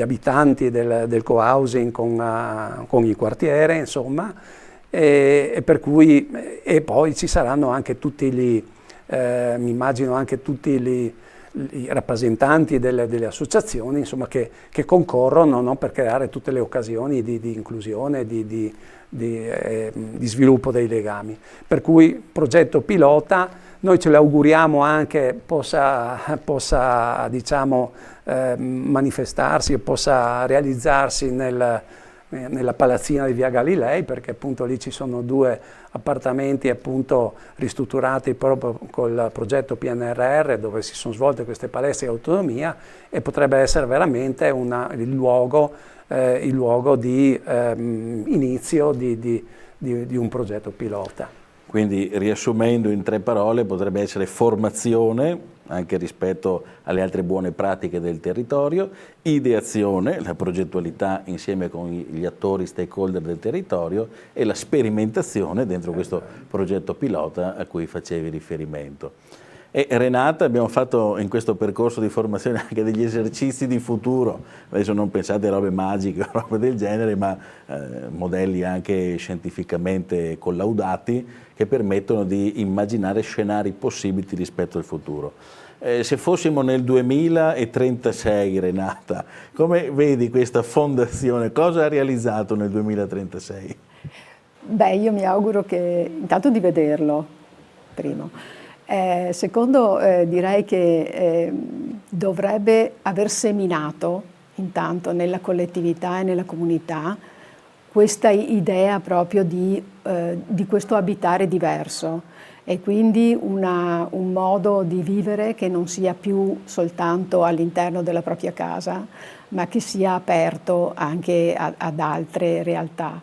È un'idea anche di una vecchiaia diversa per ciascuno di noi, appunto non proprio limitata soltanto alla singola abitazione, ma un condividere con altri anche il periodo finale della propria vita, e nello specifico, perché è chiaro che, insomma, essendo un familiare, questa è la nostra il punto debole, diciamo, e che quindi porteremo ovviamente come visione, non principale ma insomma importante, è quella proprio di poter dare delle risposte alle famiglie, ma soprattutto alle persone con disabilità, di un vivere che sia un vivere, il vivere che loro vogliono, ecco, e soddisfare i loro desideri all'interno proprio di un contesto sociale che sia arricchente e che li sostenga, ma che loro possano anche sostenere, e che quindi possano contribuire anche loro stessi per quello che possono fare.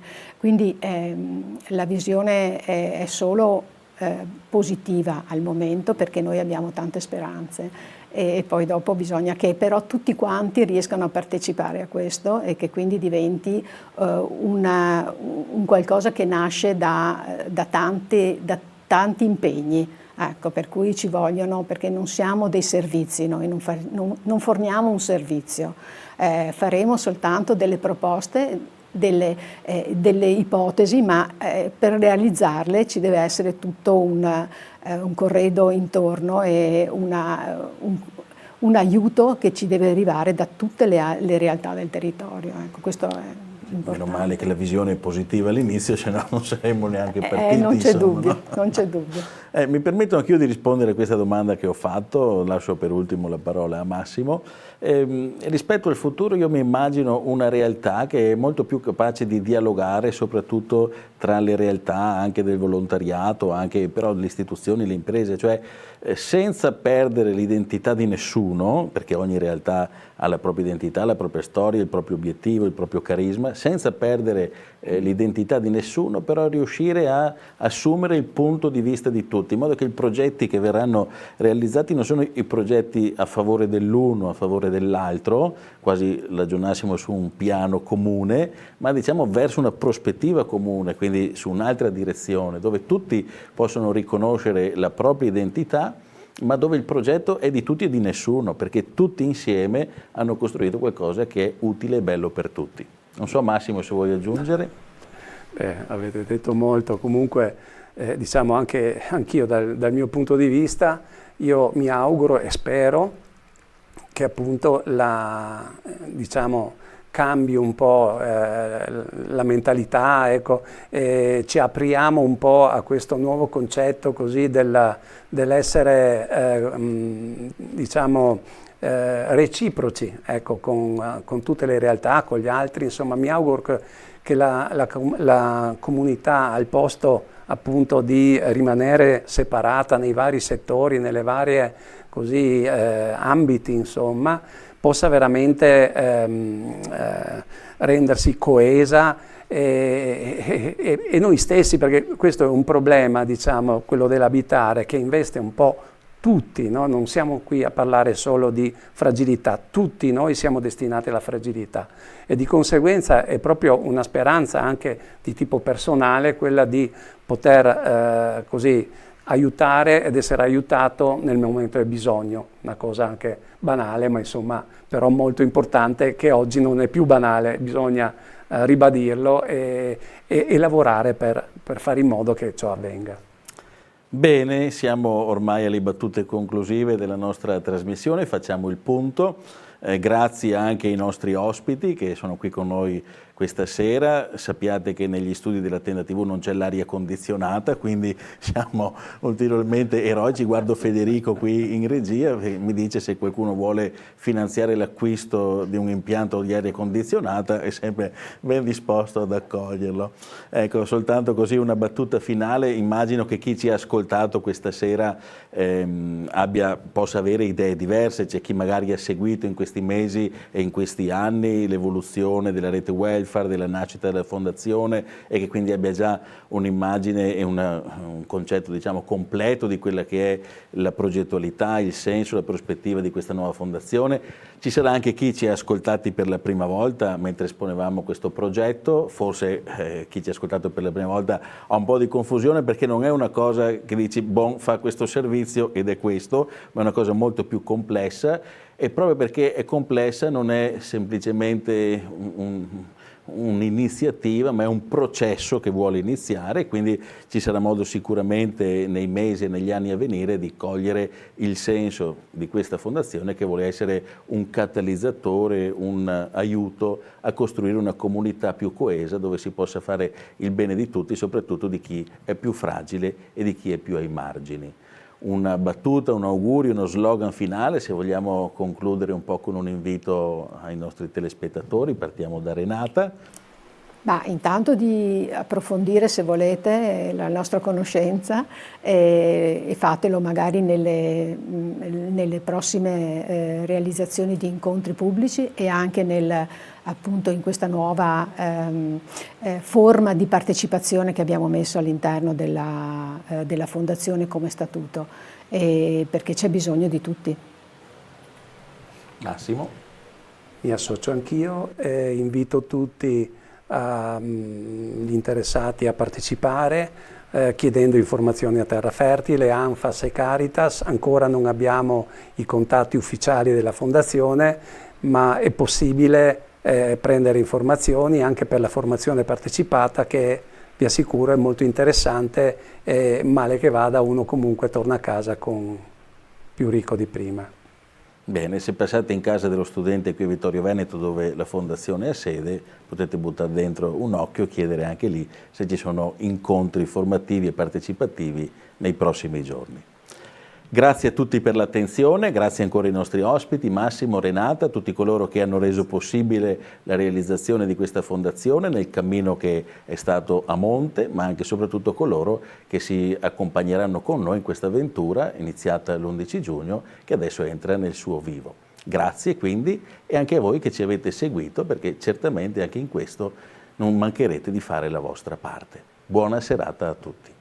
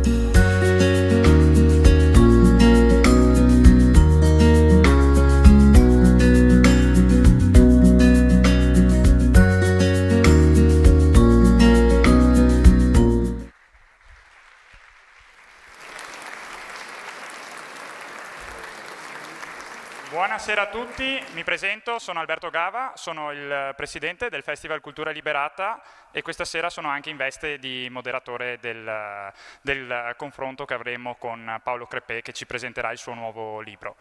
E prima di iniziare volevo ringraziare tutti e invito tutti a seguire la locandina col festival che terrà a Viva Conegliano per i prossimi 2 giorni, quindi non si ferma qui ma bensì è un percorso, è una strada segnata che poi solo scoprendola andrete a capire tutto il percorso che c'è, tutto attorno al tema della cura. La cura delle persone, come vedremo questa sera, ma c'è anche la cura nei confronti degli altri, anche questo tema toccheremo, e poi dei temi più particolari come la cura del mondo, che non è solo dal punto di vista dell'anima, ma può essere anche dal punto di vista geopolitico, economico, ma lo scoprirete e ve lo lascerò scoprire prossimamente. Adesso invito qui sul palco, prima di tutto, il nostro ospite, che farei un grande applauso, Paolo Crepè.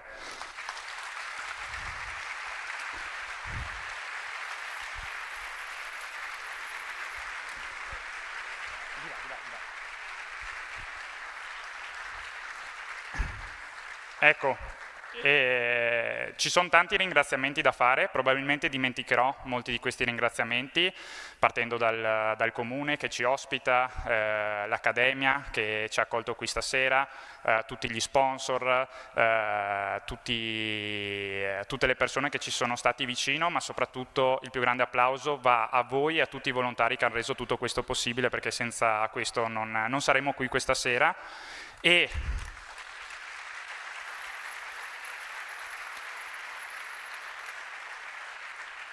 E proprio ci sono due persone che hanno reso possibile questa serata e che vorrei invitare qui, non solo perché rappresentano delle istituzioni, ma bensì perché sono stati fondamentali. Quindi invito qui l'assessore alla cultura del Comune di Conegliano Cristina Sardi e il presidente del Consiglio regionale Luca Zaia.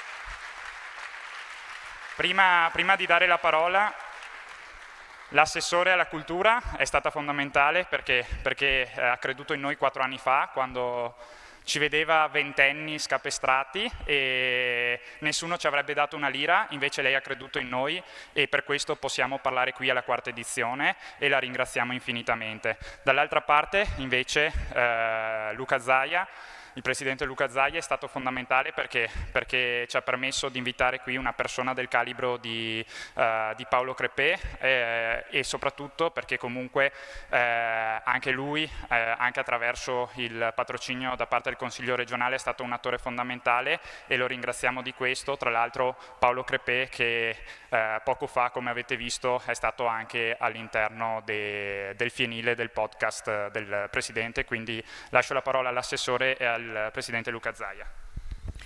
Grazie Alberto, grazie a tutti quelli che hanno voluto venire questa sera e contribuire a questo festival che alla sua 4ª edizione veramente registra una grande presenza dei cittadini coneglianesi e una grande sinergia fra le varie associazioni. E la cura è veramente con cura che ho seguito questi giovani ragazzi, che ho portato con cura, ho raccolto le loro suggestioni e la loro voglia di lavorare. La loro voglia di lavorare parte da un desiderio di riunire la nostra città attraverso la cultura e la capacità di mettersi in gioco partendo per un'avventura e facendo tanta fatica, perché veramente la fatica c'è, ma c'è la soddisfazione del risultato e in questo la nostra amministrazione crede e crede fermamente. Abbiamo investito molto in questi anni, lo sapete, ci sono stati vari festival, quello biblico, questo della cultura, ci sarà il Festival della musica nel paesaggio, c'è stato il Festival della musica da camera e quindi penso che possiamo dire che tanta cultura, tanta gioia e quindi andiamo avanti così. Grazie a tutti. Grazie. Buonasera a tutti. Intanto vi chiederei un super applauso per questi ragazzi che sono veramente eccezionali. Festival della Cultura Liberata. Mi ha detto, ma chi possiamo chiamare per la Festival della Cultura Liberata? Uno che ha barba bianca, che di libertà ha sempre ha parlato e ha vissuto da uomo libero. Se voi avete modo, io lo ringrazio perché è venuto anche nel mio podcast di Fienile, lui ha raccontato la storia della libertà alla fine, no? Un uomo che è psichiatra, che è medico, che è sociologo, che è comunque un punto di riferimento non solo nazionale e internazionale, ha vissuto negli Stati Uniti, ha vissuto in Brasile, ha vissuto in India, a Mumbai se non sbaglio. No, Chandigarh, penso. L'AVI sì, più o meno. E devo dire una cosa a beneficio del professor Crepè, che quando l'ho chiamato ho detto, sono questi ragazzi, mi ha detto subito sì. E devo dire anche un'altra roba, che mi ha anche richiamato e mi ha detto, non mi chiama più. Quindi, visto cosa vuol dire avere la schiena diritta, quindi in merito al professor Crepè lo ringrazio e io ho concluso, perché non è facile avere un personaggio del calibro del prof e siamo fortunati di averlo qui in città, quindi veramente grazie perché comunque illustra questa ovviamente manifestazione e anche, posso dire, è un modo per riconoscere il lavoro di questi ragazzi che lo fanno veramente per amore per la città, per la cultura. Buona serata, grazie. Grazie Luca.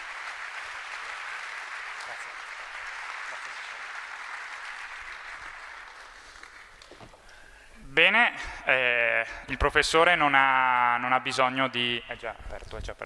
Non ha bisogno di presentazioni, però Riprendersi l'anima, che è il suo ultimo libro di cui parleremo questa sera, è stato appena premiato, ha avuto il premio Hemingway, giusto professore? Corretto? E quindi Corretto.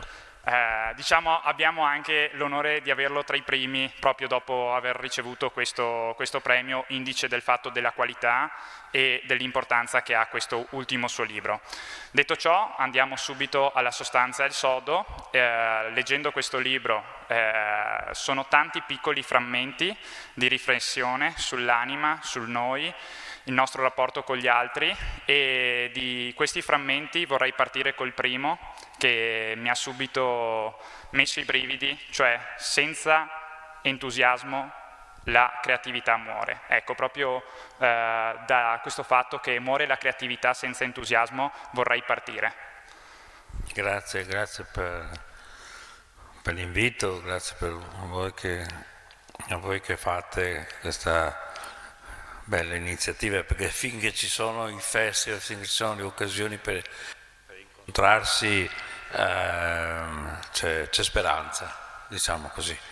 E quindi vi ringrazio il Presidente che è venuto qua, l'assessore e tutti voi. L'entusiasmo, sì.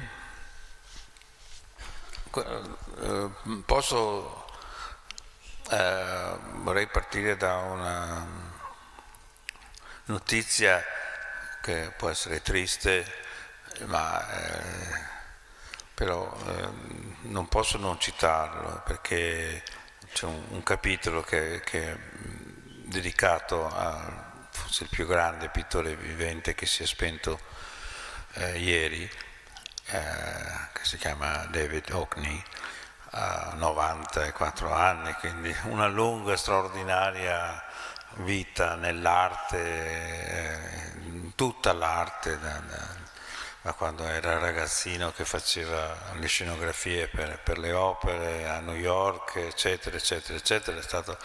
È stato celebrato come il più grande pittore vivente un anno fa alla Fondazione Louis Vuitton, ed è stato un uomo così straordinariamente libero, è incredibile, è pieno di vita. Un mio amico, che è anche un rockstar, ha avuto il grande privilegio di essere chiamato al suo studio per un ritratto, e quindi abbiamo parlato a lungo di questa, perché era un grande privilegio, perché lui non chiamava tutti, non chiamava solo le persone celebri, chiamava le persone perché, essendo libero, faceva quello che gli pareva in qualche modo. Bene, allora bisogna dare, ecco, siccome io credo che voi giovani abbiate bisogno di qualche mito. Ognuno di noi è cresciuto con dei miti, ognuno ha i miti che vuole, naturalmente, ci mancherebbe altro.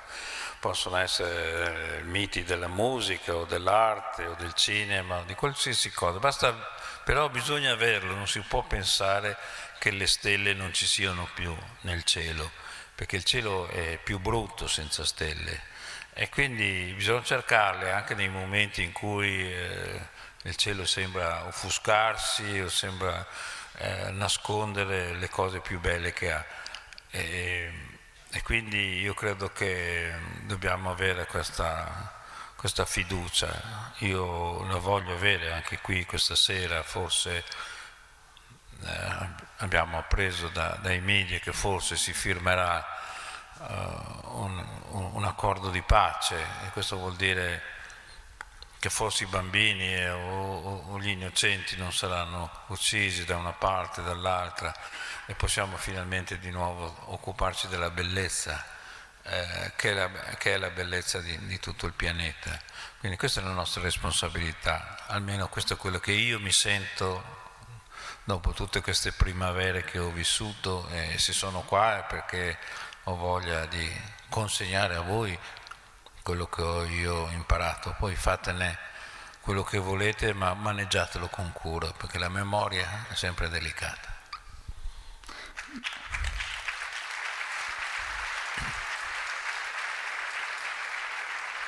Ha parlato di giovani, noi come volontari, la maggior parte di noi siamo giovani, e c'è un tema che è molto difficile oggi, che è quello dell'amore, e c'è stato un passo che mi ha fatto molto riflettere, dove diceva che l'amore costa fatica, e ha fatto l'esempio della pianta, che la pianta tirchia non fa fiori. Ecco, se possiamo approfondire e portare un messaggio a tutti i giovani di oggi su questo tema. Non solo la pianta tirchia non fa fiori, ma anche la pianta da frutto non fa frutta se la metti sotto un più grande albero. Questo è ciò che i genitori e gli educatori in generale dovrebbero sapere, perché ogni pianta ha bisogno della sua pioggia, del suo vento, della sua neve, mentre un eccesso di tutela ci rende solo più fragili. Questa è una cosa che non so, non riesco bene a capire della cultura, di una parte della cultura di oggi. Non so, prendo ad esempio una cosa che tutti abbiamo letto, eccetera, di un ragazzo che a occhio avrà la tua età, che è Yannick Sinner, perché ha avuto un inciampo, perché ha avuto una notte di tribolazioni, perché si è presentato più debole, a tutti a dire, ma è una cosa incredibile, ho letto delle cose nei giornali che non volevo crederci, qualcuno che diceva no, bisogna interrompere Roland Garros, no? Perché? Perché uno ha perso, perché capita di perdere, no? E perché cosa vogliamo? Un ragazzo di 24-25 anni, invincibile, Hulk, ma Hulk fa pietà. Ma per l'amor di Dio, è una cosa orrenda Hulk. Sì, è simpatico nel cartone animato. Cos'è? Verde? Cos'è? È verde, infatti non esiste, no? La perfezione non esiste, e troppa ricerca di perfezione ammala l'anima. L'anima è fatta anche dell'imperfetto, perché se no non c'è. Allora, due giorni fa, posso raccontare due cose, perché io non so, lavoro per associazioni mentali, è il mio modo di ragionare.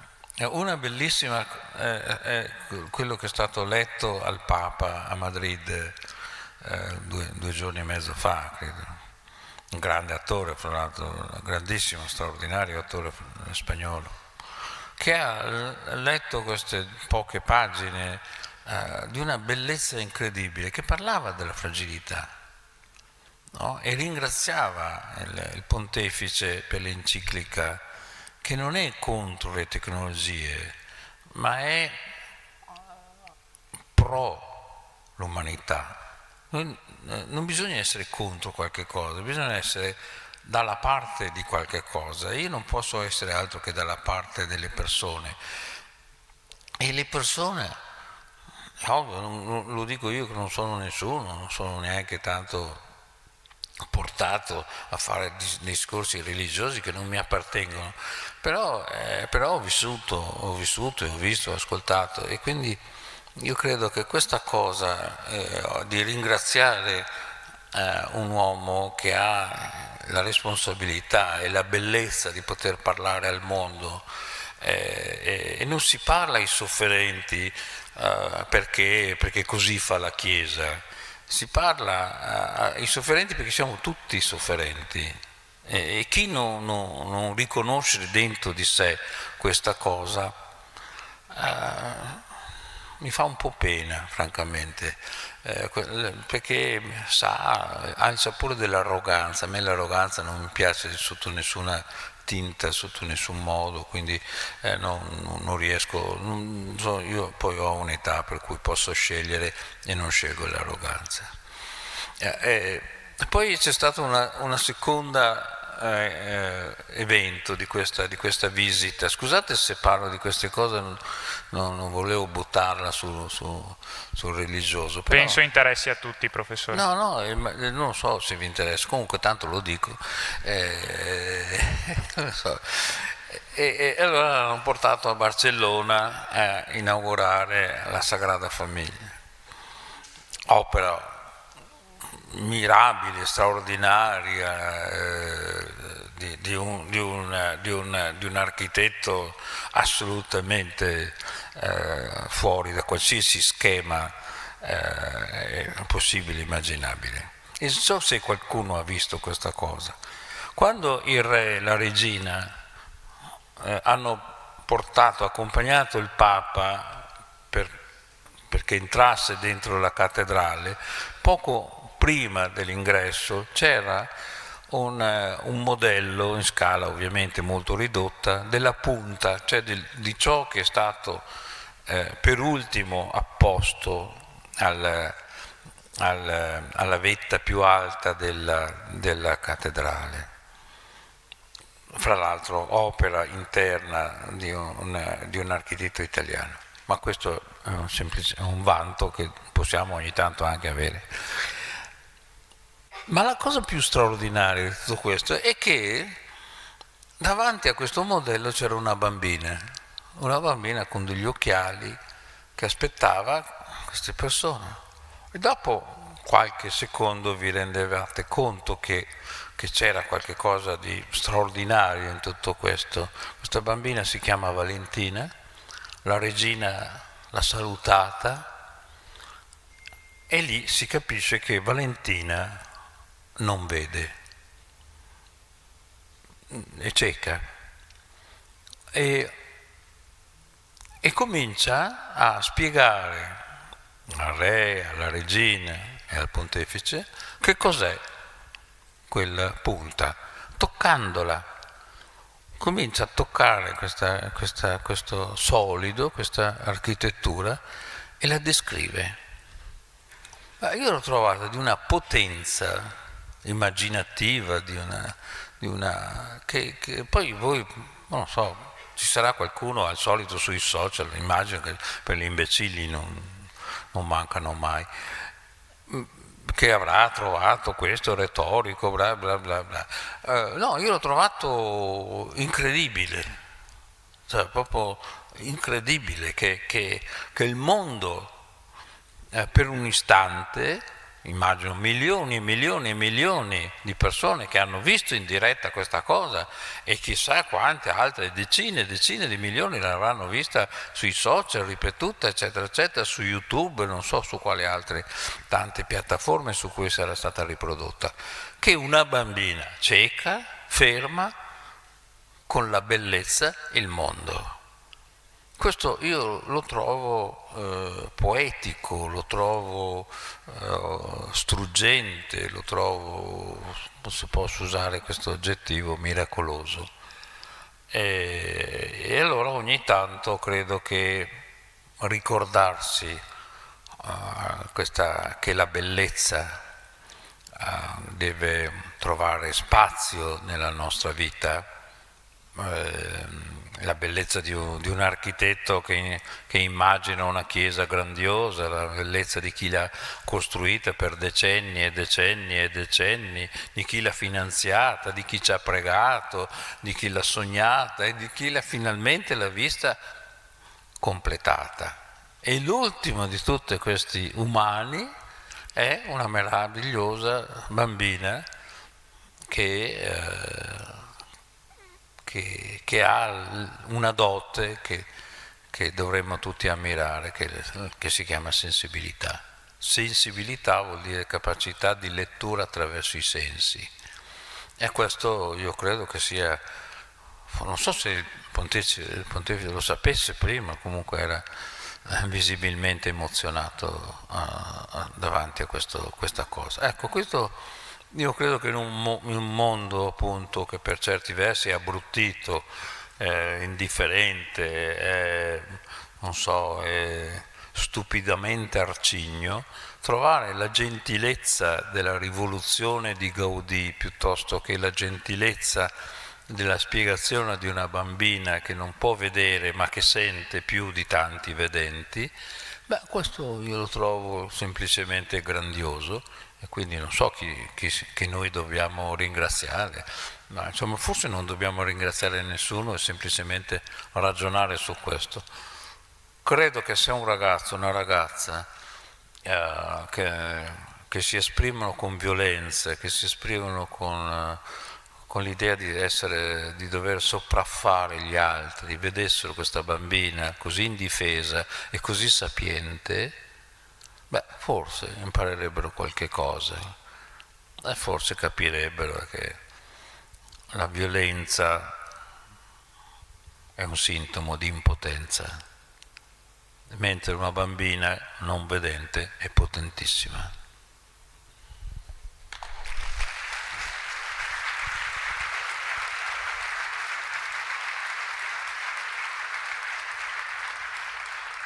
Continuando sempre a parlare di giovani, un altro passo era un po' anche, aggiungerei, l'incoerenza oggi che viviamo. Da una parte ci sono le performance, dove, ad esempio sportive, dove vediamo in questo momento il tennis italiano, Sinner, lo acclamiamo, oppure le performance date dai social, da raggiungere più like possibili, però dall'altro lato critichiamo i voti a scuola. Ecco, volevo un approfondimento su questo tema che sempre di più forse sta creando più problematiche di quanto si pensi. Ma adesso siamo in periodo di esame di maturità, quindi non so se aspettarmi il peggio del peggio, che sarebbe il 99,9% di promossi. Purtroppo credo che di nuovo confermeremo questa percentuale assolutamente demenziale, perché vuol dire che se promuoviamo tutti vuol dire che non promuoviamo nessuno.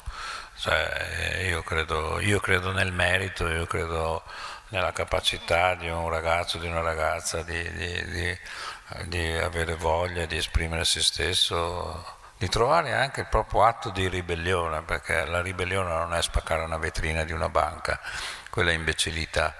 La ribellione è quello di fare qualcosa per se stessi, di seguire la propria via, di volerla fare nonostante i no, nonostante la gente che ti scoraggia.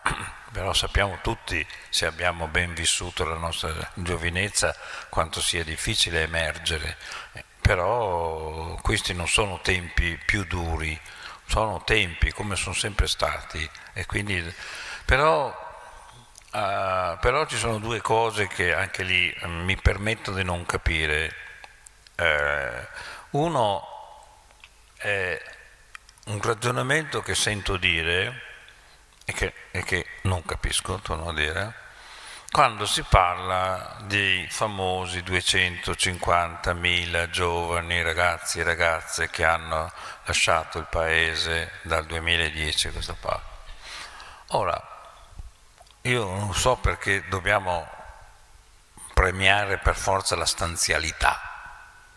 Cioè, io non ho capito. Io allora, credo che quando si pronuncia la famosa frase cervelli in fuga sia un modo per mancare di rispetto ai giovani, perché un cervello fugge se c'è, il problema è che quando non c'è non sa dove andare. Quindi non capisco questo accanimento, no? Perché uno viene, da Conegliano va in Austria, è fuggito. Ma perché è andato in Austria? Non è fuggito, io sono andato, non sono fuggito, io non sono fuggito da mia mamma, da mio papà, da mia nonna, li volevo tutti bene, però ho preso e sono andato via. Perché? Perché c'avevo da fare, ma per i tanti motivi per cui uno prende e va via, per un amore, per andarsi a vedere un concerto in Inghilterra. Io credo che questa ossessione degli adulti di essere sempre, di geolocalizzare la giovinezza, io lo trovo una cosa aberrante. Perché a Woodstock, voi non ci crederete, ma non c'erano le mamme. È una cosa difficile da capire. Adesso al concerto di Ultimo vanno i genitori. Ma perché non state a casa? Io non capisco cosa c'entra il 45enne, no? Che accompagna il 18enne.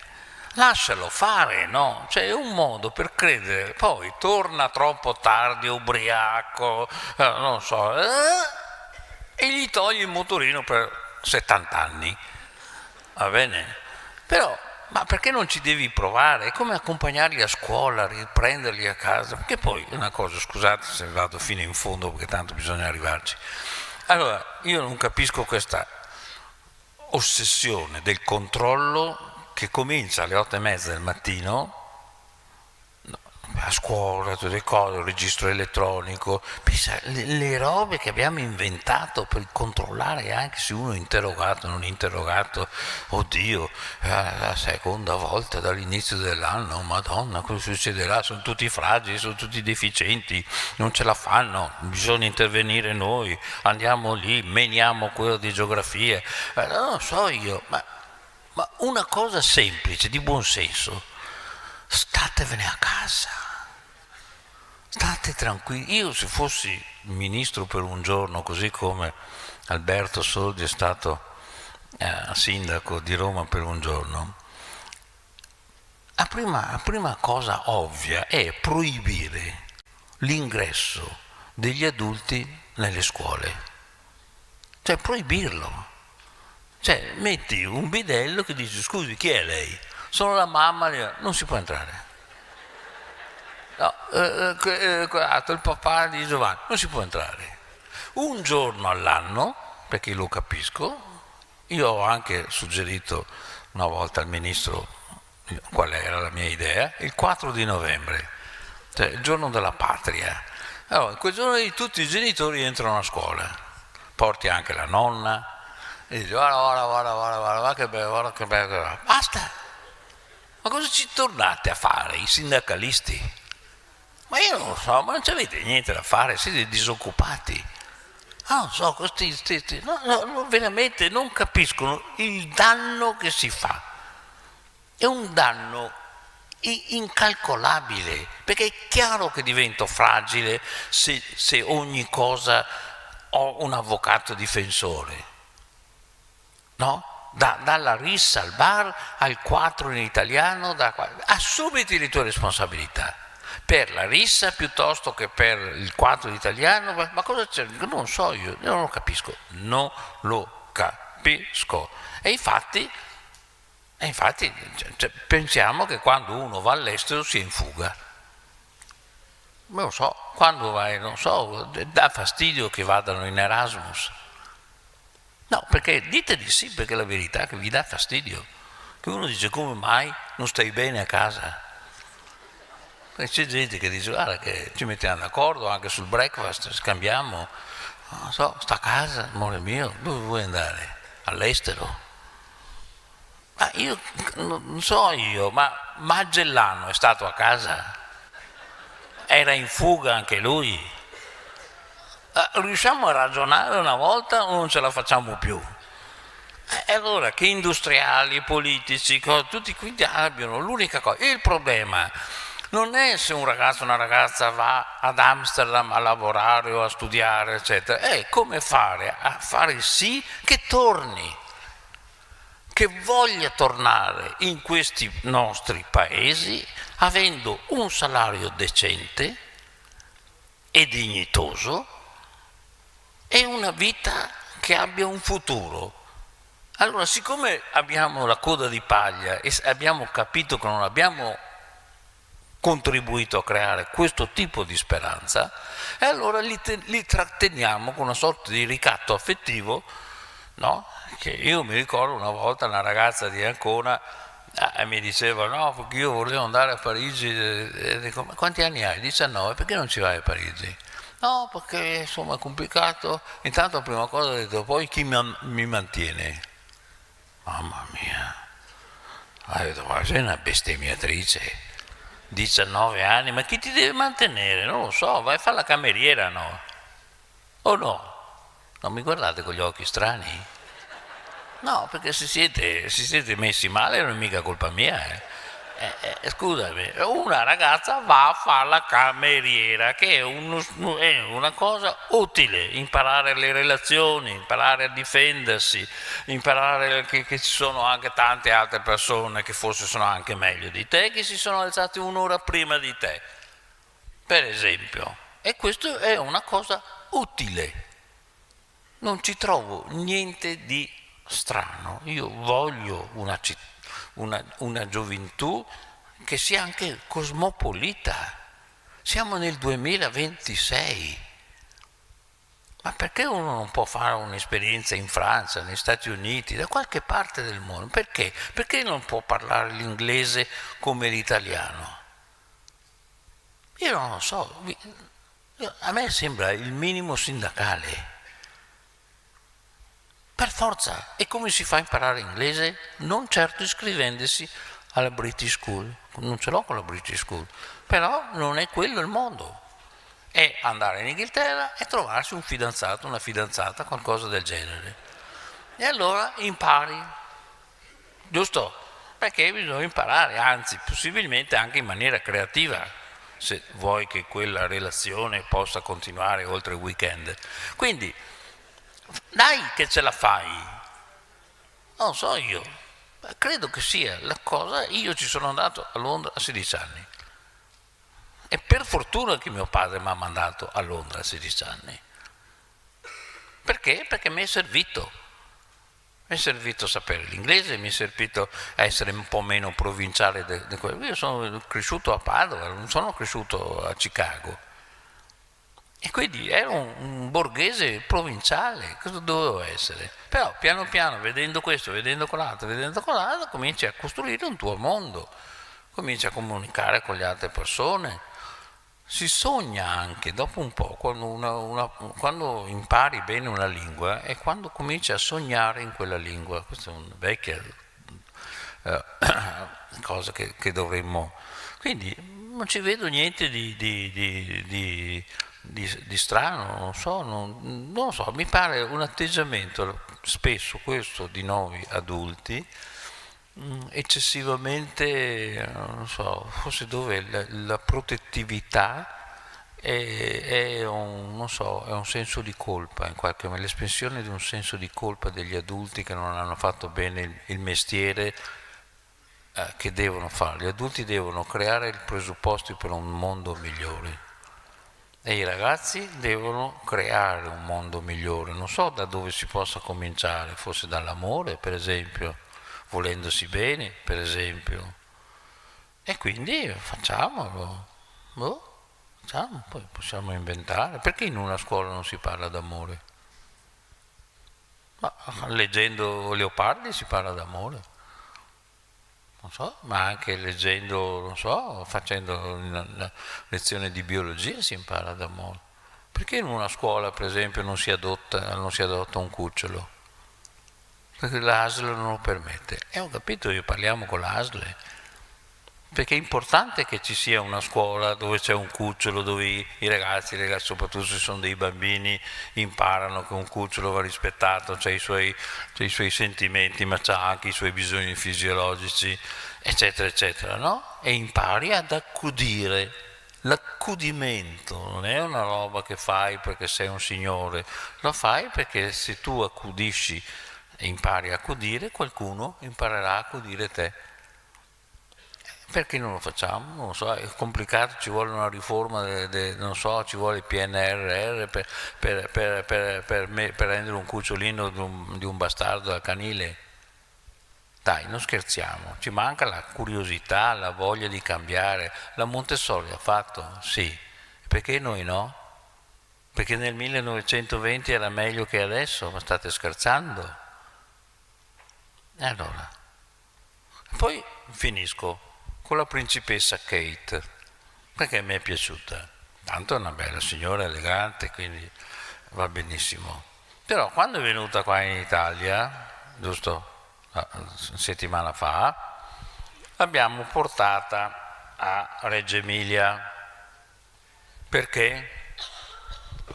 Perché a Reggio Emilia c'è Reggio Children, giusto? Giusto?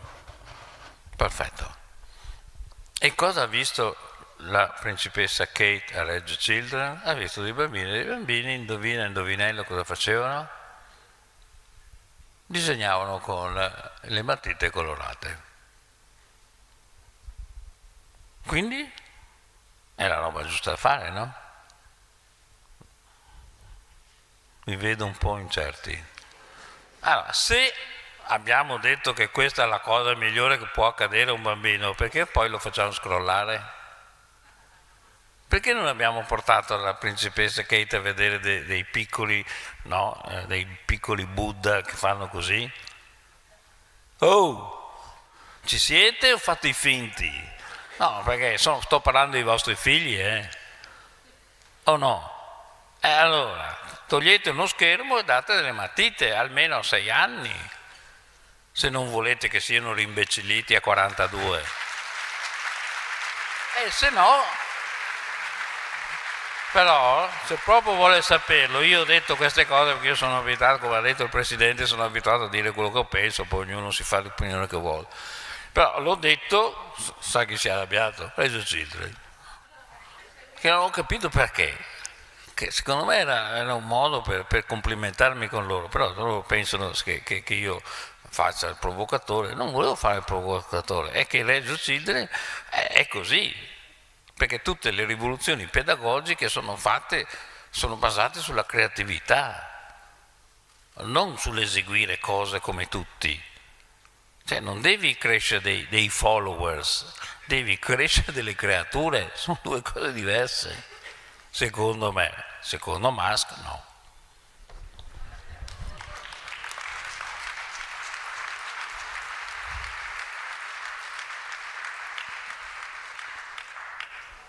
Uno dei problemi può essere un po' il tema che ricorre molto spesso nei suoi libri della comfort zone, dall'altra parte in senso figurativo forse a noi giovani serve ogni tanto anche un calcio, uso una parola meno colorita, deretano, in modo tale da essere più, come si può dire, più nella platea che ci sta seguendo, usare una parola più carina per definire un'altra cosa. Forse un po' questo serve, un po' uscire da questa comfort zone che ci siamo un po' andati a creare e soprattutto anche magari i nostri genitori si vogliono crearci. Lei cosa ne pensa? Tutto il male del mondo. La comfort zone, la quiet living, come vuoi chiamarlo tu, ma veramente una roba, non so cosa ci sia di peggio. Francamente non lo dico allora, siccome per fortuna i ragazzi e le ragazze non sono una categoria sindacale ma sono tante persone diverse, io circa un anno fa mi ricordo a Cagliari, un teatro magnifico, e alla fine della serata, cioè il filmacopio, sono arrivate 2 ragazze che ho visto, erano vestite uguali e c'era una scritta qua rossa su una magliette blu. Ho guardato meglio e c'era scritto Prada. Non ho capito bene se erano delle ragazze, no, subito non ho capito, ho detto, ma voi cosa fate? Perché ben piazzate, ragazze meravigliose. Ma siete... No, dice, noi siamo dell'equipaggio di Luna Rossa. Ah però, perché Luna Rossa ha la base a Cagliari, al porto. Dico, ma pazzesco, e cosa fate con Luna Rossa? Dice, no, noi siamo equipaggio, dice, noi ragazze, la mia amica e altre 2, abbiamo vinto la Coppa America femminile qualche mese fa. Dico, ah però, e contro chi avete vinto in finale? Dice, con le inglesi che sono tremende. Dico, ma quanto va il vostro scafo con del buon vento? Dice, quello di Coppa America va a 52-53 nodi, che sarebbe 120-130 km all'ora. Porca miseria. Guardo ste ragazze, a me questa roba qua piace. A voi no? Ah, mamma mia quanto mi piace. Una che si alza alle 5 del mattino e apre la finestra per vedere se c'è vento o no. Ma a voi vi piace di più una che si sveglia alle 9 meno 5, che arriva in ritardo a scuola sbadigliando e che pensa che studiare sia una sfiga? No, schieriamoci una volta, no, perché in mezzo non si può stare. O state con Luna Rossa o state per i divani e il comfort zone. Però se fate la seconda arrangiatevi, perché c'è una conseguenza. È la conseguenza di una cosa di tanti anni fa, non in questa città ma a Treviso, che mi invitò alla Confindustria e mi disse una cosa che già all'epoca faceva paura. 1/3 delle nostre aziende in cambio generazionale muore. Ah, però è un buon dato? Ah no, bisogna fare qualcosa. Però se torniamo in qua, perché era circa 25 anni fa, se torniamo in qua e qualche settimana fa ho letto, prima pagina del Corriere della Sera, intervista ad un grande signore importante della finanza, eccetera, eccetera, eccetera, non mi ricordo neanche come si chiama, ma non importa, il problema è il peccato, non certo il peccatore, che ha detto: in questo paese i soldi meglio ereditarli che farli. Beh, se voi pensate a questo siete morti e non lo sapete. Walking Dead. Mi spiace, ma è così, perché se uno sta a casa, in comfort zone, a aspettare che il nonno muoia, è morto lui, non il nonno. Il nonno ha fatto la sua vita, ti ha anche lasciato un appartamentino. E tu cosa fai? Non lo so io. Cosa fai? Vendi l'appartamentino e speri? Ma io non ho capito io. Anche questo non sono cose che io capisco, come si fa a dire una cosa su prima pagina del Corriere. Ma non puoi pensare che c'è un ragazzo di 20 anni che ti legge. E cosa deve capire? Se tu sei il massimo rappresentante dell'economia italiana, o pensi di esserlo, e dici una cosa del genere, fai un danno inimmaginabile. Uno deve dire: guarda, potresti ereditare, ma non credo che accadrà. E cosa faccio? Non lo so, arrangiati. O no? È brutto, dite che è brutto, è cattiveria. E invece dire: non ti preoccupare, non fare niente, no? Iscriviti all'università a Treviso, che sennò a Padova già è un problema. Ma vi svegliate o no? Questa era la locomotiva d'Italia, così l'abbiamo chiamata. Io sono di questa terra qui, non sto parlando non sono un marziano. Questa era la locomotiva italiana. Lo è ancora? Se non lo è, di chi è colpa? Sempre di qualcun altro. Siamo sicuri? È l'America, la Cina, la globalizzazione, le cose, tutte storie avanti, poi c'hai un figlio, dai, sta sul divano, dai, vendi sto divano, vendilo, appena va a farsi uno spritz, tu chiami Domenichelli, chi è che qua che porta via le robe? Non so, una volta era Domenichelli, quello che volete, Bartolini, va bene, chiamate Bartolini, appena che va via, portate via il divano. L'ho regalata alla nonna, ultimo modello, con la pedana che si alza, così anche le caviglie della nonna, o no? Ma devo dare un coso con la cosa a uno di 20 anni? Ma dai, ma è una vergogna. Scusa, per fortuna che i ragazzi non sono tutti così. Io io a Venezia frequento prevalentemente ragazzi sotto i 30-35 anni al massimo. Prima perché quelli della mia età sono abbastanza noiosetti di andare a cena, quindi parlano di prostata, cioè, e poi bagalà mantecato parla di anca, quell'altro è bigo in salsa e a rotolo comandiamo così e così. Allora bisogna chiamare un ragazzo, però dopo anche lì prendere anche in giro, perché ragazzi voi dovete anche cercare un po' di ironia, perché se c'è una ragazza come l'altra sera che mi ha detto che c'aveva delle questioni col moroso eccetera eccetera e ha chiesto alla chat LGBT come si fa col fidanzato, io ho detto guarda, sei un genio, è così che si risolvono le questioni amorose. Alle 3 di notte ti chiede alla chat come faccio col ragazzo. Madonna santa. E questi sono miliardi, no, ridete, continuate a ridere, oggi 2000 miliardi di cose, le più grandi cose, no, io non ho nessuna cosa, non ho niente a che fare, il mondo è largo, ci stanno tutti. Posso dire che uno può anche credere nella propria intelligenza, nelle proprie strategie, e se ti lascia il fidanzato te la cavi magari chiamando una tua amica a fare 4 chiacchiere, non questi qua, un algoritmo che ti dice sta calma, perché dice così l'algoritmo.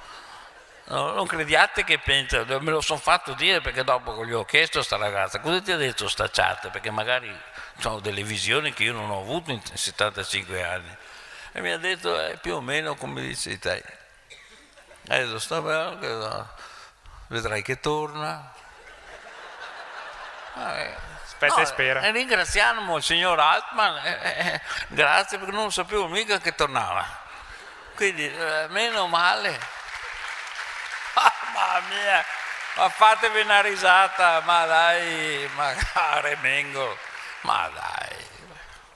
L'intelligenza artificiale dovrebbe essere prevalentemente venduta nei negozi di sanitaria, perché è un ausilio ortopedico, che uno dice tu come sei messo? Insomma, non mi ricordo più le robe. Ecco la chat va bene, ha una certa età, dentro l'RSA, quelli dovrebbero essere i luoghi dell'intelligenza artificiale, ma uno di 20 anni ti devo dire cosa devi fare con l'amoroso, col moroso, arrangiati, vuoi che sappia io? Non so, tu cosa fai? Non so. Non posso dirlo perché ho qui l'amorosa. No, potrebbe... Evito incidenti diplomatici per stasera, ma recupero. Sì, recupero. Un tema che lei già accennava prima è il fatto come far tornare questi giovani, e c'è il tema dei sogni, e si ricollega anche a questo discorso dell'intelligenza artificiale, perché da una parte l'intelligenza artificiale è statistica applicata all'informatica e quindi porta a livellare, dall'altra parte c'è proprio una cultura che oggi porta a livellare i sogni, e lei scrive proprio che quando che i sogni non si possono livellare, altrimenti significherebbe ucciderli. Ecco, come si può invece tornare a far sognare soprattutto noi giovani? Torno a dire, io credo che ci vogliono gli esempi. Io ho avuto gli esempi dei miei nonni, per esempio, che non hanno fatto delle cose per me, però io da bambino guardavo loro, che facevano delle cose magnifiche, erano degli artisti, facevano delle cose, quindi io mi sono nutrito di questa cosa qua, e quindi loro sognavano per loro, non per me, e io ho capito che era bello avere un sogno, un'ambizione, una visione delle cose, del mondo, come vorresti che fosse, eccetera, eccetera. Questo è una cosa, se non c'è nessuno che ti ispira, come fai a ispirarti da solo, non lo so. Quindi io non ce l'ho, torno a dire, con le tecnologie, per carità, ma certo che l'attacco è una cosa fondamentale. Io ho finito la facoltà di medicina che era arrivata da un anno l'attacco, quella Brain, a Verona dove io stavo, a Borgo Trento. E quindi figurate voi se io posso pensare che sia una roba che certo che ha aiutato e da allora adesso è incomparabile, quindi, ma questo non vuol dire che si sostituisce scusate, allora in Cina, io non ce l'ho con i cinesi, però in Cina ci sono ormai 1, 2 e sono l'inizio di un New Deal, possiamo chiamarlo con le parole giuste, New Deal, in cui c'è un ospedale in cui sono tutti robot, dall'accettazione alla sala operatoria. Allora, parliamo di noi. Allora, qui abbiamo avuto le Olimpiadi, giusto? Sì, bene. C'è stata una ragazza pazzesca americana che si è buttata in discesa, che qualcuno ha detto che non avrebbe dovuto fare perché aveva un ginocchio già messo male, sì o no? Sì. L'avete salvata? Sì o no? Dove? Qua, a Treviso, giusto? Bene, in un ospedale pubblico. Poi la sorella è andata a trovarla, sì o no? Sì. Ha detto, ma che fighi sti medici di Treviso, sì o no? Venite, ha detto alle ragazze americane, venite qua che c'è da fare, sì o no? Oh, allora se ci fossero stati tutti i robot, ma chi chiamava quella là? Sì o no? Oh, perché? Perché è bello l'ortopedico gagliardo, ti fa anche sangue. Diciamo le cose, o no, perché è bravo, ti salva, è pure bello, magari anche libero, uno ci fa un pensiero, ma se è 1,80 made in China, che tutti uguali, io non ce l'ho con quei robot, però la flebo preferisco una bella infermierotta, o no? No, siccome mi è capitato di recente e con la signora infermiera mi ha fatto 4 chiacchiere, come va, sì o no? È bello, guarda che mi fa male, cosa mi dai stanotte per dormire? Si chiama umano. Allora, o lo vogliamo noi o ci sono ottime ragioni per inventarsi un altro mondo. Guardate che a Pechino ci sono bar di umanoidi, cioè nel senso che vai, chiedi una birra e l'umanoide ti dà la birra, te la versa anche, perché siccome sei mona non riesci neanche a versarti, perché dopo che hai tutti questi umanoidi tu non sai più fare neanche versarti la birra, è un problema nella vita. Voi vi fidate di uno che non sa neanche versarsi la birra in un bicchiere? E gli dai anche un'azienda. Quindi cosa ci rimane da fare? Non lo so. Secondo Musk, niente. Perché lui ha detto intelligenza artificiale più robot siamo a posto. E noi cosa facciamo? Qualcuno dice che dobbiamo andare al parco a portare il cane a fare la pipì. Questo sarebbe quello che rimane per noi umani. Insomma, non è una prospettiva eccitante, o no? No, non sto scherzando. Io scusate, ma io mi informo, quindi se volete ne parliamo anche, non voglio annoiarvi, però questa è una prospettiva non concreta, assolutamente concreta. Quello che sono riusciti a fare in questi anni di guerra le tecnologie è assolutamente incredibile. Quando è cominciata la guerra tra Russia e Ucraina, i droni erano una roba che si parlava, sì, quei che fanno fotografie sopra il paesino di montagna, pensavamo che fosse quello il drone. Pensate che cos'è oggi un drone? Lo dico non in senso negativo, è uno sviluppo tecnico assoluto. È chiaro che c'è un mercato per tutto questo.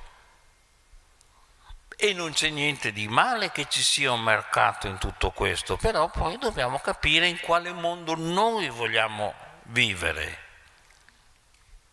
E quindi dobbiamo metterci d'accordo tra noi umani. E questa è la cosa, perché credo che sia anche per voi. Scusate, i giovani cosa devono andare a fare lavorare? Cosa? Scrittura? Non ci saranno più scrittori, perché non c'è bisogno di avere uno scrittore. Io come faccio?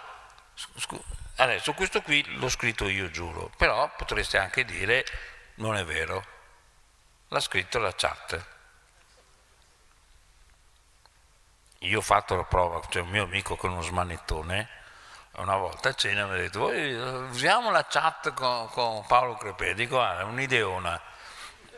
Vai, dice, allora adesso facciamo una cosa, una poesia, come scriverebbe Paolo Crepè una poesia sui giovani. Dico, vai.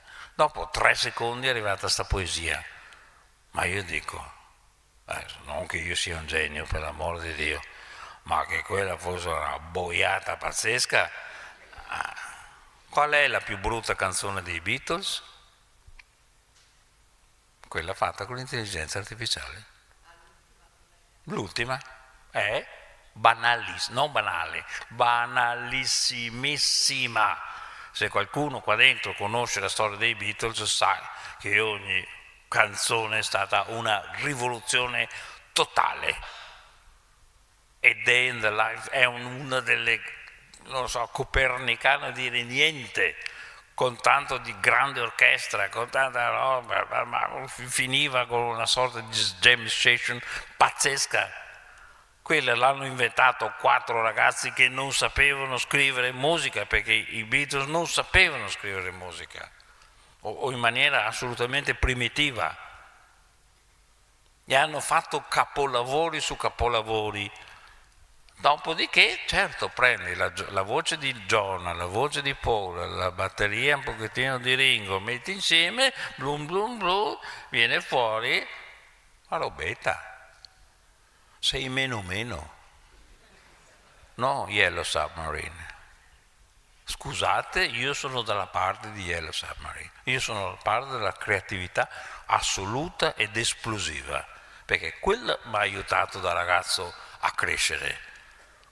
Se avessi sentito che robette là, ma per carità, ma facciamo anche i Led Zeppelin con l'intelligenza artificiale, ma dai, ma un po' di ritegno. Diciamo che è una roba facile, diciamo che ci conviene perché ci metti 5 minuti, se sei un bravo ingegnere ci metti anche 4 minuti. Ma cosa viene fuori? Qualcosa di inaspettato? Perché secondo voi, non so, Fontana che tagliava la tela la inventa l'intelligenza artificiale. Ma perché dobbiamo dire queste cose qua? È un insulto alla nostra intelligenza. Quindi non c'è niente di male che ci sia qualcuno che si sia arricchito, che sia diventato trilionario, quadrilionario, non me ne frega niente a me. Mi piace un ragazzo che si inventa qualche cosa. Io domani alle 9:30 incontro uno di 27 anni che è un grande poeta. Cosa mi dirà? Non ne ho la più pallida idea. È per quello che lo voglio incontrare.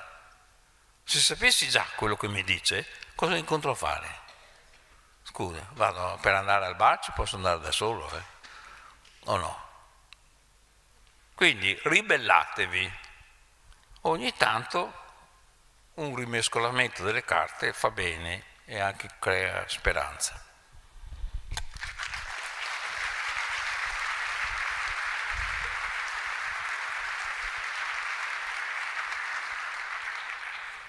Avviandoci verso la fine, 2 temi che escono molto spesso sono quelli della libertà e del gioco.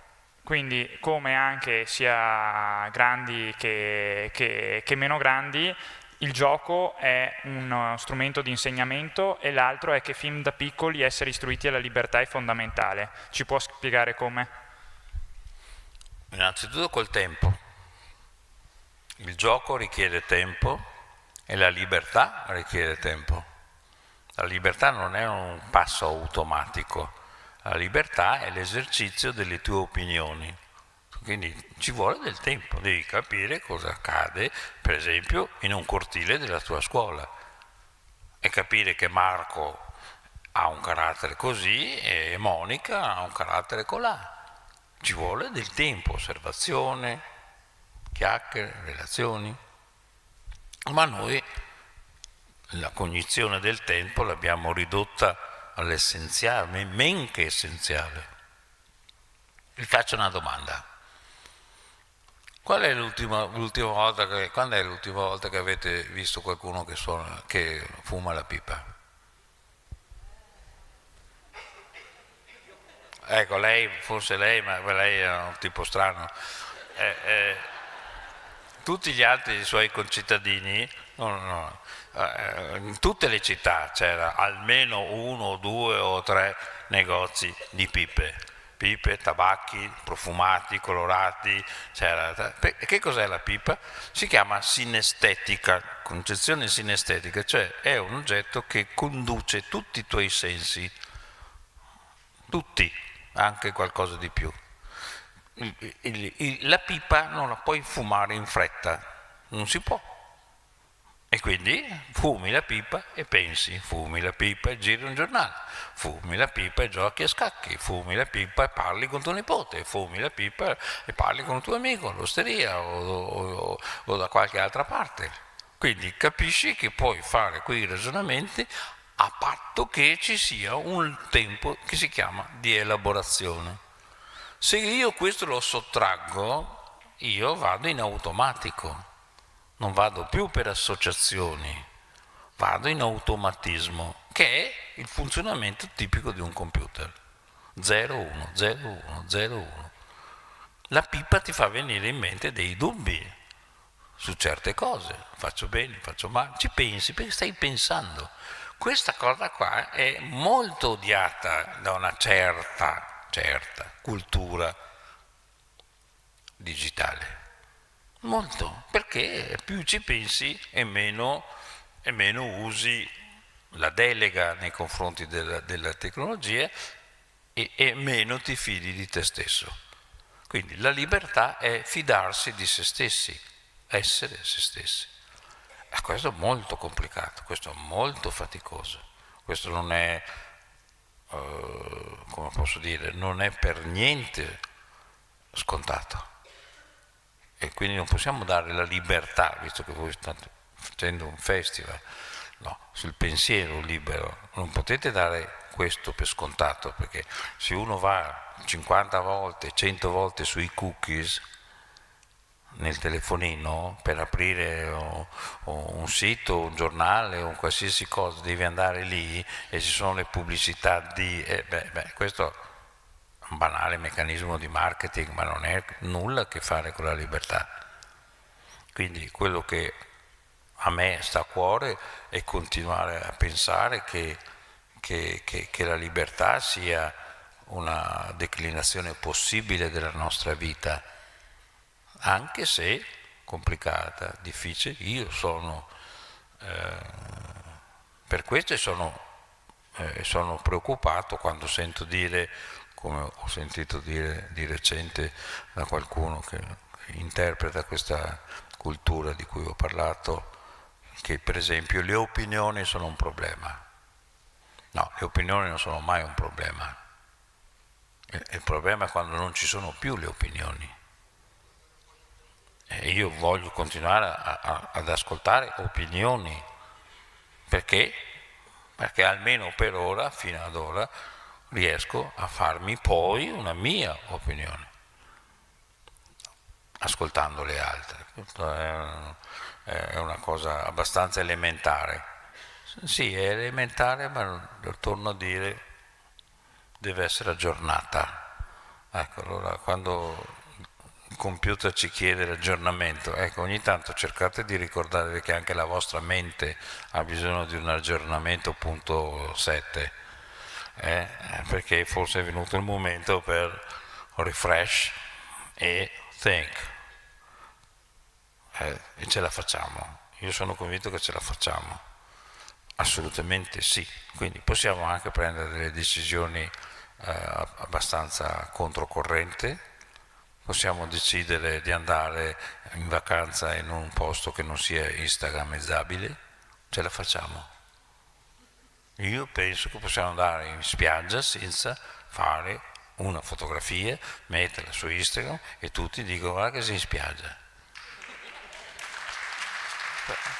Io credo, poi non so se non ce la facciamo più, non so io, guarda che c'è gente, anche tanti giovani che fotografano i cappuccini. State attenti, perché se uno va al bar alle 8 di mattina e fa una fotografia di un cappuccino, vuol dire che è arrivato alla frutta sciroppata, o no? Insomma, adesso, con tutto rispetto, per carità, uno c'ha anche le fragilità, però ti manda anche la foto del cappuccino e tu cosa gli rispondi? A tesoro mio una schiuma così era tanto che non la vedevo. Dai, ma per carità, ma... C'è di peggio. Sì, no, immagino, non voglio neanche saperlo. No, non so neanche sarà io. il cappuccino col barista che ti ha scritto A come amore, certo. Tesoro, come fai a stare iniziare una giornata senza un cappuccino fotografato, come fai? Ma non so, ecco, i grandi, non so, dai, non credo che l'Urid fotografasse i cappuccini, ho questa vaga idea e io mi tengo l'Urid. Scusate, non so cosa volete farvene voi, ma io trovo che fosse uno dei cantanti più straordinari e lirici del Novecento, quindi lunga vita a lui.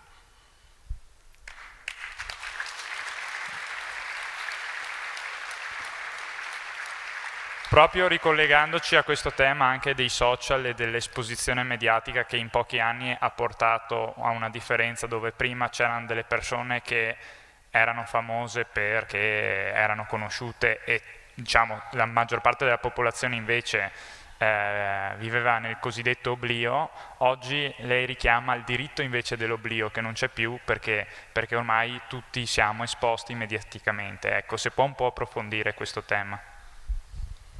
Allora, non ce l'ho con nessuno, però facciamo butta caso, no? Che tu vai al bar la sera con una persona, va bene? E poco più in là c'è un signore che arriva con una strana montatura degli occhiali, che ha un buchetto qua, dove c'è una telecamerina.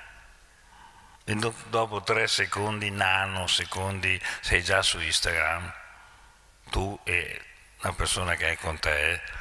Allora, io non ce l'ho con nessuno, non ce l'ho con nessun business, io auguro a tutti una lunghissima vita. Posso pretendere che se vado a cena, se vado a comprare un giornale, non devo essere con una sorta di servizio segreto che mi mette, e che mi mette online dopo un nanosecondo? Posso o no? Secondo me sì. E quando la gente comincerà a capire questo, che questo confligge con la nostra libertà assoluta di vado a bere un bicchiere con Monica perché mi interessa a me. Ma perché deve interessare al mondo? Questo non è notorietà, questo è voyeurismo. Siamo diventati tutti dei guardoni da buco della serratura. A me non me ne frega niente se quello saranno fatti suoi, ma scusate, mamma mia, ma non è possibile. Cioè, un po' di decenza. Io non credo che questo non comporterà qualche problema, perché secondo me, io non entrerei in un ristorante dove ci sono tutti questi con gli occhiali, col buchetto, cioè io non ci vado. Ma perché? Perché non ho voglia di andare. Posso decidere io di andare su Instagram o no? O lo deve decidere lei? Scusa, normalmente si chiede il permesso. Una volta addirittura per qualsiasi cosa, quando andavo in televisione, anche se stavo zitto dovevo firmare un contratto che cedevo la mia immagine. Lo firmavo però. E adesso se cedi la tua immagine così, gratis, e t'amorereo, no? E ti prendono anche per i fondelli. E poi lo dicono anche a tua moglie.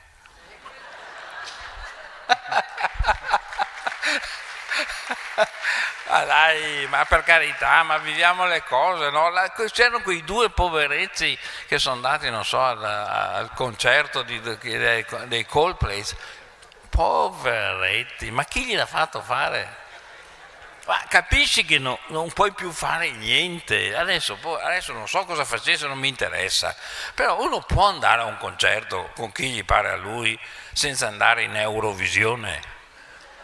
Ma scusate, sì o no? Perché se no pensate com'è la vita. Oddio, no, non ci vediamo al bar perché ho visto uno con gli occhiali strani. No, via. No, so, come se uno facesse sempre chissà quali cose terribili. Ma uno può anche semplicemente fare 4 chiacchiere con un amico, senza poi parlare di cose molto più delicate come può essere il segreto industriale e tutte queste cose qua. Ma diventa una vita da carcerati, da non so, dove la paranoia, cioè l'idea che chissà, e questo è al posto della creatività, secondo me, perché stare là a guardare gli altri cosa fanno, ti rende la vita micragnosa, piccolina, sei un pigmeo che vivi della vita degli altri. Ma io non so, io sempre, mi sono sempre innamorato delle persone libere, straordinarie, non so, Jack Nicholson, un mio eroe, è sempre stato il mio eroe. Un uomo che secondo me non gli fregava niente di niente nella sua vita, faceva tutto quello che ha fatto di grandioso. Se adesso uno va a vedere cosa fa, cosa non fa, non so, come gossipari, so anche queste trasmissioni gossipare, no? Ti intervistano, poi ti fanno il tranello, ma lei nel 1924 non stava con quella là, non mi ricordo.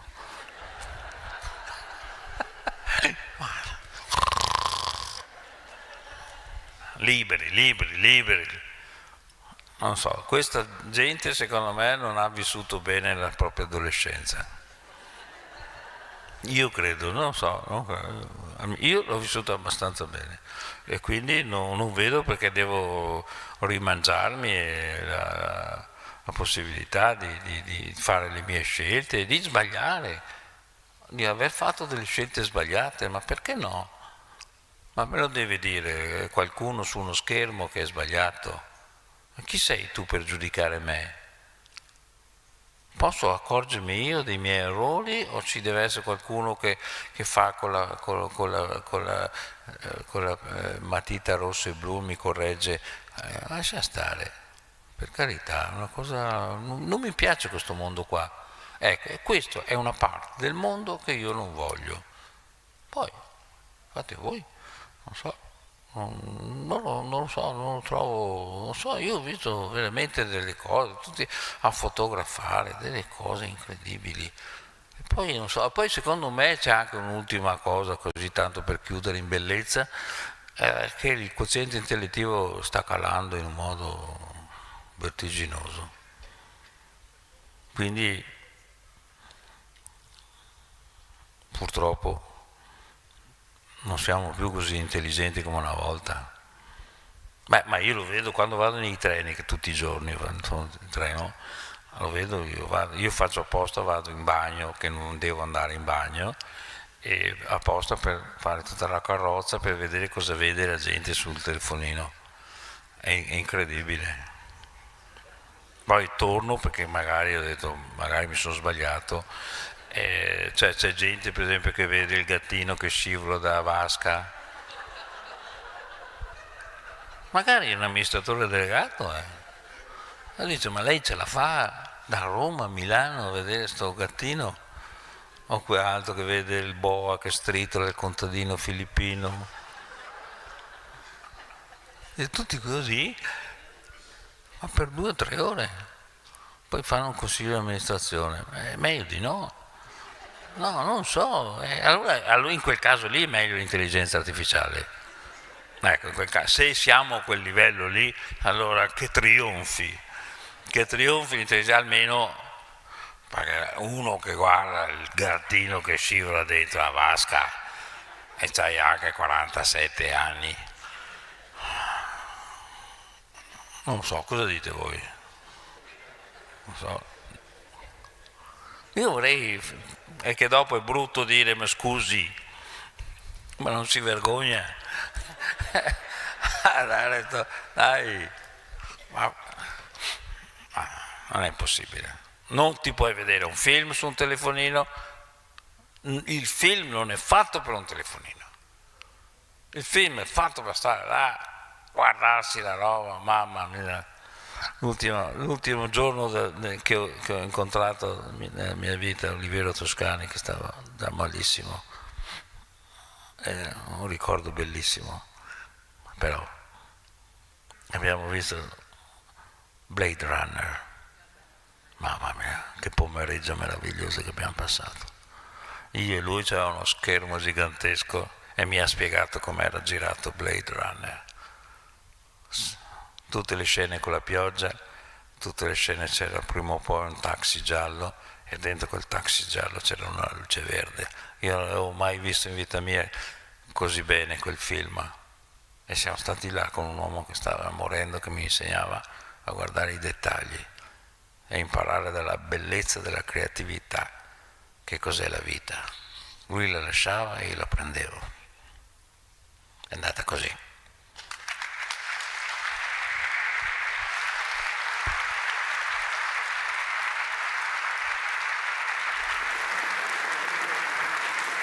Le chiedo un'ultimissima, se ci lascia, sì, visto anche riprendersi l'anima, un consiglio per i più grandi e per noi giovani. Per l'anima? Intanto già averla è un bel mestiere, avere l'anima, accorgersi di averla, parlare con la propria anima. Molto bello, non bisogna essere né dei monaci buddisti o di gente malata di mente, puoi anche essere il signor X che ogni tanto dialoga con se stesso e magari ti accorgi di avere un'anima più bella di te, magari scopri che la tua anima è perfino più bella di quello che tu pensavi di essere. E questo è una cosa che ti aiuta, che ti solleva, no? È come i francesi che dicono, no? L'educazione, no? Dicono élever, no? Bisogna elevarsi, no? E chi è che ti può sollevare? L'anima, è l'anima che è più leggera e che ti fa salire, no? Io credo che sia una cosa. Io quando ero bambino, che ero insomma all'altezza in cui il mio naso era all'altezza del tavolo, più o meno quell'età lì, il tavolo era un tavolo di marmo, quello di mia nonna, dove cucinava, preparava da mangiare. E lei era romagnola, quindi faceva spesso le tagliatelle, faceva tutte queste cose qua, e prima di farle ovviamente buttava la farina, e per me questa cosa era una cosa molto attraente, era magico, io stavo sempre lì a vedere cosa succedeva con questa farina che poi diventava tante cose, gli gnocchi, queste cose qua. E allora mi ricordo che una volta chiesi a mia nonna quanto pesa. E lei mi ha detto 2,8 grammi. Ma si è inventata una cazzata così. E io per tanti anni ho pensato che l'essenziale, cioè l'assoluta emozione, il rapimento della mia anima, avesse un peso, 2,8 grammi. Cioè l'essenziale della mia vita pesava quello. Questa battuta di mia nonna, che la faceva per togliermi dalle scatole perché le davo fastidio, è stata una cosa un imprinting. Io cercavo in tutta la mia vita qualcosa che pesasse 2,8 grammi. Se tu mi chiedi che cosa ho fatto nella mia vita, ho cercato 2,8 grammi. Non so se sono riuscito. Grazie. Grazie. Grazie, un altro grande applauso al professor Paolo Crepè.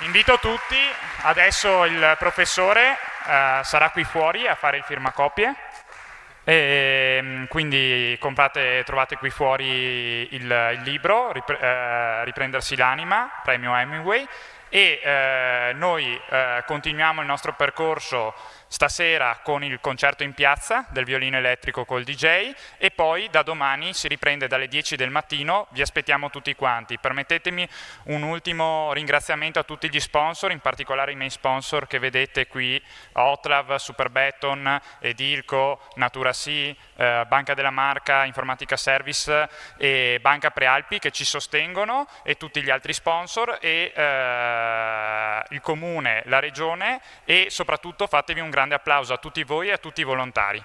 Grazie di cuore e che il festival continui. Buona serata.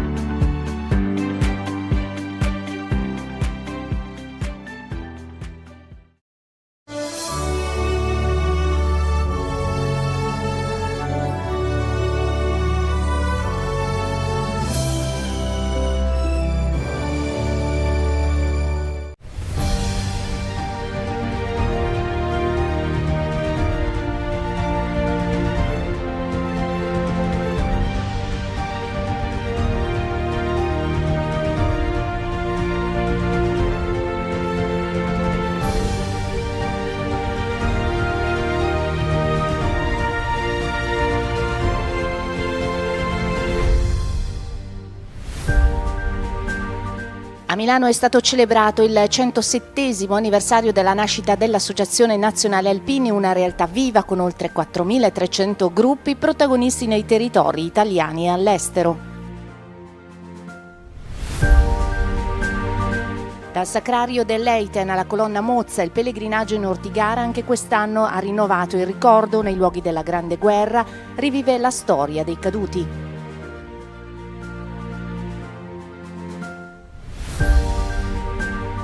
«40 ragazzi del campo scuola nazionale di Enego e una decina di altri coetanei hanno raggiunto la Colonna Mozza in occasione del raduno sull'Ortigara, un'esperienza di memoria, storia e condivisione». Con il codice fiscale della Fondazione Ana Onlus è possibile sostenere le attività degli alpini in campo sociale, assistenziale e di protezione civile al servizio della collettività. Basta una firma, nessun costo aggiuntivo per il contribuente. È stata festeggiata solennemente l'8 luglio a Milano, proprio nel giorno e nel luogo in cui è nata l'Associazione Nazionale Alpini.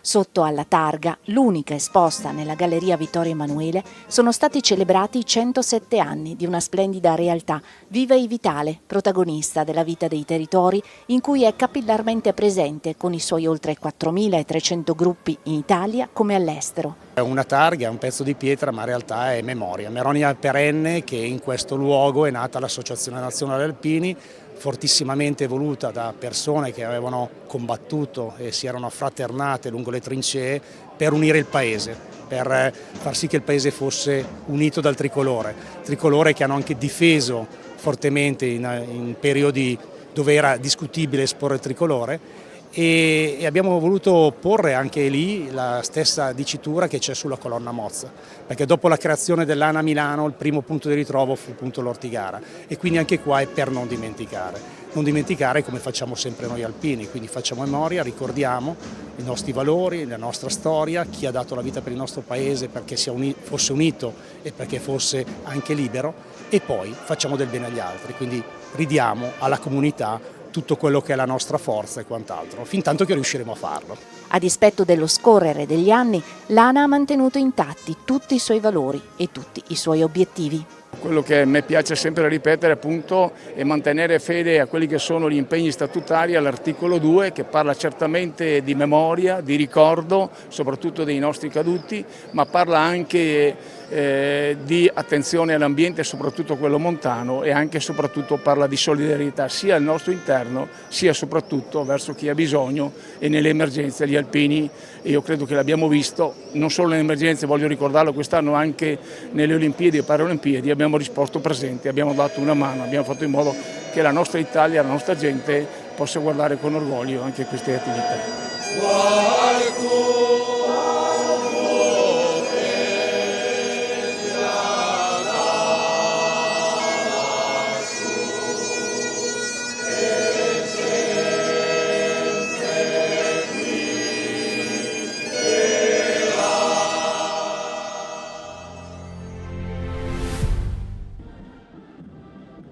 Il pellegrinaggio al Monte Ortigara, luogo del Calvario degli Alpini durante la Grande Guerra, dove si svolse una delle battaglie più cruente mai combattute in montagna, è iniziato come ogni anno nel pomeriggio del sabato, con l'omaggio ai caduti da parte delle Penne Nere e delle autorità al Sacrario dell'Eiten di Asiago, il monumento ossario eretto negli anni 30, che raccoglie le spoglie dei soldati italiani. Domenica gli alpini sono invece saliti in pellegrinaggio alla Colonna Mozza, a quota 2105 metri, per la messa e la deposizione della corona in omaggio ai caduti, lì dove i reduci della Prima Guerra Mondiale, fondatori dell'ANA, decisero di radunarsi. Per la prima volta la memoria è tornata a vivere. Per noi quello che è scritto su quella colonna è un comandamento che i Veici ci hanno lasciato nel 1920 con il loro primo raduno, per non dimenticare. E noi siamo stati qui per non dimenticare, per essere capaci ancora una volta di trasmettere questi valori fondamentali, che sono quelli della condivisione, quelli della solidarietà, quelli del ricordo e della memoria, che sono fatti anche per trasmetterli ai nostri giovani, ai giovani che hanno bisogno oggi più che mai soprattutto in questa situazione, in questo momento dove l'individualismo, dove il rapporto più che tra gli altri è tra uno e il telefonino, sono fondamentali. Oggi più che mai, ripeto, bisogna non dimenticare, bisogna ricordare, bisogna essere grati a coloro che hanno sacrificato tanti la loro vita perché più bello fosse il nostro vivere. 1920, prima adunata nazionale degli alpini sull'Ortigara, inaugurazione della colonna Mozza, nel significato dei caduti di tutti gli alpini e anche non alpini che hanno perso la vita nelle battaglie soprattutto di giugno del 1917. Grande significato a ricordare, proprio come sta scritto sulla colonna Mozza, per non dimenticare coloro che hanno sacrificato ciò che di più caro avevano, di più grande, di più immenso che avevano, se si può dire più immenso, la propria vita. Ad organizzare la cerimonia quest'anno è stata la sezione di Marostica, secondo una rotazione ormai consolidata, con Verona e Asiago. Dopo tanti anni è ancora una manifestazione molto sentita. La prima, ricordiamo, è stata fatta nel 1920, quindi sono veramente tanti anni che siamo qui ed è bello vedere tutta questa gente, tutti questi alpini, tutti questi fedeli che comunque vengono a trovare l'Ortigara, che è rimasta nei cuori di tutti quanti.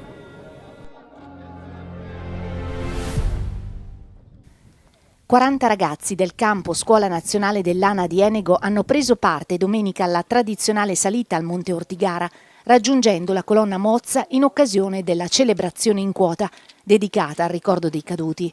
La presenza dei ragazzi ha rappresentato uno dei momenti più significativi della giornata, testimoniando il valore educativo del campo scuola, che attraverso esperienze sul territorio promuove la conoscenza della storia, il rispetto della memoria, i valori della solidarietà, del servizio e dell'amore per la montagna.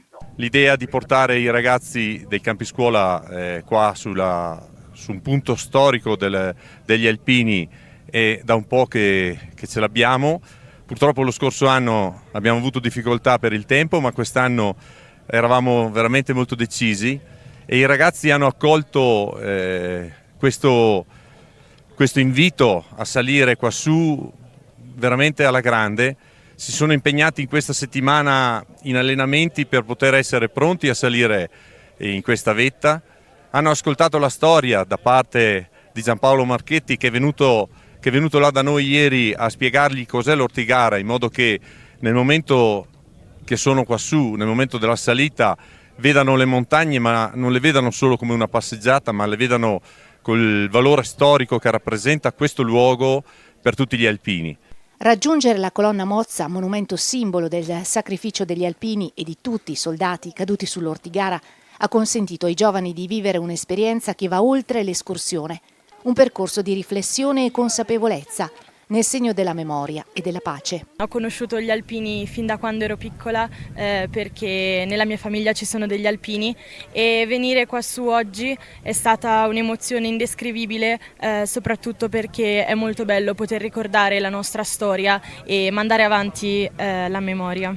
Salire sull'Ortigara mi ha scatenato forti emozioni di amor di patria e anche mi ha fatto riflettere su come dei giovani della nostra età possano aver accettato la chiamata della patria per venire a difenderla. Mi ritengo molto fortunata di essere qui oggi perché non è stata una semplice gita, ma è un momento per non dimenticare tutti i caduti che hanno dato la vita per noi. Ai 40 ragazzi del campo scuola di Enego se ne sono aggiunti altri 10 che dopo aver partecipato ad un altro campo scuola in forma spontanea si sono dati appuntamento per condividere un momento di intensa partecipazione nel luogo simbolo di una delle battaglie più dure della Prima Guerra Mondiale. E questo è un bene, vuol dire che i campi scuola cominciano a dare i propri frutti, i ragazzi ci vedono come alpini, sanno riconoscere dei valori quando questi gli si presentano davanti e quindi dobbiamo dal nostro punto di vista continuare su questa strada, portare avanti quello che sono la storia, i valori di un corpo che da 109 anni continua nel territorio italiano. È tempo di dichiarazione dei redditi, il che significa tempo di 5 per 1000, in un momento in cui ogni piccolo contributo può aiutare a sostenere le iniziative di diverse associazioni. È caso di ricordare che tra queste esiste anche l'Associazione Nazionale Alpini. Destinare il 5 per 1000 all'ANA attraverso la Fondazione ANA Onlus è un gesto semplice che non comporta alcun costo aggiuntivo per il contribuente, ma che può fare la differenza nel sostenere attività di grande valore sociale. Si tratta infatti di una quota dell'IRPEF che verrebbe comunque versata allo Stato e che grazie a una semplice firma può essere indirizzata a progetti di assistenza, solidarietà e protezione civile portati avanti dagli alpini. La scelta può essere effettuata in diversi modi. Nel modello 730 o nel modello redditi è sufficiente firmare nel riquadro dedicato al sostegno degli enti terzo settore e riportare il codice fiscale dell'ente sotto la firma.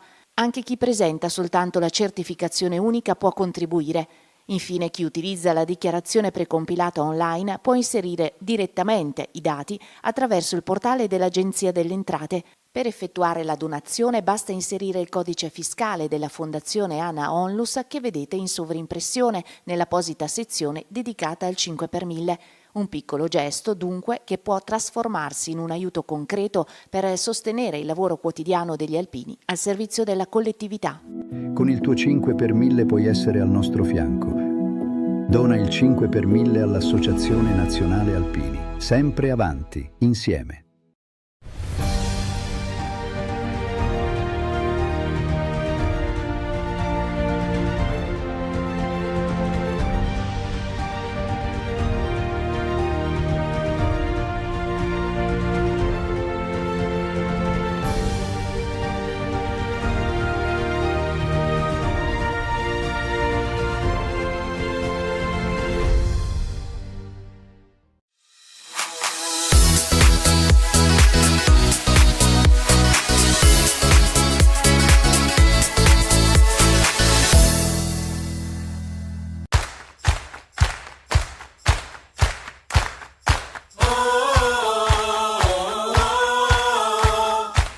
Cari telespettatori della Tenda TV, ben ritrovati sulla nostra rubrica estiva A Tutto Grest, una rubrica che vuole raccontare la vivacità, la bellezza delle attività nelle nostre parrocchie, delle parrocchie della diocesi di Vittorio Veneto durante il periodo estivo.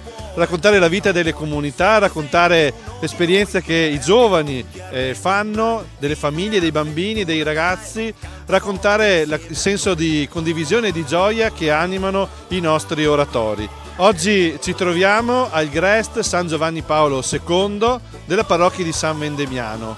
Andiamo a conoscere i protagonisti di questo splendido Grest, andiamo a vedere i volti, le attività, i giochi, i laboratori che vengono proposti da dei bravissimi animatori ai bambini di questa comunità. Insieme a noi, tutti insieme, girls and boys, ma cantare inizia lei, dopo tu risponderai.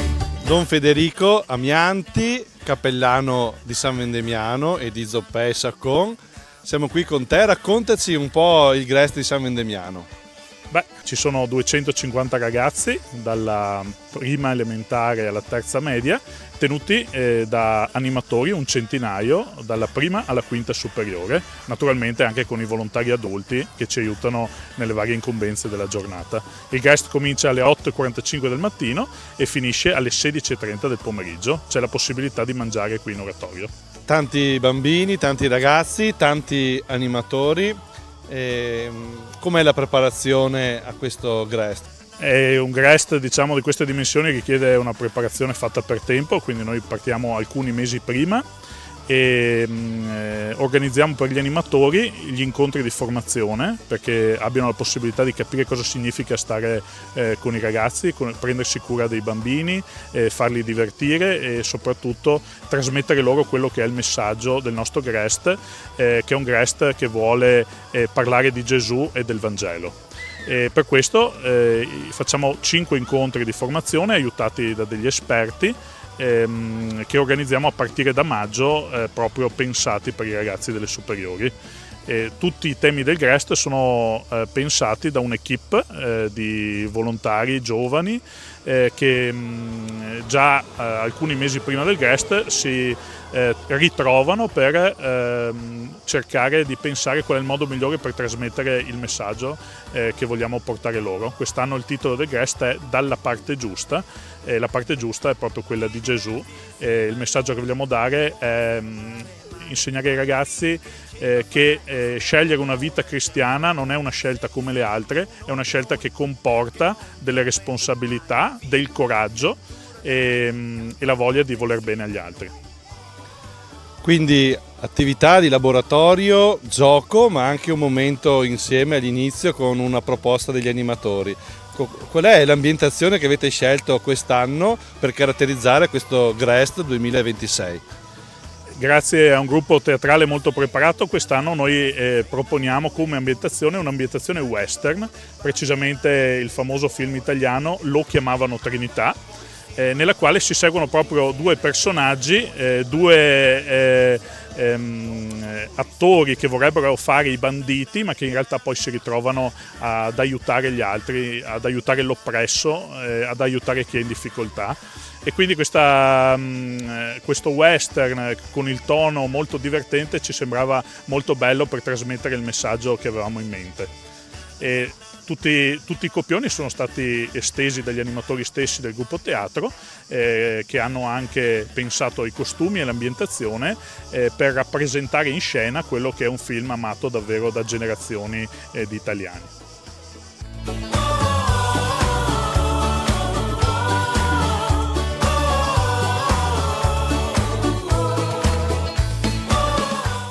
Siamo qui con Gabriele. Gabriele, come sta andando il GREST qui a San Vendemiano? Sta andando molto bene. Abbiamo iniziato settimana scorsa, ma comunque sta andando molto bene questa esperienza estiva qui a San Vendemiano. Angelica, cosa ti piace di più del GREST di San Vendemiano? Stare insieme ai bambini e fare le attività di gruppo, quelle che facciamo in aula. Maria Vittoria, raccontaci qualcosa delle attività che fate nei gruppi. Ci sono diverse attività nei gruppi, specialmente al mattino, e sono attività comunque che istruiscono il bambino e gli fanno capire nuove cose, scoprire nuove cose. Davide, raccontaci qualcosa della mattina degli animatori e anche dell'inizio del GREST qui a San Vendemiano. Allora, noi arriviamo qua verso le 8:30 per fare la preghiera animatori e successivamente dopo abbiamo i balli di gruppo con gli animati e il teatro. Successivamente adesso abbiamo appena finito l'attività di gruppo che è un'attività più formativa, adesso abbiamo la ricreazione, poi dalle 11 a mezzogiorno abbiamo i giochi e infine dopo andiamo a casa per la pausa pranzo, la maggior parte degli animatori. Filippo, è la tua prima volta al GREST? Hai fatto altre esperienze? No, ormai è il quarto anno che faccio qua al GREST, ogni anno è sempre più bello. Raccontaci qualcosa magari dei pomeriggi che fate con i ragazzi. I pomeriggi, la prima attività sono i giochi senza frontiere, poi successivamente vengono divisi nei vari laboratori con i vari responsabili. Ogni mattina il GREST si apre con una scenetta preparata da voi animatori. Quanto lavoro c'è dietro e quanto piace soprattutto ai bambini? Beh, allora i bambini si divertono sempre molto. Il lavoro dietro è molto, al mattino veniamo qua alle 7:35 per provare la scenetta che faremo alle 8:30 e poi ci fermiamo dopo pranzo per provare quella del giorno dopo. E comunque c'è tutto il lavoro per preparare i costumi, scrivere il copione, fare gli oggetti di scena e tutto quello che vedete comunque è realizzato da noi con il nostro impegno, però ci mettiamo la passione e siamo molto contenti di farlo. Siamo qui con Ronzino, un personaggio fondamentale di questo GREST. Ronzino, come sta andando il GREST a San Vendemiano? Che discorso lungo. Sta dicendo che sta andando benissimo, che si sta divertendo, che ti danno tante carote, hai detto anche, e che i bambini sono come sono i bambini, non ho capito? Ah, sono stupendi e meravigliosi. Allora direi che dobbiamo fare un applauso al nostro Ronzino.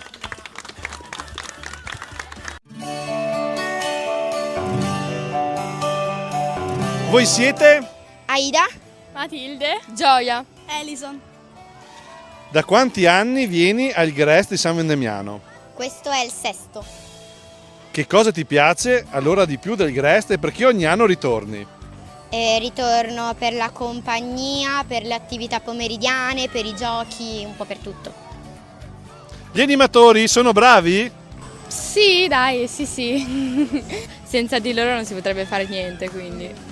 Che cosa ti piace di più della mattina al Grest di San Vendemiano? La scenetta, perché è molto divertente e gli attori sono molto bravi e riescono a interpretare bene la storia.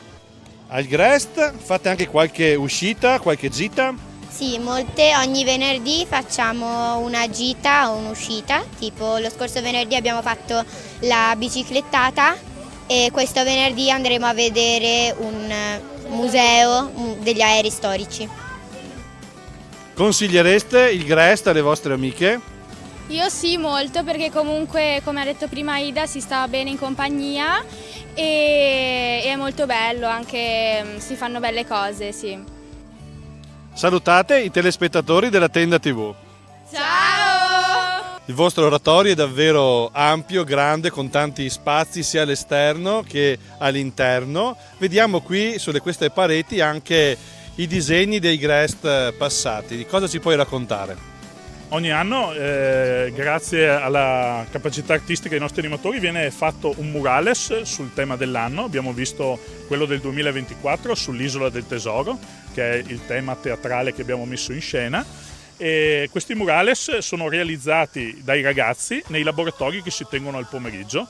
Ci sono chiaramente degli animatori preparati con capacità artistiche e cerchiamo così anche di abbellire il nostro oratorio per tutto l'anno. Qui possiamo vedere il murales del Grest dell'anno scorso, ambientazione Tre Moschettieri, e questo è proprio il lavoro che hanno realizzato gli animatori assieme ai ragazzi.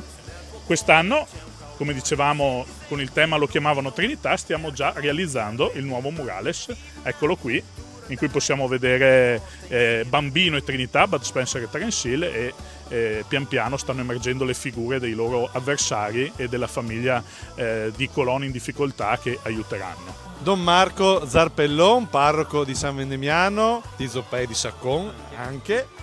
Cosa vuol dire fare il Grest in una parrocchia? Qual è il valore aggiunto in una comunità di questa esperienza? Il valore aggiunto sicuramente è quello del servizio dei ragazzi. Io ho sempre fatto Grest pensando all'importanza che ha di impegnare nel servizio dei più piccoli gli animatori, insomma, quindi formare gli animatori, far sì che siano gruppo, che si mettono al servizio dei ragazzi più piccoli con generosità, nella preparazione pre-Grest, nell'attuazione, nella sistemazione. Io dico così, per me il Grest è fatto soprattutto per gli animatori, poi abbiamo anche tanti ragazzi, bambini, famiglie che beneficiano di questo servizio e quindi questa è una conseguenza bella, però innanzitutto dal punto di vista del servizio pastorale, dell'azione pastorale, è un modo per coinvolgere i ragazzi delle superiori per un fine buono e anche cristiano, perché non facciamo soltanto animazione o impegniamo il tempo libero dell'estate, ma cerchiamo anche di dare un profilo di fede, c'è un momento di preghiera, c'è un momento di riflessione, c'è un filo conduttore che è un modo per annunciare il Vangelo ai più piccoli, approfittando di avere tanto tempo a disposizione con loro. Penso che sia questo in sintesi.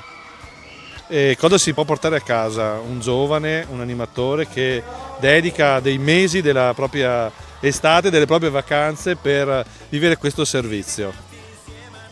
A me pare che i ragazzi quando cominciano a fare questo servizio abbiano, come dire, il freno a mano tirato, no? Perché vuol dire sacrificio, vuol dire tempo, vuol dire formazione. Poi man mano che si va avanti, no? Di settimana in settimana, notiamo che ci sono davvero quasi tutti, ma alcuni in particolare ti fanno capire che l'esperienza di servizio cresce man mano che loro si rendono conto di fare qualcosa di gratuito che gli riempie il cuore. Quindi potersi interfacciare, conoscere, riconoscere dai bambini, portarli nel cuore, fa sì che pian piano i ragazzi si sentono che questa sì è la loro casa, gli animatori sentono che questa è la loro casa, ma che la relazione che hanno con i ragazzini è una relazione veramente fraterna, si vogliono bene, quindi io penso che questo sia una bella traccia evangelica, insomma. Tant'è vero che quando finisce il Grest c'è sempre il senso della delusione che tutto sia finito, si andrebbe avanti per inerzia, penso per altre settimane, con tanta meno fatica e con tanta più gioia forse, perché si è capito il valore della generosità gratuita, è quello che cresce insomma di settimana in settimana, mi pare di poter dire. Siamo qui al bar dell'Oratorio con Mariangela e Marina. Qual è il gusto di ghiacciolo più venduto al vostro bar? Il limone. Cosa vuol dire mettersi a disposizione della parrocchia in questo servizio per i ragazzi e per gli animatori? Mi fa piacere aiutare, visto che comunque i miei figli vengono qui al Grest, e poter anche io dare una mano, visto che la parrocchia dà questa grande opportunità per trascorrere l'estate in un modo sereno e anche sano, con dei bei valori ai nostri ragazzi. Voi vi chiamate? Santiago. Ines. Che cosa vi piace di più del Grest? Stare in compagnia con gli amici e giocare a calcetto. Mi piace la scenetta e mi piacciono i laboratori al pomeriggio. C'è un laboratorio che ti piace in particolare? Mi piace il laboratorio di traforo. Tagliamo il legno per fare delle forme. Siamo in chiusura di questa puntata di A Tutto Grest dall'Oratorio di San Vendemiano con Don Federico. Don Federico, l'esperienza del Grest cosa lascia ai ragazzi, cosa lascia agli animatori, alle famiglie e anche alla vostra comunità di San Vendemiano? Tutto l'anno, quando incontro i bambini e i ragazzi che hanno frequentato il Grest, mi dicono: ciao Don, quando è che ricomincia il Grest? Effettivamente il Grest sono 4 settimane in cui i ragazzi si divertono tantissimo, si sentono amati, e quello che mi preme dire è che il Grest non è solo un luogo in cui i ragazzi possono stare quando le scuole sono chiuse o che aiuta i genitori che sono al lavoro per tenere i ragazzi sorvegliati. No, il Grest è proprio la comunità cristiana che si prende cura delle nuove generazioni nel periodo dell'estate, facendo vivere l'oratorio, luogo in cui si vuole seguire Gesù. E questo è quello che proviamo a fare qui nel Grest di San Vendemiano, e per questo voglio davvero ringraziare tutti i volontari che ci aiutano a portare avanti questa iniziativa della nostra comunità. Da San Vendemiano è tutto, dall'Oratorio San Giovanni Paolo II concludiamo la nostra puntata di A Tutto Grest. Ricordo che potete rivedere questa puntata sul sito www.latendatv.it e sul sito dell'Azione. Un caro saluto a tutti.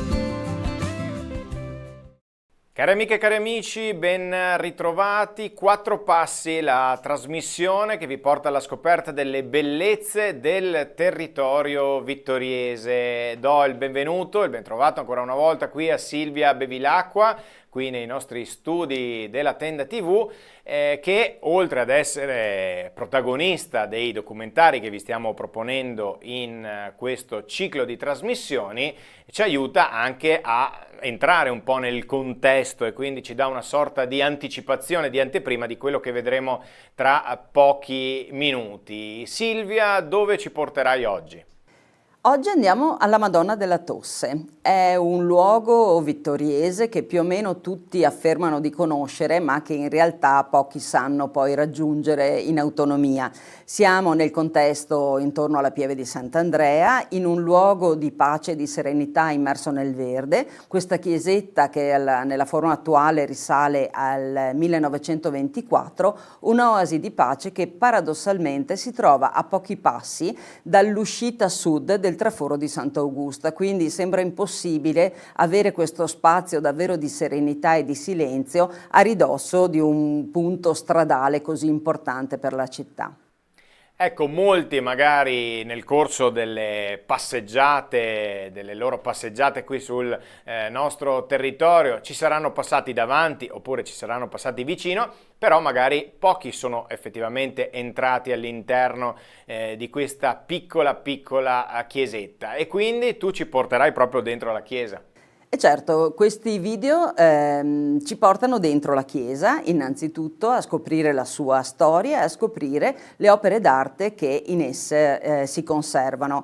Entro subito nel merito delle opere d'arte perché abbiamo 3 elementi. Il primo è la cosiddetta Madonna della Tosse, quindi un piccolo dipinto, olio su tavola, di cui non sappiamo riconoscere l'autore, non abbiamo notizie, molto scuro proprio dal nero fumo delle candele. E questo nero fumo è proprio il segno delle antiche devozioni.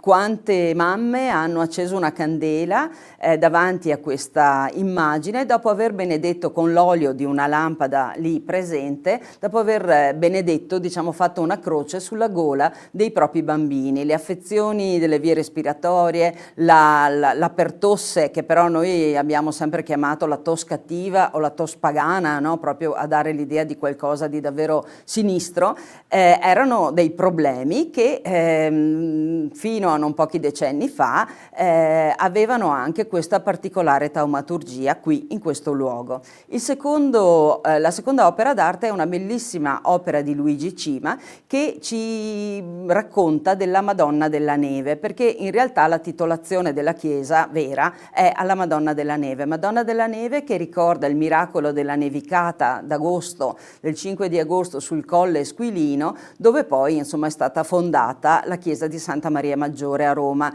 Noi la conosciamo adesso anche perché è il luogo scelto da Papa Francesco per la propria sepoltura. Il terzo elemento sono 2 pannelli contemporanei, fatti 2 anni fa, da Anna Maria Trevisan, che raccontano della devozione, di quella devozione che fino agli anni 40 c'era in questa chiesa. È molto importante questo perché in un progetto di riqualificazione, di pulizia, di sistemazione del tetto, si è pensato anche di introdurre un'opera di arte del nostro tempo, di arte contemporanea, di una pittrice vicentina ma molto presente nel nostro territorio, perché in fondo quello che manca a volte è proprio nell'arte sacra l'agire con opere del nostro tempo. È giusto restaurare, ma è anche giusto lasciare un segno contemporaneo. Certamente, quindi questo quello che vi racconteremo tra poco, ma l'abbiamo fatto anche nelle scorse puntate. A noi piace vedere quello che c'è attorno, quindi in che contesto si inserisce in questo caso la chiesetta della Madonna della Tosse. Quindi dopo andremo a vedere anche altri luoghi a noi molto familiari, soprattutto mi rivolgo ai telespettatori di Vittorio Veneto, ma magari altri luoghi altrettanto interessanti per chi ci guarda da fuori. Certo, sono partita parlando del contesto, no? Del contesto ambientale di questo luogo, ma abbiamo fatto così, come dire, allargato lo sguardo, segnalando, facendo dei video per ognuno dei segni del sacro che da qui si vedono. Innanzitutto ovviamente il santuario di Sant'Augusta e poi anche la Madonna della Salute, che sono accomunati, questi due siti molto frequentati del nostro territorio, che hanno antichissime devozioni ma ancora vive, dal fatto che entrambi sono stati trasformati, diciamo, in occasione della peste del 1630, la peste manzoniana, quando Venezia fa un voto importante e promette e realizzerà la chiesa della Madonna della Salute, chiede a tutte le città a lei sottomessa, quindi anche a Ceneda e a Serravalle, di fare dei voti, di fare di prendersi degli impegni in questo senso, e Serravalle sceglierà di ricostruire di fatto il santuario di Sant'Augusta e di creare la salita, mentre Ceneda sistemerà l'antico romitorio dedicato a San Colombano per farne proprio la Madonna della Salute.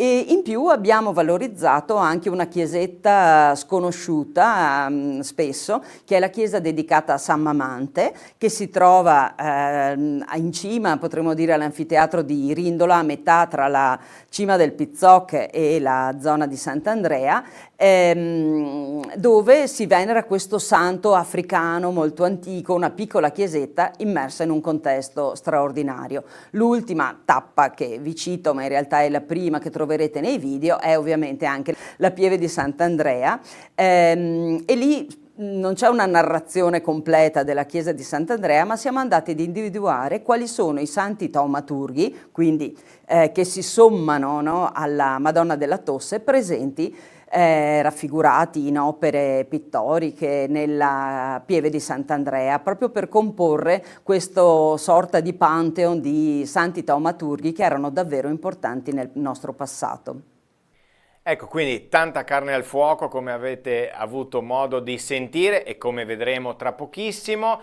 Anche in questo caso, grazie a chi è stato possibile realizzare questi video? Ecco, squadra che vince non si cambia, e quindi l'architetto Susanna Maset, che ha curato per la parrocchia di Sant'Andrea tutto il progetto PNRR, e che sappiamo sono cose molto complesse, Emanuele Aruggio, che ha curato il restauro di alcune parti che ne necessitavano e poi della pala d'altare. Citerei anche appunto Anna Maria Trevisan, che ha realizzato le due opere moderne, Federico Campodall'Orto, che sempre al di là della macchina da presa per cercare di gestire al meglio queste occasioni di conoscenza, e la ditta Bags for Dream, che ha questa tecnologia che ci permette, inquadrando una cartina, di far partire questi video e di concentrare la nostra attenzione sui diversi aspetti. E ovviamente ringraziamo e salutiamo anche la parrocchia, ovviamente, come in questo caso anche nelle altre occasioni. Direi che è giunto il momento di proporre ai nostri telespettatori il documentario che ci porta alla scoperta, o meglio a fare 4 passi alla Madonna della Tosse in quel di Sant'Andrea a Vittorio Veneto.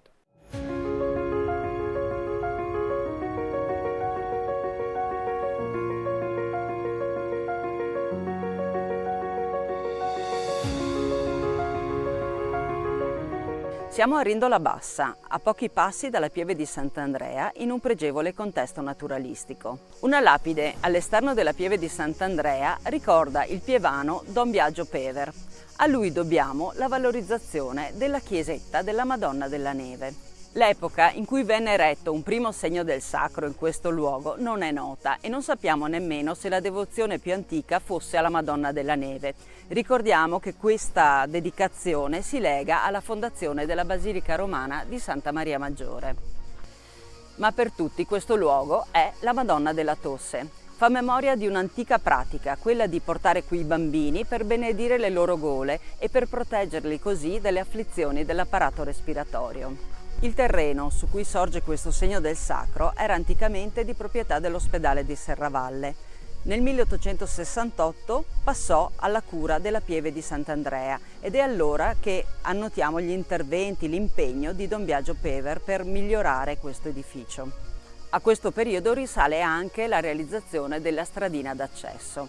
Ogni anno, il 5 agosto, alla fine della celebrazione, La popolazione si recava in processione con le candele accese da questa chiesa, dalla Madonna della Tosse, fino alla pieve di Sant'Andrea.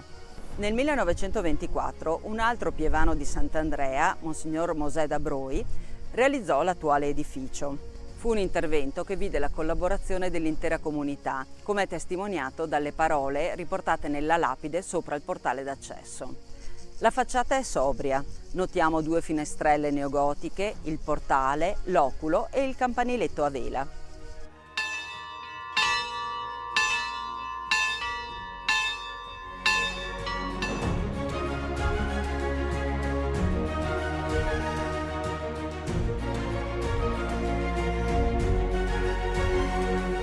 All'interno ammiriamo l'immagine taumaturgica, la pala d'altare di Luigi Cima con la Madonna della Neve e 2 recenti opere di Anna Maria Trevisan. Tra il 2014 e il 2024 si sono susseguiti 2 interventi di restauro. Il primo si è concentrato sul soffitto, sui paramenti esterni, consolidandoli e proteggendoli. Grande cura è stata posta per ripristinare l'altare maggiore e la pala di Luigi Cima. L'intervento successivo si è concentrato sul tetto, sulle finiture esterne, soprattutto sul portale in pietra e sul ripristino e valorizzazione degli ex voto. Ma è l'intero contesto che ancora profuma di antichità ad essere stato recuperato.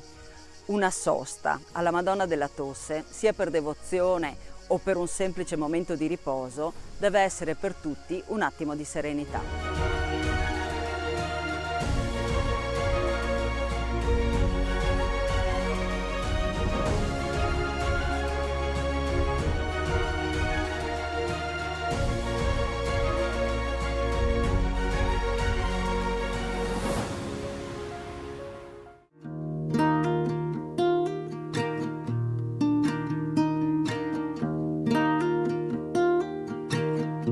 In questo piccolo luogo di culto si è nei secoli pregata la Madonna della Tosse. Il nome ci ricorda epoche in cui le invocazioni taumaturgiche erano assai diffuse, epoche in cui poco poteva fare la medicina o la farmacopea e allora la devozione verso i santi e certe pratiche religiose, certi gesti diventavano molto importanti. In particolare qui si invocava la Madonna della Tosse per proteggere i bambini soprattutto dalle afflizioni dell'apparato respiratorio. Pericolosa e contagiosa era in particolare la pertosse, che veniva chiamata tos cattiva o tos pagana, proprio per ricordarne la pericolosità e che oggi è stata debellata.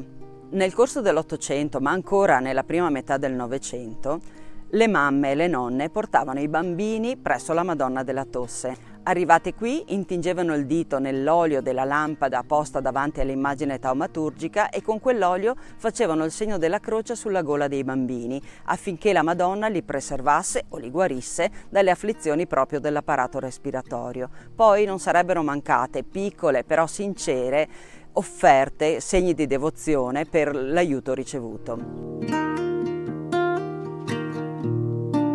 Entrando in chiesa notiamo un dipinto molto scuro che però è valorizzato da un contesto luminoso dato dalla presenza di un fondo a mosaico in cui notiamo l'iscrizione Regina Pacis ora pro nobis. È questa l'immagine della Madonna della Tosse, una tavoletta dipinta ad olio che misura 30 x 36 cm. Vi riconosciamo Maria che tiene in braccio il bambino Gesù, le loro aureole si incrociano, i loro gesti sono affettuosi. Maria ha un velo da popolana e anche un abito molto semplice, è un'immagine adatta a creare una relazione con le persone semplici che venivano a pregare in questo luogo per chiedere aiuto a Maria.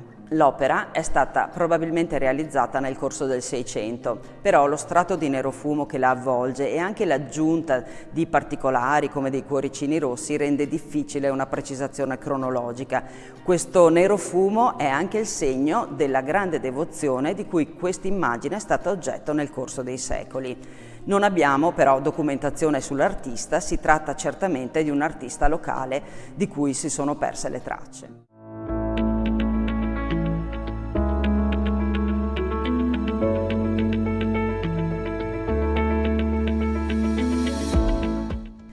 Nel 1924 il pievano di Sant'Andrea di Bigonzo, Don Mosè da Broi, fa costruire la chiesa della Beata Vergine della Neve sul luogo di un antico capitello. Serve una bella pala per l'altare, un dipinto che celebri la titolare di questo venerato edificio sacro. Don Mosè va sul sicuro e dà l'incarico ad un pittore affermato e già maturo, Luigi Cima, nato a Villa di Mel in Valbelluna nel 1860. Dopo essersi formato a Venezia e aver vissuto a lungo in quella città, da più di 20 anni è tornato a Villa di Villa. Non ha perso però la sua verve creativa. Dipinge alacremente soggetti sacri per tante chiese, anche nel Trevigiano, ma nel contempo celebra con opere monumentali la sacralità del quotidiano, i paesaggi montani, il dignitoso lavoro dei contadini, lo scorrere delle ore e delle stagioni, con le loro variazioni luministiche e lo sfaldarsi delle tinte, con composizioni che si fanno canto. Il soggetto da realizzare nella chiesetta campestre di Vittorio Veneto evoca un titolo molto antico legato a Maria. La tradizione vuole che a Roma, ai tempi di Papa Liberio, tra il 352 e il 366, ci fosse un patrizio romano di nome Giovanni. Insieme alla moglie desiderava destinare le proprie ricchezze alla costruzione di una chiesa dedicata alla Vergine. Nella notte tra il 4 e il 5 agosto ai due coniugi e al pontefice capitò di fare lo stesso sogno. Maria apparve sul Colle Esquilino promettendo un segno per la collocazione del nuovo edificio sacro. Il giorno seguente i tre, recatisi sull'altura cittadina, la trovarono ricoperta di neve e lì costruirono. Su quella prima chiesa sorgerà un secolo più tardi la Basilica di Santa Maria Maggiore. Il dipinto di Luigi Cima offre una fresca interpretazione di questo miracolo. La Vergine col bambino in braccio occupa quasi tutta l'altezza della tela. Fluttua in un cielo dai colori rosati di un'alba promettente. La brezza le gonfia il mantello. Figure angeliche accompagnano l'apparizione. Il segno miracoloso è già palese. In lontananza qualcuno contempla la distesa di neve che si scorge anche su un pioppo in primo piano, come se, con grande naturalezza, potessimo toccare con mano quella manifestazione divina. 2 anni prima, nel 1922, il Cima aveva dipinto un'opera straordinaria intitolata Ritorno dai campi. Vi compare una contadina con il figlioletto sulle spalle, mentre percorre una stradina di campagna immersa nel verde. A quella donna semplice e affaticata dal duro lavoro, l'artista aveva impresso una tale bellezza e una dignità da farla sembrare una Madonna. Se non fosse per gli angeli e per la postura di Maria e del piccolo, anche qui si potrebbe pensare ad una scena reale ambientata nella sua Villa di Villa. Maria è una donna concreta, così vicina da poterla quasi toccare, immortalata insieme a suo figlio entro un paesaggio montano.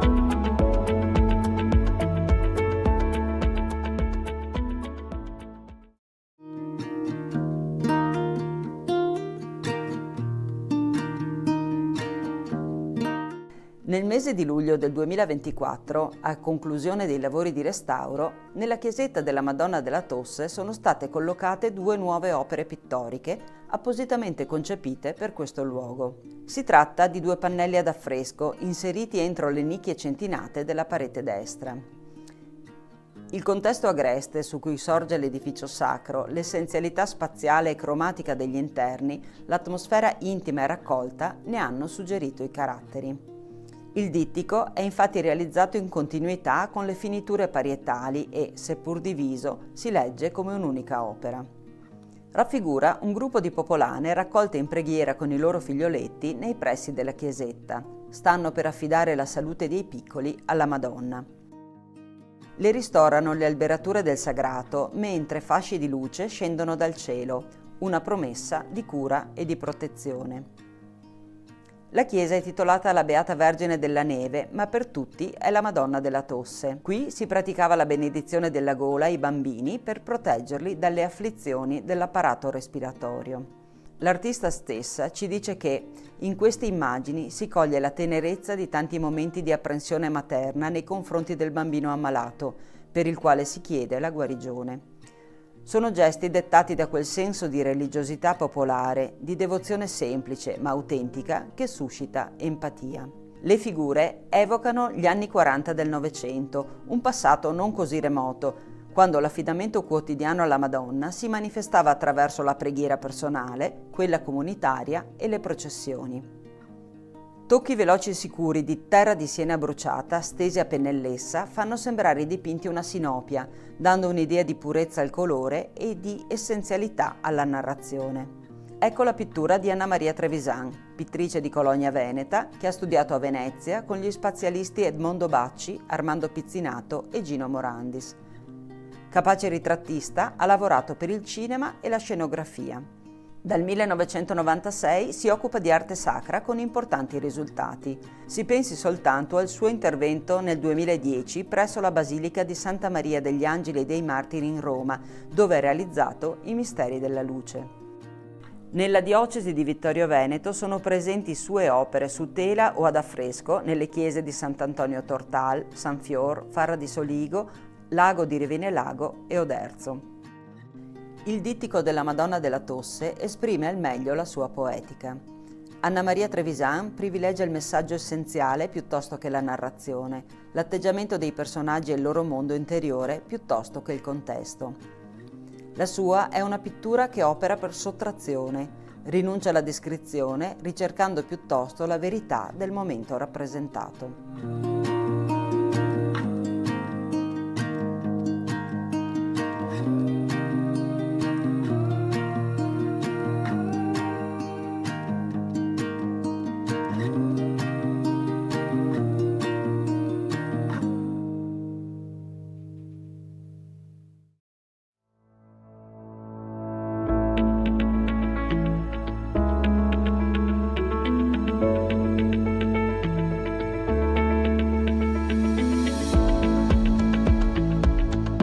Sant'Andrea è la Pieve, la chiesa più antica di questo territorio. Qui si veniva battezzati e si ricevevano gli altri sacramenti che un tempo davvero scandivano la vita degli uomini.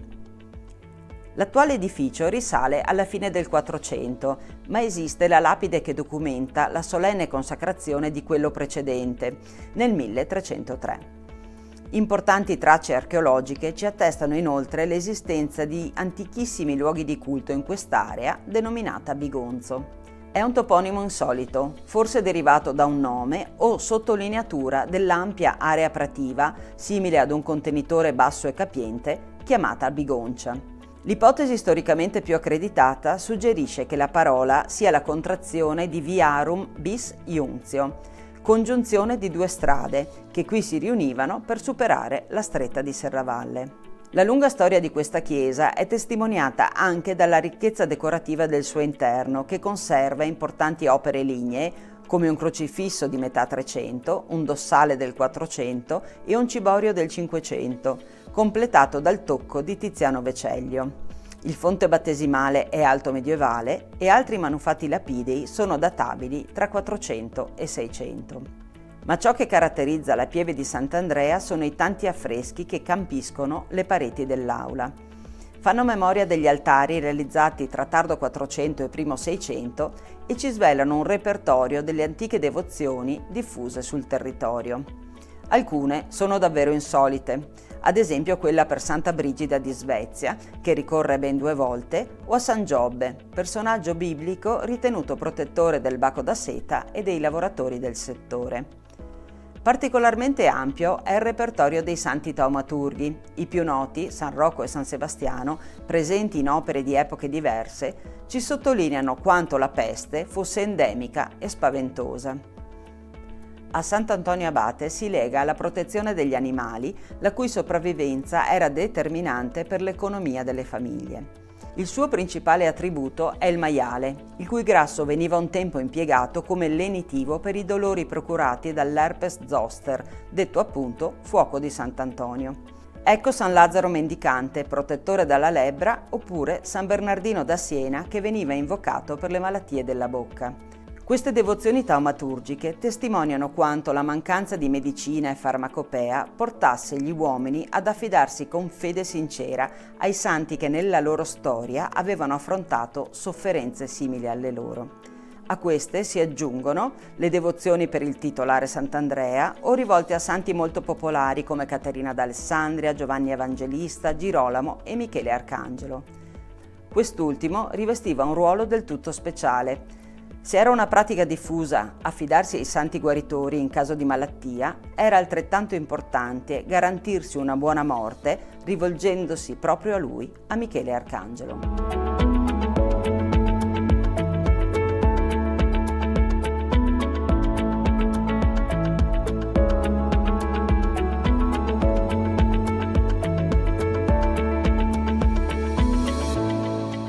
San Rocco, San Paolo, il Monte Altare, San Gottardo, Sant'Augusta, San Mamante, Madonna della Salute sono solo alcuni nomi che ricordano il sacro con cui indichiamo le colline che circondano Vittorio Veneto.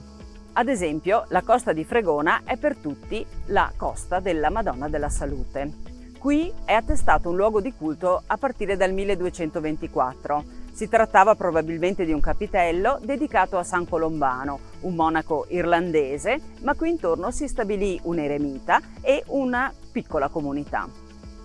La svolta avvenne nel 1630, all'epoca della peste che chiamiamo manzoniana perché fa da sfondo ai Promessi Sposi.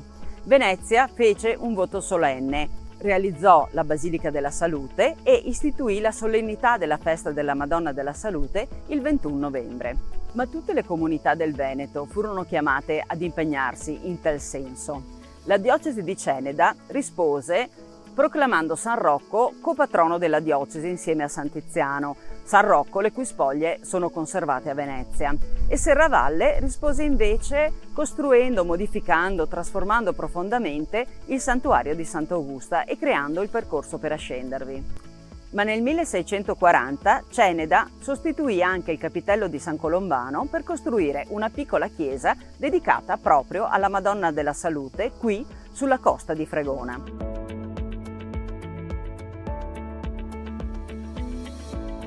L'attuale edificio venne costruito nel 1829. È una struttura semplice, timpanata, suddivisa in facciata da 4 paraste che individuano lo spazio per il portale e per 2 nicchie dove sono state collocate 2 statue, quella di Sant'Augusta e quella di San Tiziano, i 2 santi che rappresentano le devozioni di Serravalle e di Ceneda.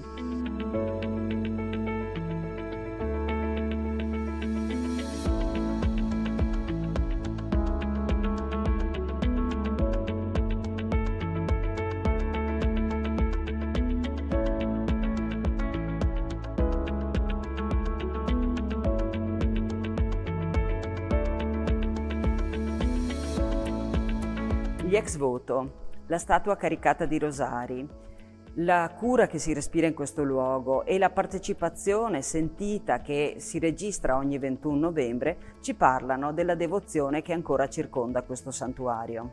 L'attuale pala dell'altare maggiore raffigura la Madonna col Bambino e Gloria tra i santi Colombano e Lucia. È opera del pittore Enzo Alberton del 2004 e sostituisce l'opera più antica del 1630 che è stata però rubata nel 1986. Ce ne resta solo un frammento. I dipinti del soffitto dell'aula e del presbiterio sono opera di Vittorio Casagrande.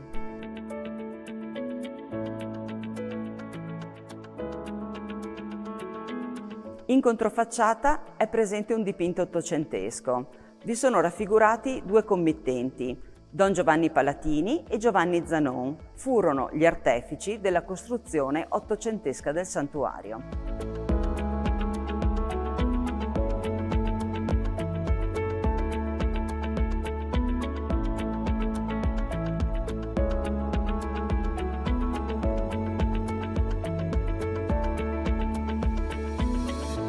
Nel verde anfiteatro che collega la dorsale di Sant'Augusta a quella della Madonna della Salute si dispongono numerosi borghi agresti, silenti, memorie della vita di un tempo.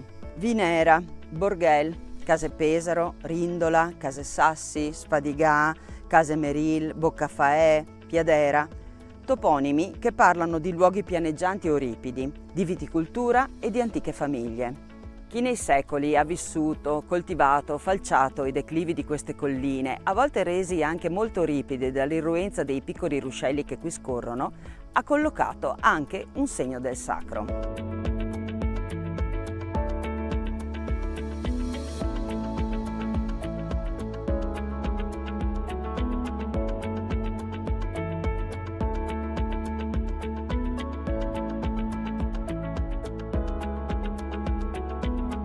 Seguendo la linea dei piloni realizzati per trasportare il calcare dalla sommità del Pizzoc alla piazza di Sant'Andrea, incontriamo la piccola chiesa di San Mamante immersa in un boschetto.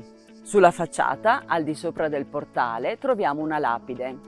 A San Mamante, insigne pastore e martire, patrono delle nutrici e dell'ecologia, l'antica pieve di Sant'Andrea, rinnovando, dedica. La fondazione di una primitiva chiesetta in questo luogo si perde nella notte dei tempi.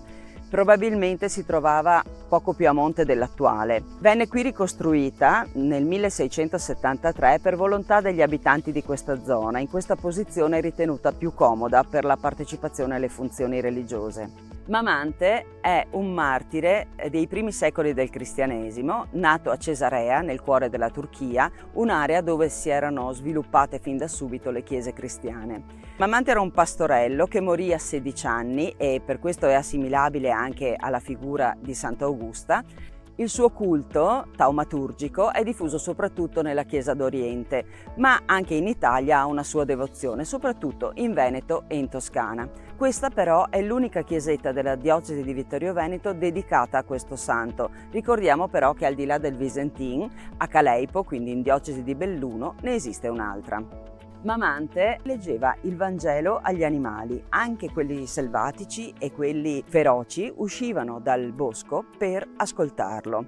Ecco perché è ritenuto protettore degli animali e in generale protettore del creato. Con il latte poi di questi animali creava il formaggio e lo portava ai carcerati. Ecco perché questa presenza del latte lo rende particolarmente legato alle nutrici.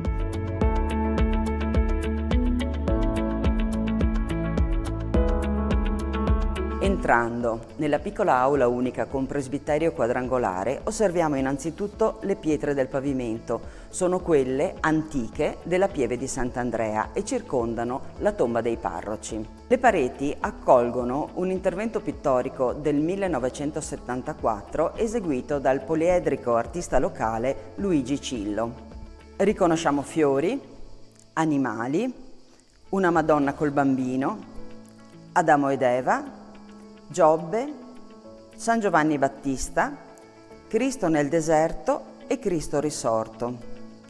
Sono leggeri segni grafici che campiscono le pareti con irregolarità, fluttuano e ci astraggono dalla realtà. Sulla parete di fondo del presbiterio un crocifisso dai toni molto più saturi che sembra uscire quasi da un ceppo di legno. La sua collocazione lo mette al centro della creazione e anche della quotidianità degli uomini.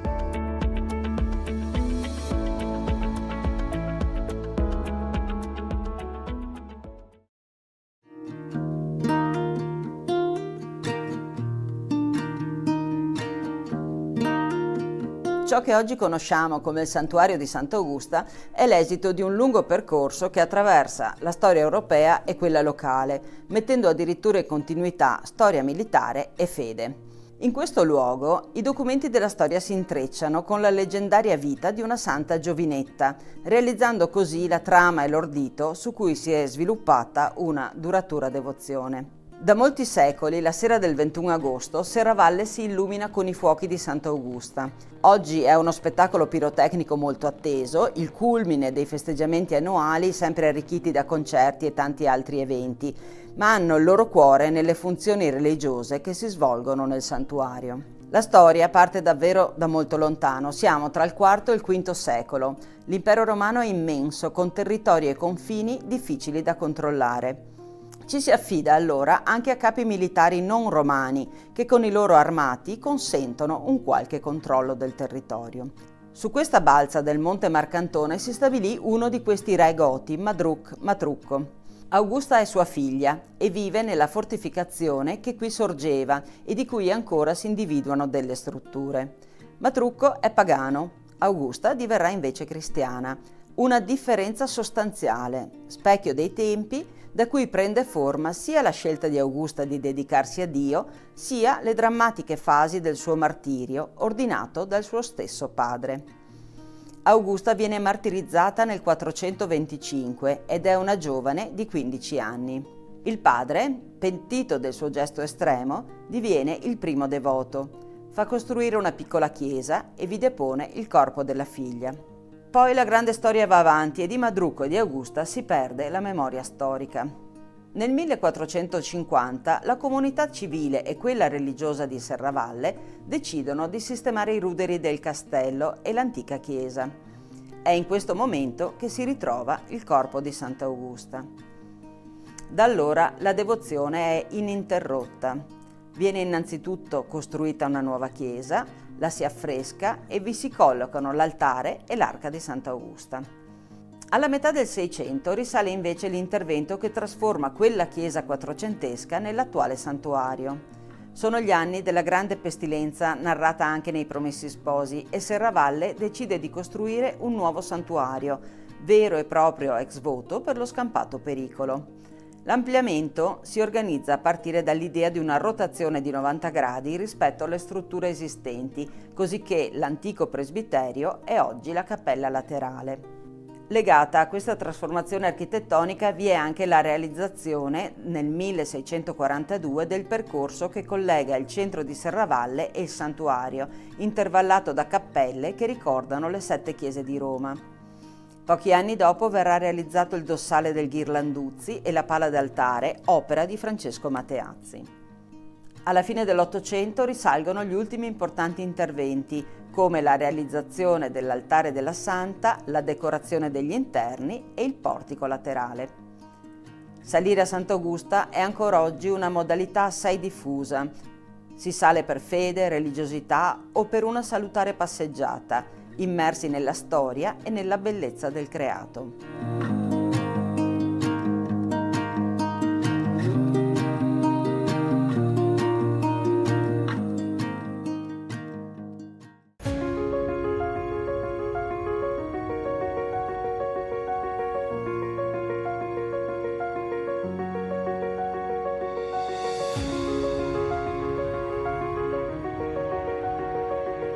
Serravalle è una città del mondo. Potremmo interpretare in questo modo il fatto che esista un'incisione acquarellata di Serravalle inserita in un'opera importante in 6 volumi. Il titolo dell'opera è Civitates Orbis Terrarum, le città del mondo appunto, la cui prima edizione vide la luce a Colonia nel 1588. È una sorta di Atlante sulla scia di altre preziose opere geografiche stampate in quel tempo in Nord Europa. Quella di Serravalle è una stampa di grandi dimensioni e quindi molto preziosa, che venne diffusa anche come carta sciolta.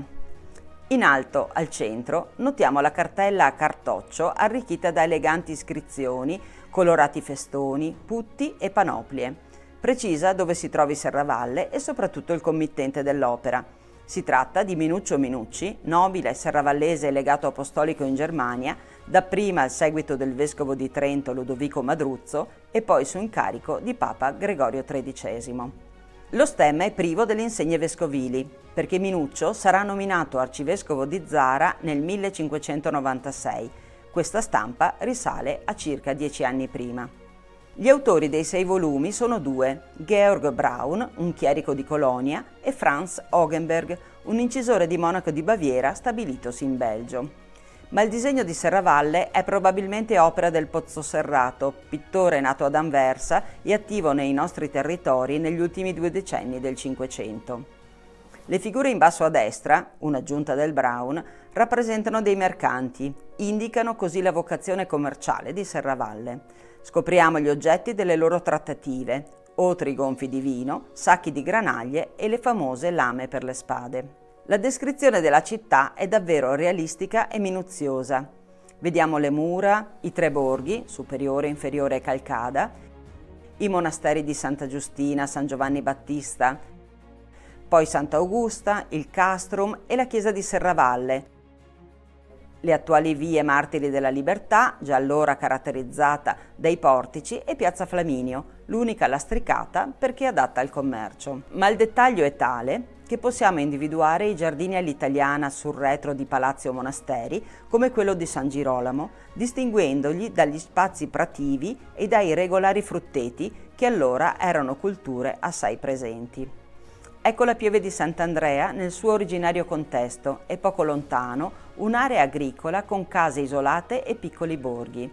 È Rindola Bassa e oggi qui c'è la Madonna della Tosse. Dopo più di 400 anni da questa immagine di Serravalle, il contesto campestre si è qui miracolosamente conservato.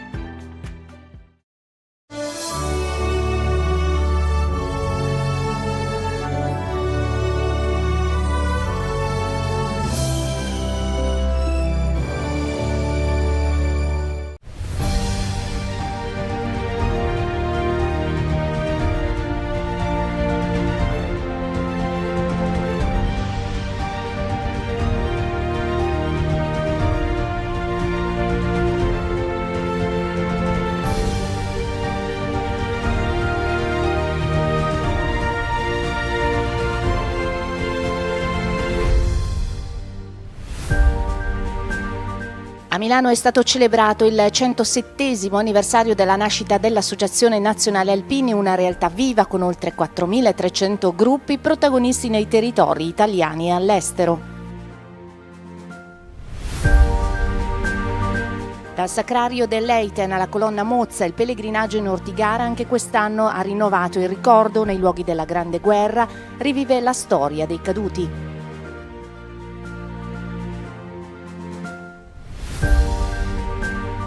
«40 ragazzi del campo scuola nazionale di Enego e una decina di altri coetanei hanno raggiunto la colonna Mozza in occasione del raduno sull'Ortigara, un'esperienza di memoria, storia e condivisione». Con il codice fiscale della Fondazione Ana Onlus è possibile sostenere le attività degli alpini in campo sociale, assistenziale e di protezione civile al servizio della collettività. Basta una firma, nessun costo aggiuntivo per il contribuente. È stata festeggiata solennemente l'8 luglio a Milano, proprio nel giorno e nel luogo in cui è nata l'Associazione Nazionale Alpini. Sotto alla targa, l'unica esposta nella Galleria Vittorio Emanuele, sono stati celebrati i 107 anni di una splendida realtà, viva e vitale, protagonista della vita dei territori, in cui è capillarmente presente con i suoi oltre 4.300 gruppi in Italia come all'estero. È una targa, è un pezzo di pietra, ma in realtà è memoria perenne che in questo luogo è nata l'Associazione Nazionale Alpini, fortissimamente voluta da persone che avevano combattuto e si erano affraternate lungo le trincee per unire il paese, per far sì che il paese fosse unito dal tricolore che hanno anche difeso fortemente in periodi dove era discutibile esporre il tricolore. E abbiamo voluto porre anche lì la stessa dicitura che c'è sulla colonna Mozza, perché dopo la creazione dell'ANA Milano il primo punto di ritrovo fu appunto l'Ortigara e quindi anche qua è per non dimenticare come facciamo sempre noi alpini, quindi facciamo memoria, ricordiamo i nostri valori, la nostra storia, chi ha dato la vita per il nostro paese perché fosse unito e perché fosse anche libero e poi facciamo del bene agli altri, quindi ridiamo alla comunità tutto quello che è la nostra forza e quant'altro, fin tanto che riusciremo a farlo. A dispetto dello scorrere degli anni, l'ANA ha mantenuto intatti tutti i suoi valori e tutti i suoi obiettivi. Quello che a me piace sempre ripetere appunto è mantenere fede a quelli che sono gli impegni statutari all'articolo 2 che parla certamente di memoria, di ricordo, soprattutto dei nostri caduti, ma parla anche di attenzione all'ambiente, soprattutto quello montano e anche e soprattutto parla di solidarietà sia al nostro interno sia soprattutto verso chi ha bisogno e nelle emergenze gli alpini, e io credo che l'abbiamo visto non solo nelle emergenze, voglio ricordarlo quest'anno anche nelle Olimpiadi e Paralimpiadi, abbiamo risposto presenti, abbiamo dato una mano, abbiamo fatto in modo che la nostra Italia, la nostra gente possa guardare con orgoglio anche queste attività.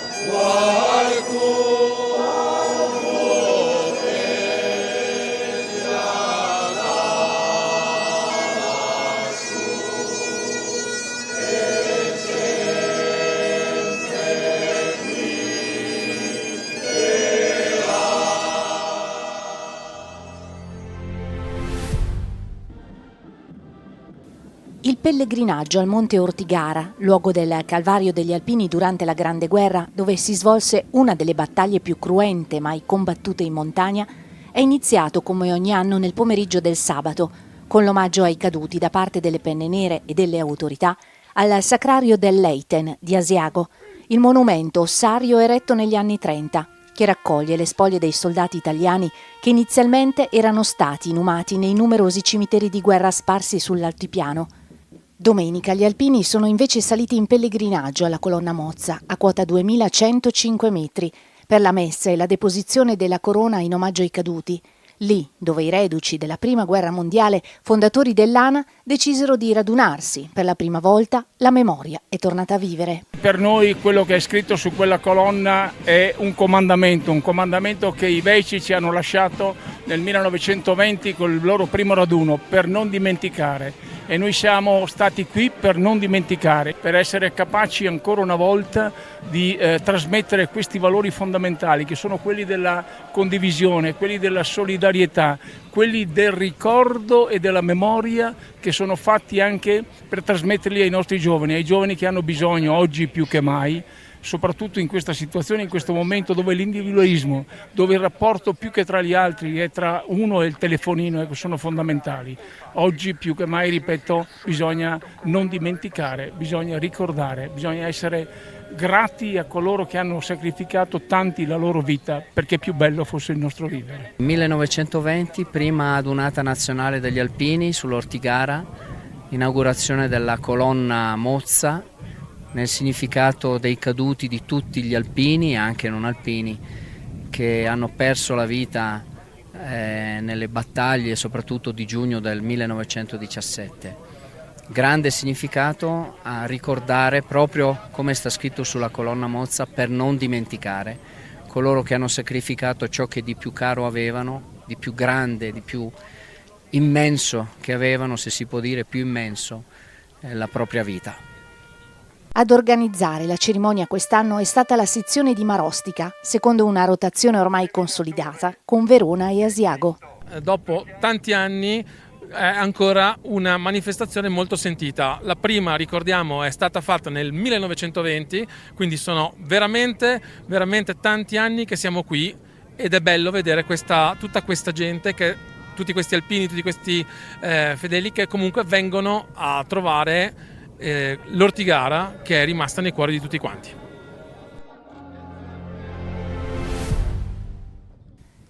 «40 ragazzi del campo Scuola Nazionale dell'ANA di Enego hanno preso parte domenica alla tradizionale salita al Monte Ortigara, raggiungendo la colonna Mozza in occasione della celebrazione in quota dedicata al ricordo dei caduti.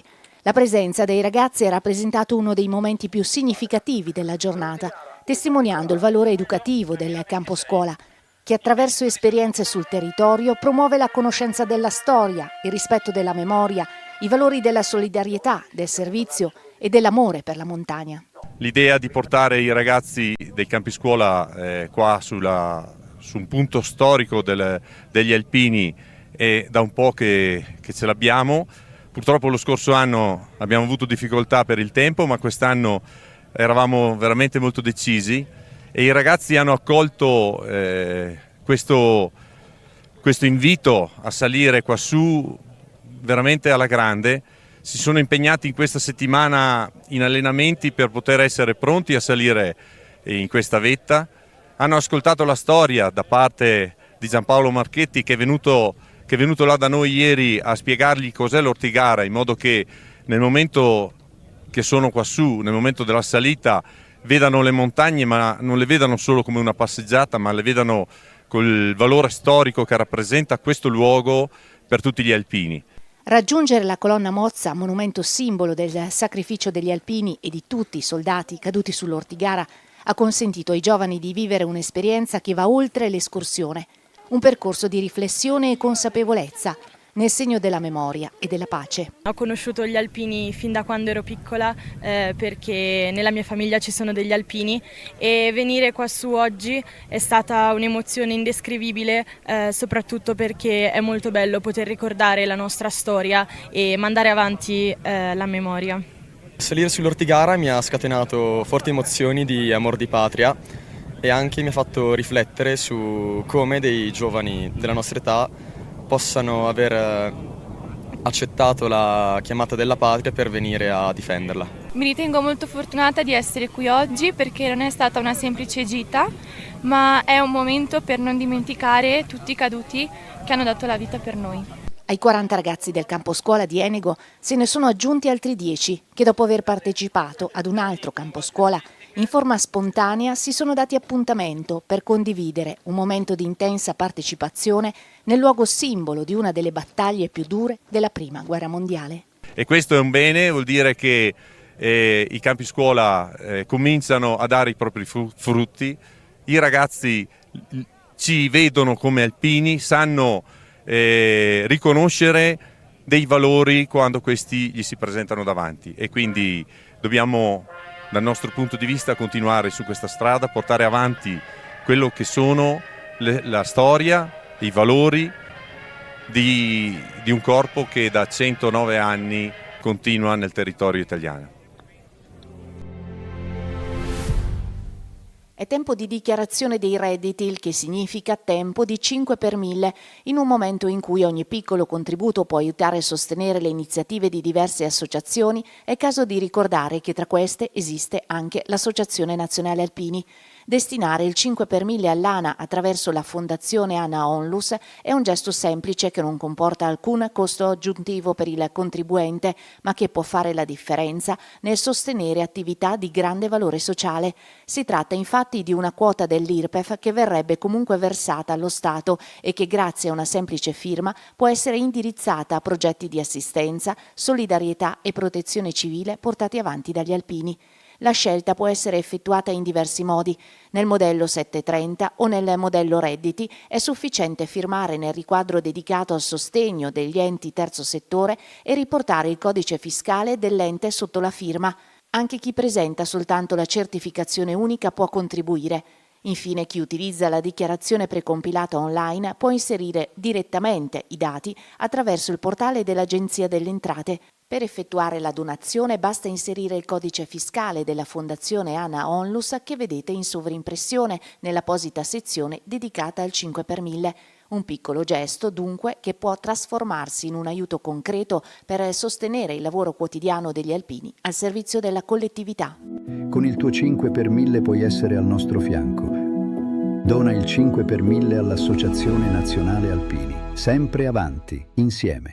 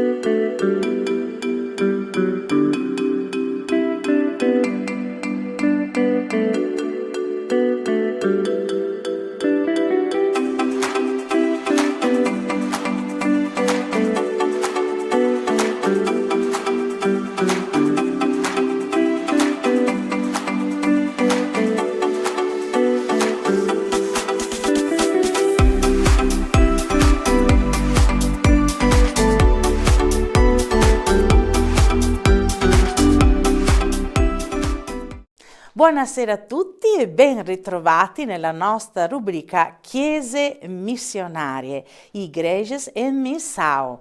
È un po' di tempo che non ci ritroviamo perché la nostra ultima puntata è stata alla fine dell'anno, ma abbiamo avuto tutto un tempo di preparativi pasquali, esperienze varie che sono avvenute e ci hanno portato oggi a riprendere il contatto con i nostri fratelli della diocesi di Livramento e quindi facciamo subito il nostro saluto, portiamo il nostro saluto a Don Paolo e anche, come vedete, insieme a lui quest'oggi c'è anche Sua Eccellenza Monsignor Corrado. Allora, come state? Benvenuti, come state?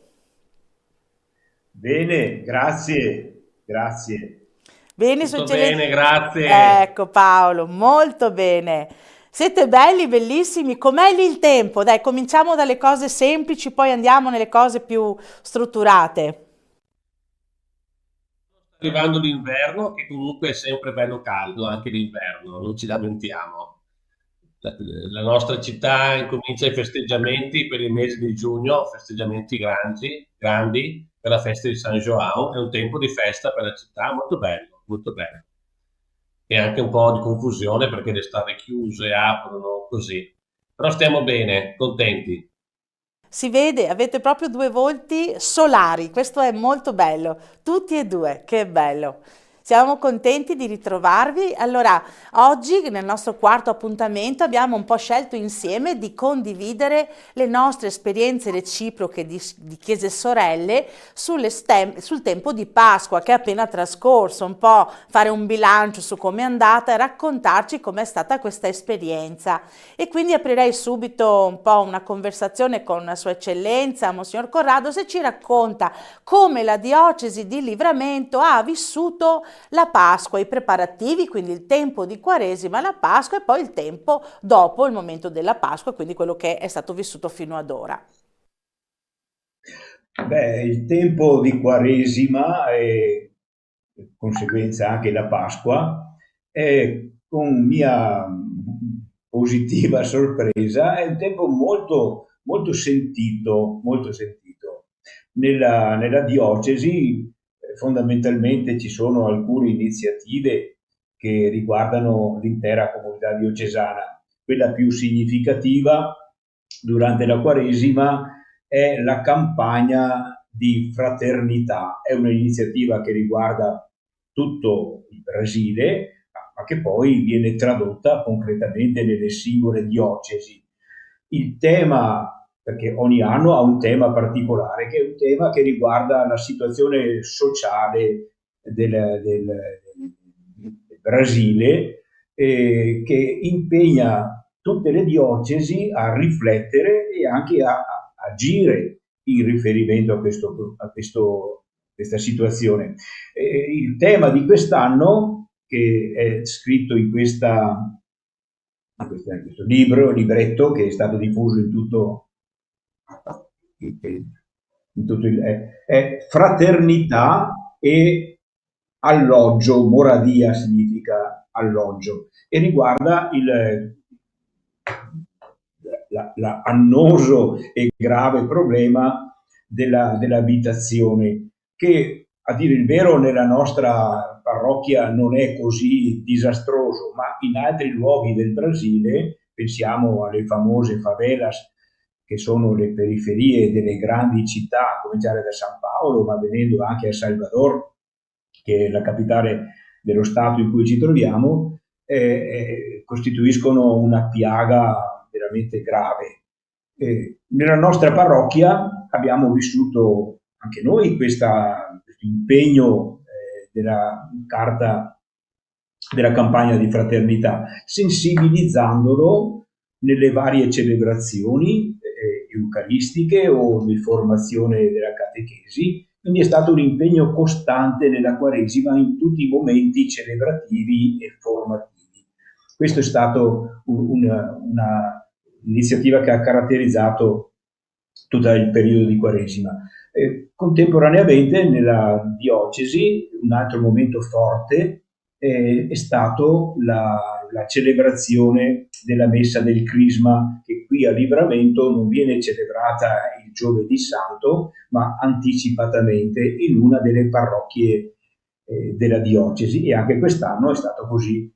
Tutti i sacerdoti, naturalmente accompagnando il vescovo, si sono recati in questa parrocchia con un grande afflusso di gente e di persone da tutta la diocesi, che ha partecipato solennemente a questa Santa Messa del Crisma, che ho capito essere un appuntamento diocesano particolarmente sentito, vissuto in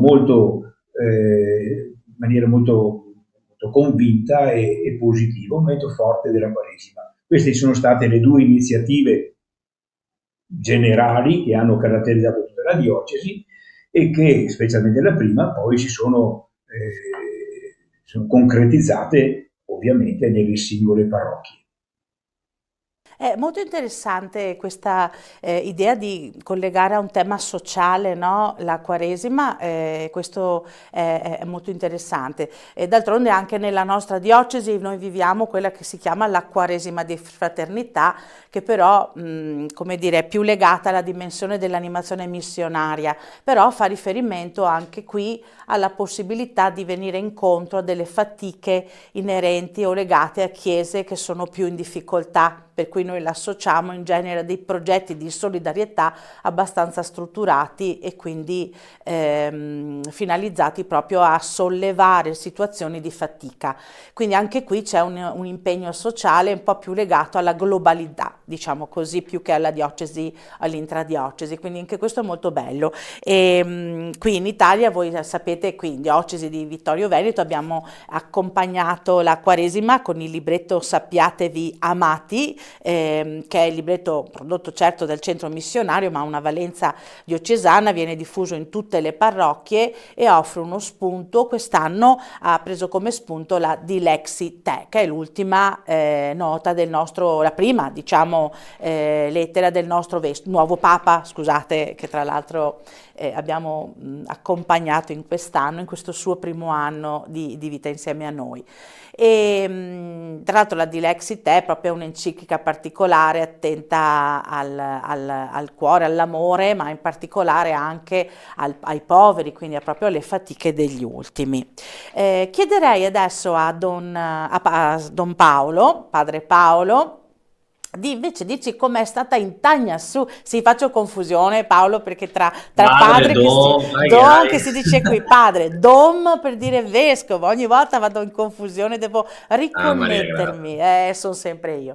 Però Paolo, raccontaci a Tagnassù invece la parrocchia, le varie comunità, come hanno vissuto questo tempo? Beh, il tempo quaresimale vissuto qui è stato intenso perché abbiamo offerto la possibilità a tutte le messe celebrate nella chiesa matrice ma anche nelle comunità, sempre mezz'ora prima, 40 minuti prima, la presenza o del parroco o del vescovo Dogorado per la possibilità delle confessioni, che io dico che anche le persone hanno approfittato della presenza dei preti per poter confessarsi e prepararsi bene. Non manca ogni anno la grande celebrazione penitenziale, è fatta nella chiesa matrice, dove c'è una celebrazione per la confessione, e anche noi andiamo ad aiutare le altre parrocchie vicine per le confessioni della chiesa matrice, momento penitenziale forte. Poi i progetti, soprattutto lo studio, la riflessione nei vari, nelle comunità, nei quartieri delle comunità, della carta della fraternità sacerdotale, appunto quest'anno sulla riflessione sulla moragia, sull'abitare, che di maniera autonoma fanno nelle varie comunità e i vari quartieri, si ritrovano, pregano, leggono, si confrontano, parlano, per tentare anche di apprendere uno stile di vita diverso, più cristiano. Quest'anno una novità è che il ricavato della campagna della fraternità, il 40% va alla Chiesa del Brasile, il 60% resta nella diocesi, perché il vescovo diocesano apre, e anche quindi nelle parrocchie, apre la Caritas diocesana, che ancora non esisteva, e è una cosa nuova di questo anno. Il vescovo ha pensato di cominciare questa attività della Caritas diocesana con questo piccolo fondo che è raccolto dalla campagna della fraternità, e anche noi la parrocchia abbiamo scelto 2 persone che sono andate al primo incontro e ci stiamo mettendo in atto per aiutare a un'abitazione buona, precisa. Serve anche un gruppo, la Caritas, che aiuti cristiani e non cristiani a raggiungere questa nuova abitazione, no? E così stiamo in cammino con questo progetto. Ancora noi italiani lo conosciamo, ma per loro qua in Brasile è una cosa nuova, meglio per la nostra diocesi, perché nella Chiesa del Brasile c'è la Caritas, la nostra diocesi sta facendo i passi. Molto bello questo momento. È interessante questo frutto, no? Noi diamo per scontato che certe realtà siano così diffuse ovunque, in realtà non è così.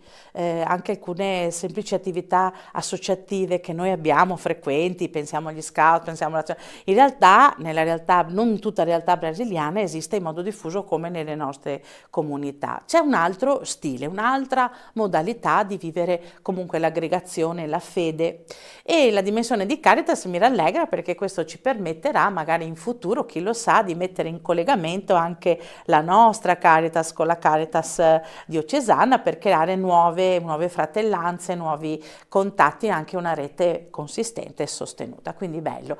Mi sento di precisare l'altro grande momento della Quaresima è stata la Settimana Santa Maria Grazia, momento cominciando con la grande celebrazione delle Palme in tutte le comunità. La messa dove c'era il prete, ma le altre hanno fatto la celebrazione delle Palme presieduta dai ministri.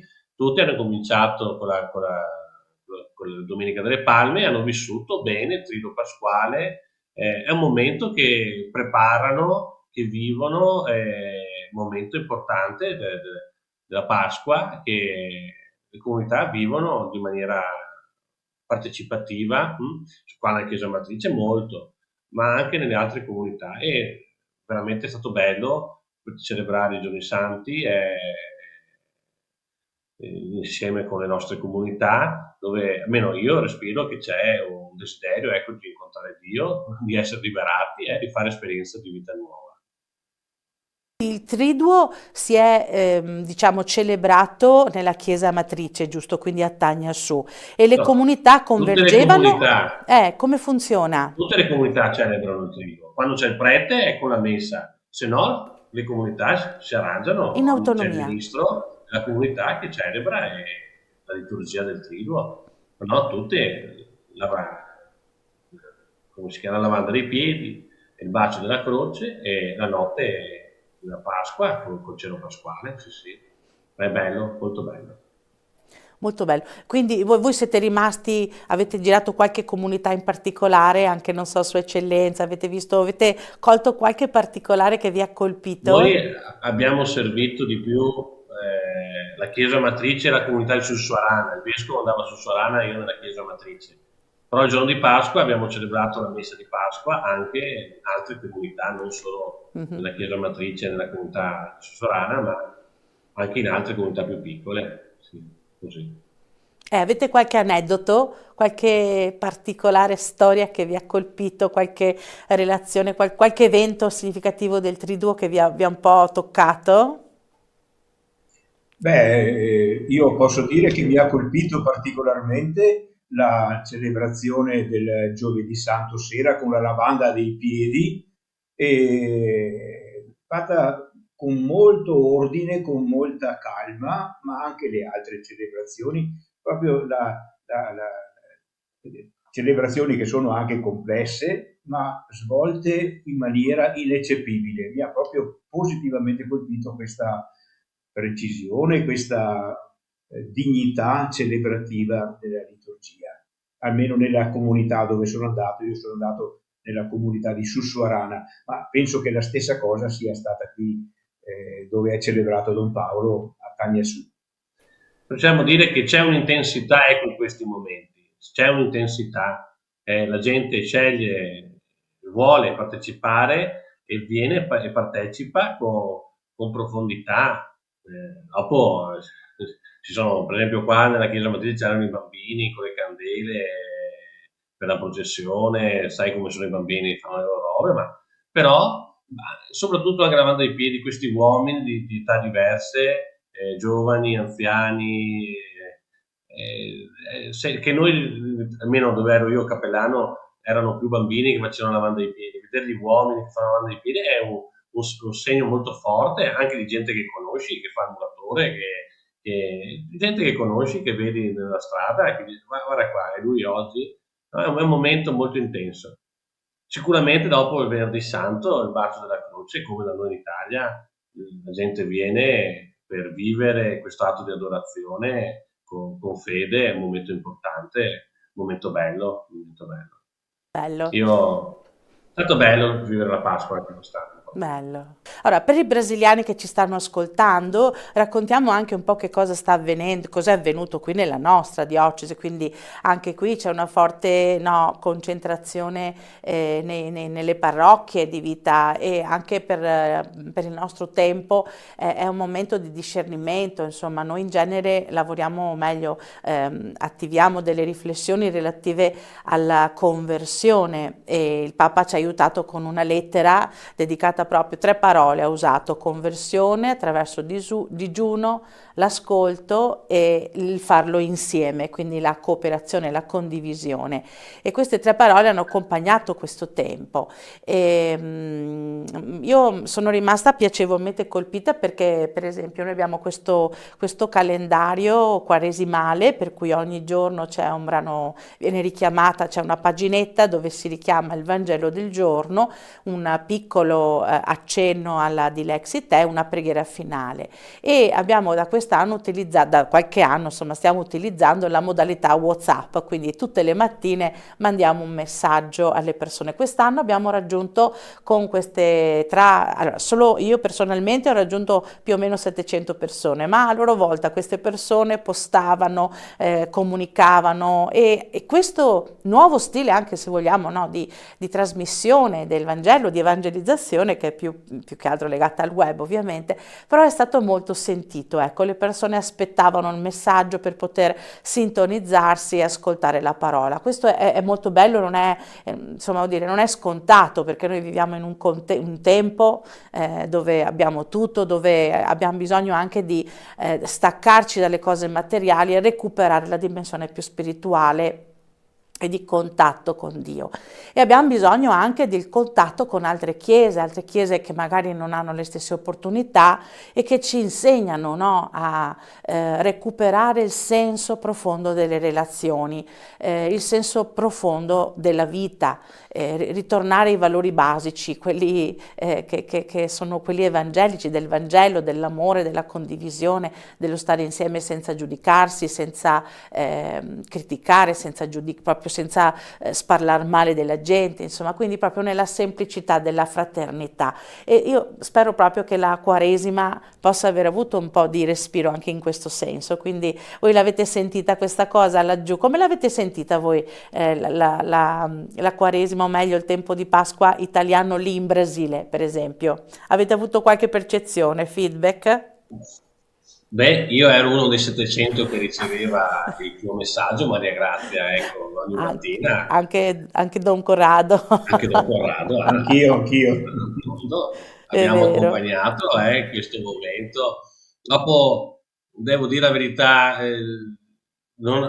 di altre cose vissute in Italia del tempo quaresimale di Pasqua, già andare dietro quello che abbiamo da fare qua è sufficiente, ma non sempre c'è. Però ogni tanto quando qualcuno chiama, scrive, dice come sta andando, così, e mi è arrivato anche da qualche altro il tuo messaggio, sì, non solo tu me lo mandavi, qualcun altro me lo passava per dirmi guarda, sto facendo questo ogni giorno.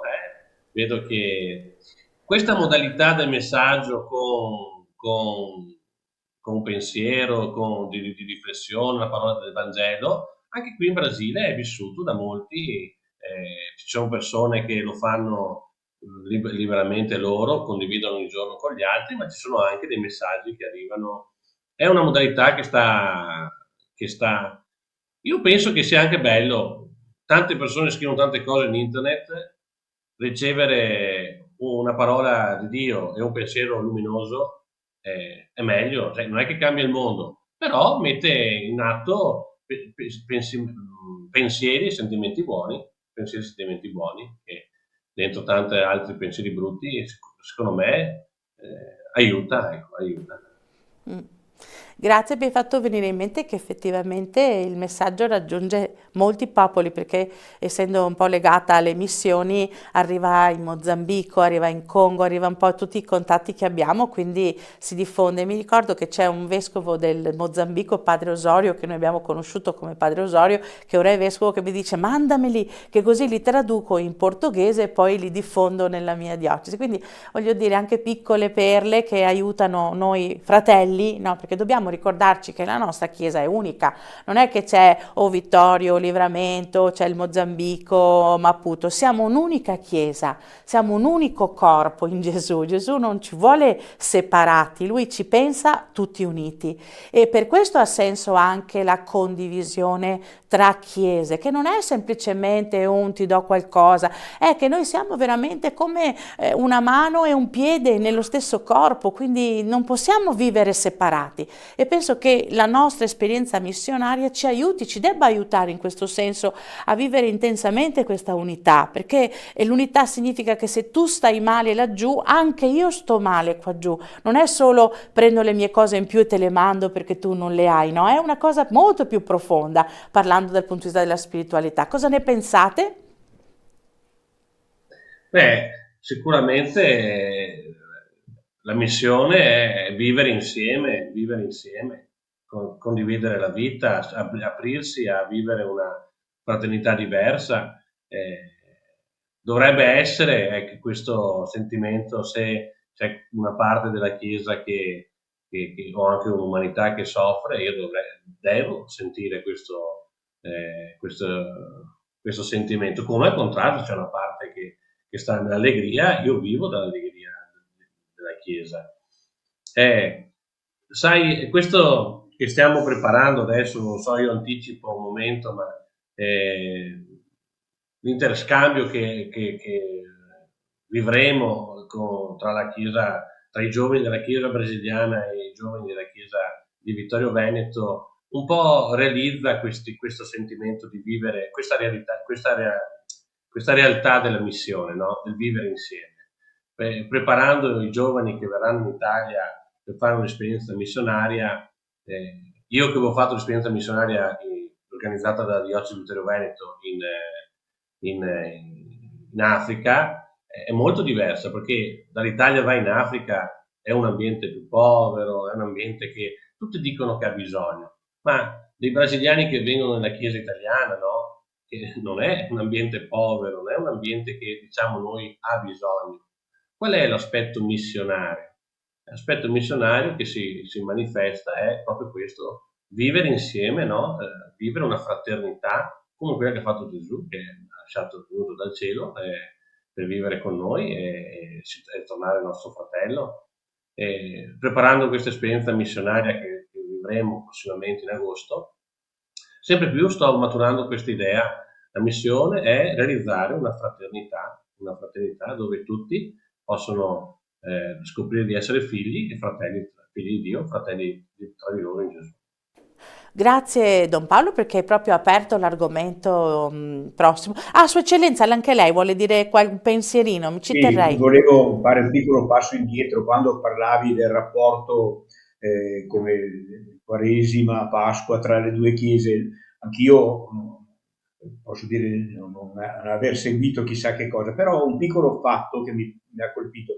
Abbiamo mandato un breve messaggio di saluto, di augurio pasquale che è stato letto, perché fosse letto nella Santa Messa del Crisma il giovedì santo mattina, e era una cosa che si faceva anche negli altri anni e abbiamo fatto anche quest'anno, e mi ha colpito il riscontro che ne ho ricevuto. Molte persone, preti ma anche laici, che hanno partecipato alla Messa del Crisma mi hanno scritto gli auguri di Pasqua facendo riferimento a questo saluto, che è una cosa molto semplice, formale potremmo dire, che invece realizza una comunione più forte di quello che io pensavo, che fa sentire come la fraternità sia qualcosa che supera le distanze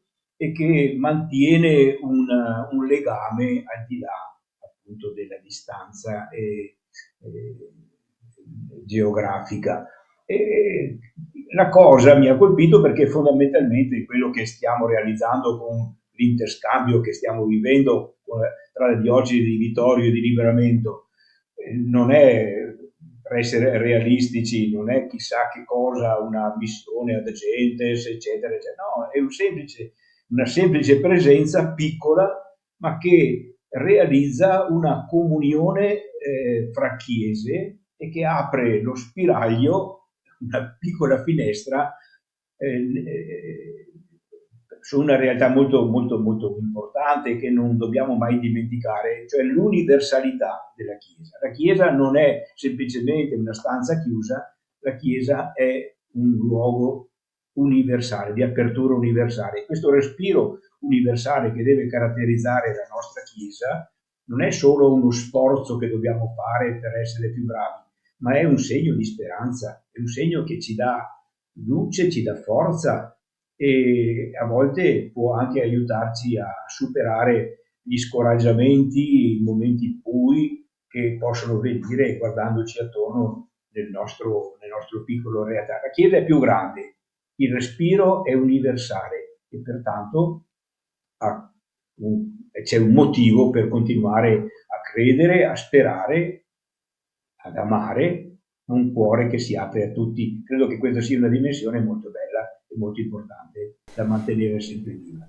Infatti è su questo valore profondo che si poggia l'esperienza che stiamo cercando di mettere in piedi con un sacco di dinamicità con Don Paolo per quest'estate, perché quest'estate proprio un bel gruppo di 20 persone, tra cui Don Paolo, Padre Marcos e 2 educatrici, accompagneranno quindi 16 giovani della Diocesi di Livramento. È un'esperienza che abbiamo già vissuto nel 2023, a dire la verità, e quest'anno la replichiamo, ma in una formula un po' diversa. Raccontaci, Don Paolo, anche se io le so già, ma è bello che le racconti tu, quest'anno che novità ci sono?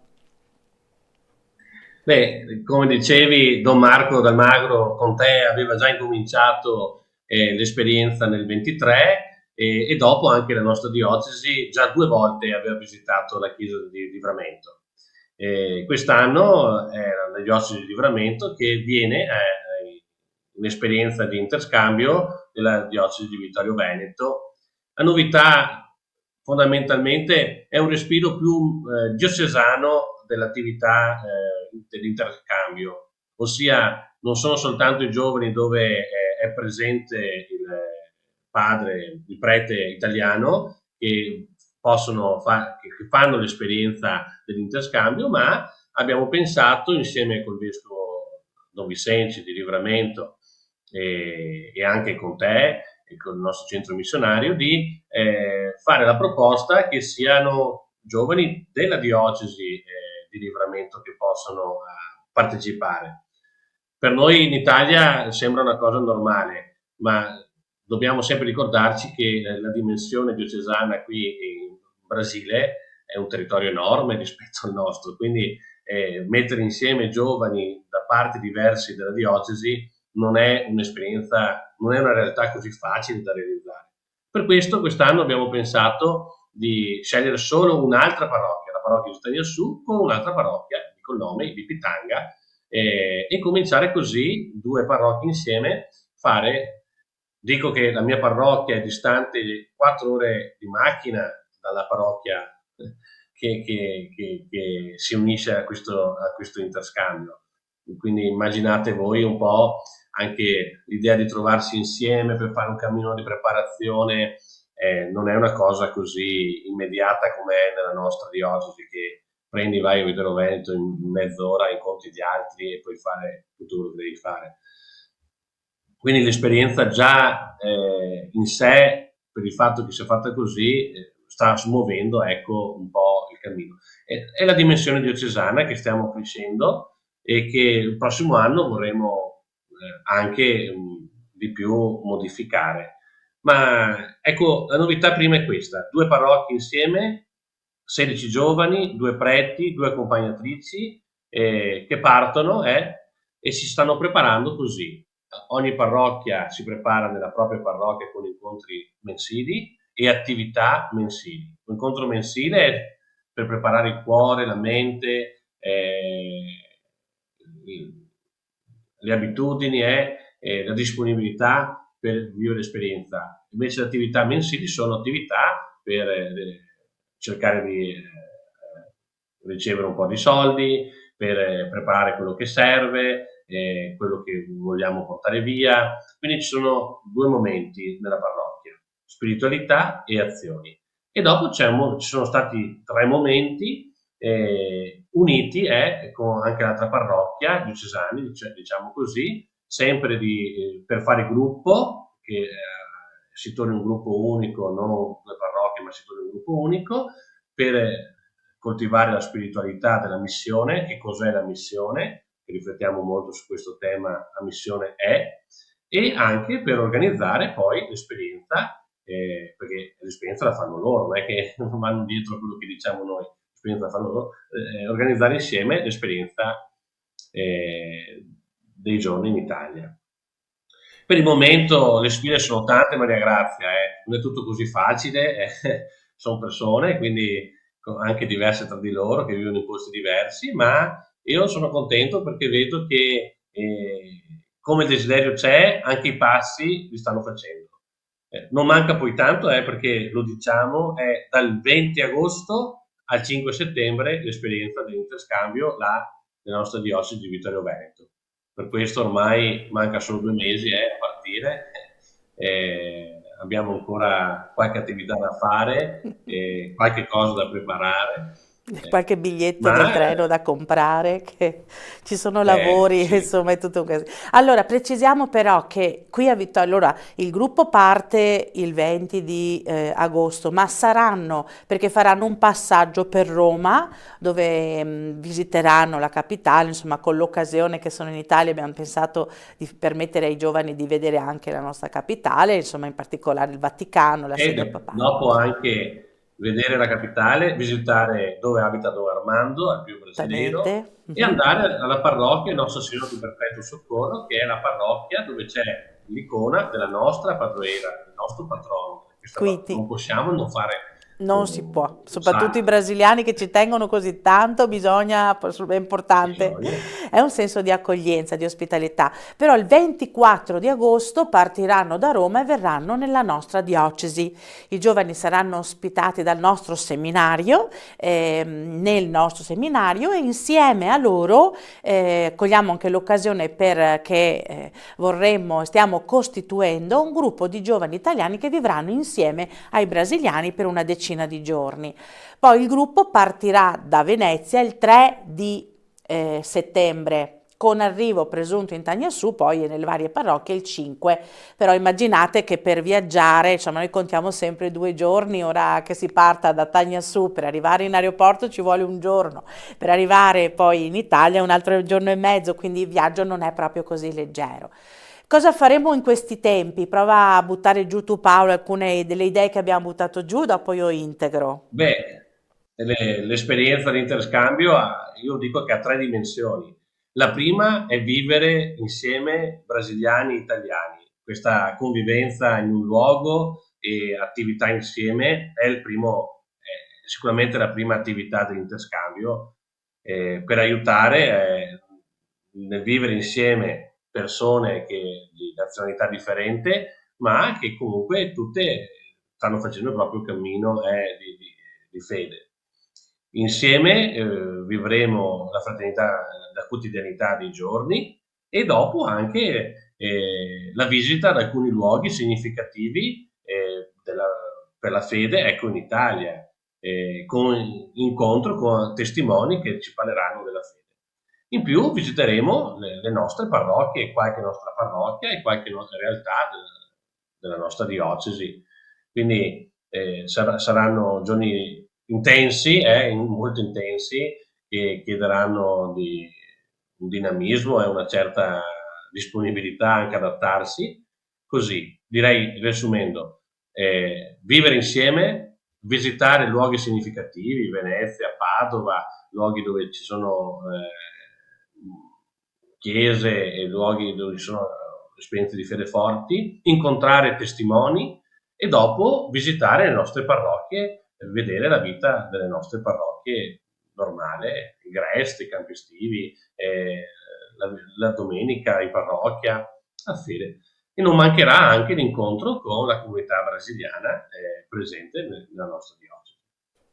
Ottimo, hai già detto tutto tu, quindi noi sappiate che per organizzare questo, insomma, stiamo veramente collaborando con tantissime persone che ringraziamo, moltissimi tra l'altro, Paolo, possiamo proprio dirlo, sono stati generosi anche nell'aiutarci perché anche solo semplicemente l'acquisto dei biglietti aerei è stata una spesa non da poco, ecco, quindi sono sempre giovani che vengono da situazioni non facilissime e in questo senso la nostra diocesi ha già dimostrato una profonda generosità, molti benefattori, insomma hanno già quasi coperto tutto il costo dei biglietti che è stato consistente. Ora si tratta vi sollecitiamo anzi a darci una mano anche per gestire le attività, però più che altro penso con la presenza. Che sia importante dire che questo aspetto economico dell'esperienza è fatto sì per la generosità di molte persone italiane che io ringrazio anche, che ho incontrato quando sono stato in gennaio, che comunque amano la Chiesa e ci stanno aiutando,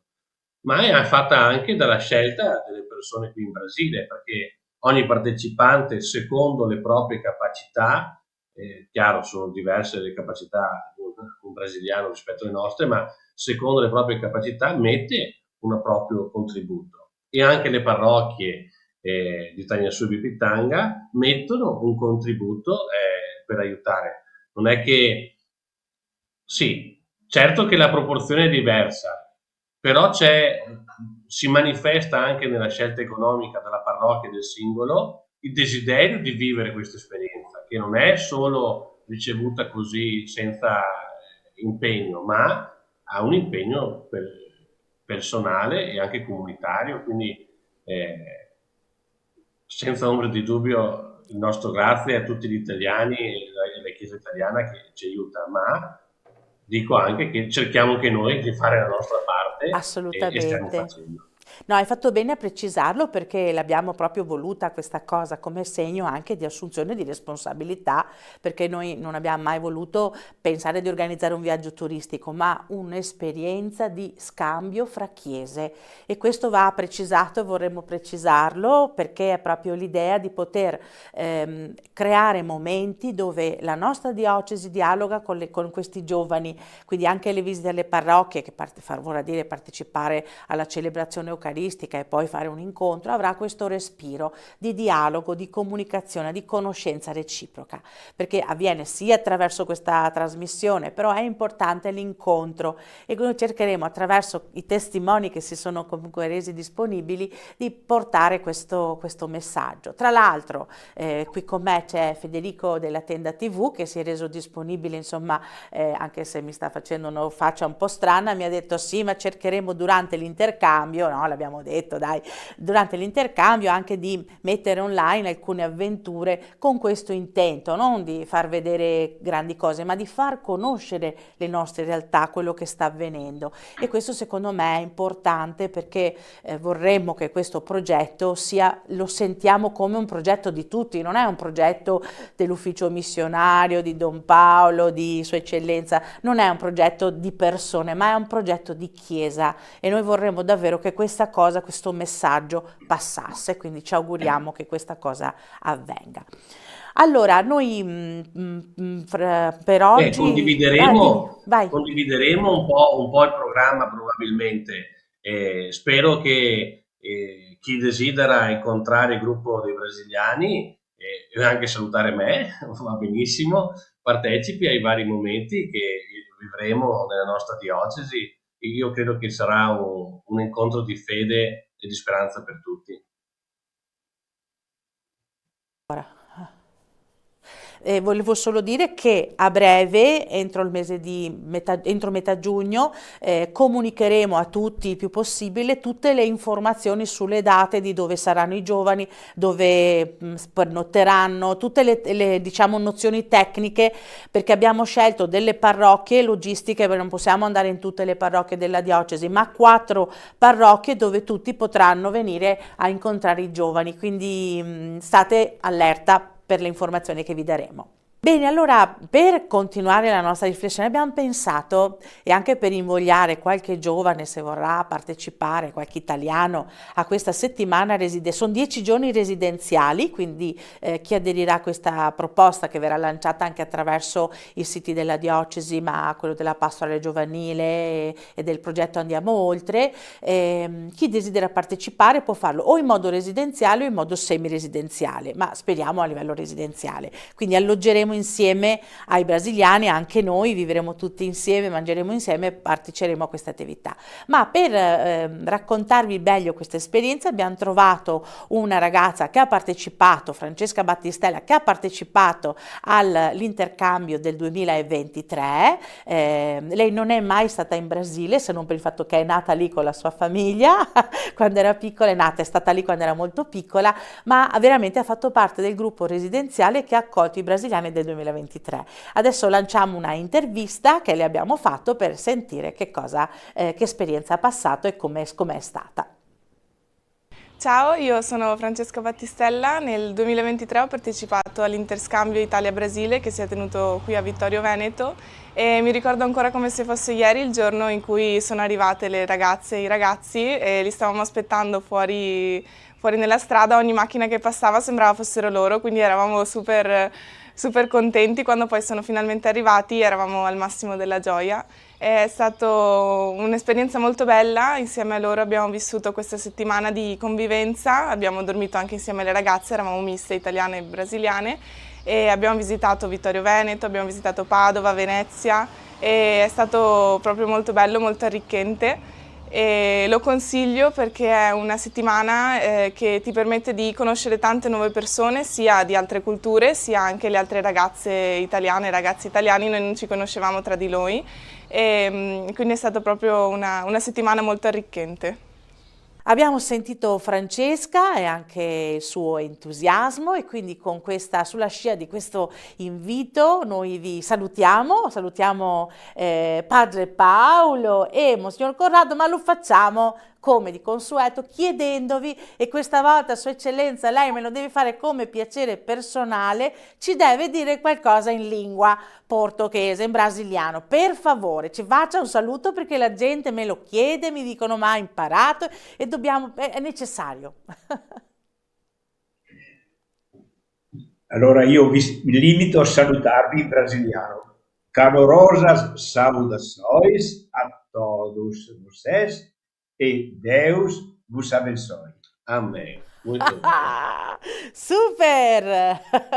Grazie Sua Eccellenza, ma siccome l'ho sentita, io so che lei è molto brava a parlare, è un po' timido, ma lei è bravissimo. Padre Paolo, un saluto anche da parte tua per i nostri telespettatori, quelli che ci stanno seguendo. Bom dia a todos, irmãos e irmãs. Obrigado para ter acompanhado